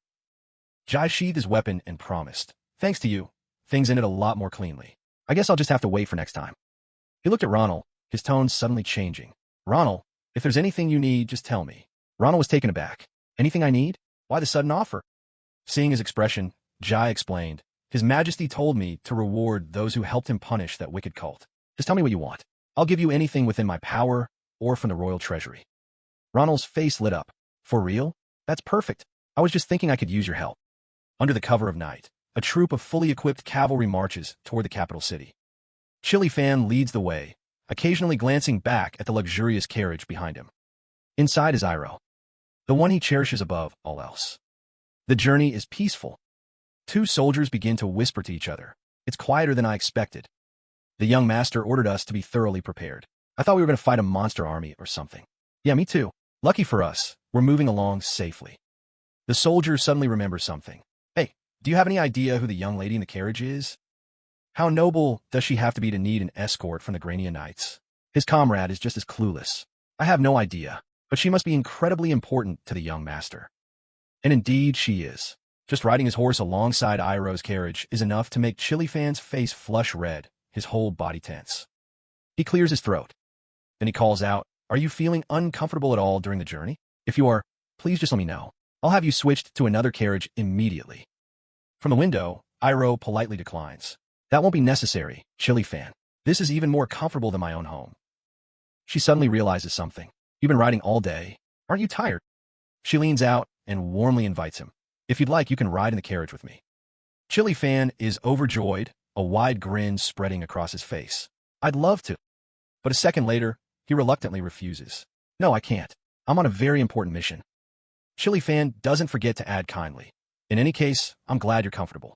If you need a rest, just say the word. I'll find a place for us to stop." Suddenly, the horses fall into chaos. They neigh wildly, throwing the entire troop into disarray. At the same time, Chili Fan senses something. Something's rushing toward them. An immense presence. He immediately gives the order. "All units, prepare for battle." With that, he leaps from his horse's back, launching himself forward as he shouts a final command. "Protect Lady Iroh at all costs." His hand goes to the sword at his hip. "By the honor of the Grania Knights." The soldiers' spirits are lifted, and they shout in unison, "For the honor of Grania." Chili Fan grits his teeth and plunges into the pitch-black night. This overwhelming power, it doesn't belong to Veen. It just appeared out of nowhere. When the world is it? His thoughts are cut short. Right before his eyes, Jai is swinging his giant spear right at him. The ear-splitting shriek of metal on metal creates a massive shockwave, blasting away dirt and rock. A voice rings out from the cloud of dust. "I've had quite a few surprises today. I've heard the rumors, but even they underestimated you." Jai flashes a delighted grin, not holding back his praise. "A fine defense, rising star of the kingdom. If the next Sword Saint is to be human, it will surely be one of you two." Chili Fan can only grit his teeth and defend, completely bewildered by what's happening. Even in this dire situation, he still shouts, "How dare you raise your weapon against the banner of Grania?" He continues to yell, "Lord Jaipa." In response to the accusation, Jai just scoffs. Think of it as a greeting. Don't worry. A warrior like you should know that a single clash of blades is better than 1,000 words. Before Jai can finish, another voice angrily cuts him off. "Hey, greet my ass. I told you to stop with those northern-style greetings of yours." The confrontation pauses. Only then does Chili Fan realize that Jai is carrying someone on his back. The figure landed on the ground. He recognized the familiar voice. It was Ronald. Ronald greeted him cheerfully. "You did great, Chili Fan. We're here to help." He pointed behind Jai. "Don't be mad about what just happened. We brought plenty of backup, you see." From the shadows, beastmen began to emerge. A Grania soldier stared in shock. "Backup? That's Lord Jai's beastmen army." Chili Fan was still confused. Ronald suddenly remembered. "Oh, by the way, you took good care of my sister, didn't you?" The next day, in the capital city of Valen. "Oh my gosh," Iroh gasped. The luxurious palace was dazzling. Iroh couldn't believe her eyes. "Is this for real, Ronald? Are we really going to live here?" Seeing his sister's wide-eyed wonder, Ronald laughed teasingly. "Sis, how many times are you going to ask? From now on, this is your home. It's right in front of the palace, so we can see each other all the time. The security is top-notch, so you can live in comfort." Standing beside them, Chili Fan proudly explained, "All the furniture in the room was made by a craftsman my family knows. I told him to spare no expense, so I hope you like it." Before he could finish, Iroh eagerly grabbed his hand. "Of course I love it. It's like I'm living in a fairy tale." "Thank you, Chili Fan. And you too, Ronald. I'm so happy." As happy as Iroh was, Chili Fan was 10 times happier just to have his hand held. She invited them enthusiastically. "I can't just let you two leave on such a wonderful day. If you have time, please stay for a meal." She added, "I may not look it, but I'm actually a great cook." Chili Fan's heart pounded in his chest. A meal with Lady Iroh. Ronald, on the other hand, felt a wave of nostalgia. "It's been so long since I've had a home-cooked meal." Outside, a woman was slowly approaching. She gritted her teeth, her provocative voice echoing into the room. Explain yourself, you two-legged beast. The shout startled all three of them. What are you doing here? Ronald recognized that voice. Down in the courtyard, Professor Navarros faced the Sword Saint, Jai, radiating a furious killing intent. Jai's gaze turned colder than ever. Even Professor Navarros was losing control of her anger. It was Instructor Navarros. The two of them stood facing off, locked in a tense stare-down. Jai was the first to break the silence, his voice dripping with sarcasm. Long time no see, Navarros. Your temper is as fiery as ever. He added, how do you manage to teach students with an attitude like that? The provocation hit its mark. Navarros' expression hardened. What right do you have to comment on my teaching methods?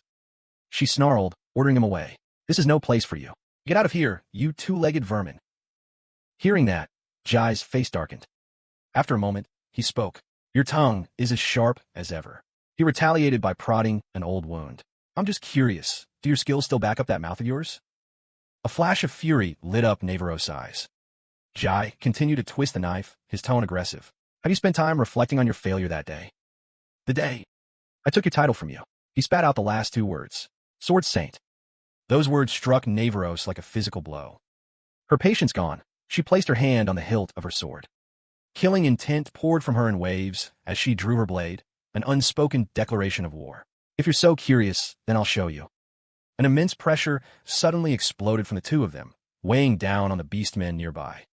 They were stunned, their bodies frozen in place. What the? I can't move. Only then did they vaguely realize they were being paralyzed by an invisible spiritual force.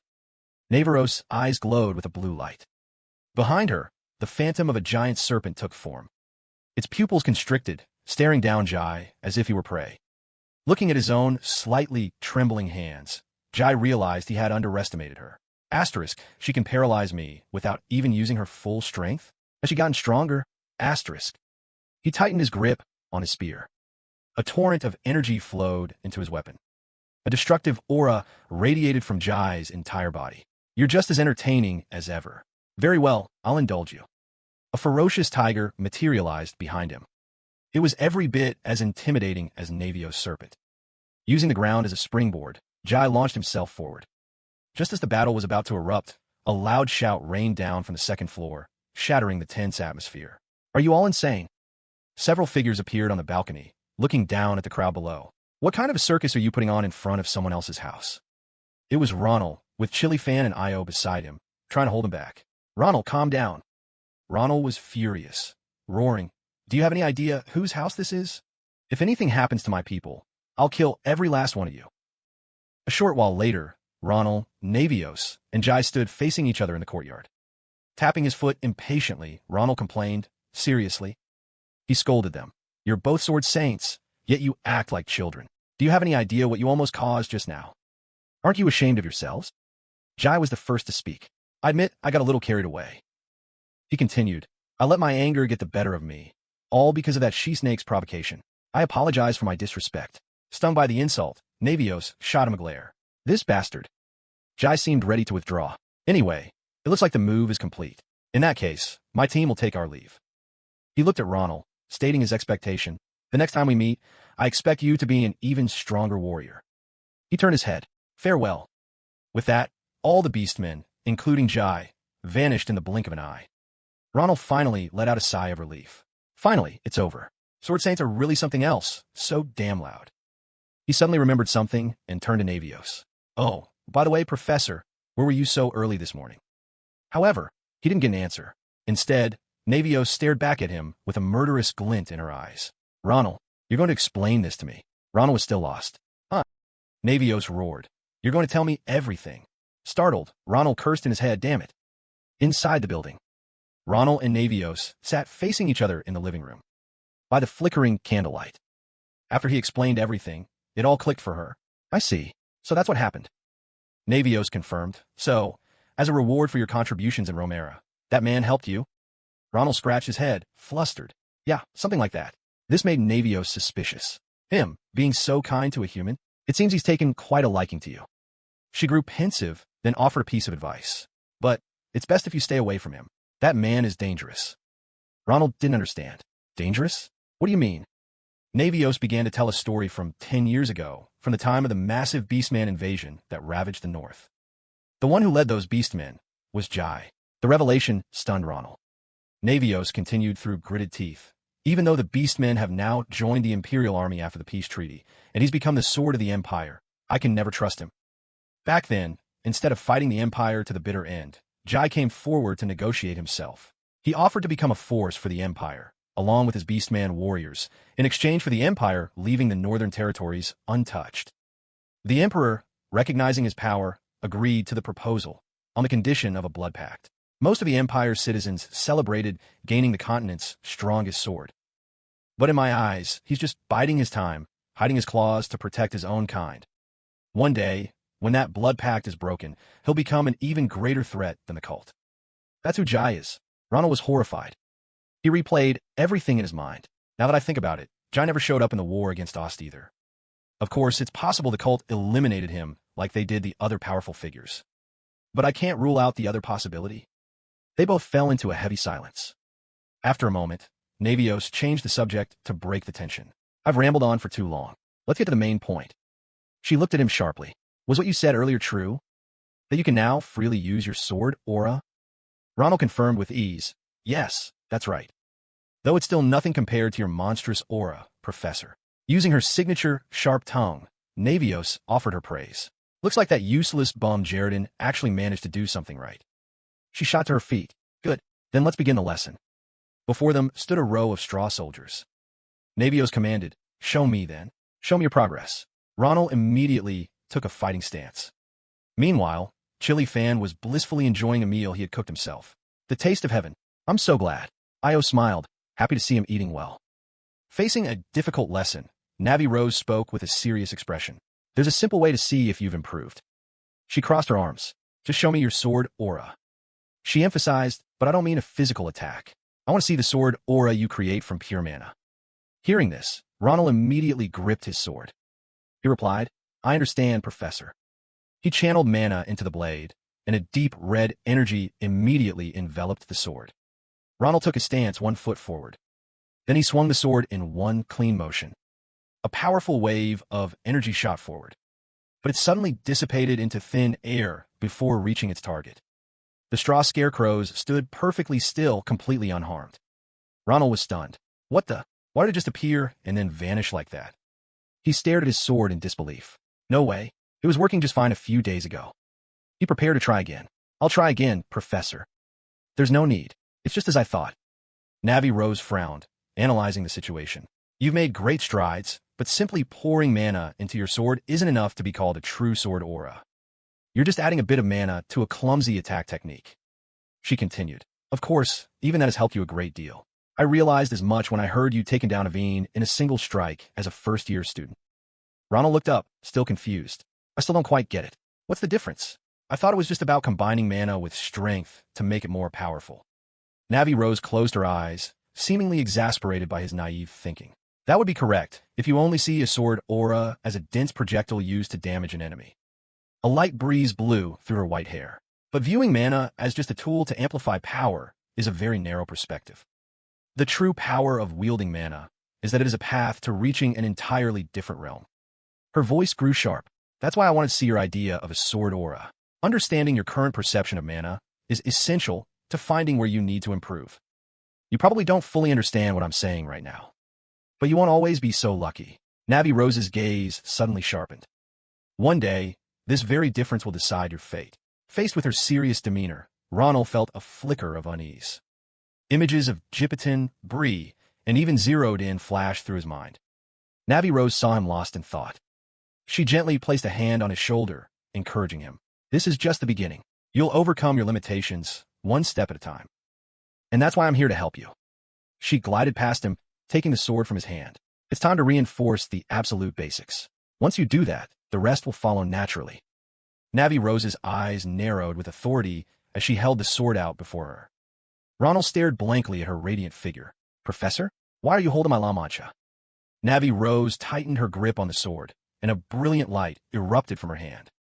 The immense energy threw the surrounding air into chaos. The blinding light forced Ronald to squint. Her voice rang out, clear and strong. Watch closely, Ronald. This is La Mancha's true form. Around her, demonic streams of red and black light intertwined, her green eyes glowing fiercely in the darkness. Ronald was stunned. Asterisk, my sword? Is that La Mancha's true form? That terrifying crimson blade, asterisk. The sword in Navi Rose's hand was no longer an ordinary blade. It had transformed into a demonic sword the color of deep, coagulated blood. That's right. It has synchronized with my mana, revealing its hidden power. Navi Rose explained, my own sword, as well as Duke Rangia's, were both forged by the same master artisan. They are famed blades, and both conceal their true strength. Two phantom swords, glowing blue, appeared crossed in the air before vanishing. A weapon's true value lies in the ability to unlock its latent potential. Navi Rose drew the sword back. Then, she brought it down in one decisive swing. This is power many times greater than normal. The ground shook violently. A single blow had shattered the entire training field, sending rock and debris flying as dust choked the air. She calmly observed the result. I'd heard the artisan Doran created a masterpiece. It seems the rumors were true. Ronald could only gape at the scene of utter devastation. The entire training ground, reinforced with magic, was destroyed in an instant. She destroyed the whole magically reinforced field in a single strike. He asked doubtfully, but when I channeled my mana into it, nothing changed. Navi Rose handed the sword back to him. That's because your mana is too weak for La Mancha to synchronize with. Even so, it still recognizes its master. Ronald felt a sting of indignation. Asterisk, I feel like my own sword is looking down on me. Damn it, asterisk. He scowled. But then his eyes lit up. But thanks to this, I finally have a clear goal. He studied the sword in his hands. He then stepped forward with new determination. Where should I start, Professor? I'm going to show this disrespectful punk what I'm made of. I wonder what kind of person its master is. Navi Rose smiled in approval. That's a good thought. But for now, focus on your mana. It's your biggest weakness at the moment. Yes, ma'am. Ronald began his training. On the first day, he could only maintain his mana for 48 seconds. Navi Rose stood beside him, timing him. She would strictly remind him whenever his focus wavered. Careful, don't lose your concentration. On the third day, that number increased to 1 minute and 32 seconds. By the fifth day, it was 2 minutes and 12 seconds. As time went on, his record steadily improved. 2 minutes and 50 seconds, 3 minutes and 41 seconds, and then 5 minutes and 12 seconds.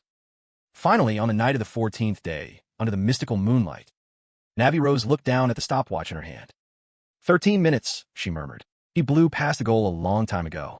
It would take most people years to get to this level. Her gaze shifted to Ronald. Now, show me your sword key and maintain that state. I don't need to remind you what to watch out for, do I? Ronald calmly took hold of the glowing sword. Of course not. He swung his sword decisively through the air. A thick cloud of dust kicked up. He calmly sheathed his sword. The sword rested snugly in its sheath. Suddenly, a new, dense wave of sword ki erupted, sweeping toward the straw training dummies. It shot forward with incredible speed. In less than a second, they were all sliced in half. Their heads fell to the ground, one after another. Ronald looked excitedly at Navi Rose. Someone already told me about this. The head of a scarecrow soldier landed near Navi Rose's feet. She glanced at it, then smiled, satisfied. Not bad. You're starting to understand now, aren't you? The reason you have to train. Ronald looked at his hands, which were glowing with a red light, and had a realization. Yes, the more I practice, the more it all makes sense. By just focusing on maintaining my mana, I can feel my body becoming sharper. He placed a hand on his chest, feeling the power spreading through him. And the true potential of the mana I possess. Navi Rose watched him with an affectionate gaze. I'm sure you've now fully grasped the fundamentals of mana. Suddenly, a deep, warm voice rang out. Working overtime and bullying your student this late at night? Seems your passion for teaching is still as strong as ever. A man strode toward them. Jaredon appeared, offering a friendly smile. Hello, kid. He continued. Sorry to drop in while you're both busy, but could you spare a moment? Then, his expression turning serious, he got straight to the point. There's something I absolutely must tell you about your prized disciple. Professor Jaredon's sudden appearance took Ronald by surprise. Why is he all the way out here? Jaredon's grave expression and demeanor only made him more curious. He always seems so energetic. Meanwhile, Navi Rose spoke first, her voice laced with suspicion. In a strictly professional tone, Jaredon replied. As you know, Ronald's constitution is highly unusual, so he requires regular examinations. Hearing this, Navi Rose's expression darkened. You're not using that as an excuse to exploit him, are you? Anger flared in her eyes. Her hand went to the hilt of the sword on her back, her voice as cold as ice. If you are. Seeing she was about to explode, Jaredin quickly held up his hands. Whoa, don't think like that. Calm down. This isn't the mercenary corps, so take your hand off your sword. I'm just here to keep a promise. He began to talk about Suna. Thanks to Ronald, after all these years, she's finally showing some progress. An image appeared, a beautiful girl with long, smooth hair, wearing a white dress, lying motionless inside a cylindrical tank. Her hands were crossed over her chest. Bubbles floated up around her as Suna's eyes slowly began to open, a miraculous glimmer of hope. Navi Rose was stunned. What? You mean Suna? Jaredin gave a small smile. There's still a long way to go, but it would be good for you to visit her sometime. Suna loves hearing about your adventures. Navi Rose was silent. There's more, Jaredin continued. The real reason I came here tonight isn't about Ronald, but your teaching assistant. She immediately thought of Ade-san. Yes, at Ronald's request, I've begun an investigation into Ade-san. Ronald stood nearby, listening intently. Though I don't have enough to be certain yet, if my hypothesis is correct, that kid is in danger. As soon as he finished speaking, the air grew thick and heavy, and a dense fog rolled across the training ground. Jaredin frowned slightly, his voice low. A power you can barely control yourself? You must have realized it long ago, haven't you? The danger it poses. Navi Rose remained silent. That's why you kept her by your side, to watch her. Navi Rose's hand clenched into a fist. If something were to happen, she could put all of us in, that's enough. Navi Rose cut in coldly. Jaredin, my teaching assistant is not as weak as you think. Her voice rose, filled with fury. So don't you dare presume to decide her future. Jaredin was taken aback by her outburst. Standing behind them, Ronald realized the situation was growing tense. If you say so, then I understand, Jaredin conceded. I will let the girl make her own choice. Ronald folded his arms, observing quietly. His expression changed. A short while later, after things had settled down, he glanced at Navi Rose's cold, retreating back, then at Jaredin. The professor seems really angry. He suddenly recalled something. You mentioned a mercenary group earlier. Were you two mercenaries? Jaredin scratched his head, calmly admitting, we were. About 10 years ago, we were quite well known in the southern regions. Though we didn't exactly get off on the right foot. That's when I first met Navi Rose. Memories flooded back. In the middle of a desolate forest. We were hired for missions to eliminate each other, and we ended up face to face. A younger Jaredin, gravely wounded, knelt on the ground. His cloak was soaked in blood, his face a mask of despair. In his memory, he looked up at the figure towering over him. Back then, Navi Rose was the very image of the Grim Reaper. That was her. That feeling of terror, even now, I can't put it into words. The Navi Rose of the past appeared, cruel and ferocious, her eyes wide with fury. Back in the present, Jaredin gave a wry smile, stroking his chin. Compared to back then, you could say she's become more human. His words left Ronald confused. That's more human. Needless to say, I was utterly defeated that day and came close to death's door. The past flashed before his eyes again. If it hadn't been for Suna, one of the local villagers, who saved me, I would have been a dead man. Suna tenderly cared for Jaredin when he was nothing but a broken shell. Suna nursed me back to health, and we naturally ended up husband and wife. The next image was of Suna warmly waving to Navi Rose. After that life-or-death battle, they slowly became comrades. Suna seemed to be very fond of Navi Rose, too. Of course, the only reason we managed to maintain that relationship was thanks to Suna's pure and innocent heart. But the good times didn't last, and the fact that Navi Rose hates me is entirely my fault. The memory shifted to Navi Rose standing before a fallen Jaredin. She was furious at my incompetence for failing to protect Suna. Her eyes blazed with hatred, her fists clenched, and at my foolishness for being unable to let Suna go. Navi Rose's back, in the present, was strong and resolute as she walked away. Jaredin watched her go. Even so, Navi Rose kept the secret to the very end. Suna's treatment, even now, is only possible because of her. He turned away, lost in thought. So if Suna can recover, I believe Navi Rose will eventually let go of her resentment. She may seem cold on the outside, but she's a very sentimental person. Jaredin's eyes followed her, filled with a complex mix of guilt and regret. The next day, at the Dark Magic Research Lab, Ronald and Ade-san followed Jaredin inside. The room was gloomy, lined with emerald green glass vats containing experimental creatures. I can't believe there's a place even gloomier than the professor's lab. Are we even allowed in here? Ronald asked. Jaredin stood on a raised platform. Deal with the darkness. This is the only place we can use it. He looked up, appraising the expensive equipment before him. The device we need for this. It is an ultimate magical artifact capable of extracting the primordial mana hidden within a living body. The mana extractor. Ade-san, he called. People like you who can't comprehend their own mana would risk their entire fortune just for a chance to use this machine. Jaredin pointed to the center of a large star drawn on the floor. Now step onto it. It's time to face the secret of the power hidden within you. Ade-san stepped into position without hesitation. Before we begin, Jaredin asked, I trust you've prepared yourself mentally on the way here? Then, without waiting for her reply, he cut in, good. Then let's start right away. Jaredin placed his hand on the green orb.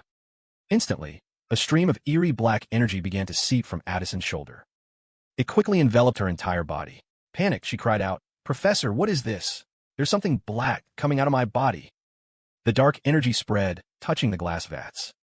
The beasts inside seemed to awaken, baring their teeth and growling in unison. She hasn't even activated her power, yet it's already having an effect. Ade-san suddenly remembered.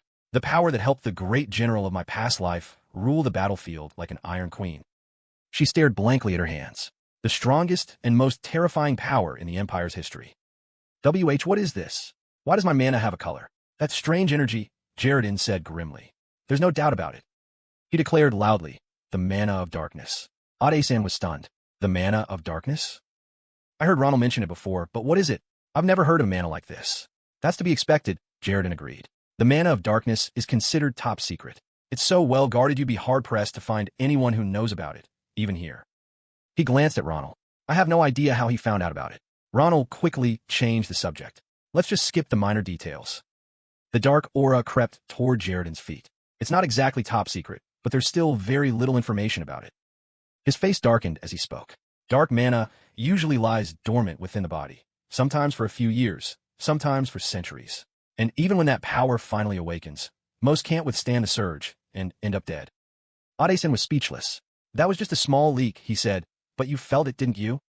It's on a completely different level from the mana we're used to, Jaredin continued. A mesmerizing, jet black or materialized in the air. This power can grant someone who can't wield mana the strength of Swordmaster. It can even make the impossible a reality. That is the power of dark mana. It defies all reason and order. But he also warned of its downside. The problem is that this power erupts without warning, completely against the wielder's will. And when it does, it inflicts excruciating pain. Worse, the wielder usually can't control it. A massive wave of destructive energy erupts from them, engulfing a vast area and then razing it to the ground, leaving nothing but a catastrophe in its wake. And once the energy is spent, the wielder burns out, destroying themselves in the process. He looked Ade-san straight in the eye. So, do you truly want this power? She stared at him, her eyes wide. If you want, I can place a binding on it to keep the mana from erupting. Or we could find a way to remove the dark mana from your body completely. Think carefully. Throughout history, every single person who possessed dark mana, whether they could control it or not. History flashed before her eyes, a gallery of brutal ends, culminating in the fall of a guillotine. An operating table, screams of helpless agony. None of them met a good end. Jaredin's expression remained unchanged. Are you prepared to accept the double-edged sword that is dark mana? With a grave expression, Jaredin spoke. Dark mana is a double-edged sword. Hearing those words, Ade-san, still enveloped by the dark mana, broke out in a cold sweat. When he asked if she was certain she could handle it, Ade-san simply lowered her gaze in silence. Memories flooded her mind. Her mother's face, the last sight of her back, her cold, lonely grave. The image of a little girl, crying all alone in the world, until Ronald's smile, as radiant as the sun, chased all the shadows away. A warm voice echoed in her thoughts. Asterisk, don't worry. Let's give it our all, together. Asterisk. Commander, it would be a lie to say I'm not afraid, Ade-san said slowly. Though no one could see her face, her expression had become resolute. She turned her back to them. But, someone once told me. She paused, her resolve hardening. Then, she turned her head back with a confident smile, repeating the words Ronald had once told her. Don't worry, and just give it your all. Ronald looked up at her, surprised. So, I don't think I can give up that easily, Ade-san finished. She then turned to the astonished Jaredin. Professor, I'm ready. Jaredin smiled, pleased. I like that outlook.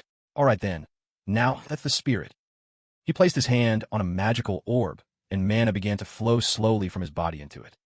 A faint light began to emanate from Jaredin's body. Then it settled. Let's begin. The moment he finished speaking, a torrent of fiery red mana erupted from Ade-san. She watched, stunned, as it swirled violently around her.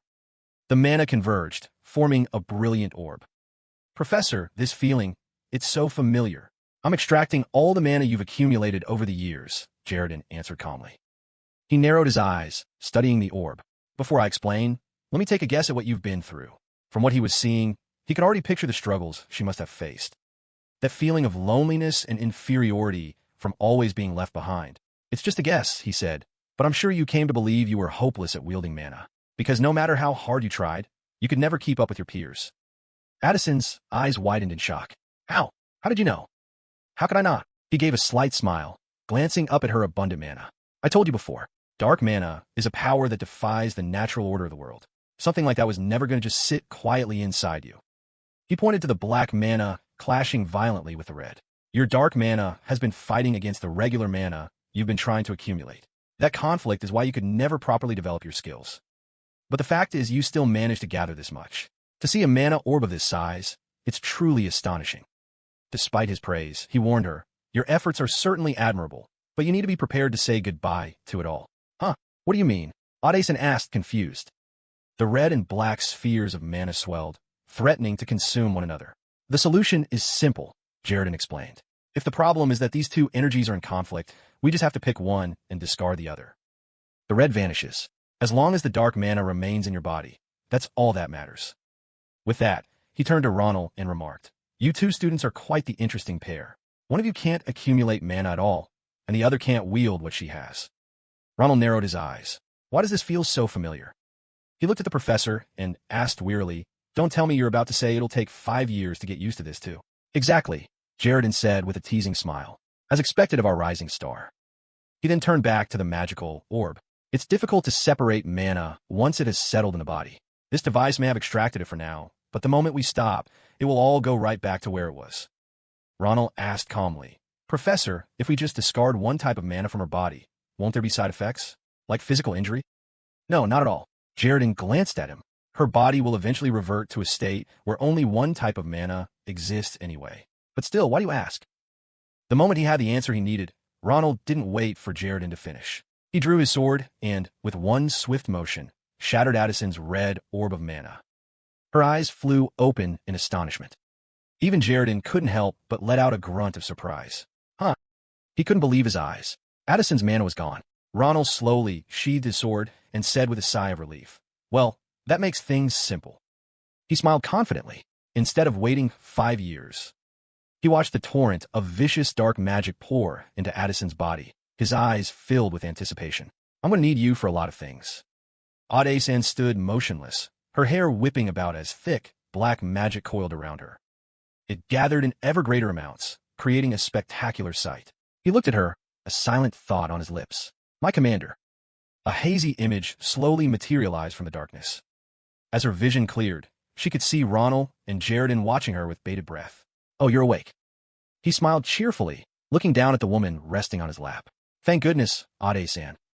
Realizing her position, Addison's face flushed beet red. Ronald, why am I on your lap? Her astonished voice echoed through the lap. Did I pass out? Her shout seemed to stir something. In a test tube, a bee suddenly began to growl viciously. But why? A moment later, a chorus of roars erupted, drawing Addison's attention.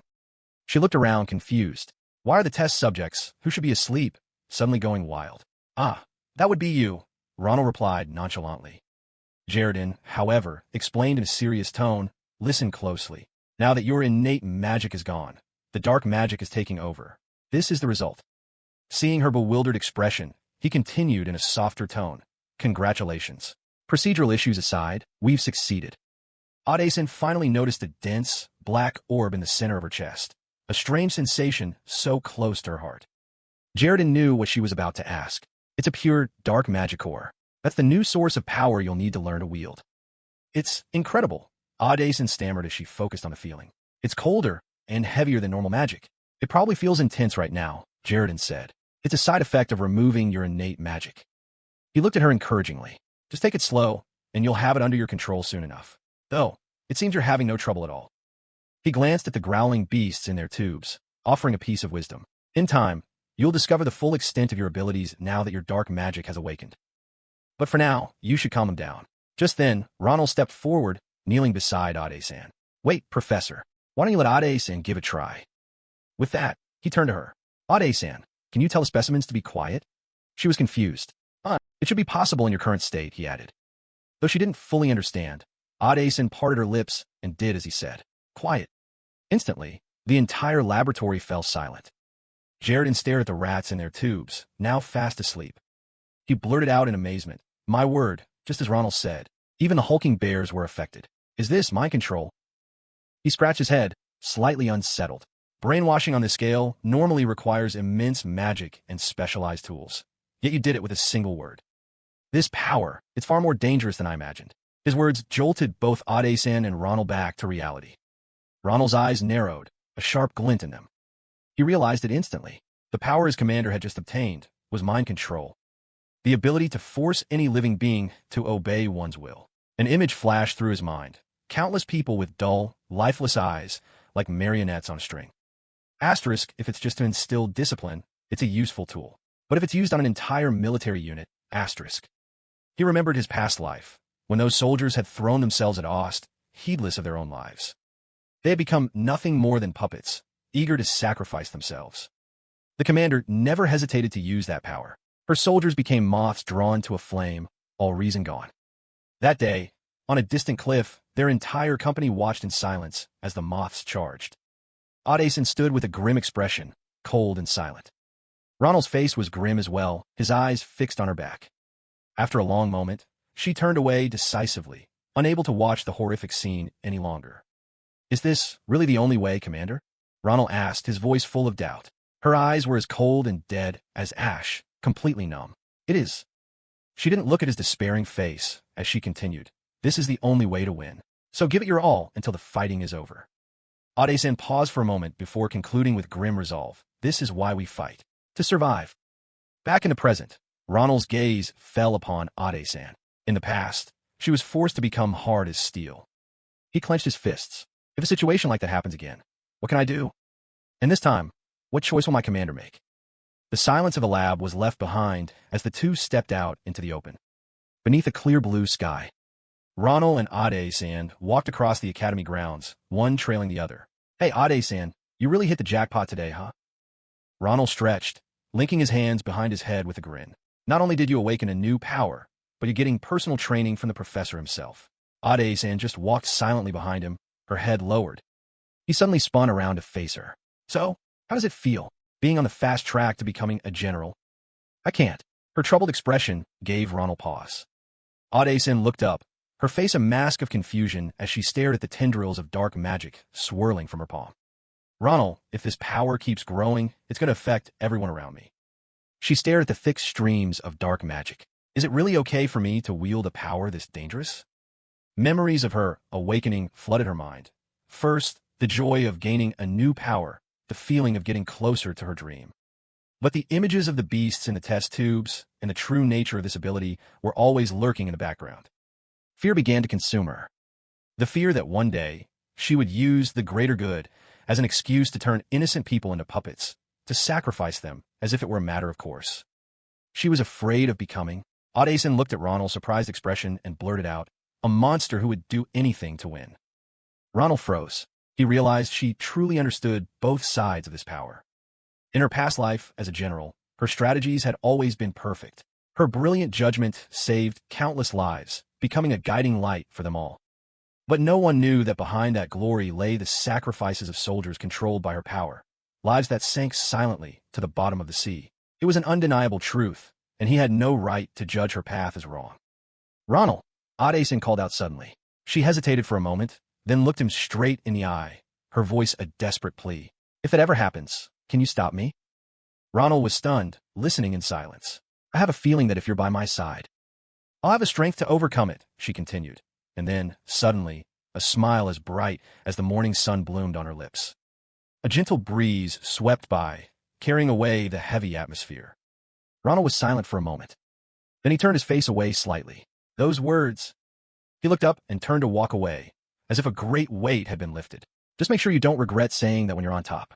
Things will get a lot harder than you can imagine. Ade-san watched his retreating back, bewildered. Huh, that's a little. Wait, are you serious? From that day on, peaceful days passed at Philion Academy.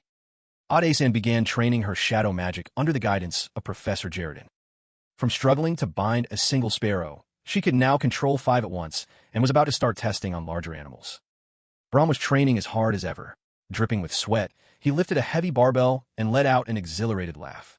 This is a great burn. Ophelia practically disappeared during the day. She poured all her energy into teaching Sita blood magic. The little creature had just fired a bolt of red magic. It tore through the air, heading straight for an armored scarecrow. A loud explosion échouée. The scarecrow's head was completely vaporized. Ophelia exclaimed in amazement. My God, to pull off a perfect blood bullet on your first try. She looked at Sita, who was perched on her hand, and showered her with praise. Sita, you're a genius. Hearing this, the little creature lifted her chin pridefully. What should I teach you next? Blood slash for close combat, or blood mist for wiping out groups? Ophelia chirped, tossing her in the air and spinning around. As you wish, Sita replied dutifully, as if finding her master's enthusiasm a bit much. And as for Ronald, he was having his own peaceful days. During a sparring match with Chilif, he smirked provocatively. Looks like I've gotten a little faster. Been training hard behind my back. Chilif shot back without missing a beat. Your swordsmanship has gotten more refined, too. Getting special training from the instructor? A dangerous glint flashed in his eyes. But it's still not enough. Ronald's eyes blazed with a golden light. No matter how hard you try. The two clashed again, blades a blur of motion, neither giving an inch in skill or in words. I'm still better. I'm still stronger. Outside the ring, Maria stood with her arms crossed, looking thoroughly unimpressed. How many hours have those two been at it? Don't they ever get tired? If they love fighting so much, they should go do it on a battlefield. I don't get why they're doing it here, she sighed in exasperation. A.L., standing beside her, could only offer a weak laugh. You think so? Maria glanced at Ronald's ecstatic expression. But I guess that's part of his charm, she admitted calmly. Right, sweetie? She asked, turning to Elle, so suddenly it made him jump. Ale awkwardly avoided her gaze and stammered, yeah. Ronald was always really strong and cool back home, too. He nervously fiddled with his fingers. So that's how Maria sees him, too. At that thought, his shoulders slumped as he silently compared himself to someone as dependable as Ronald. Seeing this, Maria laughed and teased. What's this? Don't tell me you're jealous, sweetie. You're so cute. Anyway, she said, casually slinging an arm over his shoulder. Don't worry. No matter what, you'll always be number 1 in my book, Elle. Flustered, his face turned beet red. And no, that's not it.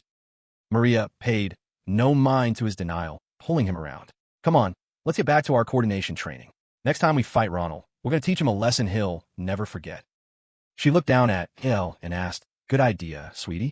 A.L., blushing furiously, timidly replied, Yeah. Another day, atop the tallest tower of the academy.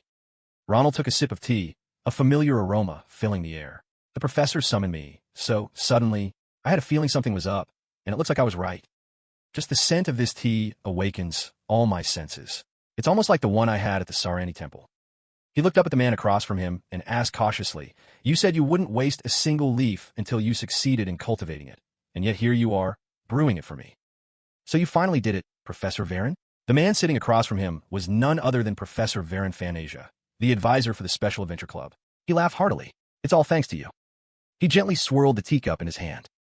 If it weren't for the gift you received from Mr. Sarani, he recalled the day Ronald brought him a bag of herbs. I would have never known this herb even existed, let alone how to use it. It was a lot of hard work, but I finally managed to cultivate it. I'm so glad it can be used to help so many people. Sita and Marpet stared curiously at the teacup as well. Ronald clapped in admiration. That's wonderful news. He suddenly recalled all the trouble he'd caused, from cleaning up goblins and destroying a 2-headed ogre to partnering with Japan against the church, all of which had left Professor Varin scrambling to clean up the mess. Yet, completely shameless, he offered some polite words. I was just thinking about how to repay you for handling the fallout from our recent incidents. Ronald grinned. With this, I guess I can safely stir up a few more. Huh? Varin coughed nervously, a bead of sweat trickling down his forehead. Well, that might be a bit difficult.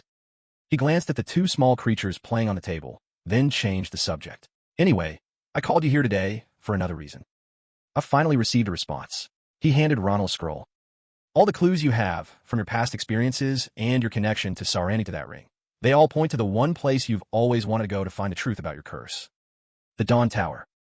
An imposing, mysterious tower, standing alone in the middle of the ocean. Varen announced that they had granted him permission to go. Ronald cheered. Incredible. This is great. I can't wait to finally learn the truth. Don't get too excited and be careful. The professor's voice grew heavy, cutting through his joy. His gaze turned serious. Because of the recent, unfortunate incident, the situation there is very chaotic. Varen paused for a moment before continuing. And Ronald, you won't be going alone. The tour for the top students of the magic department is scheduled for the same time. According to him, a classmate would be accompanying Ronald. The scene shifts to the back of a young woman. The page in front of her was covered in writing. Ades in Heart's suit are, her face lost in a daydream. Against a clear blue sky, a luxurious white and gold airship glided through the air. It was heading straight for the Dawn Tower. Zebit, who was sitting alone and drinking tea inside a cabin, jerked her head up as someone approached. What are you doing here? She asked with suspicion. Ronald offered a polite smile. Professor Varen was right. It's been a while. He paused, and his smile turned mischievous. Or wait, should I call you R? Flustered and annoyed, Zebit snapped. Don't call me that. That's a special name only my sister Adon can use. She remembered her earlier question and quickly changed the subject. Wait a minute. Answer my question first. Ronald casually pulled up a chair and sat down across from her. What question? This airship only has one destination. Obviously, I'm heading to the Dawn Tower for work. Someone from the swordsmanship department has business at the Mage Tower? Zebit was in disbelief. Shouldn't it be Il, the one who's always glued to your side? Well, you know my situation is a bit complicated, he replied calmly. As for Il, I would have brought him along if the timing had been right. He briefly recalled the boy's flustered expression that day, but he said he wanted to focus on his training with Maria. Ronald glanced around, then asked, by the way, why are you sitting all by yourself? Where are the other first years? The professor said there'd be a few people from the magic department coming along. Zebit gave a smug, arrogant laugh. Of course I'm here by myself. The Dawn Tower is renowned for its fire magic. Only the top 10 students from the practical fire magic class get the chance to visit. She continued boastfully, a privilege that other first years, aside from me, the top of the magic department, could never even dream of. So I was just enjoying a moment of solitary contemplation. Ronald cut through her pretension without a second thought. Aha, so you're sitting alone because you don't have any friends. He smiled magnanimously. Well then, you can hang out with me. I'm by myself too, so I'll do you a favor and keep you company. How about it? Zebit's face turned purple with rage, her eyes bulging as if they were about to pop. Her indignant scream echoed through the airship. Who the hell wants to hang out with you? Outside, something seemed to be targeting them. I don't need your pity. Zebit's shriek still hung in the air. But despite the commotion inside, the flag bearing the Academy's emblem fluttered calmly in the wind. The airship continued on its course. A while later, Zebit sighed again, glancing toward the main lounge where the other students were gathered. Unbelievable, she complained. We're about to set foot in the legendary Dawn Tower, and they're just wasting time with idle chatter. Their vapid conversations reached her ears. This is so boring. I wonder when we'll get there. Yeah, I know. There was even a group playing cards. Zebit sneered. Wouldn't that time be better spent thinking up a few more questions about magic? It's pathetic just looking at them. This is why I can't stand being around commoners. She turned slightly toward Ronald. You think so too, don't you, Ronald? He crossed his arms and replied casually, nah, not really. Zebit excitedly turned back to him. Of course you do. You're the only one at this academy, I acknowledge. After my sister Adon, of course, she added in her head. Zebit thought back on his recent victories with a smug satisfaction, like humiliating that arrogant Grangia, defeating that old man Athen, and helping the Sword Saint stop the evil sex plot. It seems word of your achievements has reached the royal family, so our Akalugia clan has taken a great interest in you as well. As she spoke, she suddenly remembered something. The first time they'd met, she had given him her family's crest. By the way, she yelled, suddenly furious. When are you finally going to answer my invitation? Do you have any idea how many months it's been? Don't tell me you're actually deliberating on joining the Akalugias, are you? She went on and on. This is a once-in-a-lifetime opportunity. If you just join our family, you'll immediately. Ronald started to sweat. Asterisk, I told her to stop talking, so why is she still going on? I can't just tell her I'm thinking about it. I have to change the subject. Asterisk. He clapped once, changing the subject with a smile. Oh, speaking of which, let me ask you something. Why do you admire Lady Ades so much? Zebit froze, her words catching in her throat. What? Why are you suddenly asking about that? No, I'm genuinely curious, Ronald said. Lady Ades is certainly remarkable now. He paused, remembering her gentle, somewhat withdrawn demeanor. But by your standards, back when she was a student who'd been held back, she wasn't even considered normal, let alone a prodigy. And yet you hold her in such high regard. I figured you must have seen something different in her. Zebit was silent for a long moment. Sunlight from the window streamed across the cabin. Of course I did, she answered softly, her head bowed and her gaze suddenly tender. My Lady Odaeson was different from everyone else from the very beginning. She began to reminisce. The first time I met her was shortly after I enrolled at Philion. I got lost in the library looking for some materials and was just wandering around. The first person who came to show me the way was Lady Odaeson. As she led the way, Odaeson started a conversation. I saw your performance during the entrance exam. It was unbelievable to have achieved so much as a first-year student. Odaeson smiled, tilting her head slightly. My jaw dropped when I saw it. At that, Zebit scoffed inwardly. Here we go with the empty praise. She knew exactly what would come after the compliments. Asterisk, as expected of someone with the blood of the Akalugia family. Asterisk, such natural-born talent is truly admirable. Asterisk, it sounded like a compliment, but it was really just contempt. They wrote off all her achievements as inborn luck, just to feel better about their own mediocrity. This girl is probably no different. But then Odaeson said, that's truly admirable. I can't even imagine how much effort you must have put in to accomplish all that at such a young age. She turned to Zebit with a gentle look. I bet it must have been really tough. Those words stunned Zebit into silence. She looked up, staring quietly at Odaeson. Seeing her expression, Odaeson got a little flustered.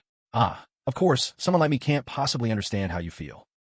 But if you ever feel overwhelmed and need someone to talk to, please feel free to come find me.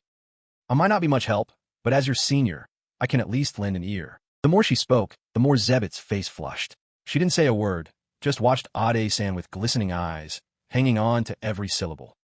To this day, the thrill of that moment remains one of my most precious memories, Zebit finished, back in the present. I can't fully describe how I felt that day, but more importantly, she suddenly clasped her face and squealed. Lady Addison is so beautiful. Ronald was speechless, and she's completely smitten. Her long, black hair is as smooth as silk, and her tall figure is so elegant. Who could possibly compare to her? Ah, just thinking about it makes me so happy. I miss you so much, Lady Odaeson. The more Ronald listened, the paler he got. Asterisk first chilly fan, now this girl? Why are all geniuses like this? Asterisk. He sighed, leaning back in his seat. Asterisk whatever. This connection will be very useful for Lady Odaeson in the future. Asterisk. Just as he thought that, a strange presence swept past outside. Something was hurtling toward the airship. Ronald's senses screamed. He shot to his feet, his eyes sharp, cutting through Zebit's daydream. Enough chatter. Get up. Get your staff. Huh? What are you talking about? No time to explain. Hurry, he urged. Something's coming. The words had barely left his mouth when a figure blurred past, shooting out of the cabin. Ronald had tucked Zebit under his arm and landed on the prow of the ship. How dare you be so rude? She yelled, a mix of fear and indignation in her voice. Don't just carry me around like a sack of potatoes. Ronald, you must treat a lady with respect. Ronald didn't answer, his eyes locked on the space ahead. Can you use telekinesis to lift a person? He asked in a low voice. It's here. Get ready. What do you mean something's coming? All I see are clouds. Zebit was still complaining when she suddenly stopped. Her eyes widened in utter shock.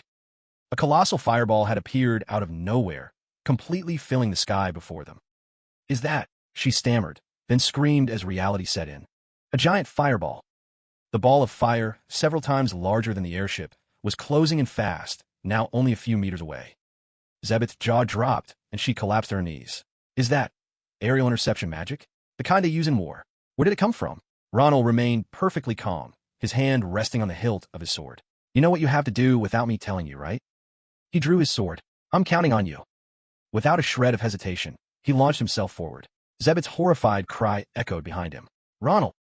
But she was, after all, from a great house and the top student of the magic department's first years. Zebit reacted instantly, raising her staff. Acting on his own again, invisible hand. A current of purple magic enveloped Ronald's body.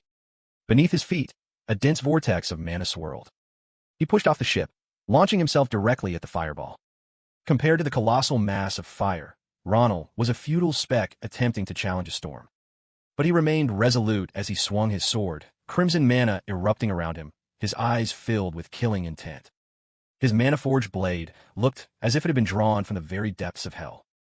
He unleashed hundreds of sword strikes at blinding speed, enveloping the fireball. The sheer force of each slash instantly tore the fireball into hundreds of pieces. But those fragments transformed into hundreds, even thousands, of smaller fireballs that all hurtled toward the airship. Damn it, Ronald gritted his teeth. Way more of them than I expected. He pressed onward.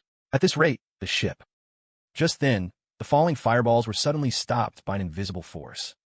Ronald gasped in shock. Huh? What is that power? From below, Zebet's arrogant voice rang out. Did you really think I couldn't handle these little scraps? A barrage of magic missiles formed around her, magical energy surging from her body as her entire demeanor changed. This was the true power of the top magic graduate, Zebet Akalugia. The sky cleared as the fireballs were completely annihilated. Ronald smirked in admiration, as expected of the young lady of House Akalugia. Not all talk, after all. From midair, he shouted with excitement. That was incredible. Rebet roared back in fury. I told you not to call me that. Her roar still echoed in his ears as Ronald landed. He ignored it, thinking to himself that they had somehow made it through. He lowered his gaze. Still, that was one hell of a welcome ceremony. The Dawn Tower loomed before them as the airship entered its airspace. Ronald still couldn't stop wondering what the hell was going on. Just then, a giant magic circle lit up at the tower's peak, and a voice echoed through the air. Hello, can you hear me? The voice grew frantic as it sensed the airship. Are you all right? We've confirmed that a spell cast from our magic tower is what struck an aerial vehicle. A wide-area communication spell, Ronald thought in surprise, looking down. Through a window, the silhouette of a person with short hair silently watched the airship from inside the tower. The apologetic voice continued. However, it wasn't intentional. It was an unforeseen accident. We have implemented all possible safety measures, so please feel safe to land. We wish to apologize in person and explain what happened. The airship finally touched down. The students stepped out, still shaken, murmuring among themselves. What was that fireball flying at us? How could something like this happen at the Dawn Magic Tower? But who took care of it? Is it really okay for us to keep going? Amidst the whispers, Rebet's voice cut through, cold and sharp. How disappointing for one of the 5 great magic towers to be responsible for such a freak accident. She swept her hair back, delivering an ultimatum. If we don't receive a proper explanation, I'll have my family file a formal complaint. Ronald, standing beside her, was much calmer. I understand why you're angry. His expression darkened, but let's hear them out first. I think I have an idea of what happened. Varen's warning before the trip suddenly echoed in his mind. Professor, what were you saying? The reason the Dawn Magic Tower hasn't allowed visitors until now. It's because of those bastards, isn't it? Varen had nodded grimly. He had mentioned Ulan. You know better than I do. Back then, Chi Lufan stepped up to purge him. After the attack on the Academy and the infiltration of House Grangia, the entire kingdom began hunting down the church. Varen's voice had dropped. During that time, the Dawn Magic Tower conducted its own internal investigation. We managed to corner 3 church members shortly after, but things didn't go as planned. The mages had the 3 of them surrounded. But before they could be captured, they resorted to an extreme measure. Light erupted from their eyes, noses, and mouths as they cast a self-destruct spell. The mages on site immediately raised a protective barrier. Thanks to their quick reactions, there were no casualties. But the explosion was immense, and a huge swath of land near the tower was completely obliterated. Varen looked at him.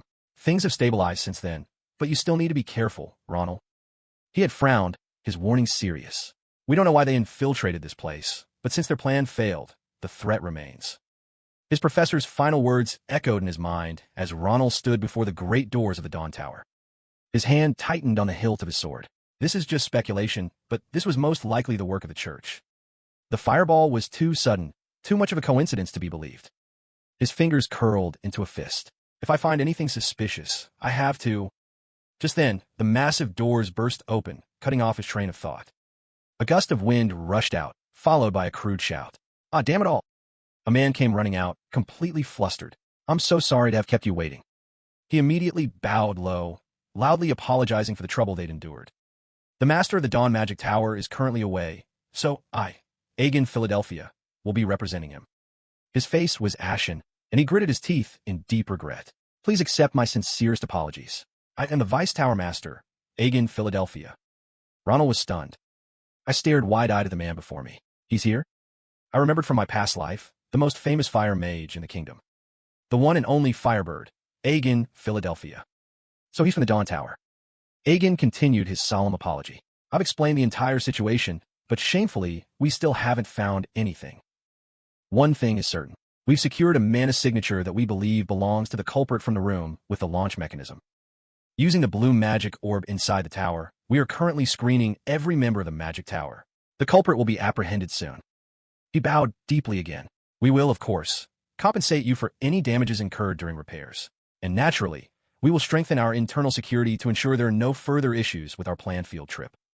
His sincerity placated the furious students. All right, calm down. If Agan Philadelphia himself says so, I guess it's fine. Yeah, okay. Even Rebet, who had just been threatening a lawsuit, was left stunned. I never thought a mage like Agan Philadelphia would personally come out to apologize.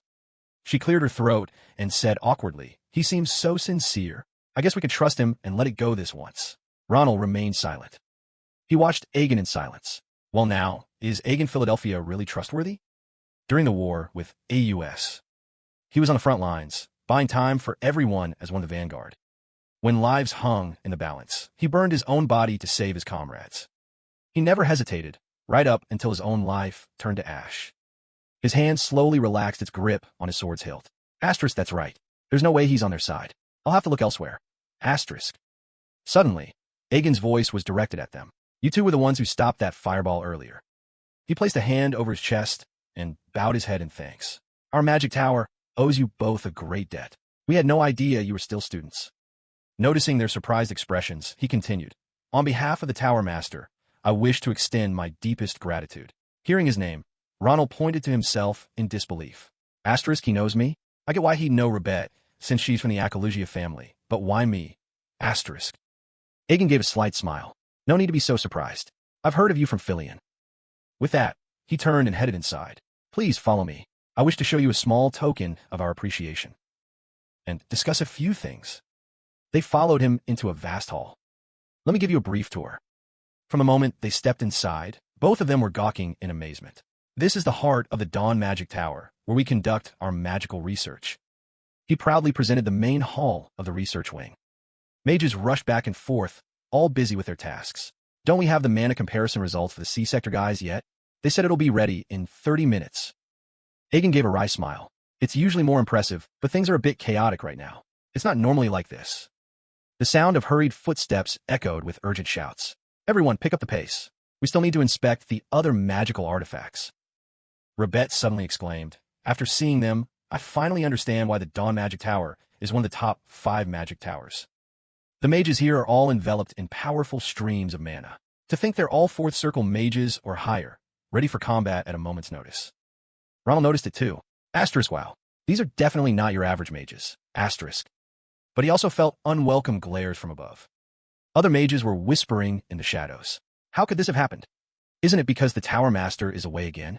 Who knows when he'll be back? Their gazes were hostile. Is it really okay to let outsiders in at a time like this? Someone just went missing. Sure, we can't let that slip out. If that information gets out, we're done for. Ronald sensed it all. Why do I get the feeling I've just walked into a hornet's nest? Agan led them up a long, spiral staircase.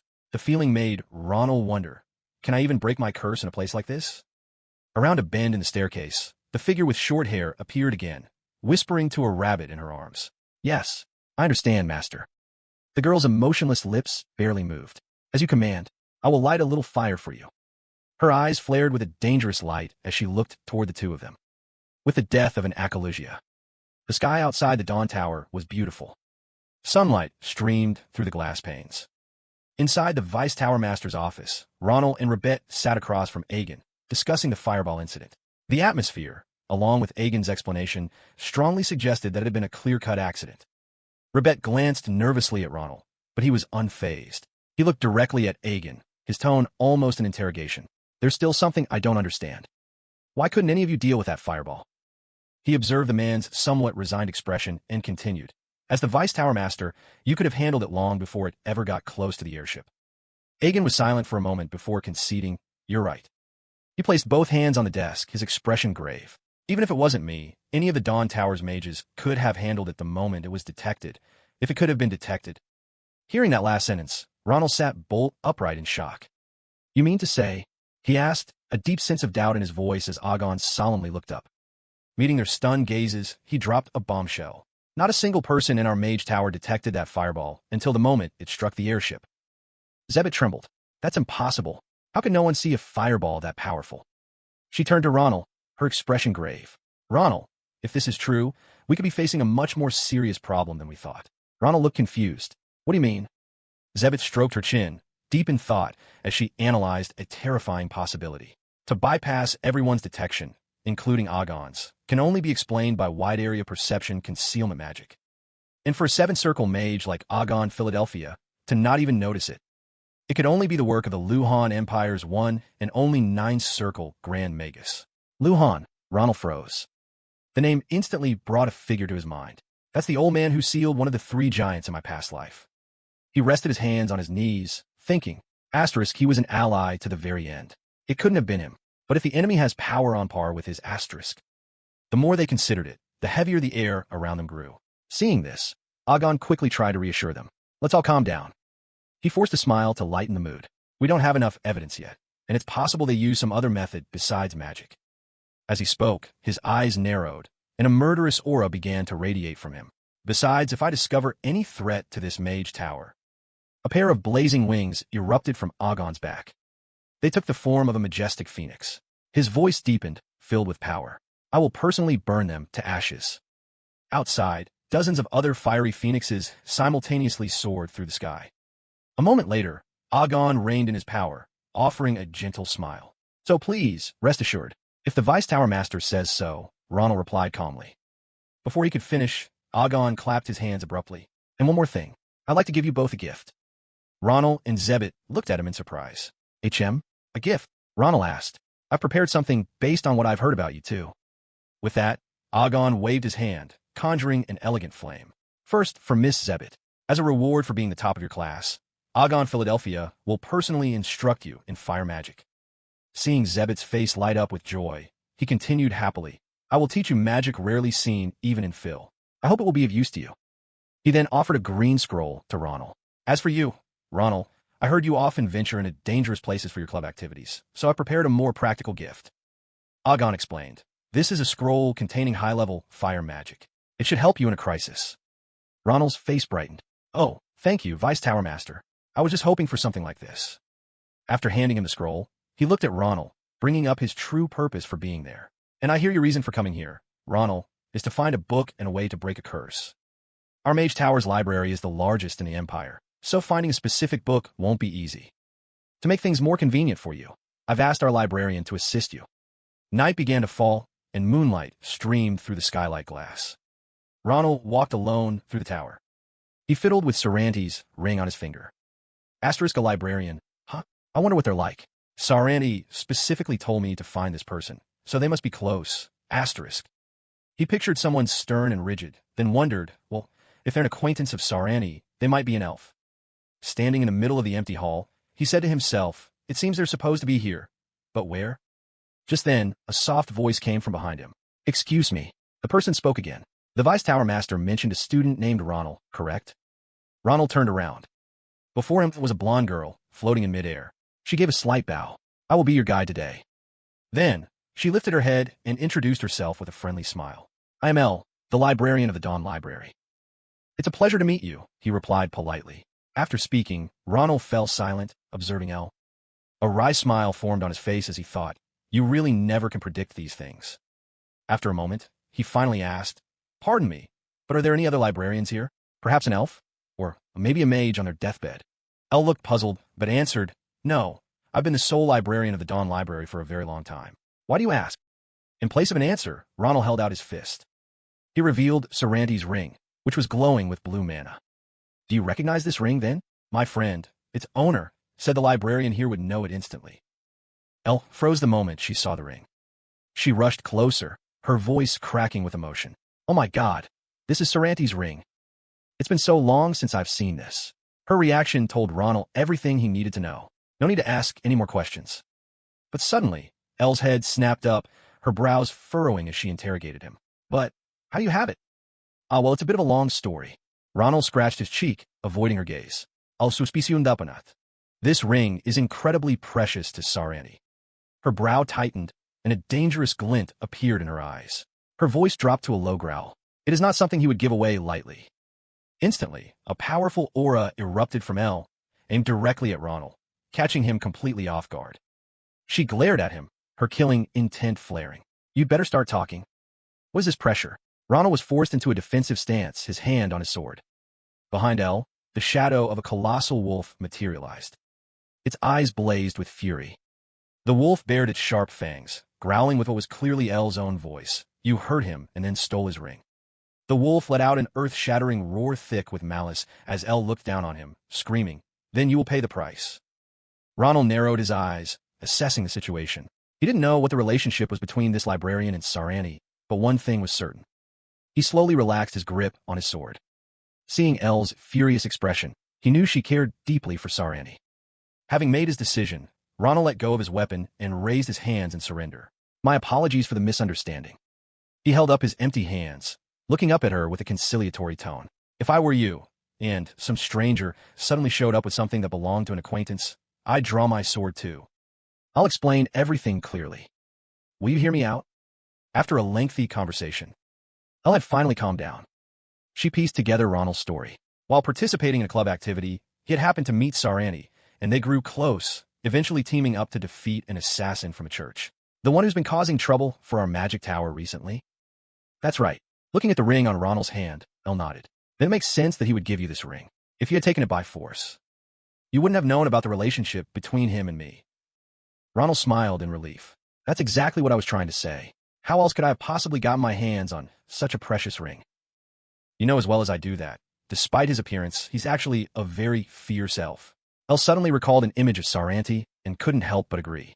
That's true. She bowed her head, sincerely apologizing to Ronald. This was clearly my fault.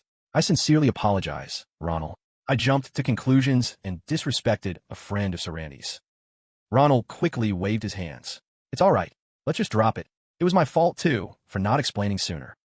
Remembering her intense reaction from before, he asked curiously, but how do you know Sarani? It seems your relationship with him is anything but simple. Your mana takes the form of a wolf. He trailed off. Elle, could you be? Just then, the ethereal head of a wolf appeared beside her. Is Elle a spirit? Elle didn't deny it. That's right. It seems you figured it out right away. As for my relationship with Sarani, you could say we were master and student. I learned a great deal from him. She began to reminisce about the past, a few hundred years ago. Back then, I was going through a period of wild emotions, dissatisfied with everything in the world. At the time, Elle was still in her wolf form. So, I roamed around, causing all sorts of trouble. I'd deliberately seek out places with lots of people and mess with them, or I'd seize their land and claim it as my own territory. I was very childish back then and thought there was nothing wrong with what I was doing. After all, no one could stop me. Until one day, a man appeared. He calmly walked up beside her. Mama, I heard there was a wolf who's been causing trouble for her neighbors. Sarani smiled gently. So it was you. That was the first time Elle had ever met Sarani. Back then, she'd stubbornly bristled her fur, eyeing him warily. What do you want, old elf? Get lost. This is my land. Sarani just faintly channeled his mana. My apologies. In the next instant, a colossal torrent of mana swirled around him, so powerful it shattered the very ground and pulled the debris into its vortex. He was still smiling gently as he held out a hand and said softly, Please, come with me, quietly. I would rather not harm you if I can help it. Elle was absolutely terrified, her eyes wide with shock. Would you please cooperate with me? In the end, she transformed into her human form and tremblingly took his hand. And so, I followed Sarani to the Dawn Magic Tower, where he held the position of head mage at the time. Ronald asked in astonishment, Huh? Sarani was once the head mage here. Elle cleared her throat, her expression filled with pride. He was the only one who ever became head mage without using fire-based magic. That should tell you just how powerful he was. She continued her proud tale. Of course, back then, I didn't care how amazing he was. All I wanted was to find a way to escape. Sarani taught Elle her first steps as a wind spirit. But Sarani never gave up on guiding me and taught me many things. His gentle expression was forever etched in Elle's mind. He taught me that those who rely only on strength to prove themselves will eventually meet someone stronger and fall. He taught me that to live an upright life, one must learn to live in harmony with everything and possess a loving heart. It was thanks to Sarani's teachings that she became the person she is today. From that day on, I followed his teachings and became the librarian of this place, as well as its protector. It's my happy, but Sarani must still be terribly busy for me to be hearing about him from you. Ronald froze at her words. He hesitated, at a loss for words, causing Elle to look back at him, in confusion. About that. Ronald fell silent, his gaze dropping to the floor. He remembered Sarani's final, peaceful expression.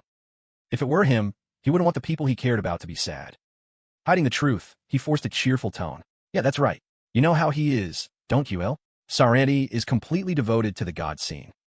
So, he said to tell you it might be hard to get in touch with him for a while. El replied calmly, he's the same as always. She glanced at the ring, which glowed with a soft, magical light. But I'm not sad. As long as he hasn't forgotten me, that's all that matters. The moment she finished speaking, the ring on Ronald's hand suddenly began to shine brilliantly. Ronald stared in shock. What is this? It then reformed into a bracelet set with green gemstones. The ring, it changed shape. A blinding light suddenly flared from between the bookshelves. What is that? Ronald asked, confused. A book with a strange eye on its cover was peering out at them. It stared intently, as if it had found something it couldn't take its eye off of. 3 days later, the magic tower remained as busy as ever, but with no new incidents. Ronald was able to focus entirely on researching his curse. Buried in a pile of books, he groaned in frustration. This is so draining. I'll never get through all these books. Elle flew over to him. Ronald, any progress? He looked up. Oh, hey, Ed. Ronald set his book down and turned to her. I still haven't found any clues about the curse itself, but I think I'm getting a handle on the related concepts. It's all thanks to you. You've been tirelessly teaching me about the properties of curses for the past 3 days. He said, his eyes hollow and cheeks sunken. But the more I study, the more complicated it gets. It just makes me want to give up. Elle could only offer a weary smile. Yes, that's one of the hardest parts about studying curses. She asked, do you have any questions about the book you're reading? I have a little free time right now. Oh, you do? Ronald began flipping through the book on the table. Actually, yeah, there's something I wanted to ask. Something caught my attention a little while ago. Now, where was it? The words forbidden books had barely left his mouth when Elle went completely still. Ronald continued, Bazura. The very air in the room seemed to freeze. When Elle didn't answer, Ronald asked, confused, why so quiet? Is this something even you don't know? Suddenly, Elle cut him off. Ronald.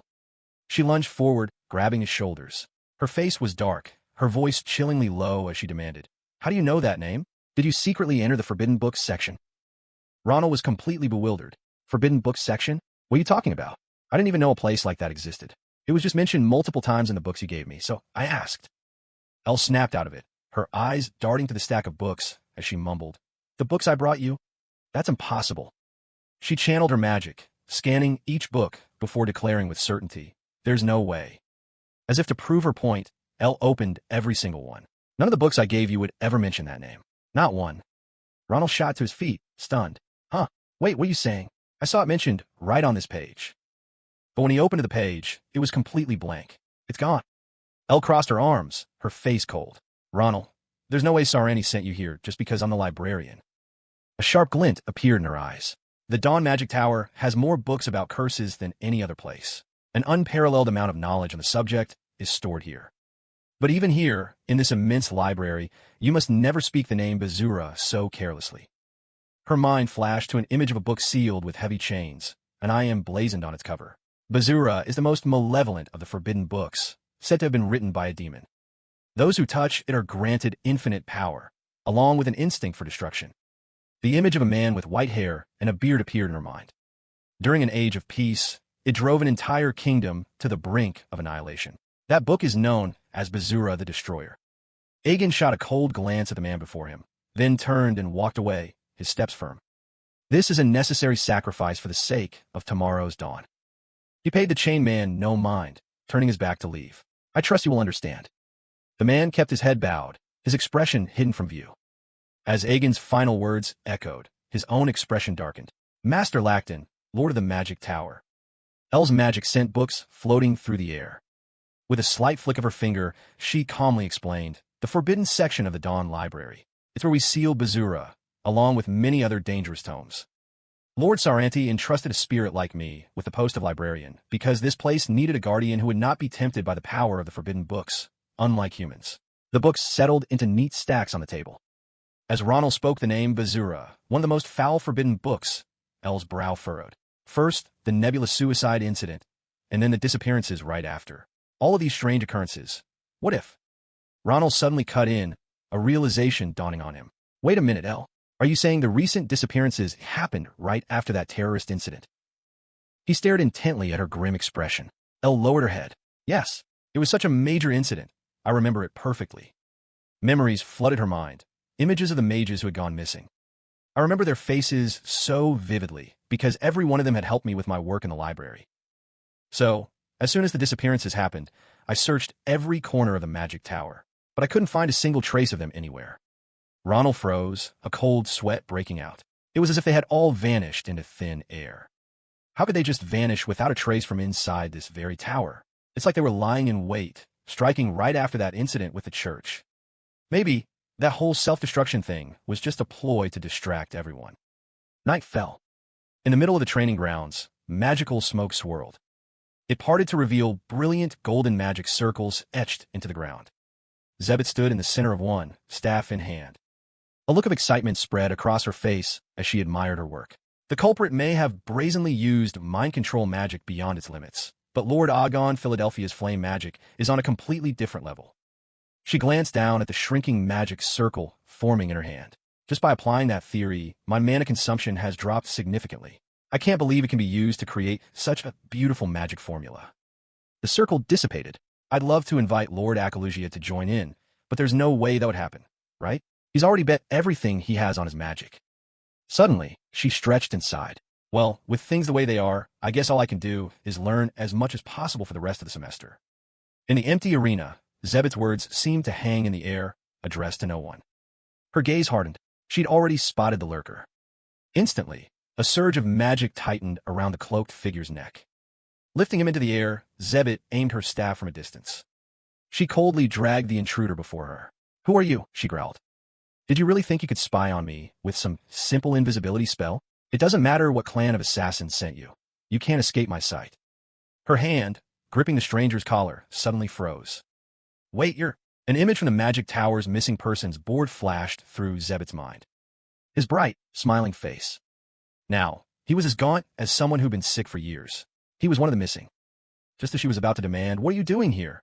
a massive explosion erupted right behind them. A vortex of fire roared to life, sending dirt and rock flying. The smoke and dust began to clear, revealing 3 other cloaked figures. One of them stared down Zebit, their eyes filled with malice. A charred, dark shape shot out from the opposite side, flying straight toward them. The leader quickly threw up a hand, creating a magical barrier. The object slammed into the shield, was flung high into the air, and landed behind them with a thud, smoldering. From within the red glow of the flames, Zebit slowly emerged, her voice dripping with scorn. "Oh, I thought you wanted your friend back, so I returned him." She glanced at the blackened corpse on the ground, feigning regret. "Doesn't seem like a very warm welcome, though. Instead, you come at me with a barrage of attacks like this." Zebit stood there, her expression murderous, staff in hand, the fire flickering behind her. "You're the ones who started this." She suddenly narrowed her eyes, studying the figures opposite her. First, let me ask something. I have no idea what's going on here." She peered at the faces beneath the hoods. All of them were people she had seen on the notice board. "A while ago, I heard that several seniors from the Magic Tower vanished without a trace, and no one knew why. And now you're attacking me." A thin layer of magic began to envelop her. Zebit stared directly at the leader. "Of all the things I don't get, you're the biggest mystery. Why are you with them?" One of the 3 sisters of the Grangia family. It was the short-haired girl who had been mysteriously watching them from the skies above the Magic Tower. Scent Grangia.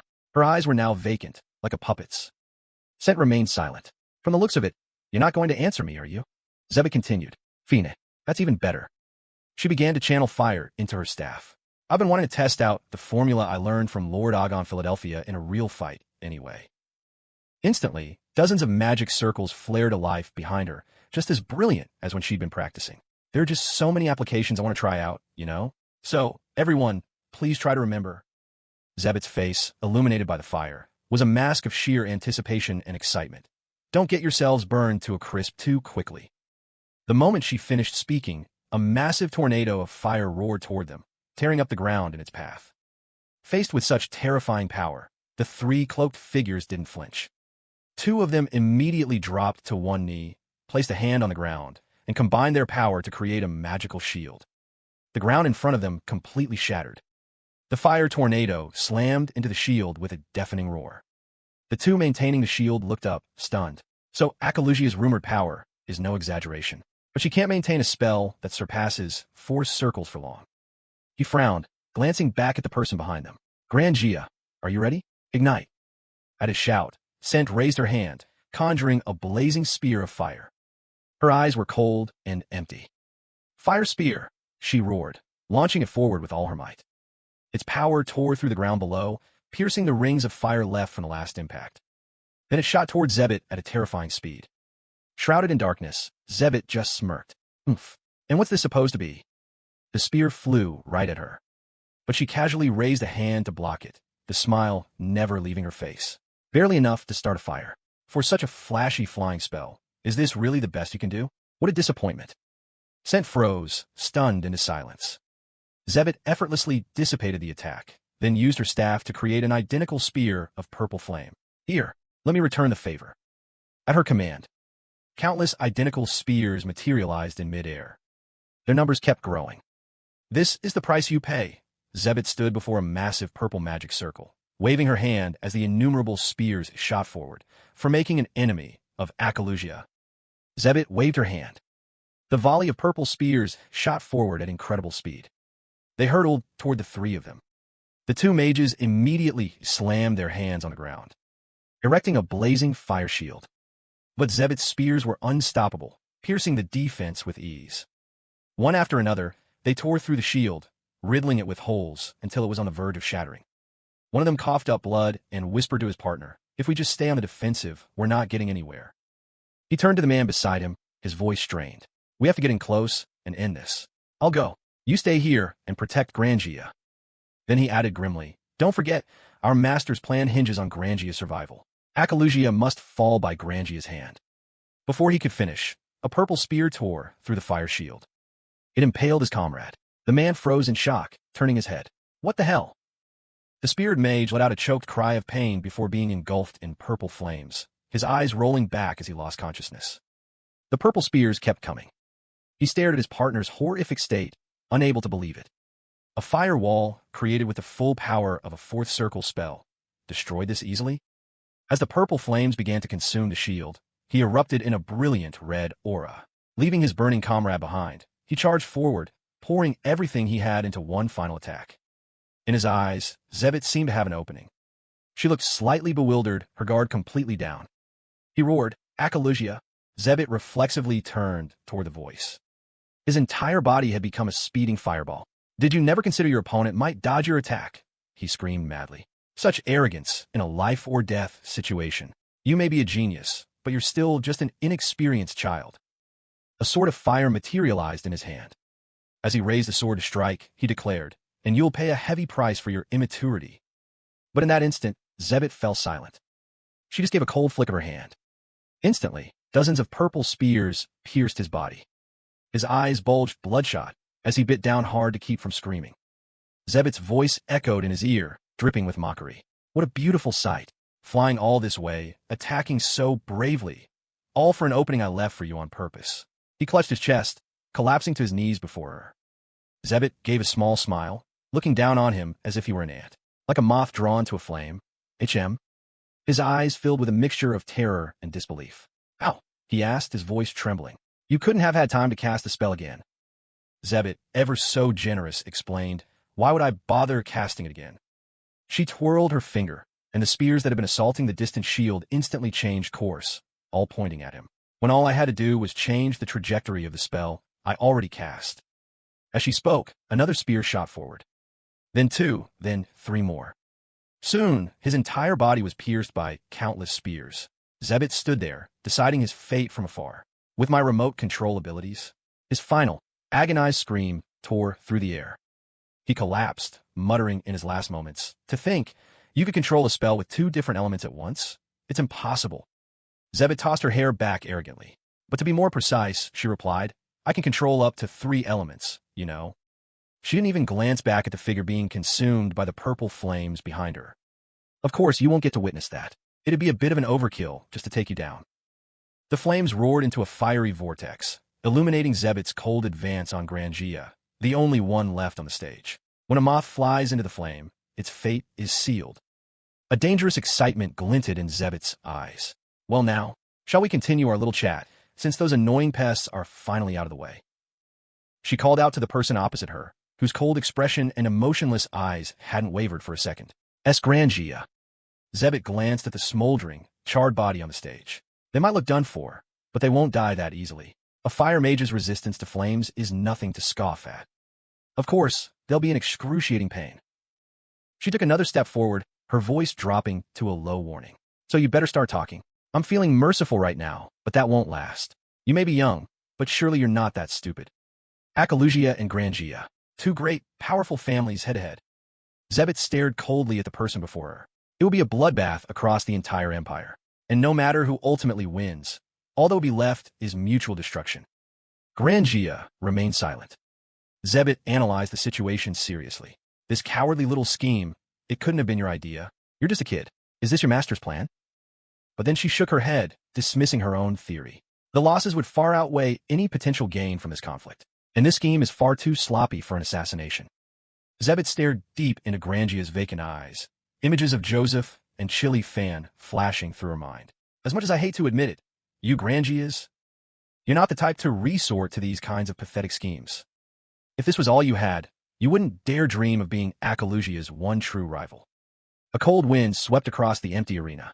Zebit's voice rang out again. After considering every angle, there's only one logical conclusion. She looked straight at Grangia, whose expression was still unervingly calm. Some arrogant third party who wants our two families to destroy each other. Zebit declared with confidence, is controlling you, asked Grangia. Elizabeth's eyes narrowed coldly. Who are you? She demanded. Grangia remained silent, her eyes still vacant. But then a twisted, demonic smile spread across her face. A terrifying surge of dark magic erupted from Grangia's body. A voice echoed, as if from the depths of hell itself. To have figured out so much, you're a rather clever girl. What a pity I'll have to kill you for knowing what you know. Tendrils of crackling black energy shot out, surrounding Zebit. Her jaw dropped, and her pupils shrank in terror as cold sweat beaded on her skin. A paralyzing fear washed over her. She collapsed to her knees, crying out in pain. No way. What is this immense power? Her hand, planted on the ground, trembled uncontrollably. Her body was frozen in fear. A shadow slowly crept toward her. Zebit looked up at Grangia, who now seemed like a completely different person. Just what are you? The terrifying magical power erupted once more. A pitch-black portal tore open in the air, and a demonic hand slowly reached out from within. The voice echoed again. Akalugia, oh, little lamb, so enamored with the feeble powers you crave. A familiar, birdid maus metididus. The being commanded coldly. Look up. Utterly terrified, Zebit raised her head. Her eyes flew wide with horror. Before her stood a demon with enormous wings that blotted out everything. Now, it continued, carve this name into your very soul. The name of the one who will become the master of this world. Under an eerie pink and black glow, the creature spread its wings, its shadow stretching into infinity. The demonic face of Lacton, with blazing red eyes weeping tears of blood, smiled as he uttered the name. Bajura. In Agon's office, the air was thick with tension. His expression was grim as he rested his chin on his hands and looked at Ronald. Is what else said true? Agon's voice was low as he turned to Ronald. Bajura, you really found that forbidden name in some ordinary book? Ronald held up a hand, clearly tired of repeating himself. I already told you. How else would I have known the name of a forbidden book? Cold sweat formed on Agon's brow. You're right, but how could that even happen? El frowned as well. Could the seal holding Bajura have weakened? We need to check on it now. Agon closed his eyes and shook his head grimly. No, that's impossible. I checked the seal with my own eyes yesterday. It was perfectly intact. Hearing this, Elle's eyes shot open in disbelief. What? You checked it yourself? She scowled, her voice laced with anger. Don't tell me you went into the Forbidden Archives by yourself. She strode forward and slammed her hand on Agon's desk. You know damn well that area is off limits unless accompanied by myself or the Tower Master. The forbidden books are too dangerous. Agon could only take it in silence. Elle was still fuming. I'm not letting this go. The moment the Tower Master returns, I'm reporting this. Just then, Agon cut her off. Imsuri. His fist, resting on the table, trembled as he clenched it. I shouldn't have lied to you. I never should have. Agon lowered his head, running a hand through his hair in anguish. Tower Master Lacton. The one who was imprisoned back then. He's been here all along, sealed away with Bazura. His confession sent a shockwave through both Ronald and Elle. A year ago, on the day everyone believed the Tower Master had left for his pilgrimage, he never actually left the Magic Tower. On the contrary, he entered the darkest part of this very tower. to release the seal on Bazura, the most wicked of the forbidden books. Lacton sought to master the ancient knowledge hidden within it. But that very act caused the swirling dark magic to be drawn back into his own body. The horrifying realization dawned on Elle. So that's why the Tower Master hasn't contacted us all this time? She scowled, shouting in anger, I don't understand. Why would he covet the knowledge of a forbidden book? He could use 2 different kinds of magic. Lacton had already reached the pinnacle of fire and illusion arts. Why would he do it? That's exactly why he thought he could control Bazura. Agon's face darkened as he explained. He always lamented the potential of the knowledge hidden in the forbidden books, believing that the accidents only happened because that knowledge fell into the wrong hands. He always said that even dangerous power, if used correctly by someone of virtuous character, could bring great benefit to the world. Among them, the knowledge of Bazura, said to unlock a user's maximum potential, would surely be a blessing for this land. Ronald cut in coldly. I don't need to hear any more. I can guess the rest. In the end, the Tower Master failed. Agon didn't deny it. We misjudged that ancient power from the very beginning. It devoured a mage at the height of his power like Lacton. It's an evil that mortals can never hope to control. Even he could only resist for a moment. A crystallization of dark magic. It had invaded his body. At that moment, the Tower Master sensed he was about to become a vessel for Bazura. He immediately activated an emergency summons, calling Agon to the restricted library. The scene before him horrified Agon. His voice trembled. Tower Master, are you trying to reseal Bazura? Lacton, almost completely consumed, gritted his teeth and replied, I'm sorry, Vice Master. My foolishness has dragged you into this. Seal me away while I still have some of my consciousness left. If we miss this chance, the world will be in danger. Agon trembled, his body frozen stiff. But if I do that, you can't be saved, Tower Master. How could I possibly do such a thing? This is no time to worry about my safety. Lacton roared bitterly. His eyes, wide and bloodshot, began to weep tears of blood. I would rather die than let the magic tower be tainted by this evil because of my arrogance. So I'm begging you, do it for the sake of our magic. Caught in an impossible situation, Agon was utterly distraught, his face pale and speechless. Finally, he clenched his jaw and made his decision. Understand, Tower Master. Flames erupted from his hand. Everything for the dawn of tomorrow. A blazing red magic circle appeared on the ground, centered on Lacton. And so, I sealed Bazura away along with the Tower Master, using magic just as powerful as the original seal. Back in the present, Agon's heavy voice echoed in the room. This is the truth I have hidden for so long. I should have announced it to everyone immediately. He gritted his teeth, his expression filled with frustration. But as a seeker of knowledge myself, I understood the Tower Master's intentions. He sacrificed himself for the world. I couldn't bring myself to destroy his reputation. How could this be? Elle stammered in disbelief. Ronald remained silent. He clenched his fist, thoughts racing through his mind. This is all a mess. It's a tragedy for the Tower Master, but this is no time for sentiment. His eyes glinted sharply. Bazura's seal has been broken. That's the only possible conclusion. Agon said he checked the seal with his own eyes, but that can't be fully trusted. If this is a power that can manipulate the perception of everyone in the Magic Tower, then deceiving the vision of one man would be child's play. All it would take is an illusion of Tower Master Lacton to make it seem like he's still imprisoned. When in reality, he's long gone. It would be easy to pull off. The question is, why would Bazura, who went to the trouble of hiding the broken seal, suddenly reveal itself now? What's the reason? Just then, a shimmering stardust began to rise from the floor. Soon, the entire room was flooded with that ethereal light. Ronald gritted his teeth. What is this? Why am I sensing the magic of a nebula class? He glanced at Elle and Agon, but the magic wasn't coming from them, nor was it from anywhere nearby. The dense stardust is covering this whole place. A powerful aura is enveloping the entire area. Not even Elle can generate starlight magic this strong. When the world is happening. Beneath the eerie light, Bazura spread its wings, looking down from above. Zebit collapsed to the ground, his body shaking uncontrollably as he repeated the name to himself. Bazura, how? Even in Akalugia, it's considered such dangerous information that you can't even research it without the family head's permission. A legendary forbidden book. Why would such a being appear before me? No, there's something even more confusing. Zebit stared intently at that terrifying face. But that appearance. It's unmistakably the man who was grinning from ear to ear, with tears of blood streaming from his red eyes. Tower Master Lacton. He lowered his gaze to her. Judging by that look in your eyes, it seems you know who I am. Bazura landed, striding before Zebit. Good. You've managed to amuse me for a moment. For that, I shall grant you a reward. He retracted his wings, his terrifying face staring down at her. This body, just as you suspected, belongs to the master of the Dawn Tower and an elder of the magic world. One of humanity's leaders, Lacton. He watched Zebit's stunned expression and continued. He was nothing but a useless puppet who foolishly coveted my power.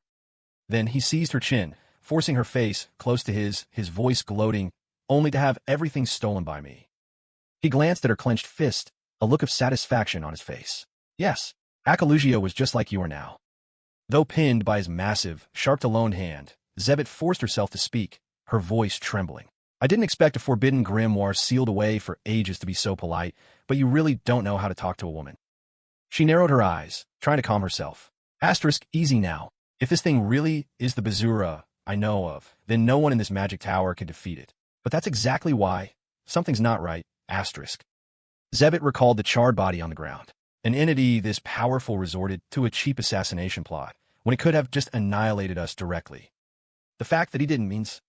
A smirk touched her lips as understanding dawned on her. I see. An image of Zen's murderous expression after being exposed flashed in her mind. Asterisk, that intense killing intent, and a mastermind revealing himself to a 10-year-old kid like me. Asterisk.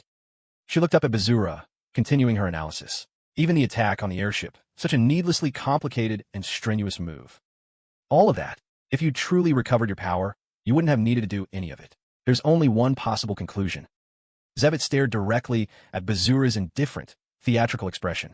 Right now, you're in a dangerous and unstable state. You can't act directly. At that, Bazura lowered his head and let out a long, hoarse laugh. After a moment, he spoke. Half right. It's just as you say. Suddenly, spikes of dark magic erupted from the ground. They pierced through Zebit's body. He smirked dangerously. I need more time. Zebit groaned in agony. Bazura frowned, lamenting with false pity. Right now, this old man's consciousness is still fighting back relentlessly, making it difficult to fully merge with his body. He released her, letting her collapse to the floor. A flame suddenly erupted on his arm. If I let my guard down for even a second, he tries to incinerate the whole body.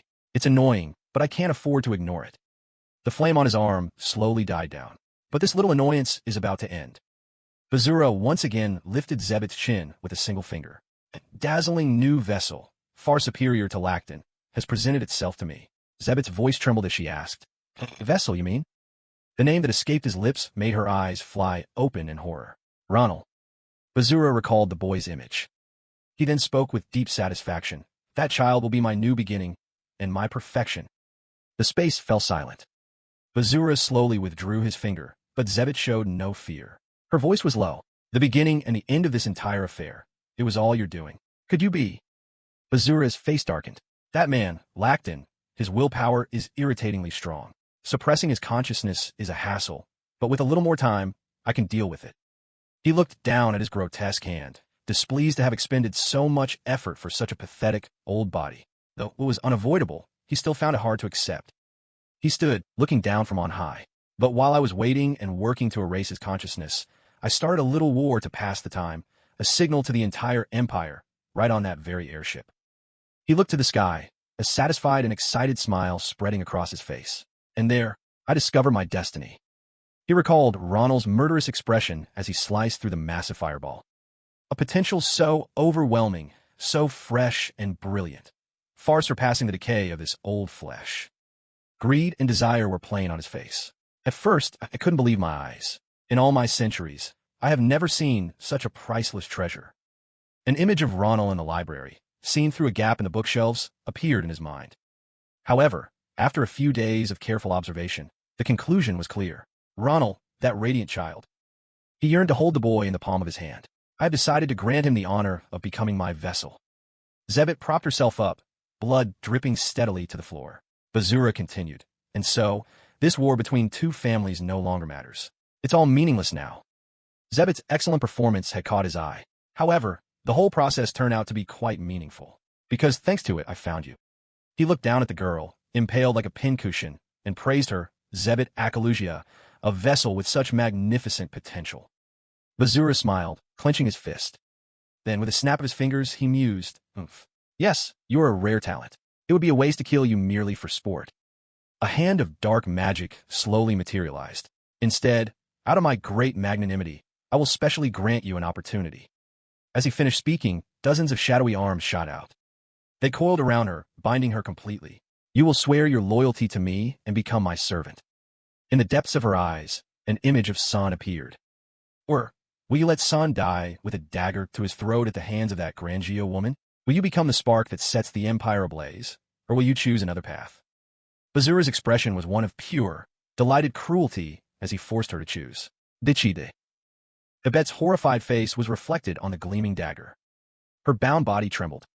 She gritted her teeth, biting her lip in indignation.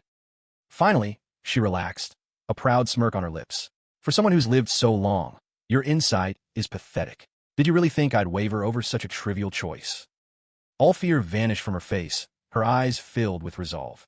"Enough of your rambling. Just kill me. To fear death would be unworthy of the Akalugia name." The smile vanished from Bazura's lips, but Ibet's defiant voice echoed, "Go on, do your worst. Nothing is going to go your way anyway." The air around him grew heavy as silence fell once more. A look of disgust and irritation crossed his face. What a boring woman. He flicked a finger.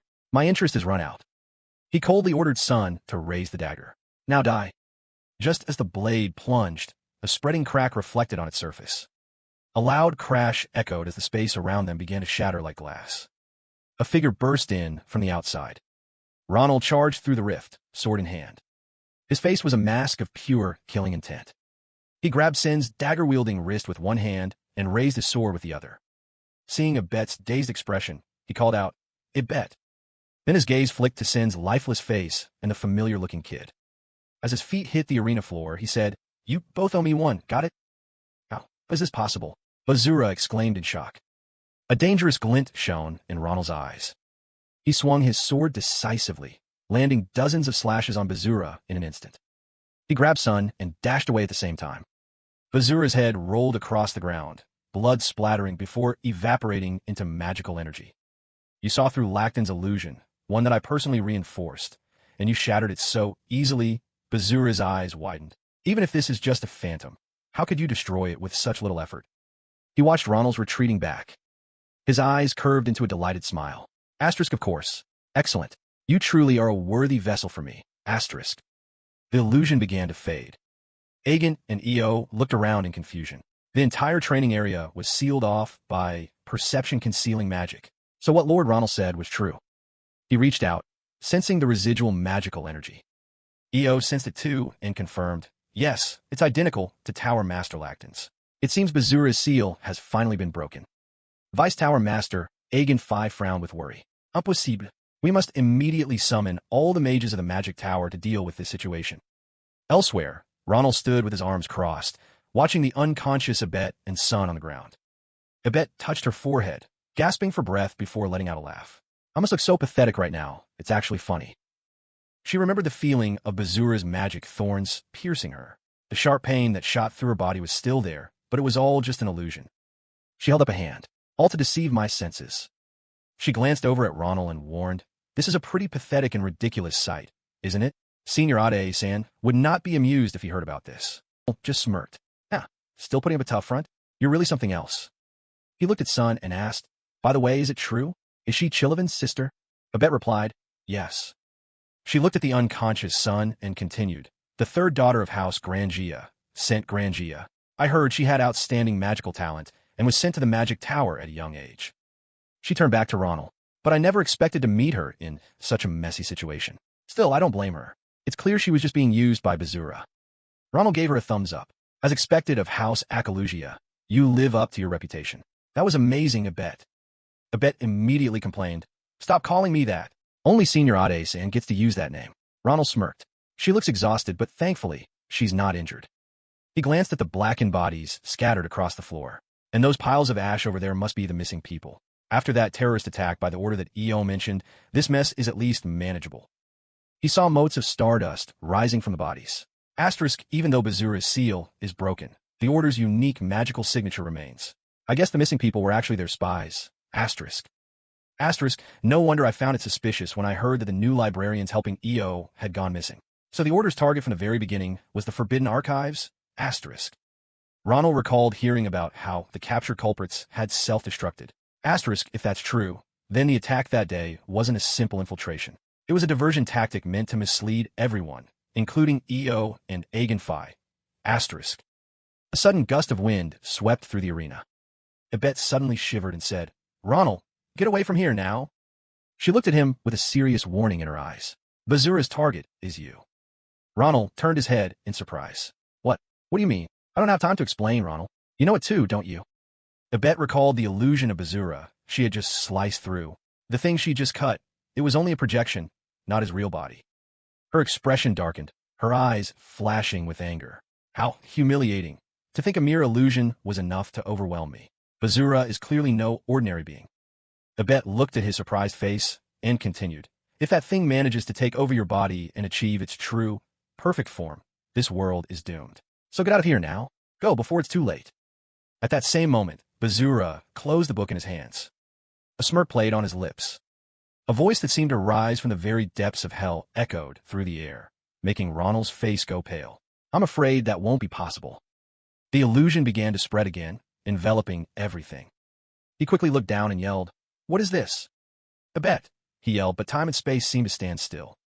He turned his head to look at Agen and EO. The Vice Tower Master, and EO too, they're all frozen. Ronald shouted into the empty air in a panic. What in the world is happening? Bazura's calm voice echoed. It's not just them. Every single person in this demon tower, except for you. Their minds and bodies are now under my complete control.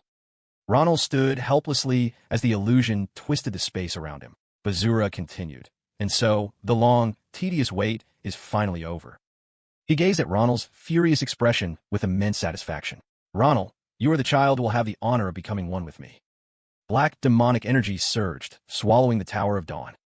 His inviting voice echoed in the darkness. Come to me.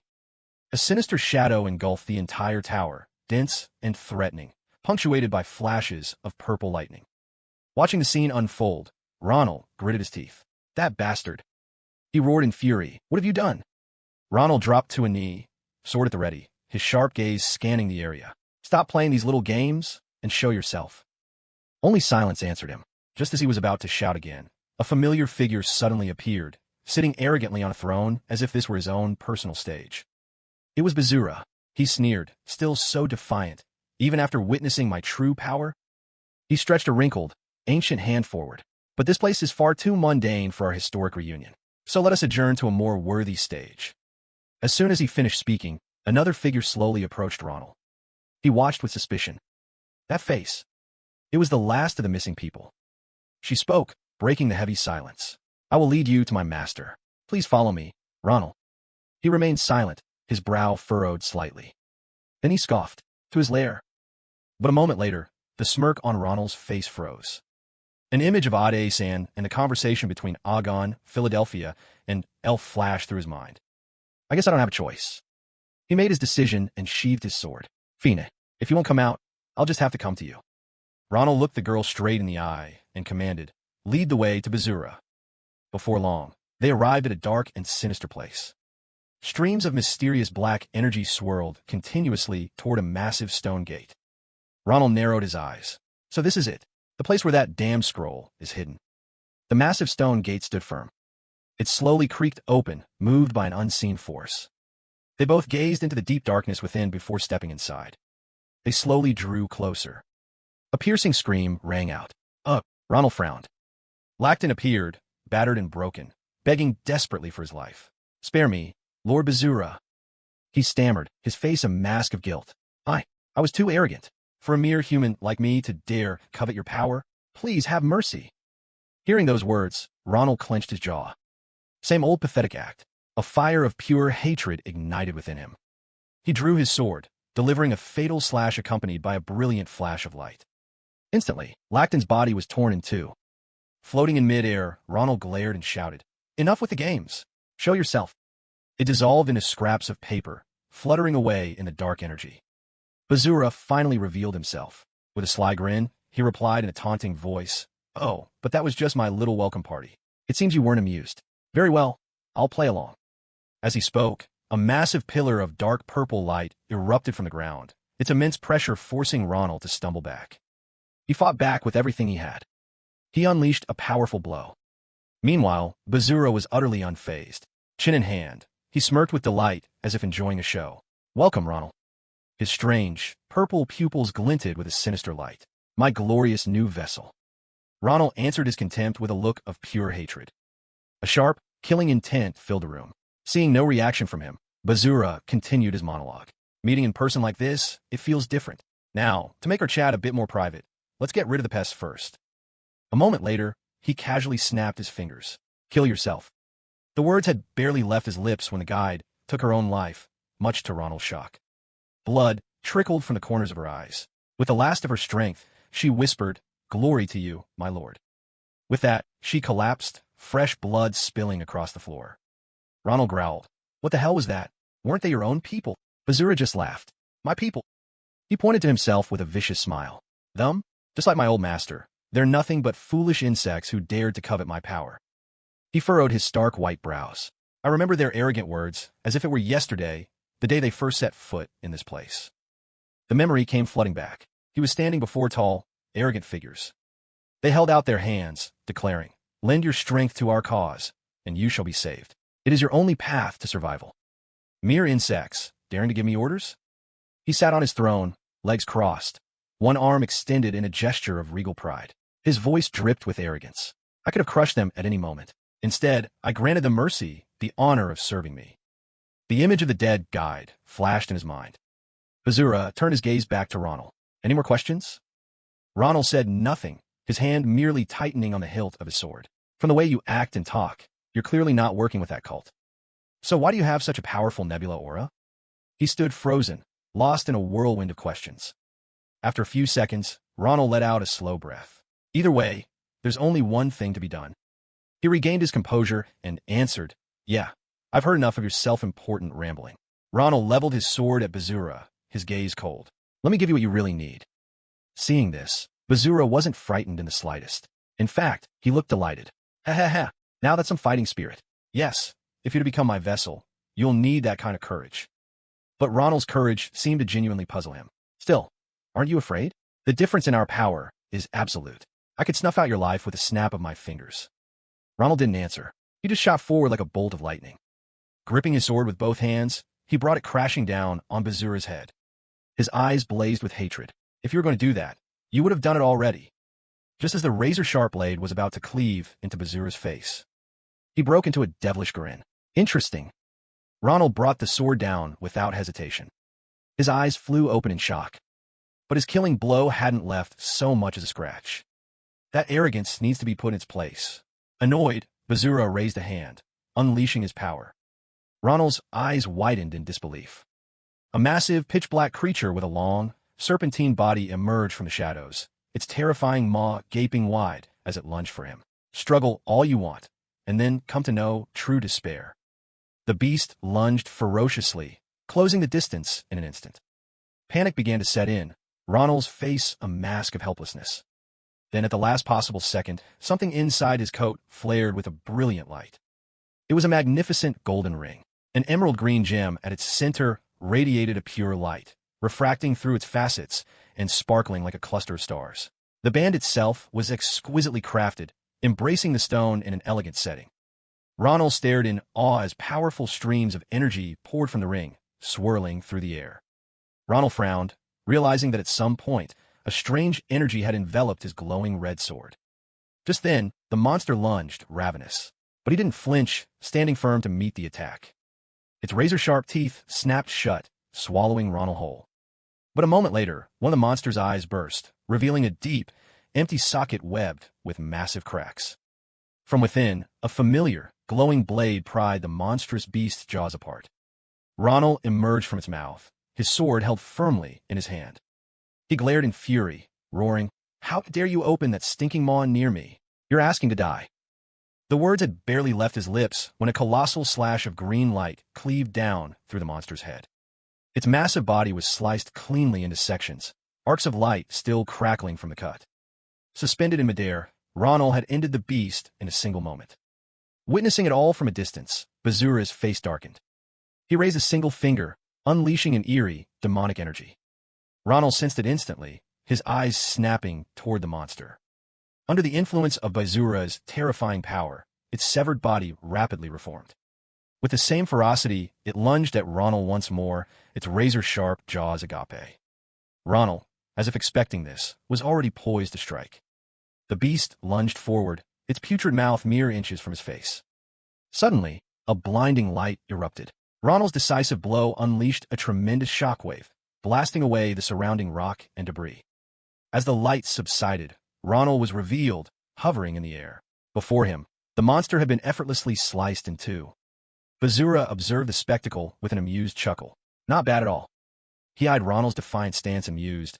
A little simplistic, but not a bad move. Bazura's eyes never left Ronald for a moment as he muttered to himself. As soon as the ominous words left his lips, human-like arms and legs began to sprout from the monster's carcass. They slowly took form, their color a ghastly, deathly pale. A new creature burst forth from the corpse, reaching its skeletal hands toward his face. As Ronald reeled in shock, Bazura's arrogant voice cut through. "Let's see you get out of this one." Not just one, a whole swarm of similar creatures, seeing him as choice prey, lunged forward in unison. One of the creatures brazenly grabbed his hair from behind, causing Ronald to grit his teeth in fury. The number of skeletal, bald-headed creatures grew, swarming him like ants. Utterly enraged, Ronald roared, "Damn it all!" They grew in number, a relentless tide that completely engulfed him. Under Bazura's power, they converged into a giant, towering pillar. He clenched his hand. Through a narrow gap, Ronald stared out, his eyes like shards of ice. Bazura, his hand already a tight fist, threw a powerful punch. The invisible fist slammed into the mass of bodies with a deafening thud. As if on command, the creatures began to constrict, trying to crush the one trapped within. Bazura watched in silence. A blinding light erupted from within the writhing mass. Immediately, a crack formed, and countless rays of light lanced out from within. A blade of white light effortlessly sliced the sphere in two. The sphere of bodies exploded, the immense force sending the creatures flying. Watching this, Bazura shot to his feet, his admiration unconcealed. Magnificent! He grinned slyly, producing a large, black bow and raising it high. "I expected you to at least survive that much." Without hesitation, he fired a shadowy arrow straight at Ronald. The arrow flew at the speed of light. It slammed into his protective barrier. The impact created a massive, earth-shattering explosion. The force of the blast was so immense, even Ronald struggled to hold his ground. Bazura, on the other hand, was ecstatic, grinning with pure delight. "Ah, magnifique. Truly wonderful. More." He threw his head back and laughed maniacally, baring a set of sharp teeth. "Show me more, Ronald. Unleash your full potential. Don't you dare hold anything back." As he finished speaking, a brilliant red flame erupted in midair. From it, a majestic fire phoenix emerged, wings beating as it soared forward. Its sudden appearance filled Bazura's eyes with panic. What is that?" he thought, terrified. Bazura suddenly realized this was the signature magic of the Deputy Tower Master. The firebird was right in his face, yet he still had time to think. Asterisk, well, this is a surprise. How can a mere kid use such a high-level spell? Asterisk. Unafraid, he simply smirked. But you've forgotten one thing. The master of this decrepit body had already reached the pinnacle of fire magic. A vicious torrent of power erupted from him, shooting straight for the fire phoenix. Child's play like this is nothing to me. With a surge of his own mana, he easily shattered the attack, a mocking smile spreading across his face. What a shame. I assumed that was your trump card, yet it was so easily stopped. Even so, I have to commend your fighting spirit. As he spoke, Bazura raised a hand, signaling another attack. So, what's your next move? He suddenly paused, looking around. Ronald was gone. He vanished. Drawing on his experience, he instantly realized the firebird wasn't an attack at all. Bazura's eyes widened as he realized Ronald had used the massive burst of mana as cover. Just as he'd suspected, from behind, Ronald charged forward at incredible speed, sword at the ready. The man had only just realized it was a feint. Ronald's brow furrowed, his steely gaze locked onto his target as he roared in fury, "Die!" Bazura whipped his head around instinctively. In that same instant, Ronald landed safely, striking a decisive pose. A thin red line appeared on the man's neck, a cut so swift he hadn't even felt it. A moment later, fresh blood began to spray from the gash on Bazura's neck like a fountain. With the battle seemingly over, Ronald cast a single, cold glance over his shoulder. Lacton's head slumped to one side, a bloody mess. But then, a horrifying scene unfolded. The blood on the ground flowed in reverse, converging on the wound in the neck of the body Bazura possessed. The man's neck, which Ronald had sliced open, began to knit itself back together. In the midst of his recovery, he offered his praise. Even though I am not yet whole, you still managed to wound me. Ronald whipped around, his expression a mixture of tension and disgust. The man twisted his head back into place, taunting Ronald with his terrifying regeneration before finishing his thought. Not bad at all. Mysterious portals ripped open in the air, spewing forth countless wrinkled tentacles lined with hideous maws. Bazura gestured with them, mocking Ronald's power. Come on, show me what else you've got. Facing the abominations, Ronald swung his sword. A swarm of tentacles shot aggressively toward him. But he dodged just in time. Gritting his teeth, Ronald unleashed his fury on the tentacles with every swing of his blade. Asterisk, I definitely hit his real body, so why was it useless? Asterisk, does that mean I have to get the forbidden grimoire from Tower Master Lacton's body directly? The sheer difficulty of that plan made him curse aloud. Damn it. He vented his frustration with every slice, and while the tentacles shrieked in agony, a splitting headache began to pound in his own skull. In the middle of the fight, he realized the forbidden tomes on Philadelphia had given him were no longer working. The power of a magic Tower Master, it's on par with Instructor Naviro's. As he sliced down the length of another tentacle, the truth finally hit him. The only reason his attacks and defenses were working at all was because Bazura wanted to take his body. Asterisk, otherwise, this fight would have been over ages ago. I can't win in a direct confrontation. In that case, there's only one other way. Asterisk. Bazura raised a hand to the sky, gathering a mass of pitch-black energy.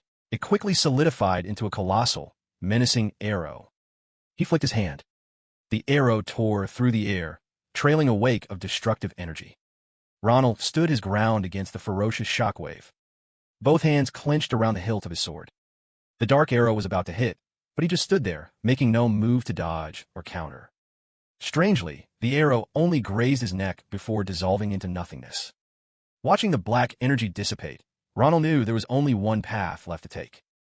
Bazura's eyes widened, and he shot out a hand, roaring, "What do you think you're doing?" He sneered, "You foolish, naive child." Then he screamed, his voice turning frantic. "Do you have any idea what you almost did? You dare profane my glorious new beginning." Ronald slammed his sword into the ground. He shot back at the man's arrogance. How humiliating. Anyone watching would think this body already belonged to you. Tisish, regardless, now I'm certain. You have no intention of killing me at all. Hearing his true intentions laid bare, the man froze. Ronald picked up a sharp stone and pressed it against his wrist. He laid out his realization plainly. If this keeps up, I'll eventually fall into your hands, and you'll definitely take this body from me. In that case, Ronald drove the shard of rock into his wrist, fresh blood spurting out. I'd rather die. Inside the thorn-covered magic tower, Bazura asked mockingly, "Die?" He looked ready to burst. "How dare you be so arrogant?" His gaze turned vicious. "Did you think a cheap trick like that could fool me? It seems you've mistaken the sliver of mercy I've shown you for an opportunity. Yes, I need a perfect vessel to be fully resurrected. But any wound you inflict on yourself, I can heal instantly with my power." Facing that aggressive aura, Ronald remained calm, taunting him. Well, for a legendary forbidden grimoire, you sure do talk a lot. You dispelled magic like the world was ending. Who are you trying to convince? You have your own limitations, don't you?" His eyes mocked the old man.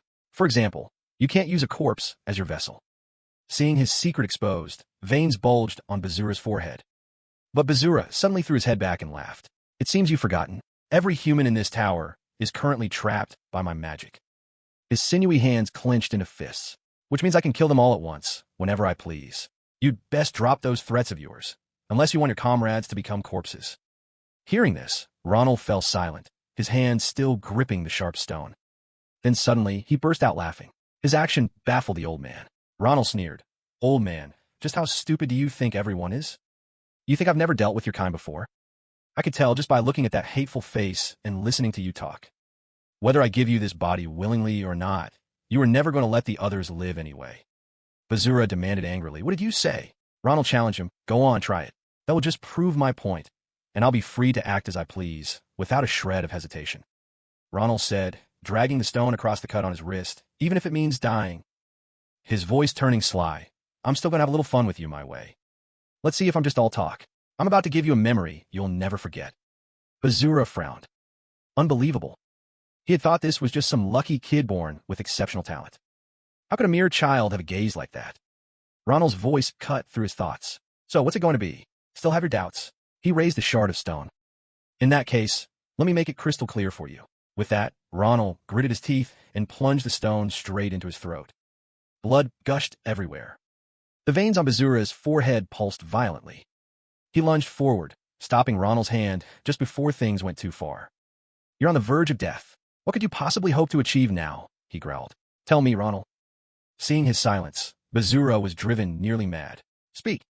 Faced with his frantic reaction, Ronald gave a twisted smile. Finally, now we can talk. The two faced each other, and Ronald laid out his invitation. Let's make a bet. Something decisive. He leaned close to Bazura, whispering softly, how about we bet our heads? Even with his life on the line, Ronald was unervingly calm. Make a wager with me. Our lives on the line. He brought his face even closer, his eyes full of provocation. Let's make this interesting. Ronald's actions left Bazura stunned. A bet. He answered immediately, not keeping the man waiting. That's right.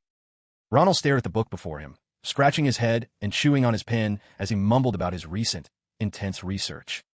The binding vow curse. The scales symbolize equality. Once the game begins, the vow absolutely forbids any treachery until a winner is decided. A few dry drops of blood still stain the ground, a silent reminder of its rules. The terrifying thing about this curse is that its terms must be fulfilled, even if the price is a life. The corner of his mouth curved into a faint smile. So, let's settle this with a binding vow. For someone like you, a little curse like that should be simple.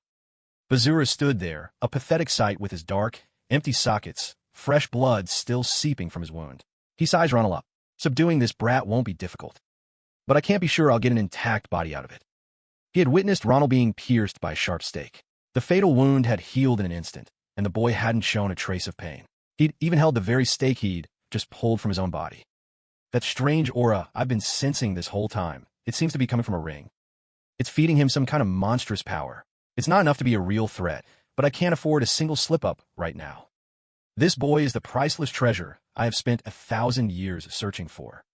Ronald flashed a contemptuous smirk. A priceless, forbidden grimoire, hesitating over a little bet. He stared straight into his opponent's eyes, his gaze sharp. What's the matter? Not feeling confident? Bazura raised his gaunt hand with its sharp nails and grasped Ronald's. He finally spoke. Very well. I agree. Suddenly, Bazura's eyes glowed a demonic purple. I will decide the conditions for victory. The demon within him seemed to stir, and the air grew heavy and suffocating. And remember this, my mercy ends here. This seemed to be exactly what Ronald had anticipated. He smirked. Your horns have certainly grown and strong. Keep acting so recklessly and you'll find yourself in real danger. He clenched his bleeding hand. Now that you're roped into this, that's all that matters. Whatever happens next. His tall shadow stretched across the ground. The outcome will remain the same. In a dim, old room, Bazura was adjusting the contract scales. Are you ready? The giant scales were suspended in the air. Ronald and Bazura stood on either side as the binding oath commenced. The terms of the contract materialized. The parties bound by this curse swear not to violate this pact until the duel's conclusion. If Ronald loses, he will surrender his body to Bazura. If Bazura loses, he will release the hostages and be sealed away for eternity. Bazura stared directly at Ronald, his voice dripping with arrogance. You've seen the terms of the pact. As for the duel that will decide our fates. His expression twisted into a demonic grin. You will endure one of my own illusion spells. Do you accept, Ronald? Ronald replied with a serious expression, his voice firm and resolute. Is that even a question? Of course. A satisfied smile touched Bazura's lips. Since I've agreed, let's get this over with. I don't have all day. Both men focused their entire will on the pact. Then, the pan on Ronald's side of the scale filled with a blue energy. Bazura's side filled with a crimson glow, as the scales came to a perfect balance. Bazura declared the pact is sealed. He laughed, mocking his opponent. Ronald, I hope you have a pleasant dream. It will be the last memory of your life. Ronald just smirked, his eyes full of scorn. Hilarious. You're the one who needs a reality check. When this is over, you'll regret ever targeting this body. A sudden flash of light consumed the room, and everything faded to white. When his vision cleared, the sky was an unnaturally brilliant blue. What a clear sky today, a young man said. No, what I mean is, catching just one of them could change our fortunes. He was immediately cut off. Do you have any idea how valuable mystical creatures like dream birds or fairy fish are? You can't even catch a bear, let alone one of them. Bellows loudly defended his point. It's impossible to talk to you guys. You just rot away in this backwater hole, so you don't know anything about the real world. Offended, a long-haired young man shouted, "What did you just say?" The argument only stopped when Ronald spoke up, his eyes weary. "So noisy?" One of the men saw him and called out, "Finally up?" Ronald looked at him wearily. "You were sleeping like a rock. Must have been a nice dream, huh?" Ronald sat on a log, a thoughtful expression on his face. Asterisk Commander Ronald. Captain Ronald, commander of the disciplinary squad, asterisk. He wearily rubbed his eyes, his voice groggy. "A nice dream? Don't be ridiculous. Stop talking nonsense and go check your gear."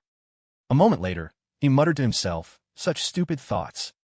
Suddenly, Bellows stormed over, his voice loud and demanding. "You're awake. Let's talk, Chief. How much longer do we have to put up with this? As a disciplinary squad, we're just cannon fodder. We'll die faster than any other unit." Then, he lowered his voice. "In the next battle, we just need to slip away together. If you lead the way, Chief, it wouldn't be hard, right? And if we need money afterwards, one big hunt will set us up for life." Finally, Ronald spoke up, his voice flat and bored, cutting off his subordinates' crazy ideas. "Hey, Bellows, I told you if you bring up hunting or any of that nonsense again." His eyes turned cold. "I'll cut your wrists." "What? You want me to do it right now?" This made Bellows shrink back in fear, quickly hiding his hands behind him. No, I'm good, thanks." Ronald rested his chin on his hand, his gaze never leaving Bellows. He used a calmer tone to reassure everyone. "Quiet down. Just hold on a little longer. Serve a few more months, and the Grand Marshal has promised to pardon us all. Isn't that belief the only thing that's kept us alive this long? We'll get a fresh start, a life where we're not criminals anymore. So stop your damn whining and focus on staying alive. Got it?" The rest of the men answered in unison, "Yes, Chief." They comforted one another with words that felt more like empty promises. "That's right. We just have to hold on a little longer." Suddenly, Ma'in appeared out of nowhere and threw his arms around Ronald's neck, teasing him relentlessly. "Besides, as long as we stick with this guy, there's no way we're going to die." He stared at Ronald, his voice playful. "Right, Chief Ronald?" Ronald looked helplessly at his subordinate.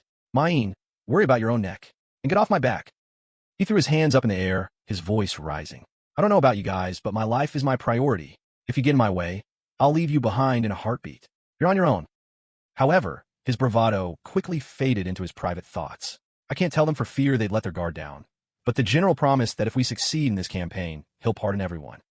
His gaze became more determined than ever. "This mission is incredibly dangerous, but we really are almost there." The image of a woman named E surfaced in his mind. Asterisk, just endure a little longer, and we can go back to where she is. I have to survive this, no matter what. Asterisk. He had just finished scanning the camp when suddenly, a terrifying beam of light shot down from the sky, instantly obliterating the forest and the camp. Bellows' face went pale as he stammered, What just fell? Out of the sky?" A black-haired young man quickly composed himself. "What the hell was that? It couldn't be enemy magic, could it?" The area erupted into chaos. Someone screamed, "Chief Ronald, give us an order." Meanwhile, Ronald remained frozen, his face drained of all color. He seemed to have realized something was terribly wrong. His hands went rigid. His entire body screamed, sensing extreme danger. Ronald could only watch, paralyzed, as the terrifying light engulfed his vision. A massive, horned silhouette materialized in the haze. A deep, rumbling voice echoed, "Behold!" One of its horns came into sharp focus. "You deluded mortals who wander beneath the stars." Countless magic circles materialized in the sky, obeying the command of the towering, winged, and horned entity. "I have come to open this path. Embrace the destiny that has been laid before you." With its grotesque face, it was revealed to be Ost. The sheer presence of the being left the soldiers frozen in terror. One of them pointed a trembling finger. "What is that? Captain, look!" The magic circles flared in unison, firing colossal beams of energy that pivoted and aimed directly at them. A deafening roar followed as a frenzied barrage of light rained down. The soldiers could only watch, their feet rooted to the spot as death itself descended upon them. Arrow after arrow of light rained down, ripping the earth asunder, sending rock and soil flying. Each beam claimed a life, tearing bodies to shreds. One by one, the soldiers were brutally slaughtered. The rain of light from the circles above only intensified, mercilessly hunting down anyone who tried to escape. It all happened so fast, Ronald couldn't even react. Suddenly, the urgent blast of a war horn echoed from the direction of the white-robed figures. Van Russ instantly recognized the signal. The horn to advance. They expect us to attack that thing? What kind of bullshit is this?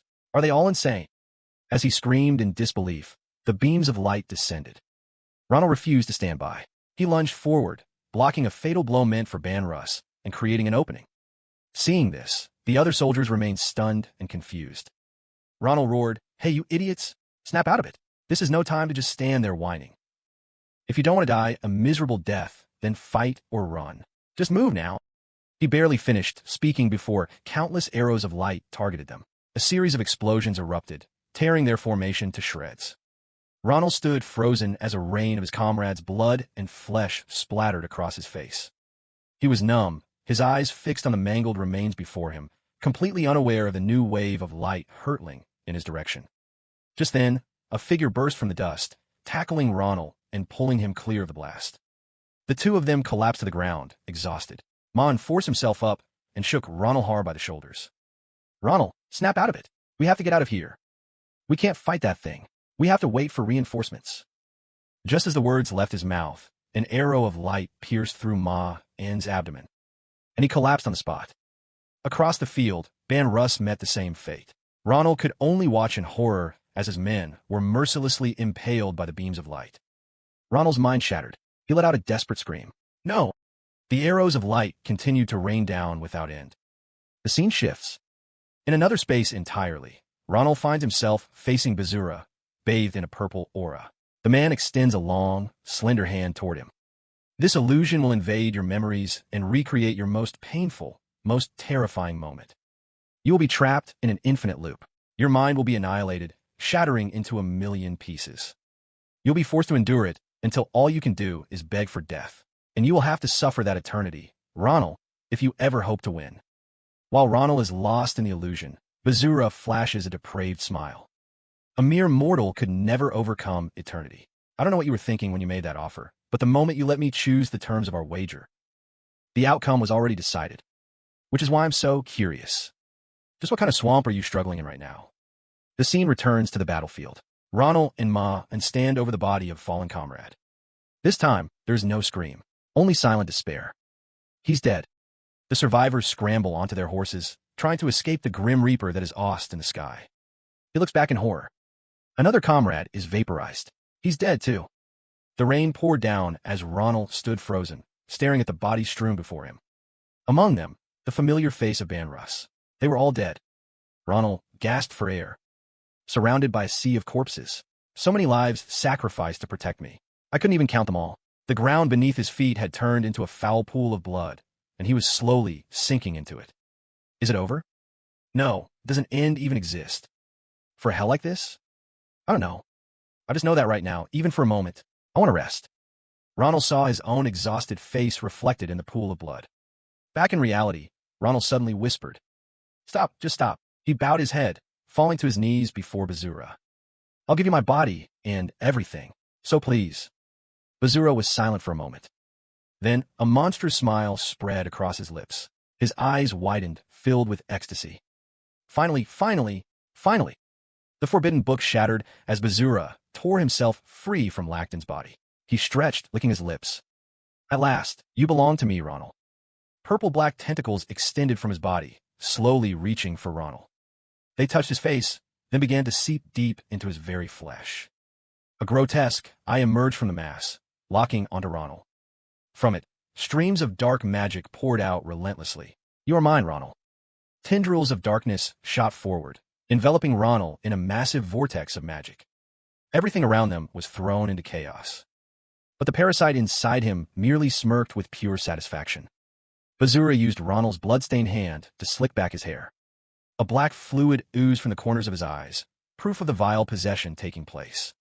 He lifted his head and whispered, "Ronald, before your consciousness fades completely, I'll give you one last gift." He drew the sword at Ronald's hip. "Look." The tip of the sword pointed forward. "This is your true power." A simple flick of the parasite's wrist was enough to make the entire room shake. The horizontal slash left a long, deep gouge in the wall. He smiled slyly. "Aren't you excited for the despair I will create with this abundant power?" His pitch-black eyes shifted. "But first, on such a momentous day, we should start with an opening salvo. The appetizer," he spoke of was Lacton, who was gravely injured and struggling to his feet. The one who wasted my precious time with his pointless struggles. Bazura slowly walked toward the old sage. Still have the will to move? That spirit is worthy of sage. He sneered. What drives you to this extent? Your duty as master of the tower? Or perhaps the guilt of bringing this disaster upon the land? Hearing his words, Lacton grit his teeth. Bazura raised the sword. Whatever it is, let's drown in despair together. The blade swung down, aiming for a permanent end. Lacton simply bowed his head, silently waiting. But suddenly, the heart in the body Bazura occupied began to pound violently. The blade stopped mid-air, trembling uncontrollably as if held back by an unseen force. What is this? He muttered, trying to bring the sword down again, but it was no use. The blade only shuddered back and forth. Another stream of magic began to invade Bazura's mind. His vision suddenly filled with a sky of black stars. Helpless, he dropped the sword to the ground and collapsed to his knees. Beneath his feet, distorted eyes appeared, forcing him to clutch his head and scream. What is this? Black tendrils snaked out from behind him. They seized Bazura's body, and his eyes flew open in shock. Impossible. How could the body of a mere human contain a killing intent so absolute it surpasses even mine? Just then, a voice came from behind him. Well, you certainly live up to your name. Ronald was already standing there. The weak professor I knew was nearly dragged to the underworld just by touching that source of magic. But you swallowed it whole and even managed to swing your sword. I gotta give it to you. Bazura trembled. Impossible. How is your consciousness still intact? Ronald casually slipped a hand into his pocket, searching for something. Yeah. That illusion of yours was truly disgusting. Thanks to you, the memories of that day came back so vividly I just wanted to start cursing. Bazura was stunned. To be honest, if things had gone even slightly differently, the plan would have been shot. My consciousness would have shattered. He pulled a glowing ring from his pocket. If it weren't for this. The scene shifted back to when Elle showed him the ring. A brilliant light had left Ronald stunned. What's happening? Is that the ring's true form? Just it explained. When infused with a special kind of magic, it reveals its true form. And I believe this is what he prepared specifically for you, Ronald, the one cursed to suffer. A powerful, divine aura with anti-magic properties enveloped the ring. Elle slowly floated up, holding it out to Ronald. Treasure this gift, Ronald. When you face a trial so severe you see no escape, it will become a great source of strength for you. And in that very moment when Ronald's consciousness was trapped, the ring in his pocket began to radiate pure magic. He reached out, and another hand appeared, reaching for his. As they touched, a clash of energy sent the surrounding waters churning. Ronald's face remained mysteriously shadowed, but then he let out a sigh. I'm in your debt again. Thank you, Sarani. The ethereal form of Sarani smiled, pulling him from the dark waters. Back in the present, Ronald clutched the ring in his hand. Its light had grown much dimmer. Still, I got lucky. I never expected the curse on my body could be useful in this way. Memories of that reckless gamble flooded back. He looked at Bazura. But it looks like I won, huh? The parasite just kept muttering. Impossible? It's impossible. His panicked voice echoed in the darkness. All around them, eyes opened and stared down at him. How can such an absurd existence be real? Ronald casually put the ring away. I've heard that so many times, it doesn't even surprise me anymore. I told you, didn't I? If you targeted this body. Bazura growled through gritted teeth. You would regret it. A barrier slowly began to pull him in. His arm flailed in desperation, but it was ultimately swallowed by the darkness. No, it can't be. He suddenly lunged forward, screaming. Impossible. I am the forbidden grimoire of destruction, the very embodiment of ruin, the one who will become master of this land. Someone like me, ending so pointlessly in a place like this. No way. Suddenly, red blood sprayed everywhere. Ronald had severed his outstretched arm. He looked down at him coldly. You're being a real pain. Bazura's eyes could only see Ronald's reflection. Are you done with your whining? He glanced at him. If you're out of things to say, then get lost. Arcs of electricity crackled over the top of the dark tower, followed by a blinding crack of light. The crack spread quickly, tearing through the outer layer of stone. Huge chunks crumbled away, letting the light of the sky break through once more. The sudden change startled Zebed awake. The others could only stare up in stunned silence. Dust and smoke billowed from the shattered stone. Amidst the ruins of the palace, Ronald sat alone. He let out a long sigh of relief. He was back in the guise of an ordinary student, but the battle's aftermath lingered. He just narrowly escaped death, all over some damn book. Bazura was defeated, and the vile, oppressive energy had vanished. It seemed like it was all over. And yet, the brilliant magical aura emanating from the book hadn't faded. That was what worried Ronald. So he really was involved with those bastards. A trembling voice called out. Tower Master Lacdan struggled to his feet. I can't believe you managed to defeat Bazura all on your own. You're awake, Tower Master Lacdan, Ronald said. The old man covered his face in shame. I'm so sorry, my boy, for putting you through all of this. I have no excuse. The white mist enveloping the tower slowly began to clear. Lacdan smiled, his voice full of sincerity. This might be the first time we've formally met, but even when I wasn't in my right mind, I could still sense it. I saw your incredible skill and your unbelievable willpower as you stood against Bazura. I've never witnessed anything so astounding. Ronald gave a wry laugh. Yeah, well, I took a few hard knocks myself. Ronald's eyes scanned him. By the way, are you all right? Your mana. Lacdan looked down at his own palm. This is a small price to pay, isn't it? Especially when I almost brought the Dawn Magic Tower to ruin and killed so many innocent people. He fully accepted his fate. For an old man like me to lose all his mana, it's nothing, really. On the contrary, I've been given a chance to live and atone for my mistakes. For that, I am nothing but grateful. Ronald was impressed by his resolve. He truly was worthy of the title Tower Master. Just then, the sound of a door opening and rushed footsteps echoed from outside. You have to keep on living, with conviction, Ronald continued. If not for yourself, then for the people you want to protect. The tower's members rushed in, with Aegon and Ebby leading the way, their faces etched with worry. Tower Master, Ronald, are you two all right? Ronald slumped back, completely drained. Now, I can finally get some rest. He let out a long sigh and collapsed onto the ground. As the first brilliant rays of dawn lit up the sky, his last thought was simply, what a long day. Bright morning sunlight streamed through the window, accompanied by the gentle chirping of birds. Ronald's eyes fluttered open. He was lying in a soft, comfortable bed. The Tower Master and Aegon were sitting watch beside him. He sat up, clutching his head. How long was I out? Lacdan replied. A full day has passed. You were sleeping so soundly, we didn't have the heart to wake you. Ronald felt a little awkward, but seeing you two here must mean things have settled down. The Vice Tower Master nodded. That's right. It's all thanks to you for defeating Bazura. Everyone in the tower is back to their duties. The spell clouding their minds vanished when Bazura died. We'll need to keep monitoring the situation, but thankfully, it looks like no one's life is in danger. He continued with his report. Zebed is busy directing everyone. Miss Ebby has also finished her treatment and is now working hard to help with the restoration of the damaged magic tower. I was hoping she would focus on resting and recovering, but she flatly refused. She said that in the midst of this chaos, it's Lucia's duty to lead everyone. Lucia has woken up as well, but there's something a little strange.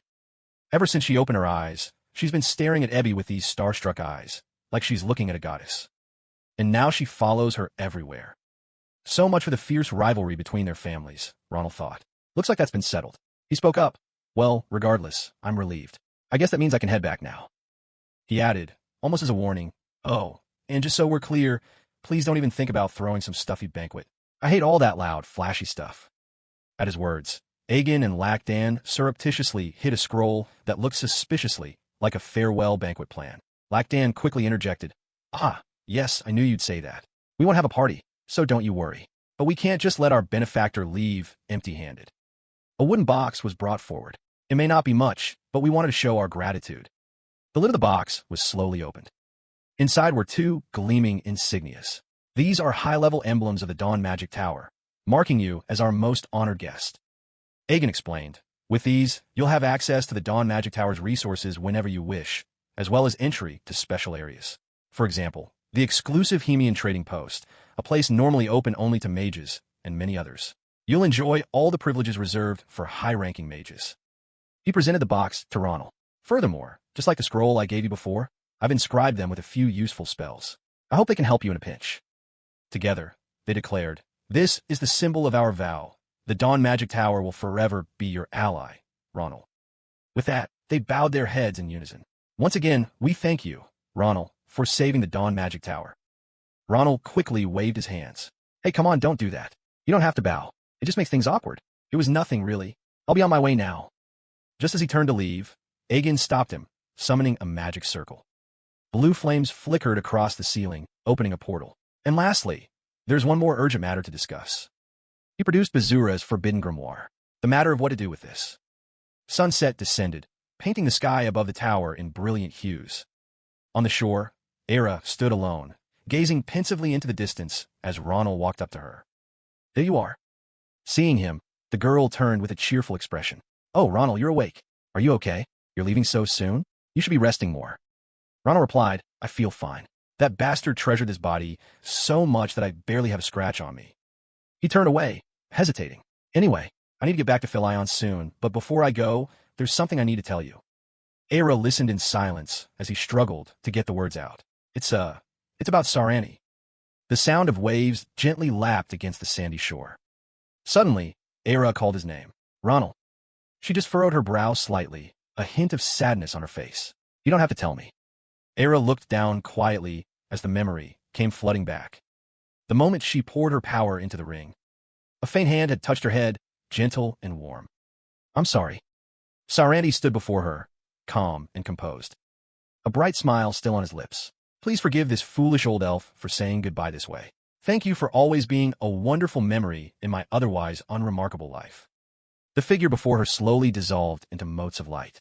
I hope that you will always be safe from now on, my dear friend. Era trembled. Thinking back, Sarani really was a strange man, so eccentric.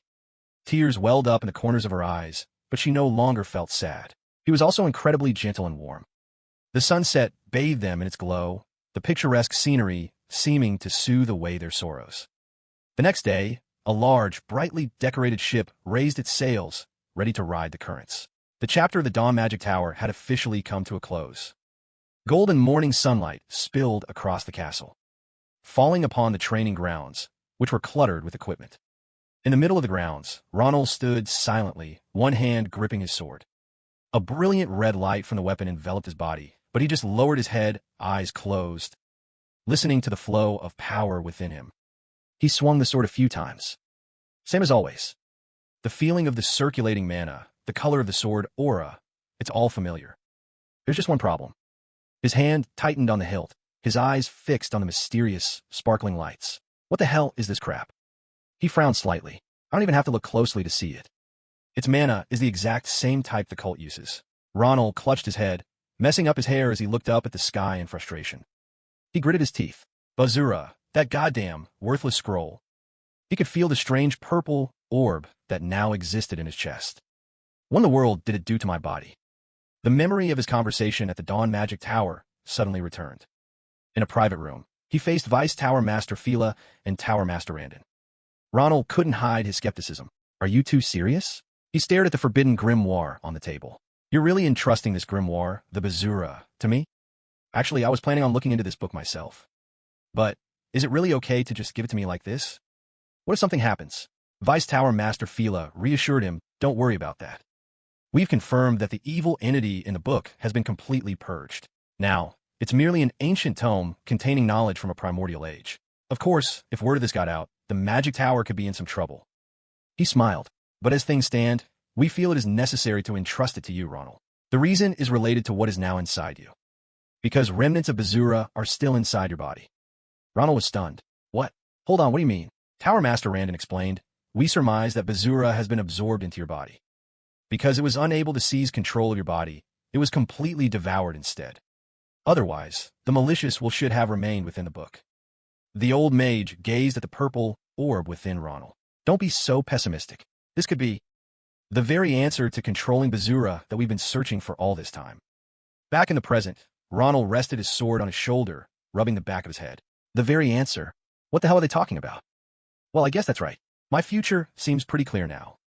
Thinking of Sword Saint Jaiaphia sent a shiver down his spine. If I run into him like this, he'll tear me to shreds for sure. He breathed a sigh of relief. Good thing no one else can see this mana. If I got mistaken for something else and dragged into trouble. Dragged into trouble? A cold voice echoed from right behind him. What do you mean by that? Startled, Ronald let out a yell and reflexively swung his sword behind him. What's with all the screaming? Navios, who had appeared out of nowhere, easily blocked his blade. The weight behind your strike is completely different now, she remarked casually. Did you have some kind of fateful encounter recently? Recognizing her, Ronald quickly backed away, stammering, Instructor Navios. Ah, small instructor. It's your fault for sneaking up on me with that murderous aura. Navios stepped forward, her presence overwhelming. You came right up to me, Her eyes, sharp as knives, bored into him. What exactly happened in the Dawn Magic Tower? How did you manage to form an inner core? Hearing the unfamiliar term, Ronald blankly pointed to his chest. This thing inside me is an inner core. It's not a tumor. The moment the words left his mouth, the instructor's killing intent erupted. How dare you compare the sacred inner core to a tumor? Did I not explain this clearly during my lecture? Don't tell me you slept through my class, she roared. Ronald immediately bowed a full 90 degrees. I'm so sorry. Navios put a hand on her hip, letting out an exasperated sigh. Though furious, she began to explain patiently. Honestly, an inner core is a blessing reserved for only the truest of swordsmen. Those who have tempered themselves through countless hours of mana training and real combat. To put it simply, after mana has circulated through the heart time and time again, it eventually transforms into a vessel capable of storing mana. It is the culmination of a martial artist's life's work, a milestone that defines everything that comes before and after. The mana stored within an inner core has a density completely different from natural mana, and more importantly, it's the only foundation upon which sword ki can be manifested. In other words, to form an inner core is to take your first step into a new realm of swordsmanship. She crossed her arms, her expression hardening. But an inner core requires decades of arduous training to form. And yet, one has somehow appeared inside a brat like you. Navios scanned his body intently. What's more, instead of being centered around the heart, it exists as a completely separate entity. Theoretically, does that mean it's possible to have two inner cores? Is this really such a big deal? Ronald was stunned. Suddenly, Navios drew her sword. All right, enough talk. I'll hear about what happened in the Dawn Magic Tower later. She made an offer he couldn't refuse. Right now, you and I are going to fight. Ronald frantically waved his hands. Huh, why are we suddenly talking about that? Navios smirked. Isn't it obvious? You got new power, so it needs to be tested. Besides, it's my duty as your instructor. She raised her sword, a chilling smile spreading across her face. And you've always been the type to learn with your body, not your brain, right? That look on your face doesn't scream duty at all. He didn't even have time to finish the thought. Navios was already on him. Seriously? Ronald yelled, scrambling to raise his sword to block the blow. The sharp clang of steel echoed as sword ki erupted, tearing up the training grounds. Ronald was thrown backward, struggling to stay on his feet. Instructor's duty, my ass. She's clearly out for blood. Navios charged again, swinging her sword straight down. Ronald gritted his teeth to block the strike, and the ground beneath him cracked under the force. This is just a straight-up beatdown. I'm completely outmatched. If I keep taking her on directly, she's going to tear me to pieces. He used all his strength to shove her back, then leaped away to create some distance. Just one opening, he thought, gritting his teeth. If I can just bind her legs, even for a moment, I can create a chance to strike. He suddenly remembered his last fight. That's right, just like then. If only I had the same power as that rat, Grancia. The instant the thought crossed his mind, the purple orb in his chest pulsed with power. Tendrils of purple light shot out from Ronald's body, lashing towards Navios and wrapping tightly around her legs, freezing her in place. It actually worked. Ronald stood there, dumbfounded. This looks exactly like that Doran guy's aura. Suddenly, brilliant strands of magic erupted, weaving into a web that wrapped tightly around Navi Rose's leg. They spread rapidly, threatening to imprison her completely. Ronald froze in shock, but Navi Rose merely glanced down. Her sharp gaze swept over the glowing threads. A binding spell? Huh, you've learned some interesting things at the Dawn Magic Tower. A curious smile played on her lips. That's right. In a real fight, variables like this can mean the difference between life and death. She gave a slight lift of her leg, testing the magical thread's durability. If you've got anything else, bring it on. With those words, Navi Rose launched herself from the ground, sword swinging as she charged forward, her eyes gleaming with excitement. Seeing her about to go all out, Ronald panicked, tightened his grip on his sword, and cried out in desperation. Professor, calm down. I'm not. Before he could finish, Ronald's legs buckled. A small, purple orb spun in front of his chest, radiating a strange magical energy. A wave of dizziness washed over him, and he only managed a choked cry before losing his balance. Navi Rose sensed something was wrong, but couldn't react in time. Ronald collapsed right before her eyes. Ronald. Inside the towering magic spire. Jaredin sat leaning back in his chair, arms crossed as he observed the scene through a window. He smirked. Swordsmen, such simple-minded fools. His gaze fell on Ronald, who was gasping for breath, his life force seemingly drained. This isn't a battlefield. How on earth do you treat your students? pushing him to the point of mana exhaustion like this? Navi Rose's brow furrowed as she growled in frustration. Cut the useless chatter and explain. You handled it, right? Jaredin chuckled. You're the one worrying for nothing.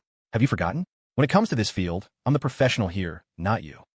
Meanwhile, Ronald struggled to lift a potion vial, his body completely spent. It's just physical shock from a sudden, excessive drain of his mana. Jaredin explained. He'll recover quickly with a mana potion and the prescribed medicine.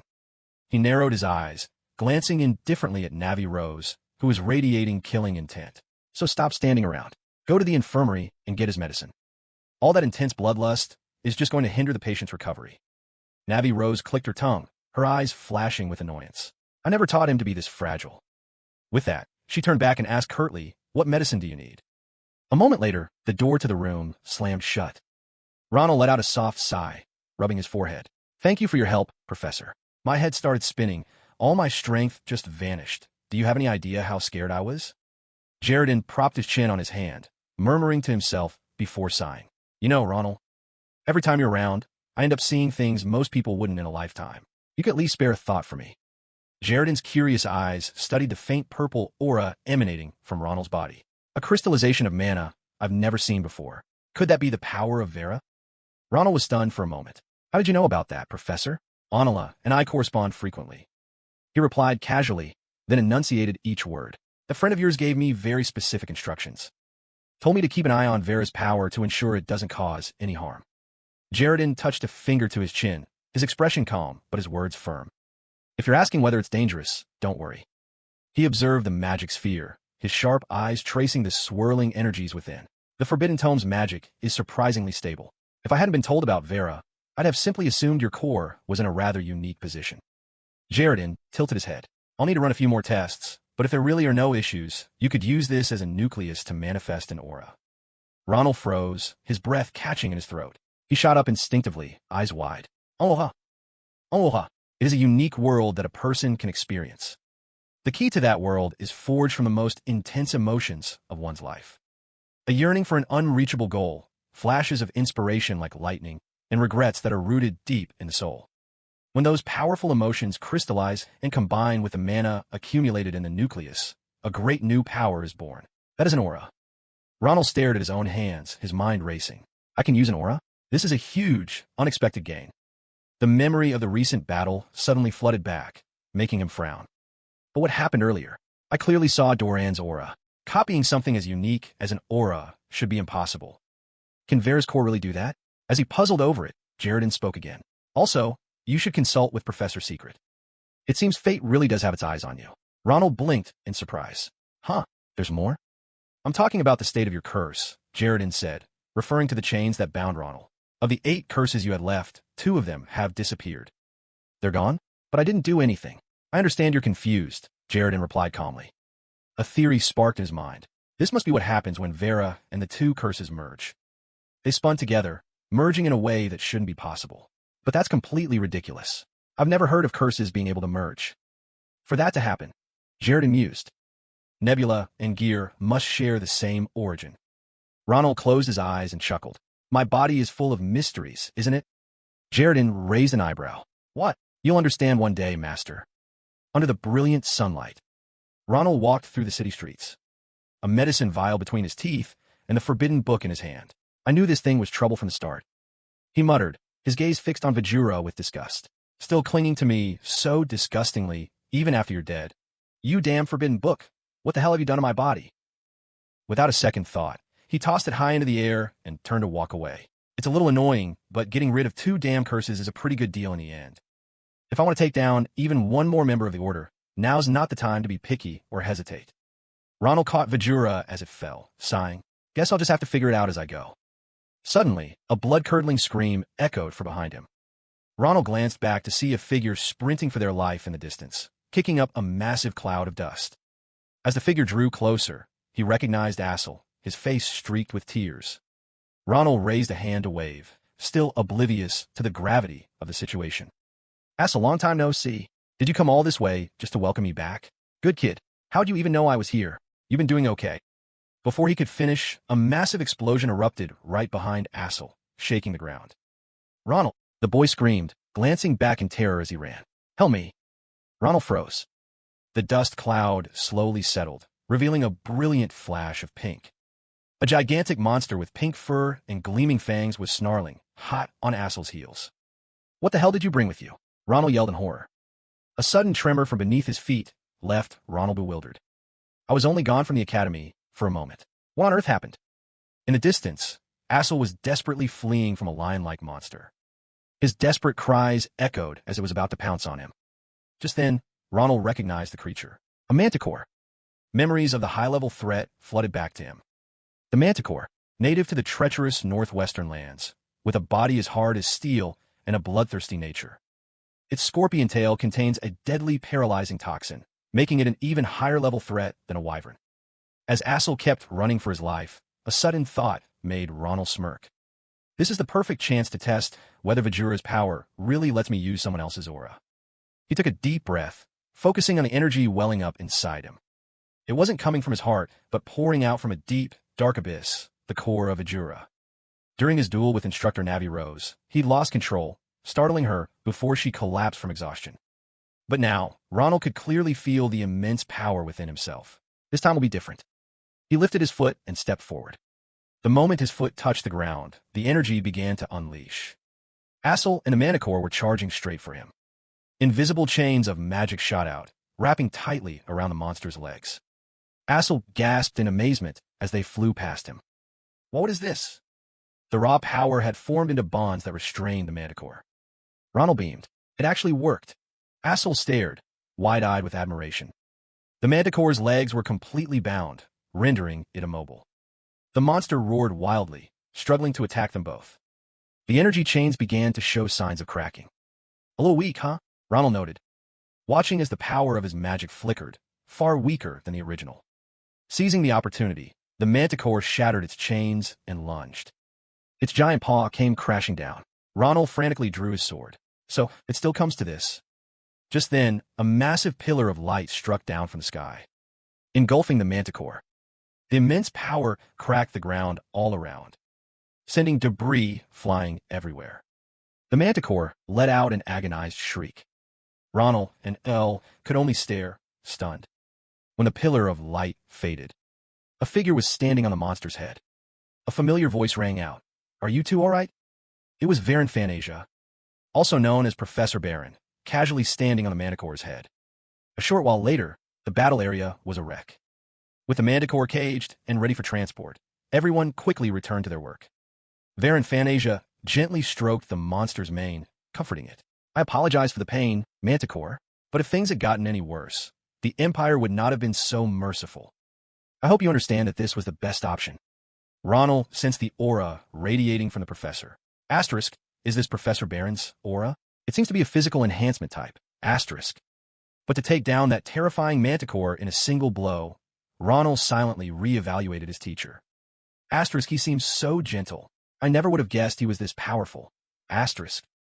Varen Fanasia watched with a hint of sadness as the cage was carried away, then turned back with an embarrassed smile. "My deepest apologies. I never imagined it would break out of a magic-reinforced iron cage." He bowed. "As the one responsible for organizing this year's Festival of Beasts, I must apologize once again." Ronald quickly waved his hands. "Oh no, it's fine. If anything, it was exciting to see something so rare." Then he asked, "But what is this Festival of Beasts, anyway?" A.L. explained, "I guess you wouldn't know, since you just got back, Ronald.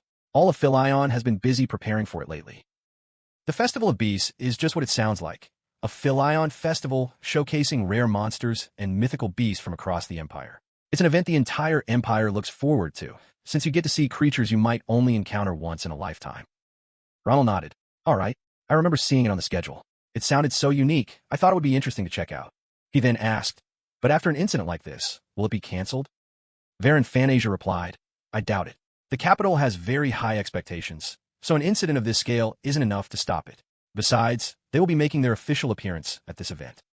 The next day, at the assembly hall, Ronald sat at the head of the table. "So, it seems we don't have to worry about the Festival of Beasts, but there's one thing I don't get." He recalled the students' excited faces. Asterisk, is the event really that big of a deal? It's all anyone can talk about. I mean, I thought it sounded cool, but not this cool. Asterisk. Maria X smiled. "If it were just a normal Festival of Beasts, you'd be right to think that. But this time, a very special pair will be making an appearance, the Alpha and Omega doppelgangers. Maria went on to explain, doppelgangers are mythical beasts that can read a person's emotions through their eyes and transform based on what they see.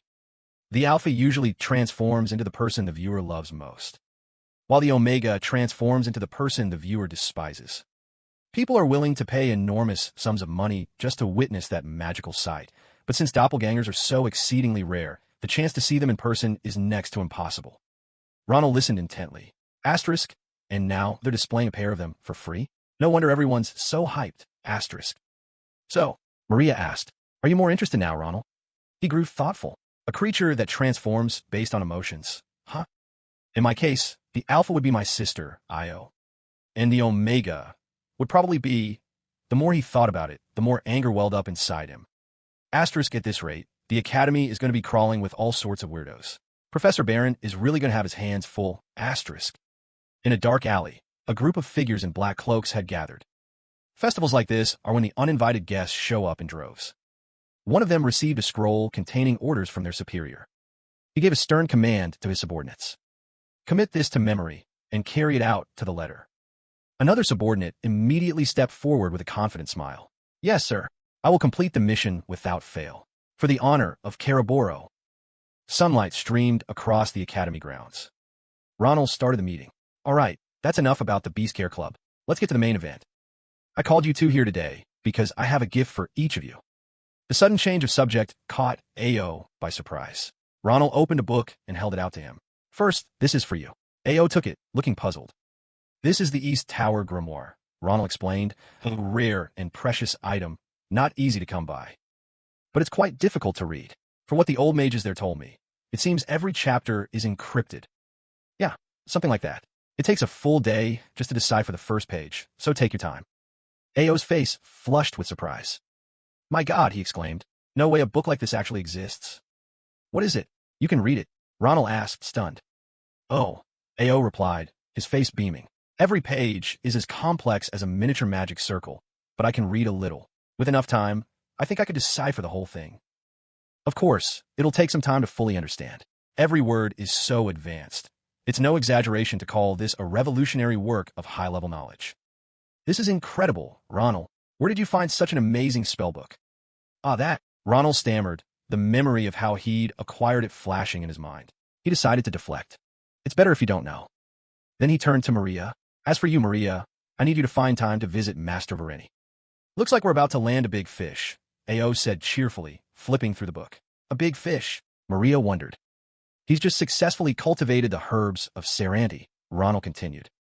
And he's starting to produce medicine from them to distribute throughout the empire. I strongly recommend that your merchant guild gets involved in the distribution.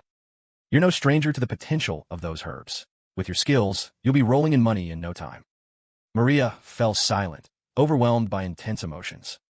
And that's not all, Ronald said, his voice full of excitement. Today, I want to personally test how far you both come. It's been a long time. Should I get my hopes up? Perfect timing, Maria replied, a smug look in her eyes. I suddenly have a few things I'd like to enlighten you about. I like that, Ronald praised. Grab your weapons and follow me. We'll start with a friendly spar. I'll go too, Ao said, standing up abruptly. I think you'd be better off focusing on that book than on training, Ronald said, shutting him down. You'll level up faster this way. Good luck, and see you later, my dear scholar. Ao could only watch helplessly as the two of them left, laughing and talking. Fine. The smile on Maria's face was as radiant as the morning sun. Ao stood frozen, staring after them so intently that his cheeks began to blush. He just stood there, unable to take his eyes off them. 2 weeks later, inside the Jane Galerian arena, Odessa, holding a clipboard and whistle, announced, test number 514. Are you both ready? Brom gripped his sword, his focus unwavering. With that, Odessa raised the whistle to her lips. I'll start the countdown. As she began to count, both fighters took their stances. 3, 2. On the 2, the sword in Brom's hand flared with energy. 1. The whistle blew. Instantly, Brom lunged forward like a fierce tiger, gripping the magic sword with both hands. In a flash, he was right in front of Ronald. Ronald stood perfectly still, terrifyingly calm, making no move to dodge. His eyes widened, glinting with sparks of light. In front of him, an orb swirling with dark smoke materialized instantly. A powerful surge of energy blew Ronald's hair back. At the same time, countless magical tendrils shot out from the orb, binding Brahm's legs while coiling around and tightening on the weapon in his hands. His long sword, poised to slash across Ronald's face, stopped dead in its tracks. Brom burst out laughing. You really didn't budge an inch. He nudged the sword forward slightly, praising. That was a magnificent move, Ronald. Ronald, meanwhile, just calmly closed his eyes and let out a soft sigh. Then, he opened his eyes, an amused smile playing on his lips as he wiped the sweat from his brow. You're tough, Brahm. Odessa walked over, congratulating him. Your execution speed and mana control this time were flawless. To have improved this much in just 2 weeks, that's really impressive. It's all thanks to you two, my seniors. Ronald replied. Odessa, you analyzed my technique, pointed out its weaknesses, and gave me perfect suggestions for how to improve. And Brahm, you sparred with me relentlessly, helping me keep my edge. Thanks to both of you, my technique has improved by leaps and bounds. Actually, a lot of it is thanks to that bastard Dolan's aura, too. Watching you has taught me a lot, too, Brahm said, laughing and scratching his head. You didn't even flinch with a blade at your throat. The brave heart of a true swordsman. Thanks, kid. You've helped me see what I need to aim for next. You're a good club president, Ronald. It's great to see you so fired up, Ronald said with a thumbs up. After a bit more small talk, Brahm spoke up. Well, I'll be taking off. Call me next time you need a blade at your throat. As he watched Brahm's retreating back, Ronald opened his palm and fell into thought. Just being able to use that bastard Dolan's aura has helped me grow so much already. But there's one thing I can't get, that golden aura that radiated from Professor Varen. No matter how hard I try, I just burn through the mana in my core without being able to replicate it. Asterisk, does that mean the higher the tier of aura, the harder it is to reproduce? If I could just see it a few more times, I might be able to figure something out. Asterisk. Asterisk, but I feel like I'd be imposing if I kept asking a professor as busy as him to manifest his aura just for me. What am I supposed to do? Asterisk. Lost in thought, Ronald was suddenly startled by the sound of rushing footsteps. Very, Professor Varen's teaching assistant, ran up, out of breath. There you are, Ronald. Aren't you Very, the professor's TA? Ronald asked, stunned. Oh, thank goodness, you remember me, Very panted. I've seen you a few times, but what brings you all the way out here? Well, there's something I need to tell you, Very replied. And then he began his story. Not long after the professor left. He left me a note. He said that if any serious or difficult problems arose during his absence, I was to ask you for help on his behalf. Professor Varen is gone? Ronald asked, surprised. Right before the Beastcare fair? And what's this serious problem you mentioned? A creature that was being kept at Dinheel has just disappeared. It was supposed to be the main attraction for the Beastcare fair. A mythical creature, the doppelganger. Hearing this, both Ronald and Odessa cried out in shock. What? The three of them arrived at the site of the doppelganger's escape. Assistant Very began his explanation. The truth is, Professor Varen has been gone for a while now. It's been 2 weeks since the incident. Ronald looked surprised. The incident from 2 weeks ago? You don't mean the manticore that escaped, do you? That's the one, Very confirmed with a nod. The professor was suspicious about that incident. He said he felt like he was overlooking something important. In the end, he decided to investigate it himself. I have no idea what he discovered. But I'll never forget the look on his face that day. Very's expression grew somber as he recalled the memory. It was the first time I had ever seen the professor so furious. And then, the very next day, he left me that note I mentioned and disappeared. It included a postscript. If anything major happened, I was to ask for your help, Ronald. Ronald crossed his arms. Yeah, I'd say this qualifies as major. For a creature as valuable as a doppelganger to attack us, and then just vanish. Odessa, did you find anything? This doesn't look like a random accident, Odessa replied. Very trembled. Not an accident? What does that mean? This enclosure was built with a special alloy glass, designed specifically to counteract a doppelganger's transformations. Odessa explained methodically. I'm sure I don't need to tell you how durable that glass is. Do you really think a material like that would just shatter on its own? Furthermore, most of the glass fragments were blown inward, not outward. Not to mention the incredibly dense, magical residue left on the remaining shards. That's proof that an immense force from the outside shattered even this special alloy. She concluded with certainty, based on all of this, it's highly probable that this was a deliberate attack, a planned act of terror, targeting the doppelganger from the very beginning. A terrorist attack, Very and Ronald said in unison. As expected of the great general. Your insight is on another level, Ronald nodded. Yes, that's the only explanation that makes sense. I've had a bad feeling ever since I got here. If that's what this is, His expression suddenly turned serious. This is no ordinary situation. We have dangerous criminals hiding on academy grounds, don't we? If we don't hunt them down immediately, something terrible will happen, right, Assistant Very? You're right, Very said in a panic. Ronald patted his shoulder reassuringly. That's why I think we need to start an investigation right away. I wonder if I could get some help from the knights standing over there. I can't possibly search everywhere on my own. Wait, Ronald, Odessa began to say, there are a few other suspicious things. Ronald gestured for her to be quiet. Don't worry, Senior. This won't take long. As long as the knights are willing to cooperate, everything will be fine. He turned to the soldiers, lamenting with a sigh. Sigh, to think a student's life could be filled with so much drama. Even if I'm a promising student, what's a kid like me supposed to know? It's such a pain to stand out at times like this. You knights feel the same way, don't you? The guards remained stone-faced and silent. So quiet and serious, all of you, Ronald sneered. But of course, knights are supposed to be stern and imposing, right? It's just that your work is a bit clumsy for men who look so capable. A soldier growled. What are you talking about? Am I wrong? Ronald replied calmly. Even if an assistant brought them, you let students barge right onto the scene without even checking them. And with so many knights present, not a single one of you understood what Senior Odessa was saying. Isn't that strange? What's more, this whole mess happened because you knights failed in your duty. And yet, I don't see anyone who looks guilty or even the slightest bit flustered. How is that possible? Or is the pace so bad you've lost all will to work? You're talking nonsense, the soldier yelled. Looks like you need to be taught a lesson. It was just an unforeseen accident. Do we need to explain ourselves to a student like you? You'd be better off shutting your mouth and getting out of here. Ronald gave a faint smile. My apologies, Sir Knight. In that case, let me just ask one last thing. What's that blood on your armor? In a place like this, there should be no reason for you to be stained with blood. His eyes darkened. You? Who are you, really? You foolish brat. The enraged soldier drew his sword. You're just asking for an early grave. Who knows? Ronald replied, his voice ice-cold as a murderous aura radiated from him. The ones whose lives are about to be cut short might just be you. We'll find out soon enough. Now then, I'm a busy man. Let's get this over with quickly.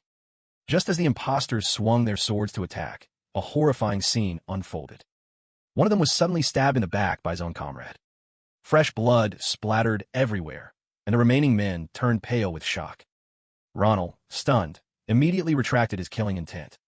The knight who'd been stabbed coughed up a mouthful of blood, his bloodshot eyes glaring at the traitor before he collapsed, dead on the spot. What the? Another one shouted, charging forward in a rage. You bastard! How dare you betray us? A bloody internal struggle broke out. The traitor was ruthless, his sword moving with swift, decisive strikes. He finished them off one by one, fresh blood gushing from beneath their helmets. In a matter of moments, he had cut down nearly all of his accomplices. The last man was cornered against a wall, begging for his life in terror. Wait, spare me. Ronald stood frozen, completely unable to comprehend what was happening. He yelled at the lone killer still standing. Who the hell are you?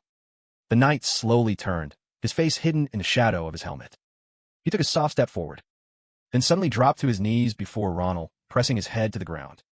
As you can see, Sir Ronald, we've eliminated these filthy criminals. He looked up, his voice pleading. So please clear up this terrible misunderstanding that I was ever colluding with them. Ronald started. What? What is this nonsense? Wait a minute, that voice. A flicker of recognition hit him. He held his breath as the man slowly removed his helmet. Ban Rose? Is that you? Ronald exclaimed in shock. Yes, it's been a long time, Ban Rose said with a smile. I trust you've been well. Amidst the ruins, Ronald and Ban Russ stared at each other in silence. Ronald's terrifying expression turned Ban Russ pale, the color draining from his face. He sat frozen like a frightened puppy. Whoa, what a dramatic entrance. Ronald narrowed his eyes. You'd better choose your next words very carefully, Valus. You know I'm not naive enough to just take your word for it. Ronald's golden eyes gleamed, his fangs peeking out from behind a vicious grin. Just because you tell me not to misunderstand, right? Sweat beaded on his cheek as Ban Russ scrambled to save the situation. Of course, I'll explain everything, down to the last detail. But first, let me make one thing clear. I have never forgotten, not for a single moment, since the day you spared my life and gave me a new purpose. He remembered the day Ronald held a sword to his neck, his face cold and unfeeling. The special order you gave me. To remain as a spy within Caribalo, Ban Russ continued earnestly and helped wipe them out. He clasped his hands together, his cowardly nature showing. So, All this time I've been working really hard to gain their trust and gather information more effectively. Van Russ didn't shy away from any dirty work. I took on all kinds of filthy jobs. As a result, I earned the leadership's trust and was even promoted to wolf rank. Thanks to that, I was able to access classified information, like the locations of their branches and their plans for recruiting new members. All the intel he gathered was rolled up and sent to Varen. I faithfully reported everything to a man named Varen. Ronald's expression softened as he stared at him. That's right. The professor did mention an anonymous source who was a huge help in taking down Caribolo. The sweat on Van Russ's face dripped faster, his expression flustered. And I only got this armor because they had it prepared. I was only in charge of communications, so I don't know where it came from. Please, you have to believe me. Ronald let out a long sigh. This kid seems to be telling the truth. All right, for now, I'll accept that you've been working hard all this time. He sat down on the cracked ground, his voice low. In that case, you can surely tell me why you were hiding here, can't you? I really don't get it. No matter what they were planning, they couldn't have been stupid enough to pick a fight with Fan. Ronald stared directly at Van Russ, who was avoiding his gaze. Why would they do something so reckless? Van Russ scratched his head, hesitating. Ah, well, about that. Caribolo's reputation has taken a serious hit lately. And he was right. Varen had already wiped out nearly half of Caribolo. It's all thanks to my tireless efforts as a spy, combined with Varen's Imperial Army. Plus, I've been constantly sabotaging all their recruitment campaigns. Things have been going downhill for them for a while now. Because of that, rumors are spreading everywhere that Caribolo is past its prime. He suddenly pointed at himself, a proud grin on his face. Ah, and of course, I was the one who started that rumor. Ronald just glanced at him. Oomph. Van Russ's brow furrowed, his gaze turning serious. Because of that, I think even the leadership started to feel the danger. So they decided to launch a campaign to reclaim Caribolo's former glory. Ronald listened intently. And that campaign is the attack on the 100 Beast Festival. A dark smile crept across Ronald's lips. I see. The 100 Beast Festival was an event drawing attention from all across the Empire, and its most anticipated highlight was the doppelganger. If Caribolo could steal it right under everyone's noses, it would be the perfect way to show they were still at the top of their game. Ronald stood up, looking down at Van Russ. Though it looks like all that effort was for nothing. So, this all ends once we deal with the rest of them and find the doppelganger, he analyzed. Van Russ quickly cut in. No, that's not the end of it, Ronald. Ronald's golden eyes were fixed on him, unblinking. The doppelganger is just the beginning. The true objective of this campaign, Van Russ said, his voice grave, is to capture every living being at the 100 Beast Festival. And to do that, even Caribolo's main force, Aranel, has made its move. A cold wind whistled through the shattered window pane, blowing over the motionless soldiers on the floor. A girl with a confident air walked in, followed by a timid young man cowering on the floor. She called out cheerfully, Ronald, you're here. Just as we thought, Ronald replied calmly. These guys aren't official knights. After you left, I pushed them a little, and they cracked immediately. I just knocked them all out, the girl said breezily. So interrogation shouldn't be a problem. Nice work, senior. Thanks, Ronald said, then turned to the pale, trembling young man. But what's with the teaching assistant? The girl shrugged. I don't know. For some reason, his face has been white as a sheet this whole time. Probably just in shock after finding out that guy was a spy. Her eyes landed on Van Russ. But who's that behind you? Ronald turned to introduce him. Ah, this is... Van Russ beat him to it, shouting, Greetings, ma'am. Allow me to introduce myself. He stood at attention, hands formally in front of him, and declared, I was once a lackey for the vile organization known as Caribolo, but I've been reborn and now live a new life. Then he bowed a full 90 degrees. I am Van Russ, Ronald's loyal servant. Loyal servant? The girl asked, puzzled. Ugh, I'll explain later, Ronald said dismissively. There are more urgent matters to deal with right now. Later, by the flickering candlelight, a panicked voice cried out, What? Is it really true, Valus? The three of them stared intently at Van Russ, as the girl asked again, just to be sure.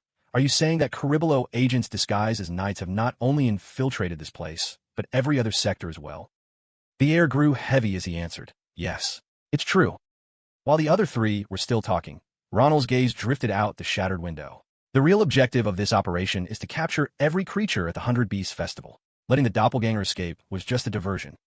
He muttered to himself, because if the doppelganger, the most important asset, disappears, all attention will be drawn to that.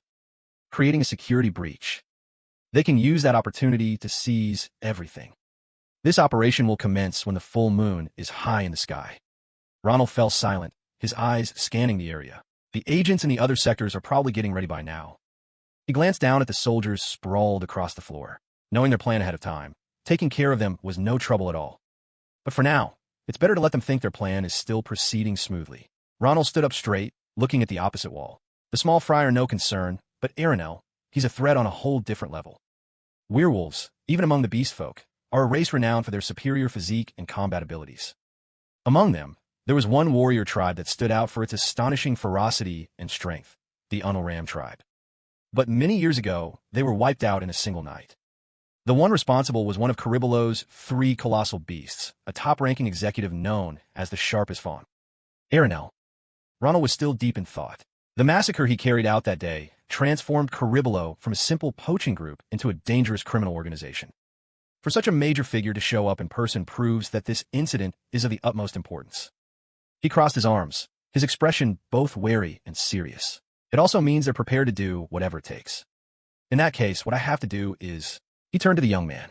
Assistant instructor, inform the Imperial Army about this and tell them to stand down for now. His face was set with determination. We will find the escaped doppelganger at all costs. He calculated carefully. Based on his actions, Aranel is the type who likes to put on a show but doesn't act recklessly. The fact that he let the doppelganger escape must mean he's overconfident. In other words, if we get our hands on the doppelganger first, he'll come right to us. Ronald's resolve hardened. I'll use this opportunity to wipe them out once and for all. Twilight descends upon the forest. Aranel was sprawled out on a massive log, a leg of meat in his hand. He opened his mouth to take a huge bite, then paused, muttering, "What a pain." He tossed the leg of meat behind him, wasting time waiting for the prey to take the bait. It's just so damn boring. He tilted his head back, his voice slurring. The manticore and the doppelganger are just side dishes now. He sat up proudly, a dark smile on his face. So hurry up and show yourself. His old face wrinkled into a sinister grin. Varen, this time, I'm going to skin you alive. The evening light filters through the leaves, bathing the summer forest in gold. Amidst the tranquility, Odessa was concentrating, casting a spell. Ban Russ's voice broke the silence. I know I already saw you take down all those Caribolo members single-handedly, but you're still amazing, Odessa. What are you planning to do with these beasts? Ronald answered, what else? We're using them to find a doppelganger. They can detect the traces of mana the doppelganger left behind when it fled, and follow its trail. Hearing Ronald's explanation, Ban Russ couldn't hide his surprise. You can really do something like that? Ronald crossed his arms with a smug look. It's not that big of a deal. You see, our future commander is incredibly talented. Just as he finished, Odessa opened her eyes. Done. Immediately, the controlled beasts turned in unison, awaiting her command. With a simple wave of her hand, the pack scattered, rushing deep into the woods. The sun sets.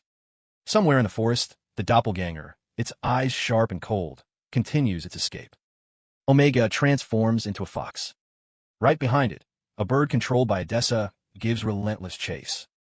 Its eyes glowing with a dark, ominous aura. Sensing its pursuer, the doppelganger stops dead in its tracks. It turns its head. Its eyes gleamed with a strange light as it sized up its opponent. A cloud of dust billowed up from the ground beneath its feet. White smoke enveloped the beast, then swiftly turned pitch black. From within the smoke, a giant serpent's head slithered out. Its maw gaped open, as if to devour everything in its path. The entire scene was instantly transmitted back via Scoutbird. Elsewhere in the forest, Odessa flinched, her forehead beaded with sweat. She shouted, pointing in one direction, Ronald, I found it. Over there, it's the serpent. Everyone followed her gaze as she explained, that serpent. It's a transformation from the doppelfiend. Good work, Odessa. That gotta be the Omega, Ronald praised. All right, first. Before Ronald could finish, Ban Russ shot forward. Leave it to me, Ronald. I, Ban Russ, may have a shameful past, but I'm still a man who reached the wolf tier of Caliboro. You don't need to worry about this snake, Ronald, because I am more than enough. With that, he closed the distance in a flash, his powerful hand clamping down on the serpent's neck. The doppelfiend roared in pain, its long tongue flicking out. So fierce. Bon Rustuntit. I don't mean you any harm. Seeing this, Ronald yelled from behind, Hey, you blockhead. Ban Russ just laughed and waved back. Sir Ronald, I'm on it. I've got this handled.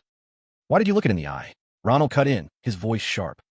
I told you the Omega doppelfiend transforms into whatever triggers your negative emotions. It can become the very thing you fear. Ban Russ's expression fell. Fear, then could it be? The moment the warning was out, the serpent in Ban Russ's hands vanished, replaced by a black rabbit. Van Russ froze, as if pulled into another dimension. He let out a blood-curdling scream, threw the rabbit aside, and turned to flee in a blind panic. Seizing the opportunity, the doppelfiend instantly vanished. Odessa and Ronald gave chase in alarm. For a split second, Ronald's eyes accidentally met the doppelfiend's. He immediately realized his fatal mistake.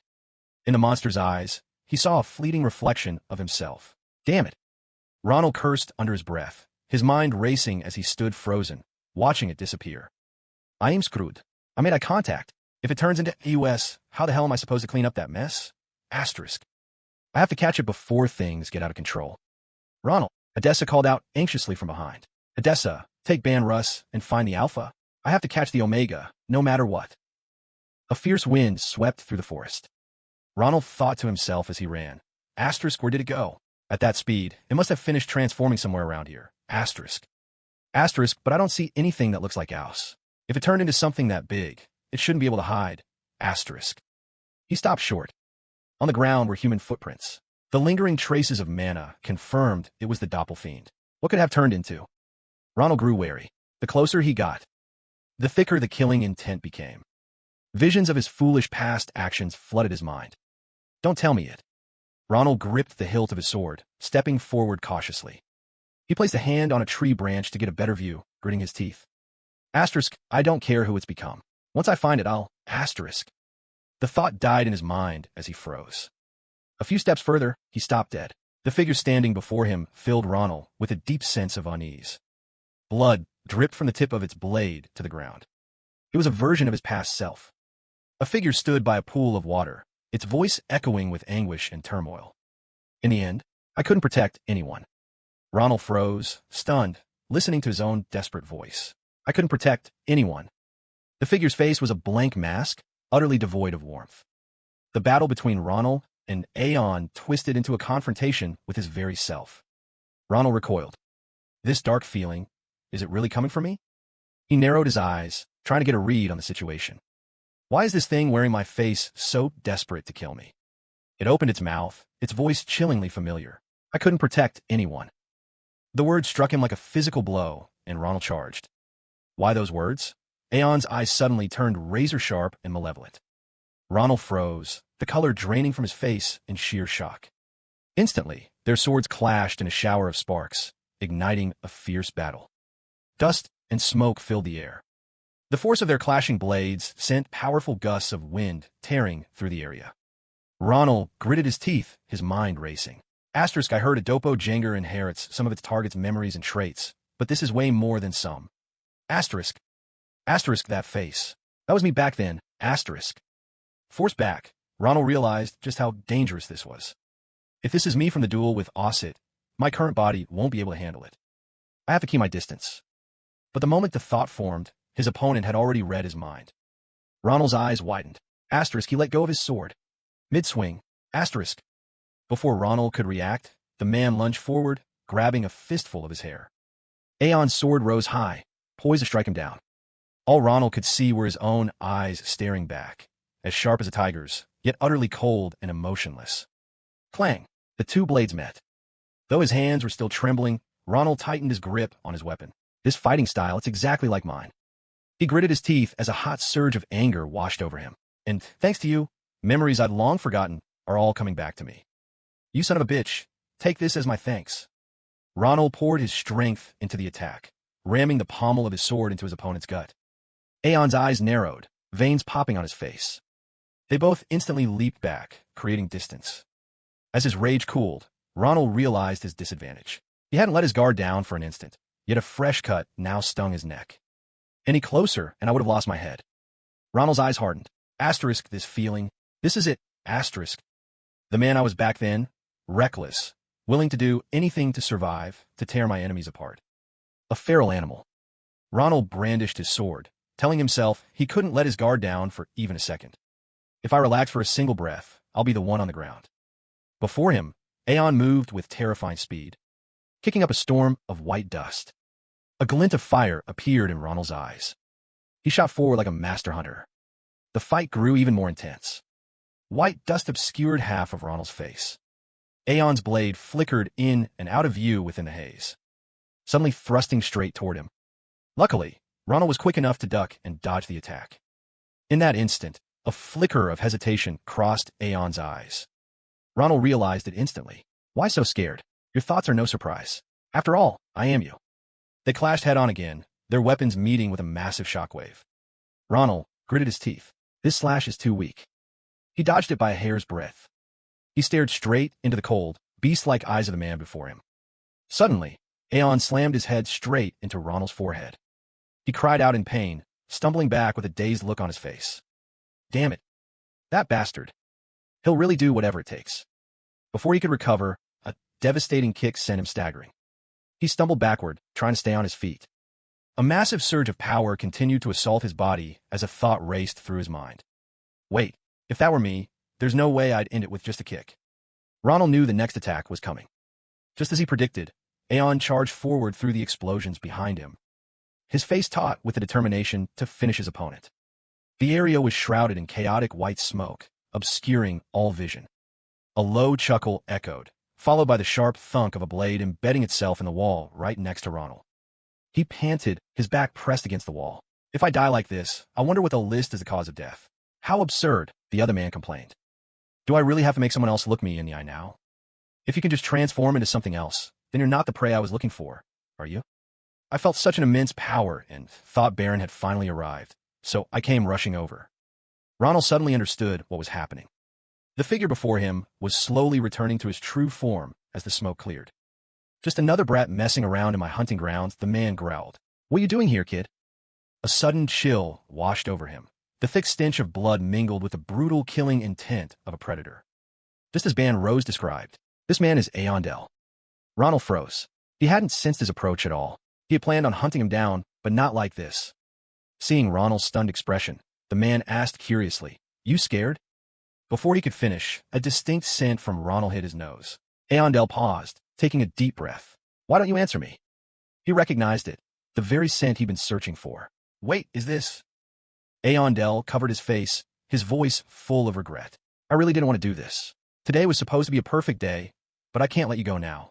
Hey kid, why do I smell an Omega on you? His secret exposed, Ronald gritted his teeth in fury. Damn it. The moment he finished speaking, Aeondel lunged. His punch shattered the boulder next to Ronald. Ronald's reflexes were lightning fast. He twisted away just in time. A terrifying blow. If that had connected, his fate would have been far worse than the cracked ground beneath him. Aeondel glanced over, a gleeful smile spreading across his face. Things are really going my way. I just bagged an alpha, and now I've found traces of an Omega. Ronald flinched. He caught an alpha? The man muttered something else, then stomped his foot, shaking the ground as he launched himself toward Ronald. This is your unlucky day, kid. Aeondel attacked relentlessly. Ronald parried with his sword, retreating with each blow as the ground became scarred from their fierce battle. Every one of Aeondel's strikes was heavy and brutal. The rumors about Caliboro's strongest leader were true. In his current condition, he couldn't possibly survive a direct hit. Ronald searched for an escape, but Aeondel's dark aura clung to him. That's when it hit him. The Omega who hunted me before, the one who should have killed me. He's hiding his bloodlust now. I can't even sense him anymore. My past self would only do that for one reason. He's waiting for the perfect moment to strike. At that thought, Ronald tensed, his grip tightening on his sword. Aeondel froze at the sudden burst of killing intent. Ronald lunged, his sword a blur that Aeondel couldn't possibly track. I have to end this now. But the lightning-fast strike left nothing more than a shallow scratch on Aeondel's neck. He touched the wound, a look of amusement spreading across his face. That actually stings. Aeondel charged, slamming a devastating punch straight into the sword. You're pretty good. The impact sent out a shockwave, felling the trees around them. Even though Aeondel's attack was both fast and powerful, Ronald stood his ground, which only excited the giant more. Most men would have lost their nerve just looking at me. Now, this is interesting. It's no coincidence that you're here. Ronald scowled. Even with a direct hit, it was just a scratch? That absurd durability of yours. Is it thanks to your ki? Aeondel admitted casually. That's right. My ki has infused every muscle fiber, turning my whole body into a living weapon. It's on a whole other level from just reinforcing your body with mana. This is the apex of physical enhancement. You should be honored that you managed to even scratch me. From this moment on, I, Aeondel, will hunt you as my prey. In a hunt, the strong chase and the weak struggle to survive. So until I've had my fill, kid. Aondel suddenly increased the pressure, growling, "Do your best to escape." Ronald gritted his teeth, straining to hold his ground. He was pushed back, his sword digging a deep trench in the earth to slow his momentum. Before he could even recover, another attack was right in his face. Again, he was forced to twist away to dodge. Ronald immediately counterattacked, his eyes glowing red like a wild beast's. He unleashed a flurry of lightning-fast slashes that enveloped Aondel. The sheer pressure he exuded forced even the giant to struggle to defend himself. Seizing the opportunity, Ronald lunged, determined to end the fight. But Aondel's massive hands stopped his blade cold. The two attacks collided, creating a small flash of light before sending them both flying back. Aondel landed easily. His hands dug into a large boulder, cracking under the force. With a roar, he heaved the boulder into the air and hurled it straight at Ronald. Ronald braced himself. His blade flashed, slicing through the air. In an instant, the massive boulder shattered into countless pieces. Without a moment's rest, Aondel charged forward again. "No, I'm the one hunting you."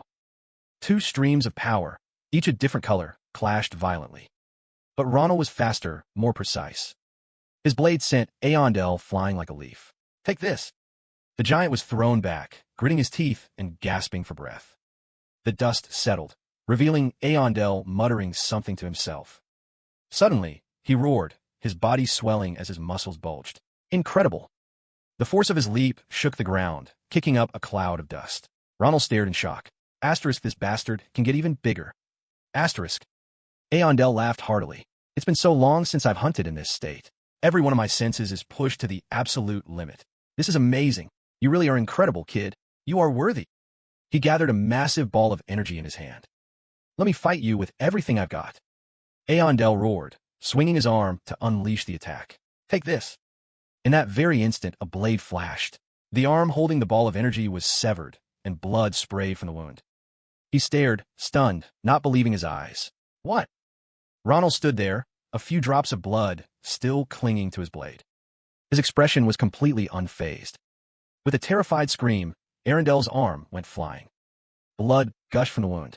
He could only clutch the severed stump of his shoulder, reeling from the pain. Arondel quickly came to his senses and glared at Ronald. "I know my strength comes from focusing all my spiritual energy into a single point. But how could a mere tree branch sever my arm? Wait a minute, this scent." Arondel stared hard at Ronald, a firm suspicion forming in his mind. "He's an Omega." Meanwhile, Ronald swung the branch in his hand, flicking the blood off it. Arondel grimaced, gritting his teeth through the pain as he looked for a way to counterattack. As Ronald dove down from above, Arondel instantly saw his intent. "Damn it, you won't catch me in that trap again." He roared, throwing a full power punch at the branch, but it didn't even crack. A swirling explosion of energy erupted, blasting away everything nearby. "You goddamn monster." Two streams of power shot straight into the sky, signaling the start of an aerial battle. Arondel's severed arm landed right at Ronald's feet, still glowing faintly with residual spiritual energy. Arondel fell to his knees, unable to accept reality. "Damn it." Ronald lifted his foot and kicked the filthy arm away in a blatant provocation. It flew past Arondel's head, igniting his rage. "How dare you play games with my arm?" Arondel's eyes blazed. "No, that's not it." In the blink of an eye, Ronald was on him. Several lightning-fast strikes were unleashed, weaving together like a spider's web, trapping Arondel in an invisible cage. He was so furious he couldn't help but scream. Omega. Elsewhere, someone was watching the fight intently, paying special attention to Ronald's style. His weapon is just a hastily grabbed branch, that's one thing. Asterisk, but he's fighting with his eyes closed. Is it to gain an advantage to capture Arondel? Asterisk. Asterisk, no, that's not right. Why would he need to do that? Just a moment ago, he was clearly focused on killing me. Why target Arondel now? Asterisk. Back with Arondel, he remained completely oblivious and charged forward anyway. Asterisk, could this be the Omega I was warned about? I just finished dealing with that Alpha, and now an Omega comes to serve himself up on a platter? Asterisk. He recalled a previous hunt. A figure was trying to escape from a brutal beast. Suddenly, a blade flew out of nowhere, pinning the person by the leg. Arondel's familiar, gloating voice rang out. What a delightful scream. He reached out a hand. Now come home to Daddy, Alpha. Returning to the battle, Ronald's assault was relentless. A long slash came down, and Arundel could only block it with his remaining arm. Even so, he had now recognized the true danger. When an Omega is suppressed by negative emotions like hatred, anger, fear, and regret, they become extremely violent. Unlike alphas, who have relatively stable temperaments, capturing an Omega often meets with fierce resistance. This isn't unusual, but this level of power is beyond anything I could have imagined. Ronald's attack created a huge shockwave, cracking the ground open. Arundel speculated carefully. Asterisk, based on his appearance, they must have some kind of relationship. Is he that kid's younger brother? Asterisk. Asterisk, even in a body that hasn't fully developed, he can still unleash a fatal blow. If that same technique were used by a full-grown adult, asterisk. He imagined his own fate. I would be the one being hunted. Finally, Arundel gritted his teeth and made a decision. I have to abort this mission. But Ronald had already slipped behind him. Arundel realized it instantly, spinning around to attack. He threw a punch overflowing with spiritual energy, intending to finish him. Ronald stood motionless, with no intention of dodging. The full-force attack tore through the air, carving a new path through the forest that stretched as far as the eye could see. Deep within the damp earth, Ronald's weary legs still held firm. Arundel was stunned. I'm truly curious. Just what in the world are you? To counter by rushing in when a blow is unavoidable. That's a strategy that requires incredible skill to alter an attack's trajectory. One misstep, and you'd have been turned to ash. He realized that, no matter what, the two of them were now on equal footing. It's been a hell of a fight, but it's time to end this, you monster. Arundel roared triumphantly, the moment your good arm was injured and you lost your weapon. This was already over. A second, full-power punch came hurtling forward. Ronald stood like a statue. Just then, Ronald's lips parted. He drew another sword, light as a feather, and thrust it into the man's oncoming fists. He whispered, as if to himself, I have to protect him. The man cursed in fury. You damn monster. You had another weapon hidden this whole time, and those 2 fingers, was that just to make me let my guard down? Ronald lightly touched 2 fingers to Arundel's eyes. He didn't stop, plunging them deeper. Blood sprayed. Then he gripped Arundel with his other hand, pulling his head in closer. Only then did Arundel let out a scream of pure terror. The pain made it impossible to stand. Ronald ruthlessly ripped his fingers out. Despite the agonizing pain, Arundel still managed to smirk. Ronald dug his heels in, bracing himself. He charged, slamming into Arundel's throat, shoving him back and pinning him against a large boulder. He knew what was coming next and screamed, Wait! Too late. The blade was already in motion. A clean slice passed through. Arundel still couldn't accept it. Wait! No, this can't be. The strike was so powerful that the boulder behind him split in 2. Everything crumbled beneath Ronald's vicious gaze and deadly hands. Only then did he open his eyes, his gaze filled with one thing, utter contempt. Arundel's head hit the ground. It rolled once before coming to a stop. The victor struggled to his feet, his breathing ragged. Elsewhere, Ronald stood watching in silence. This sight had become all too familiar. Ever since the day Ahud arrived, there wasn't a single corner of the Empire that didn't echo with desperate screams. Bodies littered the ground everywhere. Ronald had replayed those sounds in his head 1,000 times. And with them came the resentment and regret, welling up to tear him apart from the inside. If only I hadn't wasted my whole life. If only I'd listened to my sister, just once when she said she wished I'd studied more, I could have at least protected one person. I hate myself. As Ronald was lost in his torment, the other man suddenly spoke, his resolute voice cutting through the silence. I must protect. A powerful aura erupted from his body. I must. His eyes darted around warily, but it was too late. A large magic circle appeared beneath his feet, and arcane binds shot up to restrain him. Ronald took his stance. He leveled his sword at the enemy, his expression one of pure resolve. The person I am now. With those words, he lunged forward, unleashing a powerful strike. But the man was no slouch, fighting back with all his might. The 2 blades clashed, sending sparks flying. Pinned by the magic formation, all he could do was desperately parry the blows. Seizing the opportunity, Ronald charged forward, unleashing a relentless assault. The man's face twisted into a fearsome mask of rage, as if unleashing a lifetime of suppressed anguish. With a roar, he shattered the magical chains at his feet and gasped for breath, struggling to regain his balance. Ronald dove down from above, his eyes glowing with a dangerous golden light. The man looked up, his eyes widening in alarm. Aaron's aura has a totally different power and color. But this feeling on impact, there's no doubt. This power works on the same principle as Professor Varen's. And because of that, I can finally get a real feel for it. A devastating strike, infused with terrifying power, came crashing down. The man's sword cracked under the immense pressure. Unable to withstand the force, he dropped to one knee. But even then, he refused to give up. In that instant, a voice echoed from his memory. Before I came to the academy, I thought of it as just a weapon. But you see, the image of a girl holding a sword flashed through his mind. That was such a foolish way of thinking. Then, I realized that a sword is something beautiful, something to be admired. Kireke. His sword shattered into pieces. Reflected in the fragments was a look of utter disbelief, as if he couldn't believe his eyes. The next instant, a blade pierced his palm, sending a spray of blood into the air. Without hesitation, Ronald drove the blade deeper with all his might. This bastard, he's sacrificing his own arm? Don't tell me he's... Before Ronald could react, the man's free hand shot out and grabbed him. A massive slam sent him crashing to the ground, the searing pain making him cough up blood. The man staggered to his feet and ripped Ronald's sword from his own hand. Gripping the weapon, he stumbled towards him. Ronald trembled with fear. Damn it. At this rate, I'll have no choice but to cross the line. With that thought, he reached for the shattered sword beside him. Just then, a loud voice cried out, "Ronald!" The man froze, whispering in disbelief. That voice! Ronald let out a breath of relief. They're just in time. Good, he said. You can still hear their voices. That means, for now at least, you're still the me I was back then, right? Ronald gestured towards the two figures running towards them. Take a good, long look at the people standing before you. Finally able to let his guard down, he collapsed onto his back with a smile. So, what do you think? These faces look familiar, don't they? The general's as sharp as ever, but his personality did a complete 180. Not only did Russ give up poaching, he even became a leader in the movement to overthrow Caribolo. Ma'ine and the others are all living good lives somewhere, too, Ronald said calmly, lying on the ground.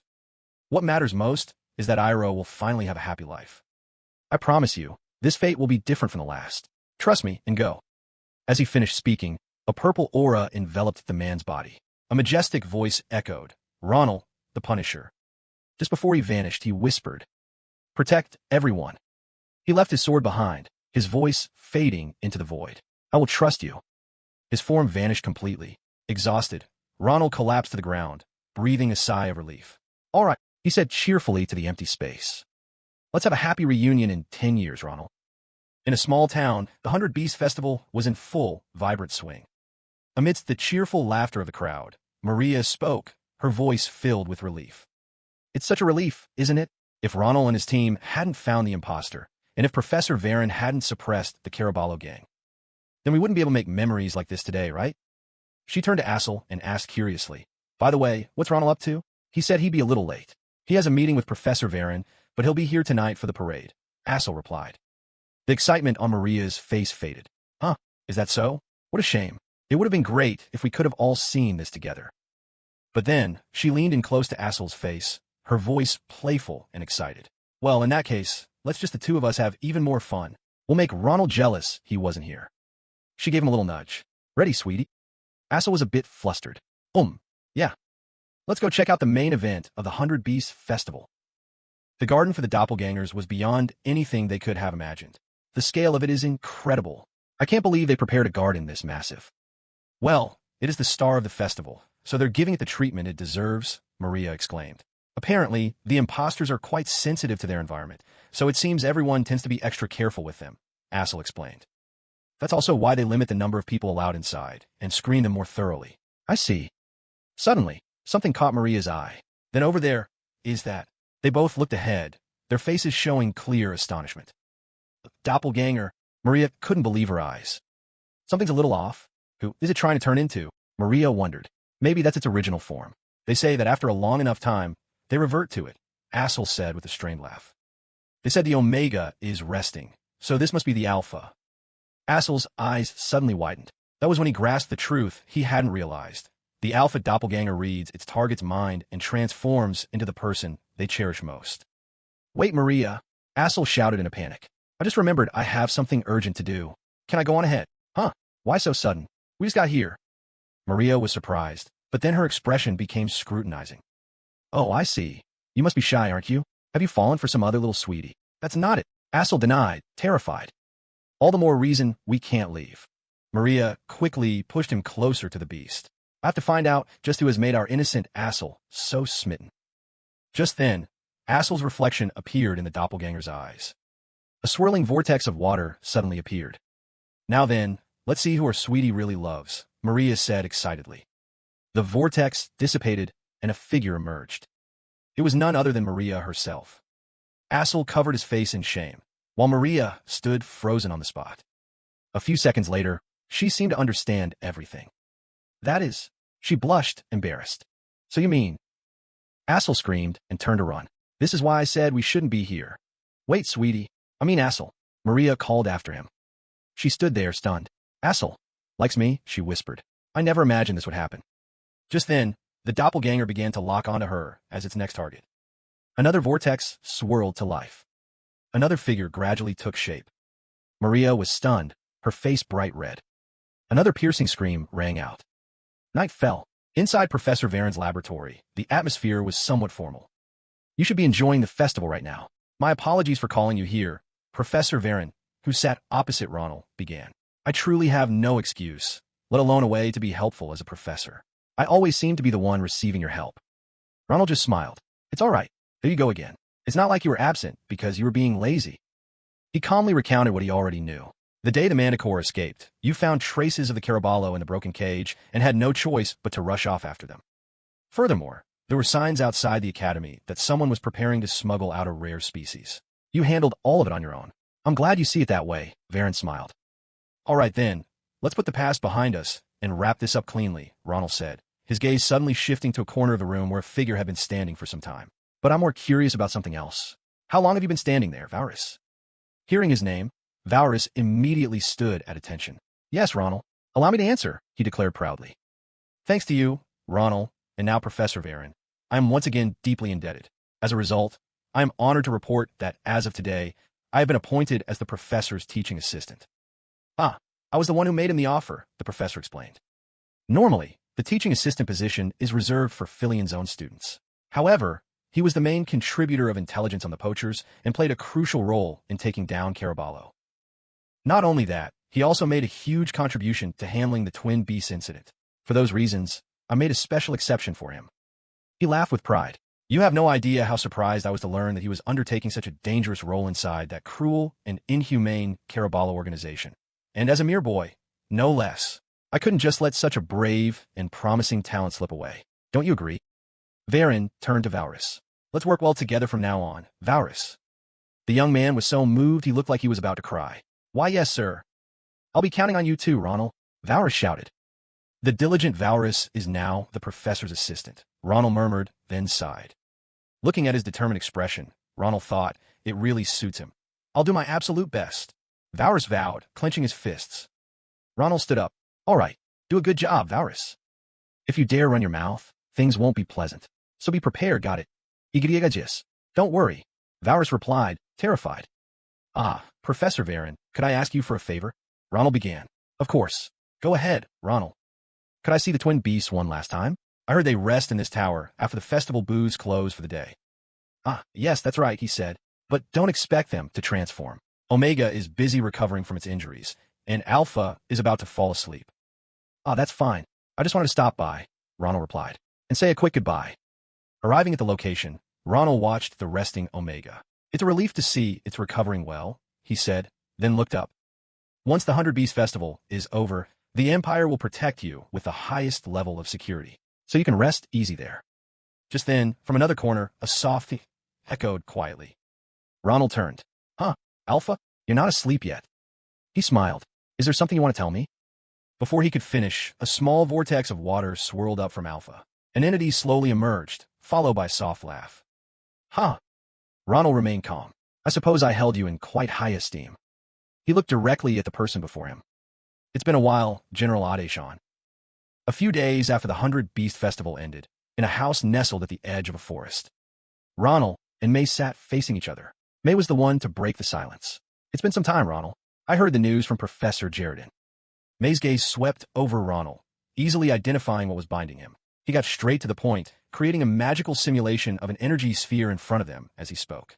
The two curses have harmonized with the Bazura's power and merged.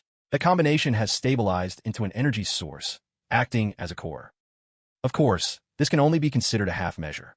The seal imposed by the curse is still there. It's like mixing several different potions to create an entirely new one. You could say this new poison has produced an unpredictable effect. Ronald stared at the magic sphere, thinking for a moment before speaking. The way you're so calm about it, that means it's not a serious problem, right? In fact, it's actually been quite useful up to now. He glanced at May, his gaze sharp enough to pierce through him. But I still want to remove the curse properly. Is there a way to do that? May tilted his head, observing him intently before replying. You seem more determined than before. What happened? May's question seemed to strike a chord, causing Ronald to pause for a long moment. Well, it's more than that. I was just thinking, I need to get my act together. And there's a promise I have to keep, no matter what. Hearing his answer, May looked a little surprised. But he quickly smiled. I see. I understand. You've come at the perfect time. I just finished it. My research on how to break one of your curses. At this, Ronald's face lit up. Really? Tell me, what do I need to do? Calm down, Ronald. May calmed him down and explained, the process for breaking it is the same as before. Reveal the curse within your inner world. Then find its source and destroy it. But, if I may point out a few issues, this time, the curse won't reveal itself on its own like before. It will do whatever it takes to protect itself. That's why maintaining your inner world will require a massive amount of mana. And a catalyst is essential. We can control the mana, but the catalyst is the problem. Have you ever heard of a place called Dainhar? The unfamiliar name confused Ronald. Seeing this, May continued. Because of all the monsters in that desert region and the foul-tempered natives, the bones of adventurers lie buried deeper than the grains of sand. Hearing that, something clicked for Ronald. The demon realm in the southwest? Professor, are you saying the rare black stone I need is found there? May replied calmly. No need to spell it out. You already know. Yes, that's it. The demon stone of Mount Dainhar. The demon stone of Mount Dainhar. A stone of wondrous power coveted by all. It is considered the highest grade magical material, containing dense mana and a mysterious, hidden strength. Every time one appears at an imperial auction, it shatters the record for the highest bid. An incredibly rare and valuable demon stone. May pulled out a minuscule shard of the stone. That's why I had to spend years of my professor's salary just to get a fragment this size. Ronald was stunned by its size. Is there any way to make that work? Can we stretch it somehow? May just sighed and shook her head. This isn't nearly enough. It needs to be at least the size of a thumb. That's why I couldn't contact you, even after the removal was complete. So, can you wait a little longer? I'll do my best to find a substitute catalyst. Ronald fell silent. I don't really have a choice, do I? It's one of the 3 worst places I swore I'd never go back to. But I guess a guy in my position can't really complain. Meanwhile, in a remote cave, Adeshan was cautiously searching for something. Countless corpses lay scattered around the mouth of the cave, but she entered without a moment's hesitation. Inside, she found a wooden box draped in a white cloth. Bonrouche approached curiously. Is it real, sis? Is what's inside really the alpha? Adeshan pulled back the cloth. Yes, my beastly instincts are certain of it. She brushed the dust from the lid, revealing intricate carvings. It looks like it might have been damaged when it was stolen. Let's check on its condition. The moment she opened the lid, a blinding blue light erupted from within. Wait, don't tell me. The light transformed into a swirling pillar of energy, shooting skyward. Adeshan and Banrus could only stare in confusion. From within the swirling vortex, a human figure began to materialize. There stood Ronald, in the flesh, flashing a brilliant smile. Ronald, they both cried out in shock. Without a second thought, Adeshan threw the white cloth over his face, then rushed forward in a panic and hugged him tightly. No, she screamed. Banrus stared, dumbfounded by his sister's reaction. Sis, did you just... No. Adeshan cut him off, her face flushing with embarrassment as she clung to Ronald. She yelled, Don't you tell anyone what you just saw. Sometime later, Adeshan was back in her own area, lingering under a tree with her face still bright red. That incident, I can't stop thinking about it. How am I supposed to face Ronald now? She lightly slapped her own cheeks, trying to get a grip. No, what the alpha turned into, that must have been a manifestation of his gratitude. He's the only one who ever believed in my dream, right? Yes, that has to be it. Finally, despite her lingering embarrassment, she made up her mind. Clenching her fists, she looked ahead with newfound resolve. There's nothing to be ashamed of. Next time I see him, I'll just be my usual cheerful self and greet him with confidence. But before she could even prepare herself, Ronald suddenly appeared right beside her. Ronald!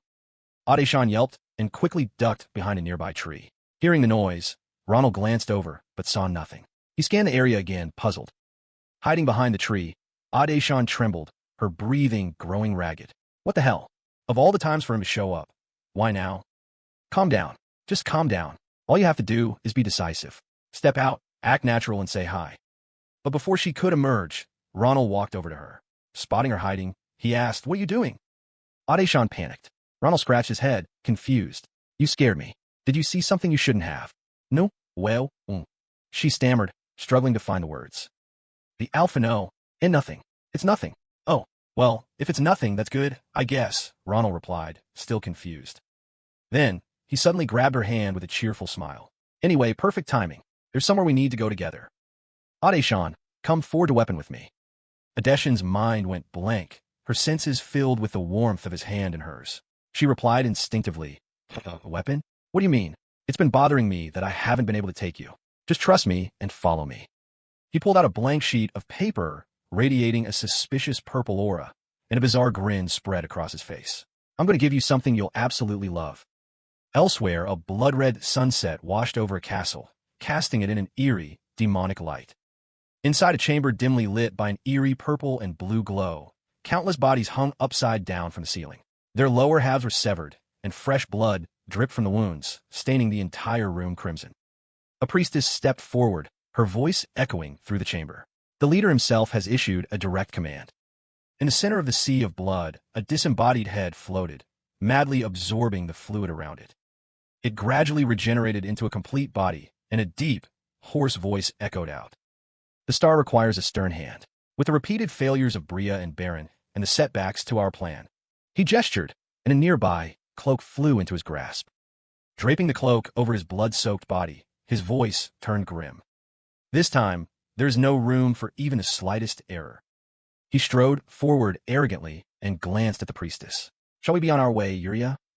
Their steps echoed as they left the blood-drenched room, heading straight for their one and only objective, the demon realm of Dainhar. Under the blazing sun, the largest forge in the capital city of Grand Cappadocia lay silent. The door to the old building stood ajar, revealing a faint light flickering from within. After the cult's terrorist attack, the area began its reconstruction with support from the Grania family. Ronald scoffs. "Reconstruction? This is more than just rebuilding. Old man Doron sure knows how to spend his money." Didi Khan, carrying a crate, stops short and squints at the newcomer. Recognizing Ronald, he beams. Well, look who it is. If it isn't the hero who saved Grand Cappadocia." "Long time no see, Didi Khan," Ronald replies politely. "You seem full of energy, so you must be doing well." Didi Khan sighs. "Doing well? I'm hammering away at steel day in and day out. I am exhausted. I heard from old man Doron that you were coming to have a new weapon made. He's been pulling all-nighters working on it." His gaze drifts to the person standing behind Ronald, and his eyes light up when he sees a cell. Didi Khan grins mischievously and pulls Ronald aside. "So this is what you've been so busy with. You sly dog. Who's the beautiful girl? Your new girlfriend?"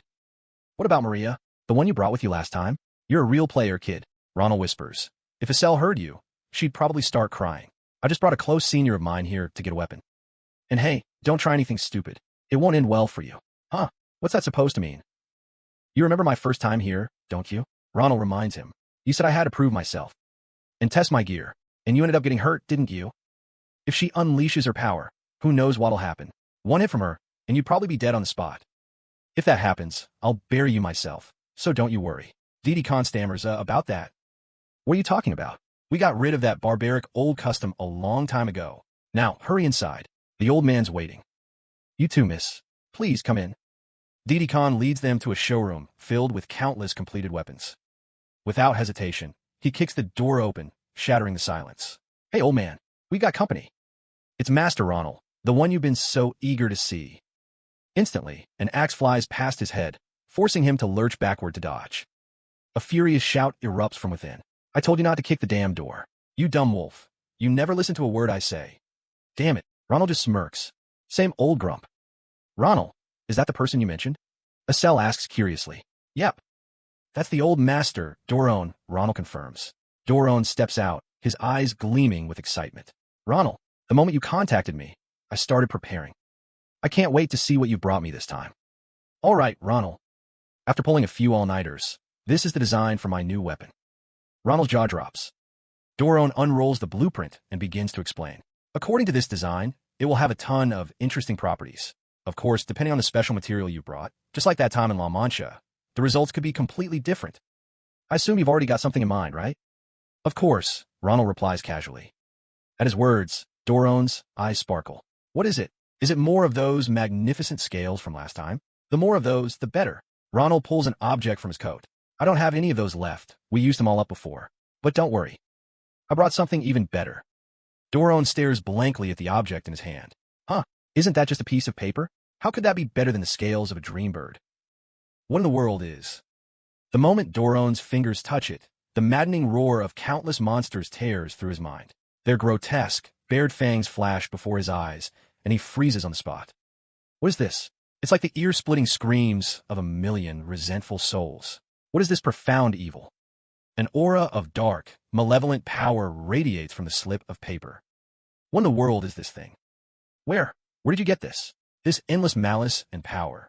I've never encountered anything so terrifying in my entire life. Ronald smiles, impressed. He holds up the paper. Spoken like the greatest blacksmith of our generation. You understood the very nature of this material just by touching it. It was worth dropping everything to come here. I can't wait to see what kind of weapon this will become. Who's will created this thing? You bastard. No, this isn't a material I can use for a weapon. Who knows what kind of effect it would have on its wielder? Of course, using a material of this caliber could produce an unbelievable masterpiece. I'm sure of it. But no, I still won't do it. This goes against my conscience as a blacksmith. Ronald tries to persuade him. Hey, come on, don't worry about that. This material can't hurt me.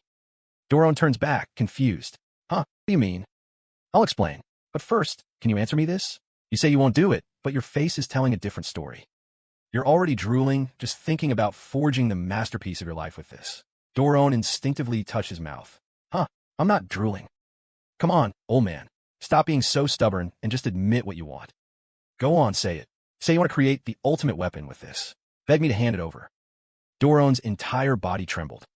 Finally, he let out a furious roar that shook the entire house. A short while later, Ronald casually strolled outside. Didi Khan, drenched in sweat, rushed to ask, what was that horrible noise? What on earth did you bring that made him flip out like that? Just a little something, Ronald replied casually. If you saw it, you'd be just as blown away. Anyway, where's Estelle? I thought you were showing her around the village. She got swarmed by the other artisans.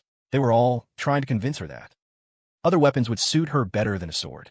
She's probably still getting an earful from them right now. Ronald breathed a sigh of relief. Is that right? By the way, what's that thing around your neck? It's not a necklace. Is it a box? I was hoping you'd ask, Didi Khan said, proudly pointing to the device on his neck. It's called the space-time storage emitter. It can imprint any moment you want to save with the press of a button. This is my masterpiece. So what do you think? Pretty impressive, huh? And fun too, right? Want to give it a try? Ronald stroked his chin, a glint in his eye. A sly grin spread across his face. Didi Khan, can I borrow that for a bit? I need some serious bait like this to lure a certain someone to die, ha. Late that night, under the moonlight, Sullivan was training alone on a deserted path when a strange noise made him pause. Ronald emerged from the shadows. Still training this late? You're a hard worker. What do you want? Sullivan asked coldly. Are you finally here to settle all those duels you've been avoiding, Ronald? Tempting, Ronald said with a grin. But I'm here for something else today. How would you like to team up? It's an extremely dangerous place, and you're honestly the only person I can go with. So you in? You're spouting nonsense again, Sullivan said, waving his hand dismissively. If it's not about a duel, I'm not interested. I barely have enough time for my own training as it is. Are you? Ronald began. Really sure you won't regret this? As he spoke, Ronald raised his hand. A sudden, blinding light flared, forcing Sullivan to squint. Asterisk, what is that? This brilliant light. Could it be asterisk? Under the scorching sun of the Carlisle desert, two figures silently surveyed their surroundings. Ronald shielded his eyes from the sun. Still hot as hell, just like I remember. He cursed himself for willingly coming back to this godforsaken place. He turned to his companion. I'm truly honored that the great Sir Sullivan would deign to accompany me to a place like this. Sullivan cleared his throat. The rumors were true. This place is the ideal training ground for real combat. But before we begin, you remember your promise, don't you? The moment this is over, you hand that thing over to me. Ronald gave him a knowing smile. He slipped a hand into his pocket. Of course. You can count on me. I prepared the finest, high-class bait. I mean a very special gift. Sulipan's eyes widened as Ronald pulled out the item. Whoa. Ronald grinned slyly, presenting a set of 8 photo cards. The moment he saw them, Sulipan clutched his chest, his heart pounding as if it would burst. Let me get a closer look, he begged. Nope. Ronald refused flatly. You can admire them all you want after the trip is over. We've got a few more days of trekking through this desert to get to Danehar. Until then, don't even think about it. Hearing this, Sulipan gritted his teeth in frustration before abruptly changing the subject. Anyway, this place may look barren and quiet on the surface, but it's anything but. There's the smell of blood in the air, and I can see corpses scattered all over the place. Ronald nodded. That's to be expected. Kalizal is where all the failures who couldn't find magic stones onto Mountain wash up. From there, it usually goes one of two ways. Either they band together to try again, or they settle down and become bandits. Most choose the latter. They're filthy, persistent, and cunning, so it's best to just take them out on sight. Sulipan tightened his grip on his weapon. I see. So, they're villains who do a good deed by culling the competition. I guess you could put it that way, Ronald mused. But what are you doing? The words had barely left his mouth when Sulipan plunged his sword into the ground, unleashing a surge of power. His gaze turned sharp. I count about 30 of them. With that, Sulipan unleashed a powerful slash, leaving Ronald stunned. What the? Why'd you suddenly unleash your sword aura like that? Ronald quickly looked off into the distance, where the wave of sword energy had been directed. A brilliant flash of light erupted, instantly forming a massive vortex that tore through everything in its path. The desperate screams of bandits echoed from a distance. Help me! Ronald turned back in utter shock. What did you just do? Sulipan gazed calmly toward the vortex. More of them dodged than I expected. Looks like we'll have to handle the rest ourselves. Ronald stared wide-eyed at the man beside him. Asterisk, he sensed their movements from that far away and struck first? Wait, is that even possible? Asterisk. You just have to extend your senses with your mana. It's a simple, basic application, Sulipan replied nonchalantly. Is there a problem? Ronald was speechless. Asterisk, does he have any idea what he just said? A basic application? Asterisk, he couldn't believe it. Not to mention that last attack. It looked like a normal swing, but it erupted into a vortex on impact. So Sulipan managed to compress a sword storm into a focused blade of aura and launch it. Ronald remembered their last duel. He hadn't mastered that technique back then. Asterisk, his growth rate is terrifying. Even for a skeptic like me. Asterisk. This moment forced Ronald to admit it. This guy was destined to reach the pinnacle of swordsmanship. A true sword saint. 5 minutes earlier, a bandit watched Ronald and Sulipan from a distance with a spyglass. He sneered. Look at these fancy pants pretty boys. They're just begging to be robbed blind. The scout Pip of the Red Desert Gang reported smugly, 2 pretty boys with swords up ahead. No other forces detected. What's the plan, boss? The other bandits chattered excitedly. Look like a couple of rich young masters out to practice their swordplay, huh? Well then, we'd better give them a proper welcome. First, we chop off their limbs. Send them home piece by piece for ransom. They shared sinister grins. Squeeze them dry till there's nothing left but bones, then feed him to the sandworms. Song, the leader of the Red Desert Gang, flashed a savage smile. The leader waved his hand, giving the order. All right, get ready. It's been too long. Time to get back to business. Suddenly, a blinding light shot down from above. Song flinched, his eyes widening as he looked to the sky, sweat beading on his brow. Huh, what is this freezing aura? Wait, what is that? Don't tell me, a vortex? Song roared in frustration. Damn it, everyone, get behind me. Now. The wave of power crashed down, sending bandits flying in every direction. Pip stared in horror at the massive vortex before he was blasted backward by its force. Huh, what the hell is that? Where did that tornado come from? What the hell is going on? Are those kids mages or something? Huh. He looked around, dazed. Asterisk, they were just here a second ago. Where did they go? Asterisk. Just then, Ronald and Sulipan appeared right behind Pip. A cold blade flashed through the air, finishing him. Blood sprayed as the scout collapsed in agony.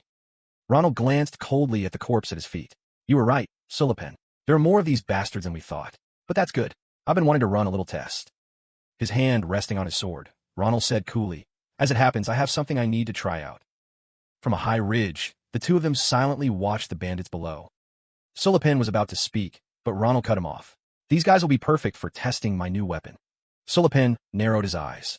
I've been sensing a ferocious energy for a while now. So, it's coming from your new weapon. I see.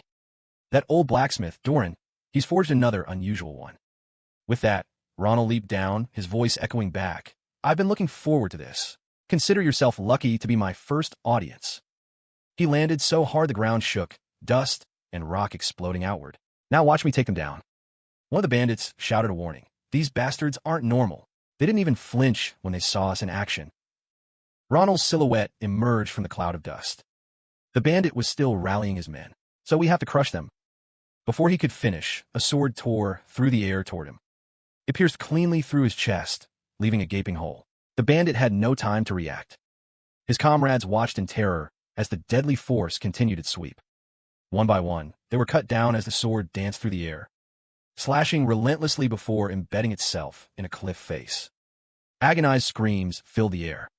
One man lay sprawled on the ground, groaning, "My arm! My arm!" Ronald thought with a smirk, asterisk, not a bad first impression. Not bad at all. To pierce through opponents so ruthlessly, yet so effortlessly, asterisk. A weapon really does make all the difference, huh? From now on, I'll be counting on you. Imia, maybe it's because of the unusual materials? It's not just the aura. This thing is heavy. It's going to take me a while to get used to you. We'd better get acquainted. The remaining bandits pushed past their fear and roared. Kill him. They charged Ronald in unison. Ronald met them head-on, rushing forward. He unleashed a single swing at the man in the lead. The man's body was nearly split in two, fresh blood spraying into the sky. Ronald grinned with satisfaction. Asterisk, the sharpness is just outstanding, and it fits my hand like a glove. I'm really starting to like this thing. Asterisk. Another one rushes in. D. He stops dead in his tracks, his eyes bulging in shock. Ronald vanishes from his sight, only to reappear right behind him, delivering a single, cold, killing blow. His eyes still burn with murderous intent. Seeing things go south, the man who looked like the commander roared. Everyone, form up. Lose focus and you're dead. Stop panicking like fools and pull yourselves together. Support your comrades. If you do that, the bastard can't just run wild. His words cut off abruptly. Ronald was already behind him, a tight grip on his hair. Ronald gives him a savage grin. Not bad judgment. You must be pretty experienced when it comes to pillaging, huh? The man's eyes widen in terror. Damn it. Who the hell are you? A moment later, he collapses to the ground. A bandit trembles as he watches. He killed the second-in-command, just like that. With their second-in-command taken down so quickly, their morale completely shattered. Ronald dives back into the slaughter. Suddenly, his gaze sharpens as a hulking bandit charges at him, his power on a completely different level. You bastard. Ronald takes a step back, dodging the blow. So you're the leader of this little gang? The burly leader, Song, grinds his teeth. How dare you pick a fight with us? A mercenary from Cali. Huh? I don't know who you are, but you've messed with the wrong people. You know what happens to arrogant bastards who've dared to stand against us. Every single one of them has been ground into meatballs by this blood shield. And you'll be next. You and that other bastard up on the hill. I'm going to smash you to pieces. Ronald casually scratches his ear. Sure, give it a shot. The moment he speaks, the shield in Song's hand cracks and shatters into a million pieces. That is, if you can still do it without that shield of yours. The leader is dumbfounded. What? My blood shield. It's made of high-grade steel. Why? How? He recalls the moment in horror. Asterisk, no way. In that split second, he counterattacked. The very instant he dodged my strike. Asterisk. A chill runs down his spine. Song spins around and screams at the top of his lungs, run. Watching the bandits scatter, Ronald calmly assesses the situation. Asterisk quick on his feet. A good quality for a leader. But if I let them live, they'll just go on pillaging. Asterisk. Best to take out all this trash at once and use that skill one last time. As Song flees for his life, he curses internally. Asterisk, damn it, damn it, damn it. Where the hell did that bastard even come from? No time to think about that. I need to gather what's left of my men and the neighboring gangs and launch an all-out assault. Asterisk. Just then, Ronald's dagger comes flying out of nowhere, embedding itself in the ground right in front of them. Song stares at it, bewildered. Asterisk, that's the dagger that bastard was using. Huh, what's this? Did he throw it by mistake? Asterisk. From a distance, Ronald gives the command. Aura number 1, Spider's Web. The bandits are thrown into a complete panic. What the hell is that? Magic is pouring out of the dagger. Boss, I can't move. What do we do? Ronald leisurely walks toward them, thinking, Asterisk, how do you like that? I was told it could store the user's mana, allowing skills to be activated from a great distance. Asterisk. That old man Doran really is the best, isn't he? A giant demon spider slowly rises from the ground. Innumerable threads shoot out, ensnaring the bandits. Song trembles uncontrollably. No, please, let me. Before he can finish, the threads constrict and blood splatters everywhere. Swaypen slowly approaches Ronald. That's a fascinating built-in function, Swaypen remarks. You've got a sharp eye, Ronald replies with a laugh. You can infuse the weapon with mana for a skill you want to use, allowing for long-range attacks and creating unpredictable openings in a fight. Swaypen's gaze sharpens, as if he's already figured something out. A function like that must require some extraordinary materials. Of course, that's a trade secret, so I can't get into the specifics, Ronald says nonchalantly. But let's just say there's a lot of interesting stuff in there. Meanwhile, Sita unleashes her power. The bandit's blood is drawn out and flows toward her as she lets out a delighted cry. Kaya! Ronald looks on with an appreciative smile. Well done, Sita. It looks like your vampire magic has improved since the last time I saw it. Looks like you haven't just been messing around with Ophelia. A little more time, and you might even be stronger than me. Hearing this, Sita grows even more excited. I have a question, Swaypen begins hesitantly. Ronald turns to him. HM, what is it? That sealing skill you used. The range and power were different, but that was definitely the aura of the traitor, Dulin. It's not surprising that you can use aura, but for it to be identical to that traitor's, that's a problem. What's going on? Ronald chuckles. This is why I'm not a fan of sharp guys like you. Let's get moving. I'll explain on the way. We've still got a long way to go. Night falls. The two of them now sit facing each other across a campfire. I see, Swaypen says after a long silence. So, when you faced Bazura, what you went through was even more dangerous than the stories I heard. Ronald nodded, the firelight dancing in his eyes. But it let me simulate what you saw, so it was a net gain anyway. So, how's your sister been? Is she still as unstable as before? Don't worry, Swaypen waved dismissively. Grania's experts checked her out and couldn't find anything wrong. But she won't stop talking about you and Elizabeth. Calling you two her saviors, the heroes who rescued her. She's even acting like that Acalia woman is her real sister. But from what I can tell, it's just one-sided adoration. It's not all bad. I feel like this could be a chance to mend the deep rift between our two clans. And more importantly, Ronald looked at him skeptically. What is it? Why are you hesitating? Swaypen cleared his throat. It's no big deal. It's just... Thank you for saving my sister, Ronald. Ronald smiled. To think you're capable of saying something like that. I'm a little touched. Of course, but that doesn't mean I'm just going to hand these over. Who do you take me for? I'm not some bastard who goes back on his word. Swaypen shot back, annoyed. Your attitude is the problem. Kicking a man when he's down. Their conversation was cut short by a piercing whistle that tore through the air, followed by a deafening crash. A massive object slammed into the ground nearby, setting off an explosion that shook the earth. Swaypen immediately took a defensive stance. Something's coming, and it's fast. A monster attack. Based on that sound, it didn't attack. It fell, Ronald assessed. Let's check it out. The two cautiously advanced into the thick cloud of smoke and dust. As the dust settled, an incredible sight was revealed. What is that, a rock? Ronald was stunned. What's one of the giant birds used as mounts by the people of doing here? And this badly injured, too. Looks like this is more complicated than we thought, Swaypen said, his eyes fixed on the massive creature. I didn't notice because its aura was so faint. But there's a child. Sita. Healing magic, Ronald commanded instantly. A brilliant stream of magical light enveloped the moaning rock and the unconscious boy on its back. The child mumbled in his delirium. Brother, brother. The memories flooded back like a nightmare. The entire city was engulfed in a sea of flames. Go, Thunder. It's the last rock. Gus's voice was urgent.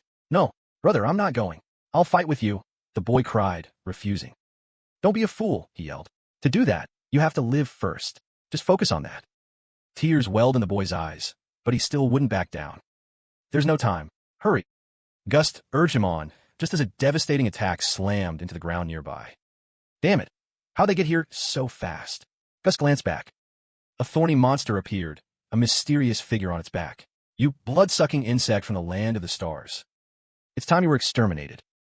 Everyone gritted their teeth, ready to fight to the death. The leader quickly turned back. There's no more time, Gus. Get him out of here now. The words had barely left his mouth when he was slashed in half. Gus stared in shock at the haunting sight, as the mysterious figure slowly advanced toward him. The boy on the rock trembled. Brother, what's happening? I'll hold him off for a while. Go, Gus said, his mind made up. No, stop. Brother. The boy's scream echoed through the air. Reality crashed back in. The horrifying memory was cut short as the boy shot awake, sitting bolt upright. He looked around in a daze, his eyes still wide with terror. "You okay, kid?" A strange voice startled him. Before him stood Ronald. "Good. At least you came to quickly." The boy immediately scooped up a handful of sand and threw it in Ronald's face. "Oh, gee, get away. Don't come near me. You monsters. Give me back my brother." "Calm down," Ronald said, grabbing the boy's hands firmly. "Listen, you little tribesmen, we're not your enemies."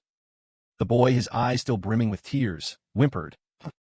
"Just calm down and talk to us," Ronald said soothingly. "I have a feeling your story has something to do with ours." Under the bright moon, Ronald and Sullivan listened quietly to Jean's story. The boy had calmed down and began to recount what had happened. It all happened 2 days ago, in the dead of night. Monsters suddenly burst up from the ground. In Jean's mind, the image of a mysterious man, with cold, sharp eyes and a savage grin, kept replaying over and over. He trembled, remembering the bloody sight of the man hacking off a warrior's arm, right on his homeland soil.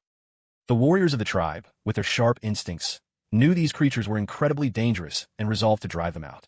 But they were all defeated without leaving so much as a scratch on the enemy. Ronald broke out in a cold sweat hearing this. To be defeated so overwhelmingly. He recalled that the Dingo warriors had fought for survival since they were children. Their strength, honed to protect their tribe from the harsh desert, was nearly on par with the Empire's most elite knights. Even Ronald in his past life had a hell of a time facing them. A mission that should have taken 3 days dragged on for months. And now, they couldn't even manage to land a single scratch on this new enemy. "What in the world are they?" Ronald asked.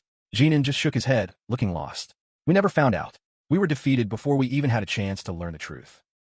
All I know is that those monsters wore white cloth. They used some kind of strange power that made all our attacks useless. And they called themselves those who welcomed the descent of the stars." Both Ronald and Sullivan froze. "Clayer's Nebula." The boy murmured, "That's all I know. Thanks for patching me up. I'll repay this debt. If I survive, I have to go save my brother now. You two should go back, unless you want to die." Seeing the boy about to leave, Ronald quickly stopped him. "Wait a minute. You're going back to Dinga? By yourself?" Jean brushed his hand away. "Of course. I'm a warrior of Dinga, too. I won't run away. And I can't drag outsiders into something this dangerous. And honestly, you two look pretty damn weak. If you follow me, you'll definitely get killed. I don't want you dying a dog's death for nothing. Just go, before you get tangled up in this. Go back to your own lands." "We don't need any pointless sacrifices," the boy yelled. Before he could finish, a loud crash echoed through the air. A monster had appeared right above Jean, diving down to attack.